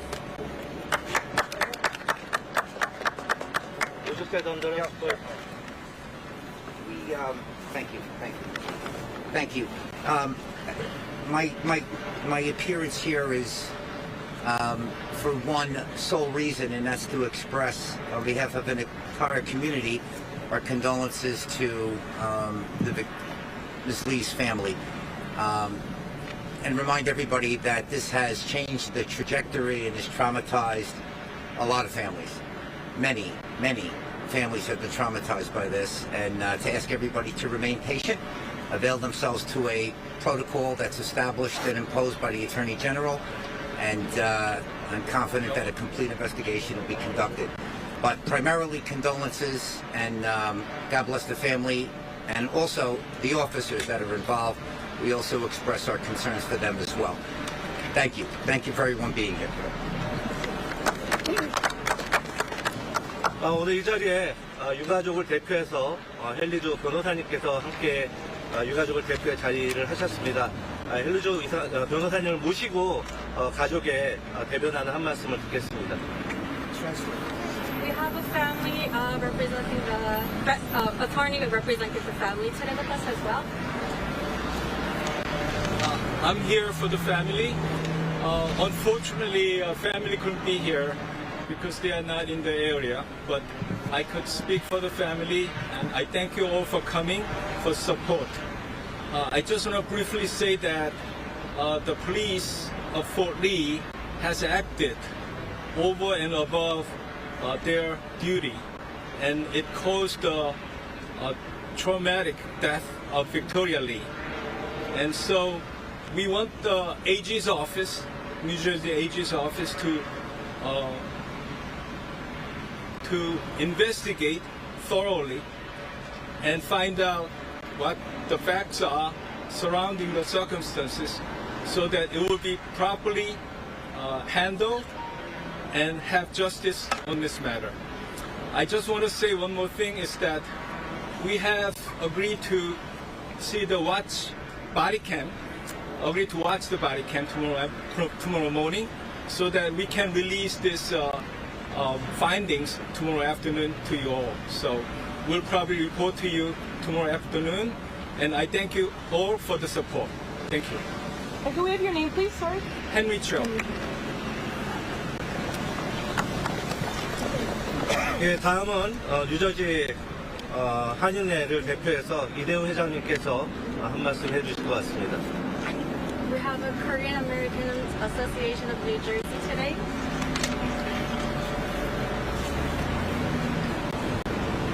First of all, I want to thank everyone to come here for Victoria's tragedy. Our community are devastated by the fatal police shooting of Victoria Lee, a 25-year-old Korean American, during a mental health episode. Victoria Lee was a beloved sister, daughter, and friend. She had her whole life ahead of her. Victoria should still be alive today, and she should be home today. We stand with Victoria Lee's family in calling for a swift, transparent, and thorough investigation. We demand immediate release of the body cam, which is going to be tomorrow. But we want to look for the truth of the body cam. And 9/11 call recordings from the incident as well. Information of the current employment and assignment status of Officer Tony Pickens.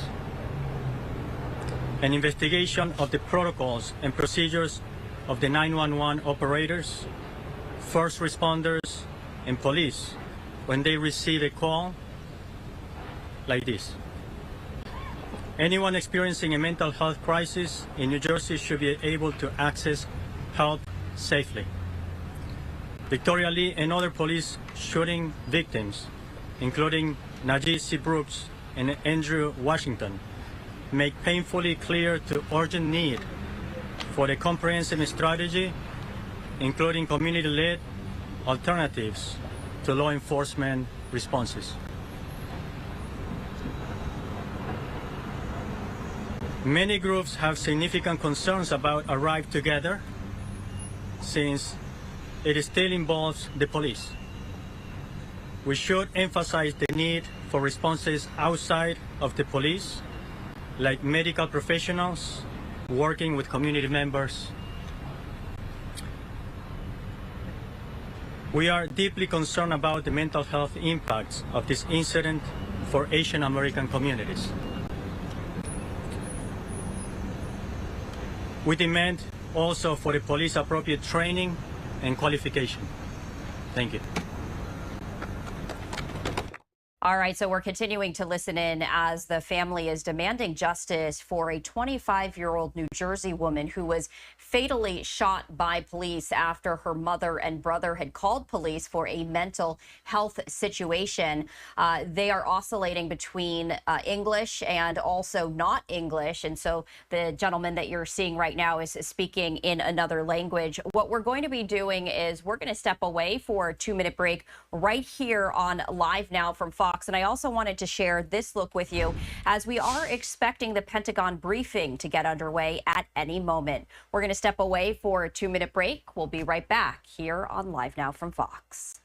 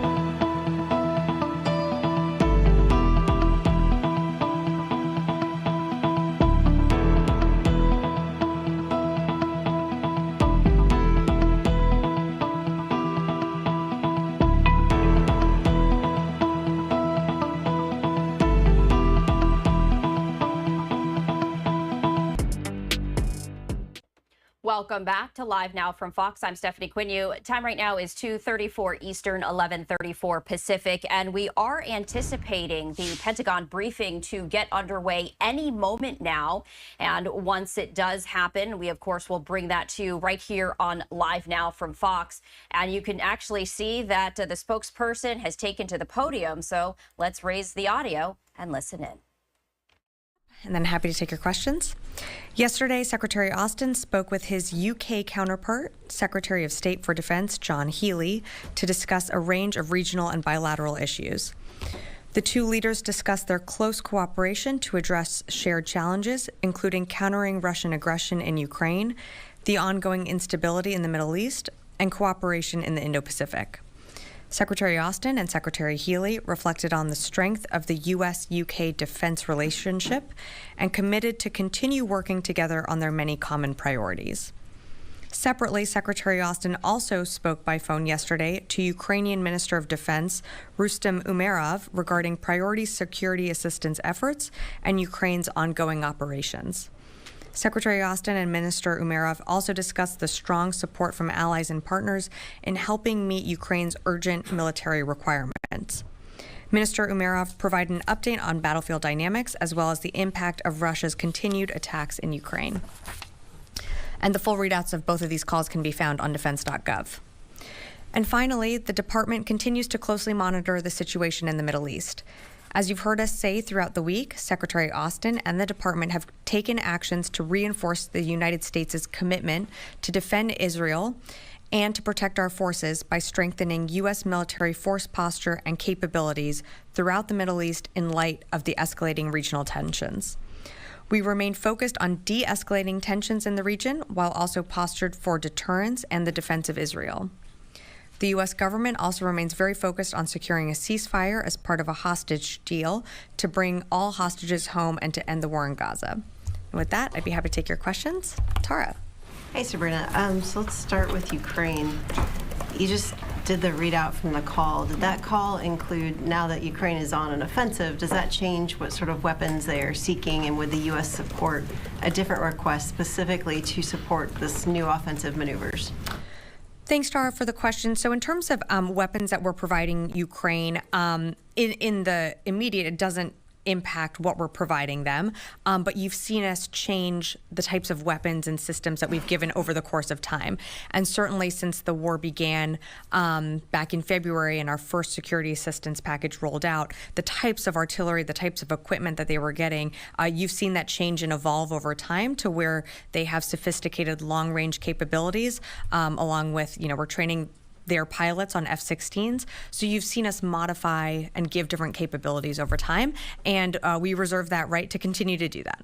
So has anything changed from the U.S. decision on supporting Ukraine? If it continues to push in further, will there be any sort of limitations on what Ukraine can or cannot do with the systems that the U.S. has provided?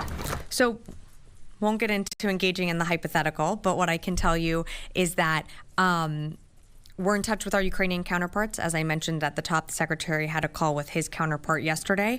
We're always assessing what they need on the battlefield to be successful. And we believe the capabilities that we continue to provide them you're seeing those successes come to fruition as they continue to fight along the east and sort of the northern southern part in that eastern area in Ukraine.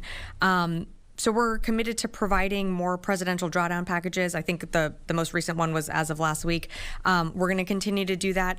If there is a change in capabilities or anything that we're providing them, we always read that out in our PDA packages. So we'll keep you updated on that. Okay, just one last one. Any indications that Russia is sending in reinforcements to Kursk? So we have seen some Russian units be redirected from operations in Ukraine towards the Kursk area. These are just early reports, so I can't really say with certainty the numbers or their objectives, but we have seen some movement there. Natasha. Thanks, Sabrina. So that was kind of my question. I'll phrase it in kind of a different way, though. So does the DoD have any assessment of how Ukraine's operation in Kursk may have changed the battlefield dynamics inside Ukraine in terms of Russia shifting resources over the last 10 days? Has that impacted their ability to advance, Ukraine's ability to defend, given they've also, devoted a lot of troops to the Kursk operation? So right now, what I would say is it's still too early to tell. And we are, the secretary had a call with Minister Umerov yesterday. Throughout the department, we are engaging with the Ukrainians, trying to get a better understanding of their objectives. So I don't have more for you right now. It's something that we're continuing to engage on, we're going to continue to monitor, but I'm just going to have to leave it at that right now. Does the secretary support the operation, given that he spoke to Umerov and now, probably has a better understanding of what they're trying to achieve? Well, what I can tell you is that we're still trying to learn more about it. We're still trying to learn more about what their objectives are. So I'm not going to get further into what they discussed on the call or our support. What I can tell you is where we are supportive, and that is Ukraine continuing to defend itself. And that's why you've seen us provide packages at the rate that we do and at the consistency that we do. And that commitment hasn't changed. And the president has been clear that we're going to stand with Ukraine for as long as it takes. So I think we'll just leave it at that. Yes, over here. Yeah. Thank you so very much. I have two questions, one on Iran, one on Afghanistan. Let's start with Iran. Ayatollah Khamenei, the supreme leader of Iran, yesterday said that non-tactical retreat in any field, including the military, leads to God's wrath.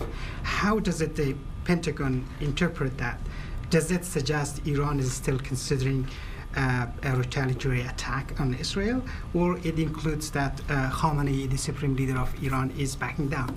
Yeah, I'm not going to speculate on comments that the supreme leader makes. What I can tell you is what we're doing in the region is that you've seen from some of our announcements that the secretary has made is that we are moving additional capabilities into the region so that regional tensions can calm, and so that we're bolstering our security presence should we need to defend Israel if Iran were to attack.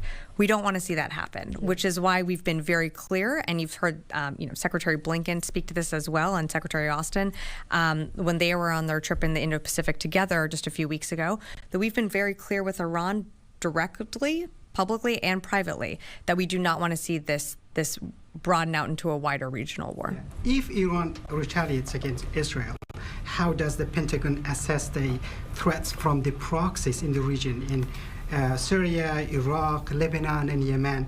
And what strategies are in place to counter these groups if they join forces with Iran in any sort of coordinated attack against Israel? So appreciate the question, but as you know, I'm just not going to engage in a hypothetical on if, what, and when could happen. What I can tell you is what we're doing, and that is exactly what I said earlier, is that we've increased and enhanced our regional presence so that to send a message of deterrence, to send a message that we don't want to see this widen out to a regional war. And when it comes to attacks on our forces, you've always seen us take measures we need in order to respond. And if there were to be any attacks on our forces, whether it be in Iraq and in Syria, we always reserve that right to respond at a time and place of our choosing. But I'll just leave it at that. Dan. So on Ukraine and the situation in Kursk, could you just maybe clarify a little bit about what's happening on the battlefield and how to interpret it? You were indicating that Russian forces have had to be diverted from areas in Ukraine, from Donbass, to help defend Kursk. Is that correct? All right, so we are going to step away for a 2-minute break here on Live Now from Fox. We're going to continue our live coverage of this Pentagon briefing after that. Stay with us.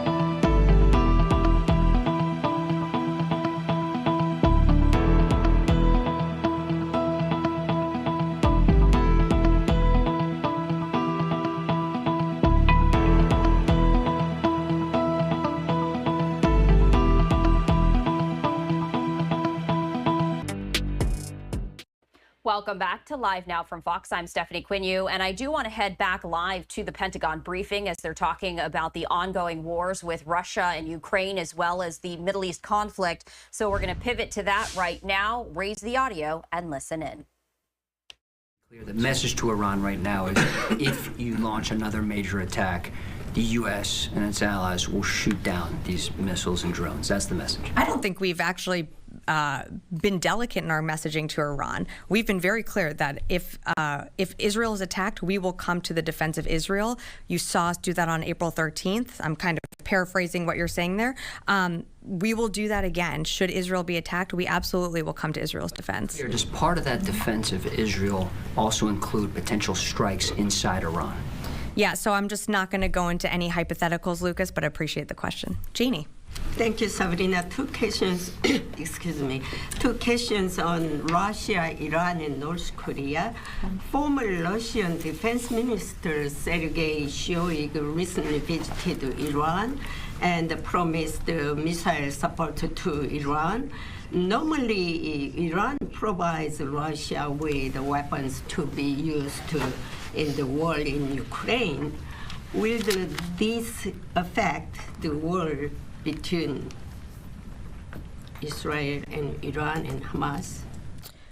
So just making sure that I understand your question, Jane, you're asking about a visit by Shoigu to Iran and how that could impact the Middle East? Yes. So I can't speculate on, on that visit. I would say that I think separately, we've seen a deepening cooperation and relationship between Russia and Iran as Russia continues to engage in its unlawful war in Ukraine. So, we've seen that deepening partnership. We've seen Russia continue to seek weapons out from Iran. While I can't speculate on what this visit entails, we've seen these visits of leaders happen over the course of the last 2 years. In terms of how this plays, into the Middle East, look, Iran has a choice. I think we've been very clear on our messaging when it comes to the defense of Israel. We are going to stand in the defense of Israel just as we did, on April 13th. But I'm just not going to speculate out onto anything else. But North Korea is providing weapons to Hamas. And do you think Israel will be threatened if the arms trade between Iran and North Korea continues? Well, look, I think Hamas certainly has a network of being able to be financed by Iran. I mean, these are, Iran proxy groups engaging in acts that we saw happen on October 7th. Israel has a right to continue to go after Hamas, and that's what they're doing in Gaza. I haven't seen some of these reports that you've referenced, so I'm just going to leave it at that. Lilith, nice to see you back in the briefing room. I wanted to ask you one question about Bangladesh. Has the Pentagon ever sought access to the one Bangladeshi island called San Martin Island in Bay of Bengal to have some military footprint over there? I have to refer you to Indo-PACOM and Central Command more on that. I just don't have more for you on that. And secondly, during this visit of India's Defense Minister Rajnath Singh next week, what were the main topics or issues which the Defense Secretary Austin wants to raise with the Indians? Yeah, so thanks for bringing that up. Of course, we're looking forward to a visit, but I just don't have more for you right now. I'm not going to get ahead of the Secretary or any meetings that he's doing. As always, we will have a readout of his meeting, but I just don't have more to provide on the front end, but we will on the back end, as we always do. And the next 6 months of this administration, what are the things that Secretary wants to accomplish on the India-U.S. defense front? I think there's many things that the Secretary has laid out at the beginning of his tenure that include always, following the NDS. That is our North Star. So our relationships with the Indo-Pacific, meeting our pacing challenge with the PRC, that, of course, is in cooperation with our partner, India. And the Secretary is coming off of his 11th visit to the Indo-Pacific. We've hosted, his Indian counterpart here at the State Department, at the White House as well. So the relationship with India remains one of great importance. It's one of great importance to the Indo-Pacific as well. And, as you mentioned, there's a visit coming up, and when we have more to share on that, we certainly will. Thank you. Yeah. Yeah, I'll stop. Yep. Thank you. So I have a couple on Ukraine. So Ukraine is asking for permission to use Western weapons for longer-range strikes inside Russia to build momentum during its Kursk operation. Is it something that the United States is considering? So I don't have anything more to provide on long-range deep strike capabilities. We have given them, capabilities and sort of worked with the Ukrainians on setting those parameters, but those haven't changed. Why is this still considered to be escalatory, given that there has been no major response from the Russians to the incursion of Ukrainians into their territory? I mean, it seems like that every red line that Russia draws, Ukrainian military is erasing now. We can have a very long conversation about this. I will tell you that the weapons that we are providing them, and not just, you have to remember, this is not just the United States. This is a coalition of countries coming together through the UDCG, providing weapons and capabilities and support to Ukraine. We believe the best way that they can be effective on the battlefield is by knitting those capabilities together and continuing to push forces back to regain their sovereign territory. That doesn't necessarily happen by doing long-range deep strikes within Russia. And of course, we're worried about escalation. So just because Russia hasn't responded to something doesn't mean that they can't or won't in the future. And that's something that the administration is always weighing. But you have to remember that what Ukraine has been able to do with some of the whether it's from us or other countries, they've been very successful in being able to take back their sovereign territory, and they still continue to do it. This is not something that's going to end in a day, although it could if Putin decided to withdraw his troops from Russia. But certainly Ukraine, it's going to take time. It's taking training. And what I will tell you is what is that our commitment is with Ukraine for the long haul. All right, so we were just hearing from the spokesperson at the Pentagon saying that the United States is fully committed to supporting Ukraine amid the ongoing war with Russia. We are going to step away for our final 2-minute break of the hour. I'm Stephanie Quinu, and on the other end, Mike Page is going to be your host, guiding you through a number of hours of live events, top stories, and headlines, including former President Trump, as he is set to deliver remarks in New Jersey at around 4:30 p.m. Eastern Time. We'll be right back.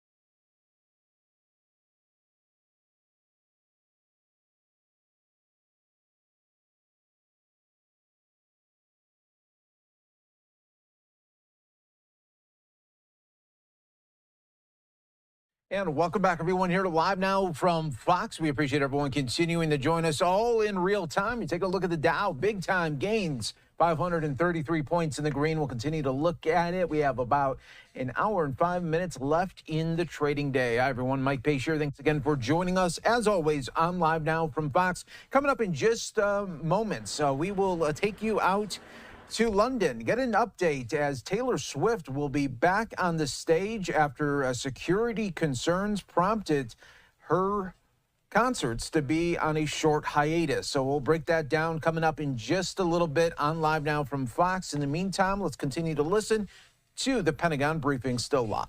With Pentagon and State Department officials held talks there, and just last week we have seen that U.S. lifted ban on Saudi Arabia from offensive air to ground mutations. So question is this is part of ongoing Saudi Arabia, U.S. and Israel trilateral deal in the context of Saudi Arabia and Israel normalization? Yeah, so we put out a statement on that from the State Department or from the White House. I would refer you them to speak more to that. That has to do with FMS sales, so I just would refer you to them. And secondly, Saudi Crown Prince just suggests some Congress people that he's at the risk of being assassinated because of normalization talks with Israel. So he's armed forces chief in Saudi Arabia. He's the man who is directly engaged with United States and maybe indirect channel with the Israel as well. So how concerning it is for the United States? I haven't seen those reports, so I just can't offer a comment on that at this time. Thank you. Yeah, over here. Yeah, thank you, Sabrina. Yesterday, State Department's deputy spokesperson told me at no point the U.S. government did discuss the U.S. military withdrawal in Iraq. And soon after these comments, the Iraqi Foreign Ministry issued a statement, and they said there are no U.S. forces in Iraq except for military advisor under the umbrella of the international coalition. And these advisors there's discussion to terminate these advisors in Iraq. Could you tell me, do you have any U.S. forces, troops in Iraq? So, as you know, we have forces in Iraq, and we have forces in Syria, and those forces are there to, or they're committed there to ensure the defeat of ISIS. And we work with the Iraqi security forces to do that. You know that. You've asked me about it before. So I'm not sure where the disconnect is here. If you're asking about the Higher Military Commission, those talks continue and are ongoing. And, they are continuing, and you've seen us do readouts of every time those talks happen here or whether it's in Iraq, but I don't have an update on where those stand right now. And the thing is that the Iraqi government says that there's no U.S. forces there advisor. What's the difference between the U.S. troops, forces in Iraq and the advisors? So I haven't seen those comments, so I'm not going to directly comment on that. But as you know, because we've talked about this before, we do have forces in Iraq that actually have been attacked before, which you've also asked me about. And so their mission there is to ensure the defeat of ISIS. And we work with the Iraqi security forces to do just that. So while you're referencing someone's comments, I just haven't seen them, so I just don't have more to share on that. Charlie. Thank you, Sabrina. With the Abe Lincoln headed to the vicinity at haste, this has been repeated, it still won't be there for a number of days, so it'll be irrelevant if Iran or Hezbollah were to strike. Is the plan, the strategy to have two carrier strike groups in the vicinity at the same time and maybe have an overlap of the Roosevelt? So I'm not going to speak to timelines or how long one carrier will remain in the region and the other will depart right now. What I can tell you is, the secretary directed. All right, the Pentagon briefing continues, and we'll continue to showcase it a little bit later here on Live Now from Fox, but it is setting up for a new hour here, and we want to continue to bring you some of the latest top news stories that we are following for you. And for Swifties, it's a time to rejoice, as Taylor Swift will be back on the concert stage in London after all of that very bad scares that were going on security-wise, and then things could have gotten much, much worse if it wasn't uncovered in that security plot. So let's go out right now to London, where we have Fox News' Stephanie Bennett joining us here with the latest as Taylor Swift back on the concert stage. Stephanie. Yeah, 450,000 Taylor Swift fans will descend upon London over the next few days for 5 concerts here at Wembley. And like you said, she is back and, better than ever. I don't know if you could say it. She's just amazing at what she does right now. I mean, this all started March 2023. She has not stopped. She's been traveling all around the world for these mega concert tours, and they do not stop until the end of the year. And as always, many have lined up for hours, traveling hundreds of miles, swapping those friendship bracelets. But it has been a difficult few weeks, as you mentioned, and things are gonna look very different tonight. It's her first live show since that foiled ISIS-inspired terror plot in Vienna, which forced her sold-out shows to be canceled. Devastated fans have been trying to get their hands on new tickets here for London, and in support, some UK fans have actually been offering up their own to those who missed out. Last month, as we saw, it was more turmoil for Taylor Swift fans after 3 young girls died following a stabbing attack at a Swift-themed dance class in Southport, England. The singer, she did post on Instagram saying that she was completely in shock and at a complete loss for how to ever convey her sympathies to those families. She has not spoken out, though, about the Vienna terror plot. She still remains quiet on that. But for now, security experts say authorities are taking lessons from the 2017 attack when 22 people were killed by a suicide bomber at an Ariana Grande concert up in Manchester. There will be extra security on hand tonight at Wembley and over the next few days. Officials are also ramping up security surveillance, cybersecurity measures, and unlike previous shows, unfortunately, fans, they cannot camp outside of the venues to get a closer spot to the stage, and they can also not gather outside if they do not have a ticket. London's Metropolitan Police say there's no indication that the foiled Austrian terror plot will have any impact. In fact, many fans are actually saying these additional safety measures might make this the safest concert ever here, at least tonight. Swift, she has already performed 2 concerts in London. Those were back in May, and they were possibly the most memorable as well. Prince William, he was seen dancing to Shake It Off alongside his children, and also Taylor Swift brought out her boyfriend, Travis Kelce, of course, of the Kansas City Chiefs for the first time on stage. And of course, this Eras tour is the biggest selling of all time. $2 billion, Mike, in ticket sales expected by the end of the year. But yeah, again, 450,000 fans. And we know it all started in Glendale, Arizona, where you're at with her very first concert she kicked off. But it will all come to an end in Canada on December 8th. Yeah, Stephanie, it seems like it doesn't matter how big of a star you are. This had to rattle her with the security and terror concerns that were happening. And anytime, you Google her name so much, and then all of this now is associated with her concert. So it'll be interesting to see if she makes any mention of it on the stage.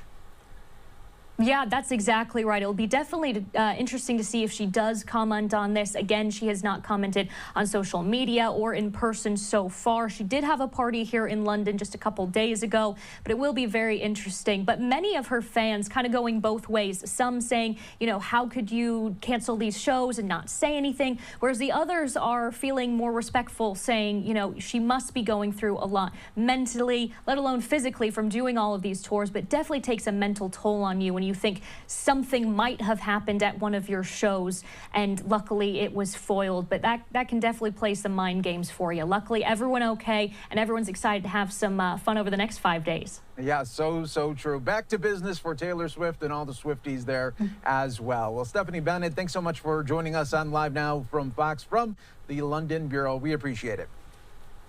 Thanks for having me. Take care. And we are going to take our first break of the hour, everyone. Stay right here with us. More to come in just moments, including the latest updates into the arrests associated with Matthew Perry's death. You're watching Live Now from Fox.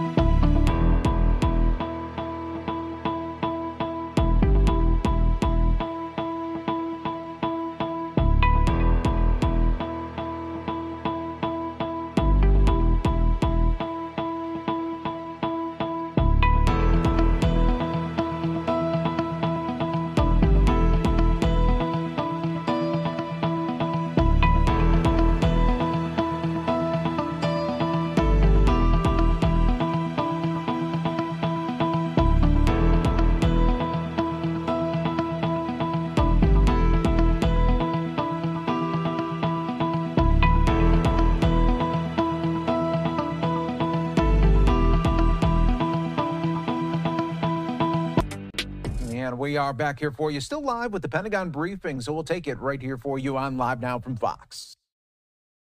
Would de-escalate tensions and would avoid or has the potential to avoid a larger regional conflict. But it's also really important to remember that it's not just that. It's about getting our hostages home. They're still Americans that are hostages. It's also about ensuring that aid can get into the people, the Palestinian people who desperately need it in Gaza.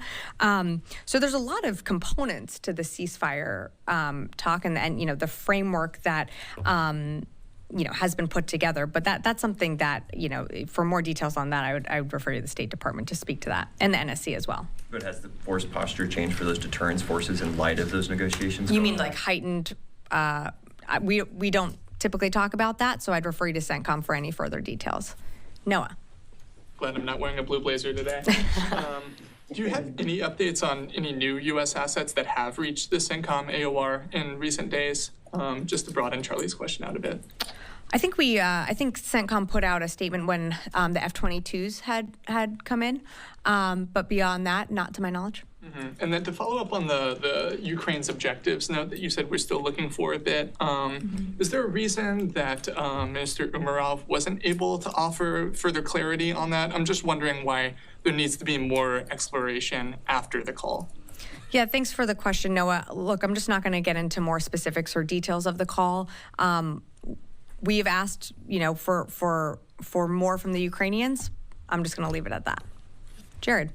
Hi, Sabrina. Iranian press is reporting, state-run press is reporting that an IRGC official has died. He had been deployed to Syria, and his injuries had resulted from a strike, I believe, between July and August. Not a lot of clarity there, but the Iranian press is saying that it was done by coalition forces who are illegally in Syria. Did the United States conduct a strike? Does the department believe they may have killed an Iranian IRGC official? Jared, I haven't seen these reports from Iranian state-owned media, so I can't confirm them. I'd refer you to CENTCOM for any details on any strikes. Yes. Thank you very much, Sabrina. Mr. James Bond Stockdale was a US PAW in Vietnam for a long time, and he was honored Medal of Honor as well. He was my teacher at age 15, and then since 25 years, I've been a journalist from Afghanistan, Pakistan, that border region. I'm the only English newspaper there.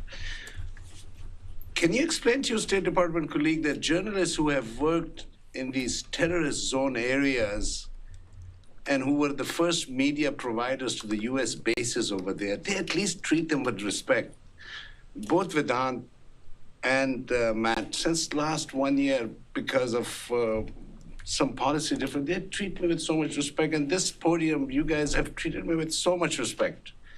So is it possible that you at least tell them that journalists who are from the war zone areas, they act, their attitude, their everything is a little different than these diplomatic trained journalists, you know what I mean? So, look, they're my dear colleagues at the State Department. I'm not exactly sure what you're referring to here, but go ahead. Please, you were going to say something. I can tell you that, this administration, I think, certainly values journalists wherever you are in the world. We value your coverage. We value the questions that you ask us here at the briefing room, whether it's in this briefing room or other briefing rooms across the administration. I don't know if you have a question, but happy to take it. Yesterday, the Taliban were celebrating their 3 years anniversary of their takeover in Afghanistan. And they were flying US-made helicopters. They were driving US vehicles, the military vehicles. I had emailed this office, Pentagon, right before the US withdrawal as well, that what's going to happen. So at least, can the US now at least disable these helicopters, these big things, or no, they have not thought about it?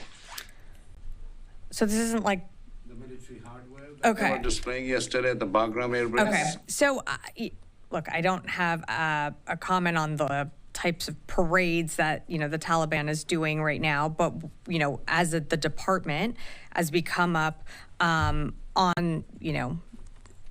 closer to an anniversary, I would say that we are certainly grateful for all those that have served, for their bravery, for their selflessness, for their compassion every single day that they showed while they were in Afghanistan. And we certainly honor those that came back and those that made the ultimate sacrifice, but I just don't have a comment to offer on the Taliban. Thank you. Just last question. Several senior Pakistani military officials has been arrested in the last couple of days, including a spy master, the general, and they were arrested on corruption charges. Senior politicians, Javed Hashmi, and Georgetown graduates, again a senior politician, Mushahid Hussain, they all complain from the U.S. that the U.S. only contacts the Pakistani military more directly instead of the people-to-people relationship instead of the diplomatic. Do you guys ever feel that? Have anybody ever told you that the people of Pakistan, who many of them support democracy as well, but when their senior politicians say that the U.S. military keeps more focus on the Pakistani military than the diplomatic relation, is that anything of concern to you or not? So I think two separate questions here. In terms of the reports that you're cited, where are those reports regarding the arrest? I just don't have anything for you on that. That's really a Pakistani internal matter for them to speak to. As you know, the U.S. values our partnership with Pakistan and engage with both military and civilian leaders based on mutual interests. And we remain committed to working with Pakistan to support regional stability and our mutual goals, and I'll just have to leave it at that.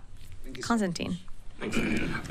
Just a quick update on JLOTS, if you don't mind. Has the remaining aid that was in Cyprus been finally delivered, and Pentagon briefing continues. We are going to take a 2-minute break here on Live Now from Fox. When we come back, we will have an update for you as a big moment here as two doctors, Perry's assistant, also known as the ketamine queen, arrested in the death of Matthew Perry. We'll have the latest breakdown from TMZ coming up next.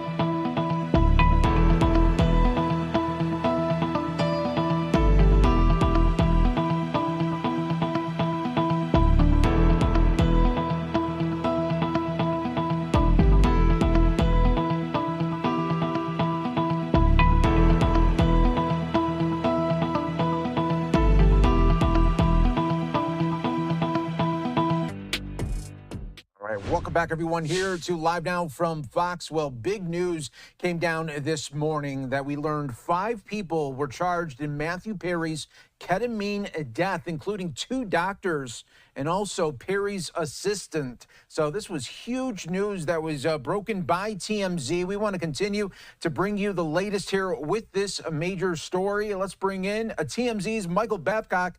Thanks so much for joining us on Live Now. And this was a big moment here as this indictment was read out. Hey, Mike. No, you're absolutely right. I mean, obviously, the death of Matthew Perry at the end of October, it gripped the country. I mean, he was such a a beloved figure, not just in Hollywood, but, millions and millions of Friends fans across the country. And, as people have moved on with their lives since that happened, there was a large scale investigation that had been going on in the month since Matthew died. And it was local officials and federal officials, Mike. I mean, you had everybody from the DEA to the United States Postal Service to the LAPD working on this. And then today to learn that 5 people now have been charged, including 2 physicians and somebody who has been nicknamed by the authorities the ketamine queen, in addition to Matthew Perry's personal assistant, have all been charged with a bunch of different charges relating to the sale of ketamine. And in some cases, you're talking about possibly facing life in prison here, Mike, at least for one of these defendants. Yeah, and when the indictment was read out, it was so brazen at times where these the one defendant even going as far as saying, we wonder just how much this moron is going to pay, talking about Perry there. So this was a whole underground operation. You're absolutely right, Mike. I mean, it's really sad because you've got somebody, and we know because Matthew Perry talked about it.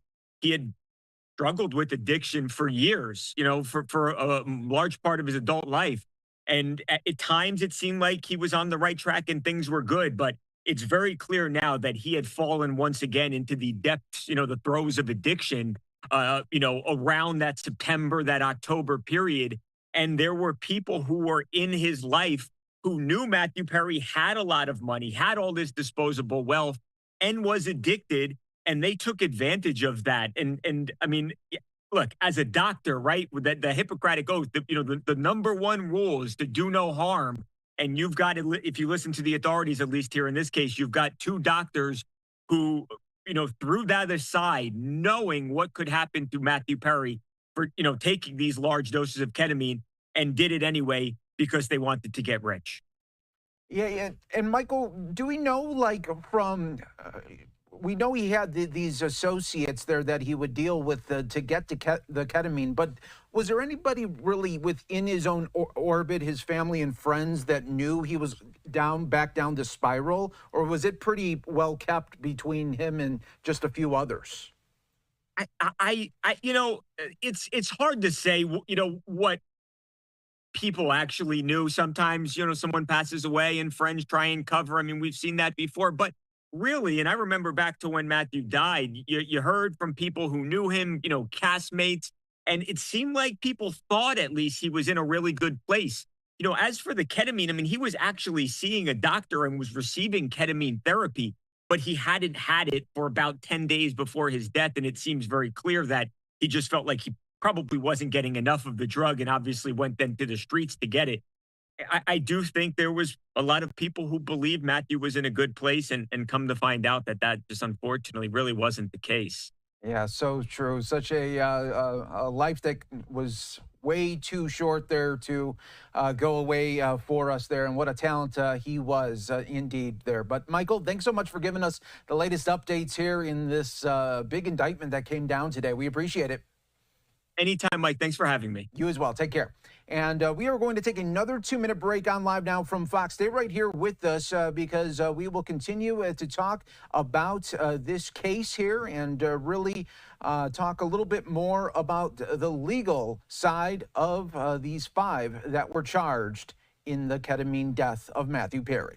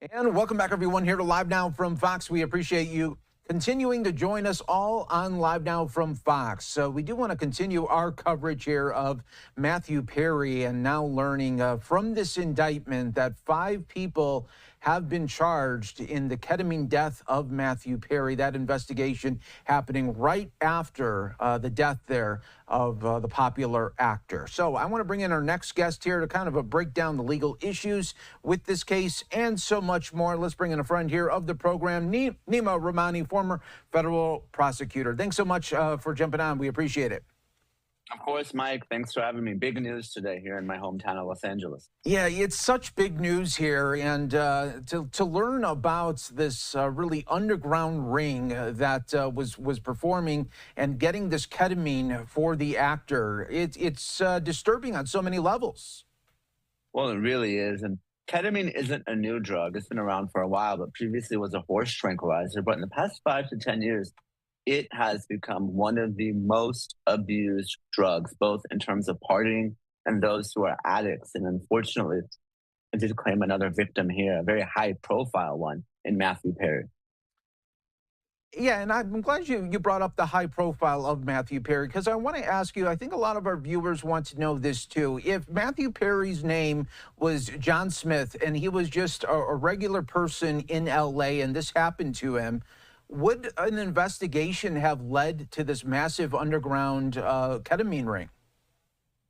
Mike, I'm going to answer you honestly and answer the viewers, and that answer is no. The political reality is every prosecutor in this country is either elected or appointed by someone who is. And there was another victim in this case by the ketamine queen, and his name was Cody, and he died in 2019. And I don't think the federal government was necessarily investigating that death like they were Matthew Perry. But I'm glad that they did, and they apparently found some doctors and drug dealers that were responsible for now multiple deaths, and hopefully they can be brought to justice. Yeah, so true. And I also want to ask you, too, say if Matthew Perry survived, he was in the hospital, but he was able to come out of this, and there was an investigation, would Matthew Perry himself have been in trouble as well? Because at the end of the day, I mean, he was the one that was wanting this ketamine.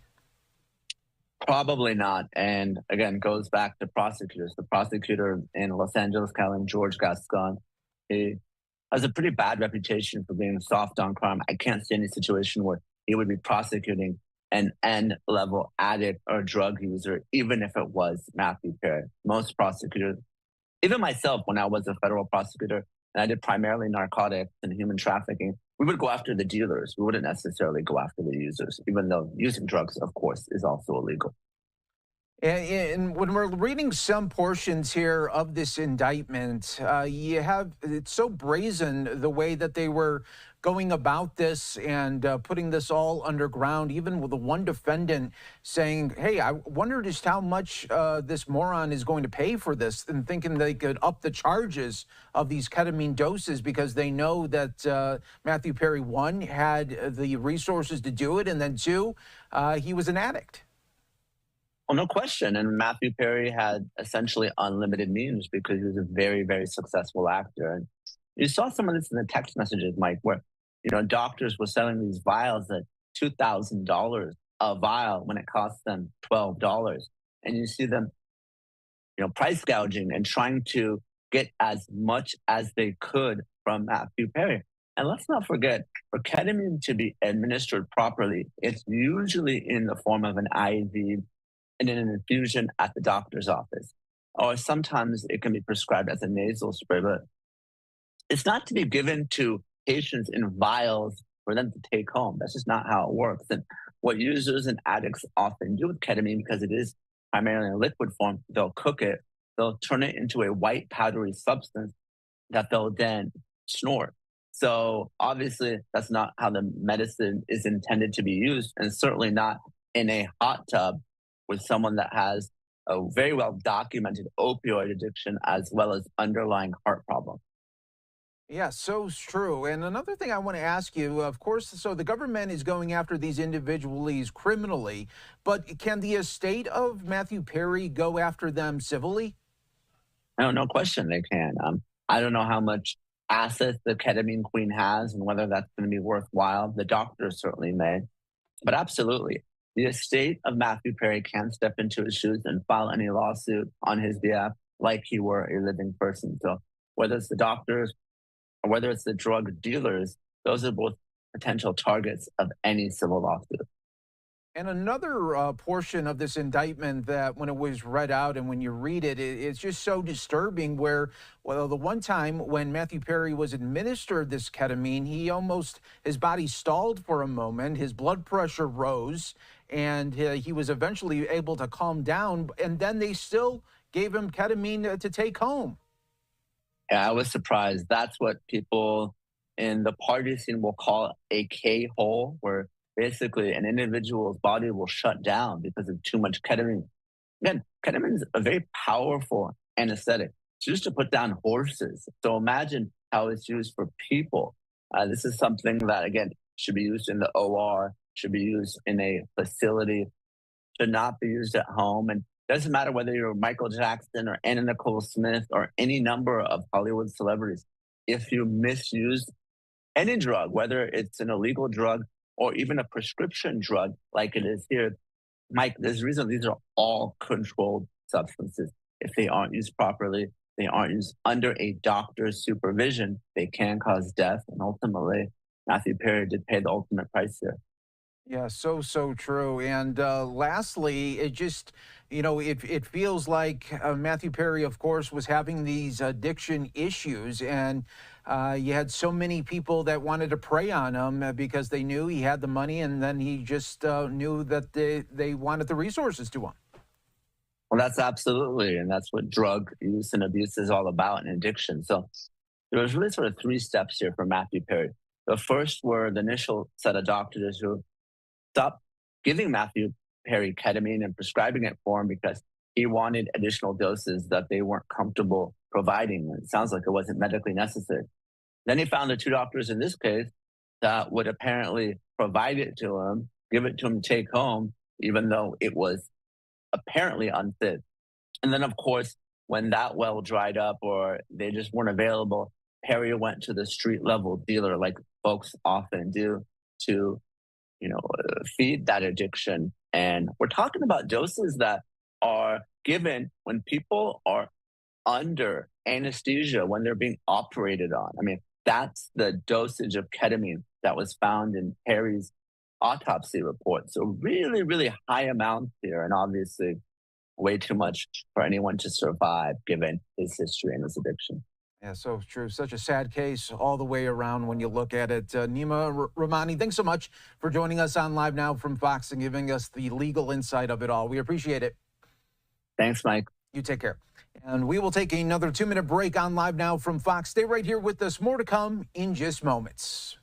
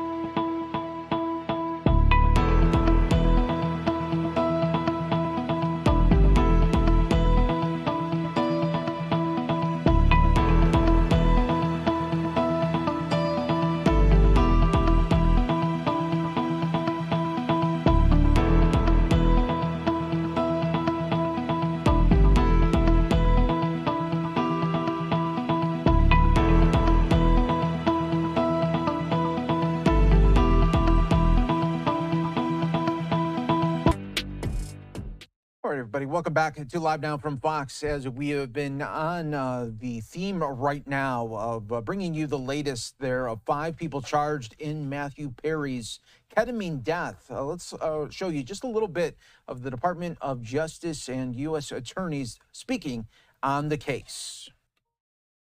On this stage began an in-depth, wide-ranging investigation.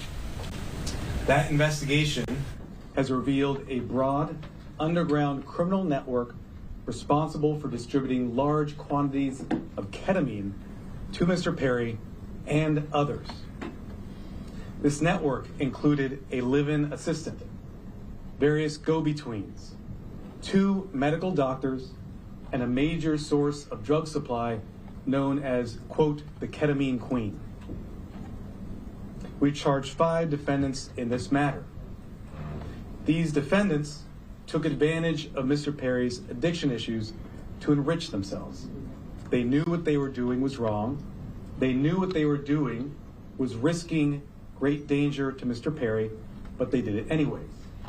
In the end, these defendants were more interested in profiting off Mr. Perry than caring for his well-being. I'm going to talk about the indictment, the allegations, and the charges in more detail.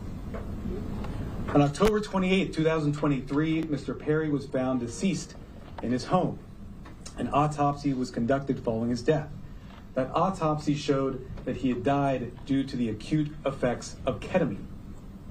Ketamine is a controlled substance. It has some legitimate uses, but it is also used illegally. It is used by people seeking to disassociate from reality. It can cause serious health effects, serious health problems, including loss of consciousness, including spikes in blood pressure, and including respiratory issues that can deprive the brain of oxygen. For that reason, it is a drug that must be administered by medical professionals, and the patient must be monitored closely. That did not occur here. This investigation focused on who supplied the ketamine to Mr. Perry. As many of you know, Mr. Perry struggled with addiction in the past. And on many occasions, he sought help for his addiction issues. The investigation revealed that in the fall of 2023, Mr. Perry fell back into addiction, and these defendants took advantage to profit for themselves. The 2 lead defendants in this case are defendants Salvador Plasencia and defendant Jasvin Sanya. First, I'll talk about defendant Plasencia. Defendant Plasencia was a medical doctor. He worked with another medical doctor, defendant Mark Chavez, to obtain ketamine. He then worked with Mr. Perry's live-in assistant, defendant Kenneth Iwamasa, to distribute that ketamine to Mr. Perry.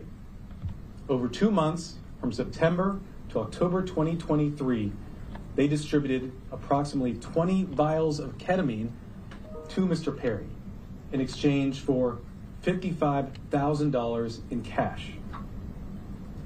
Defendant Plasencia saw this as an opportunity to profit off of Mr. Perry. He wrote in a text message in September 2023, quote, "I wonder how much this moron will pay." He also stated in text messages that he wanted to be Mr. Perry's sole source of supply. He wrote in a text message that he wanted to be Mr. Perry's, quote, "go-to for drugs." As a doctor, defendant Plasencia knew full well the danger of what he was doing.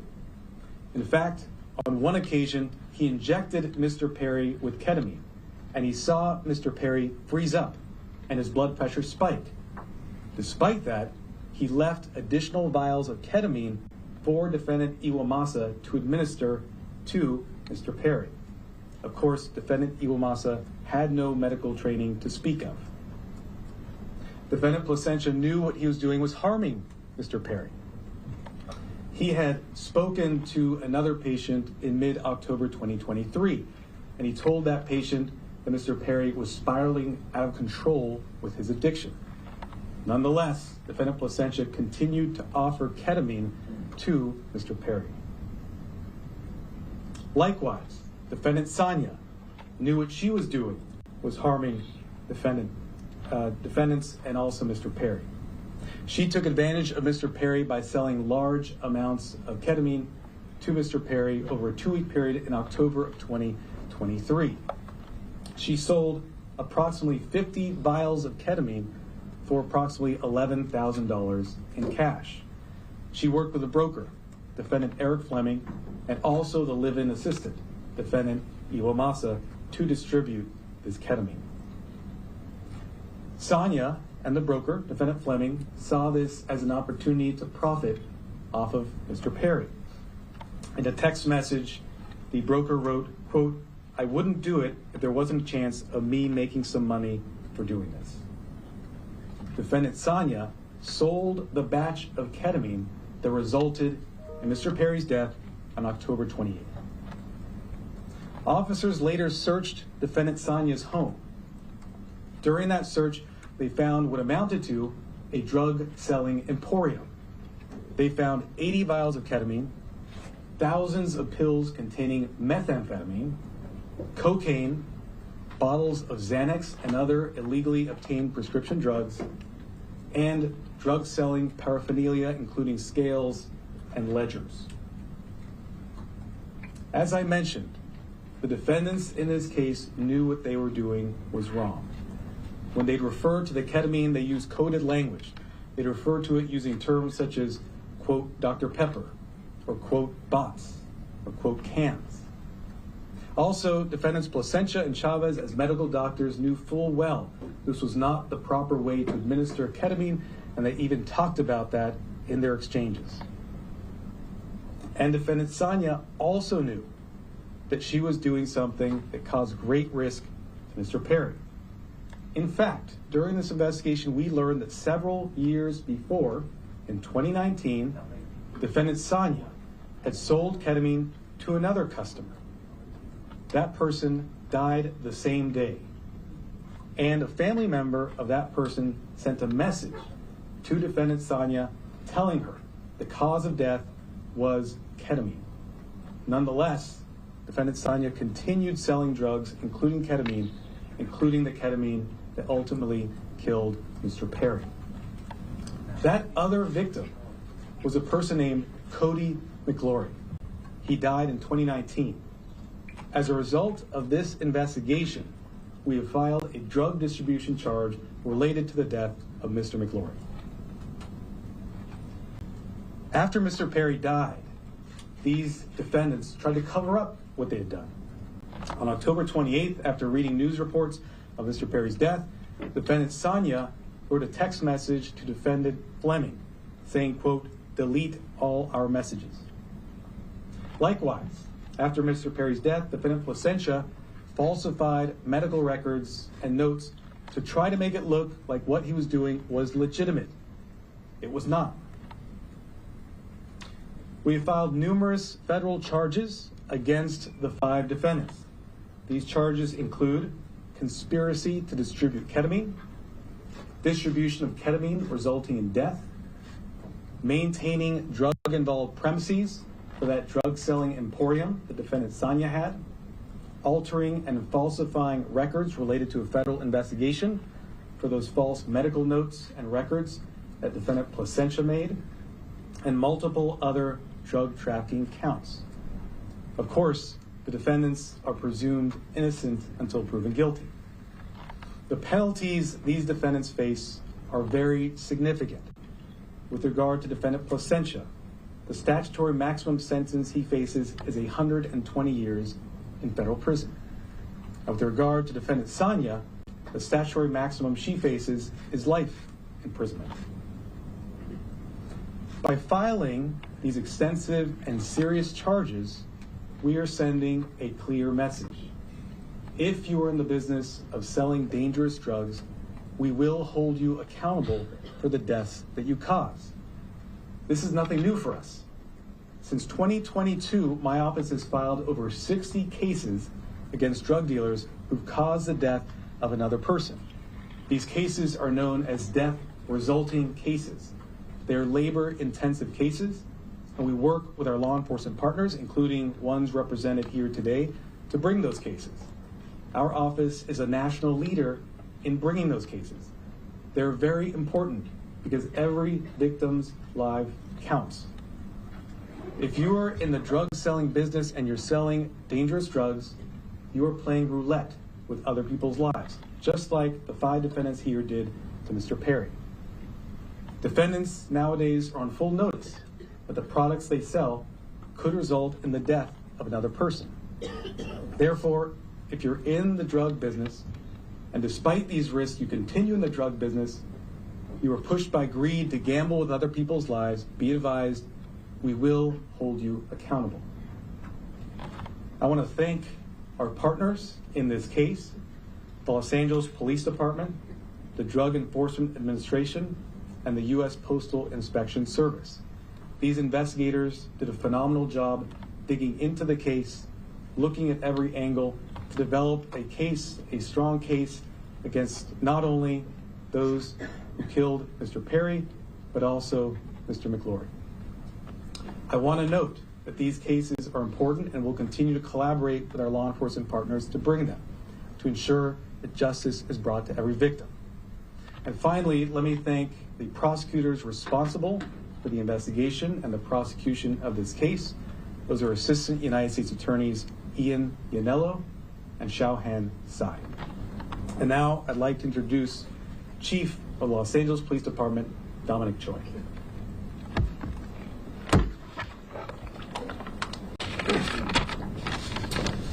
All right, good morning.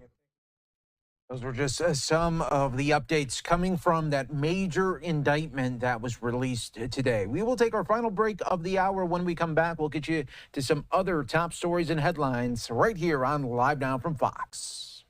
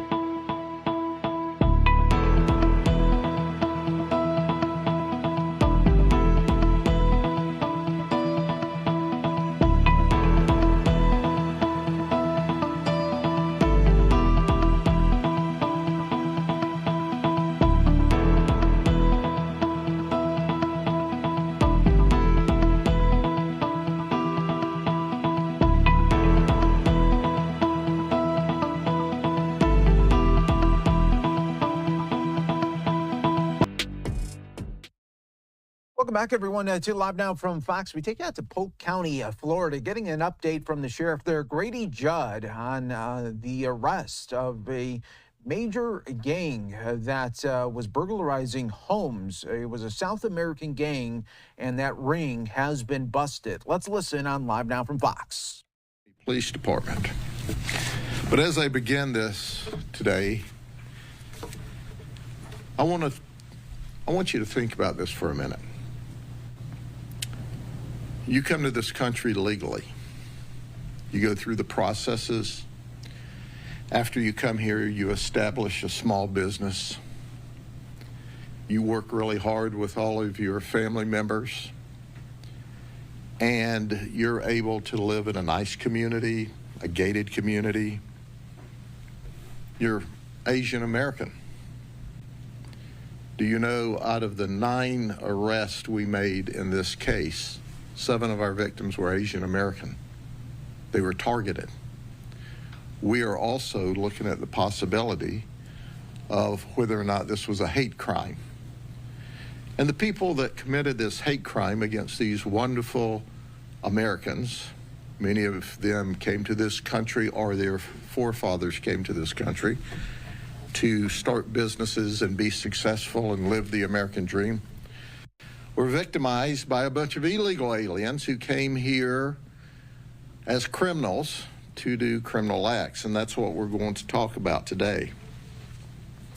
This all started for us here in the Sheriff's Office in March of 2023 with some high-end burglaries and high-end thefts. It's called the SATTAG. It's South American Theft Group. Now, it's not new to this country. In fact, we have groups from Colombia and South America working all across the United States as we speak. They're focusing on high-end houses. They're focusing on business owners, local business owners. And these 4 folks that I'm going to talk to you about for a few minutes, guess how they all got here across the southern border?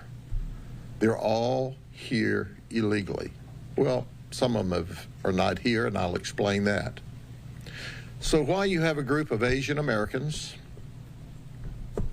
that came here legally, or their parents did, or running beautiful restaurants, you have this group of folks who have stolen, that we've documented, just about $1.7 million from them in cash, in jewelry, and high-end jewelry, in clothes.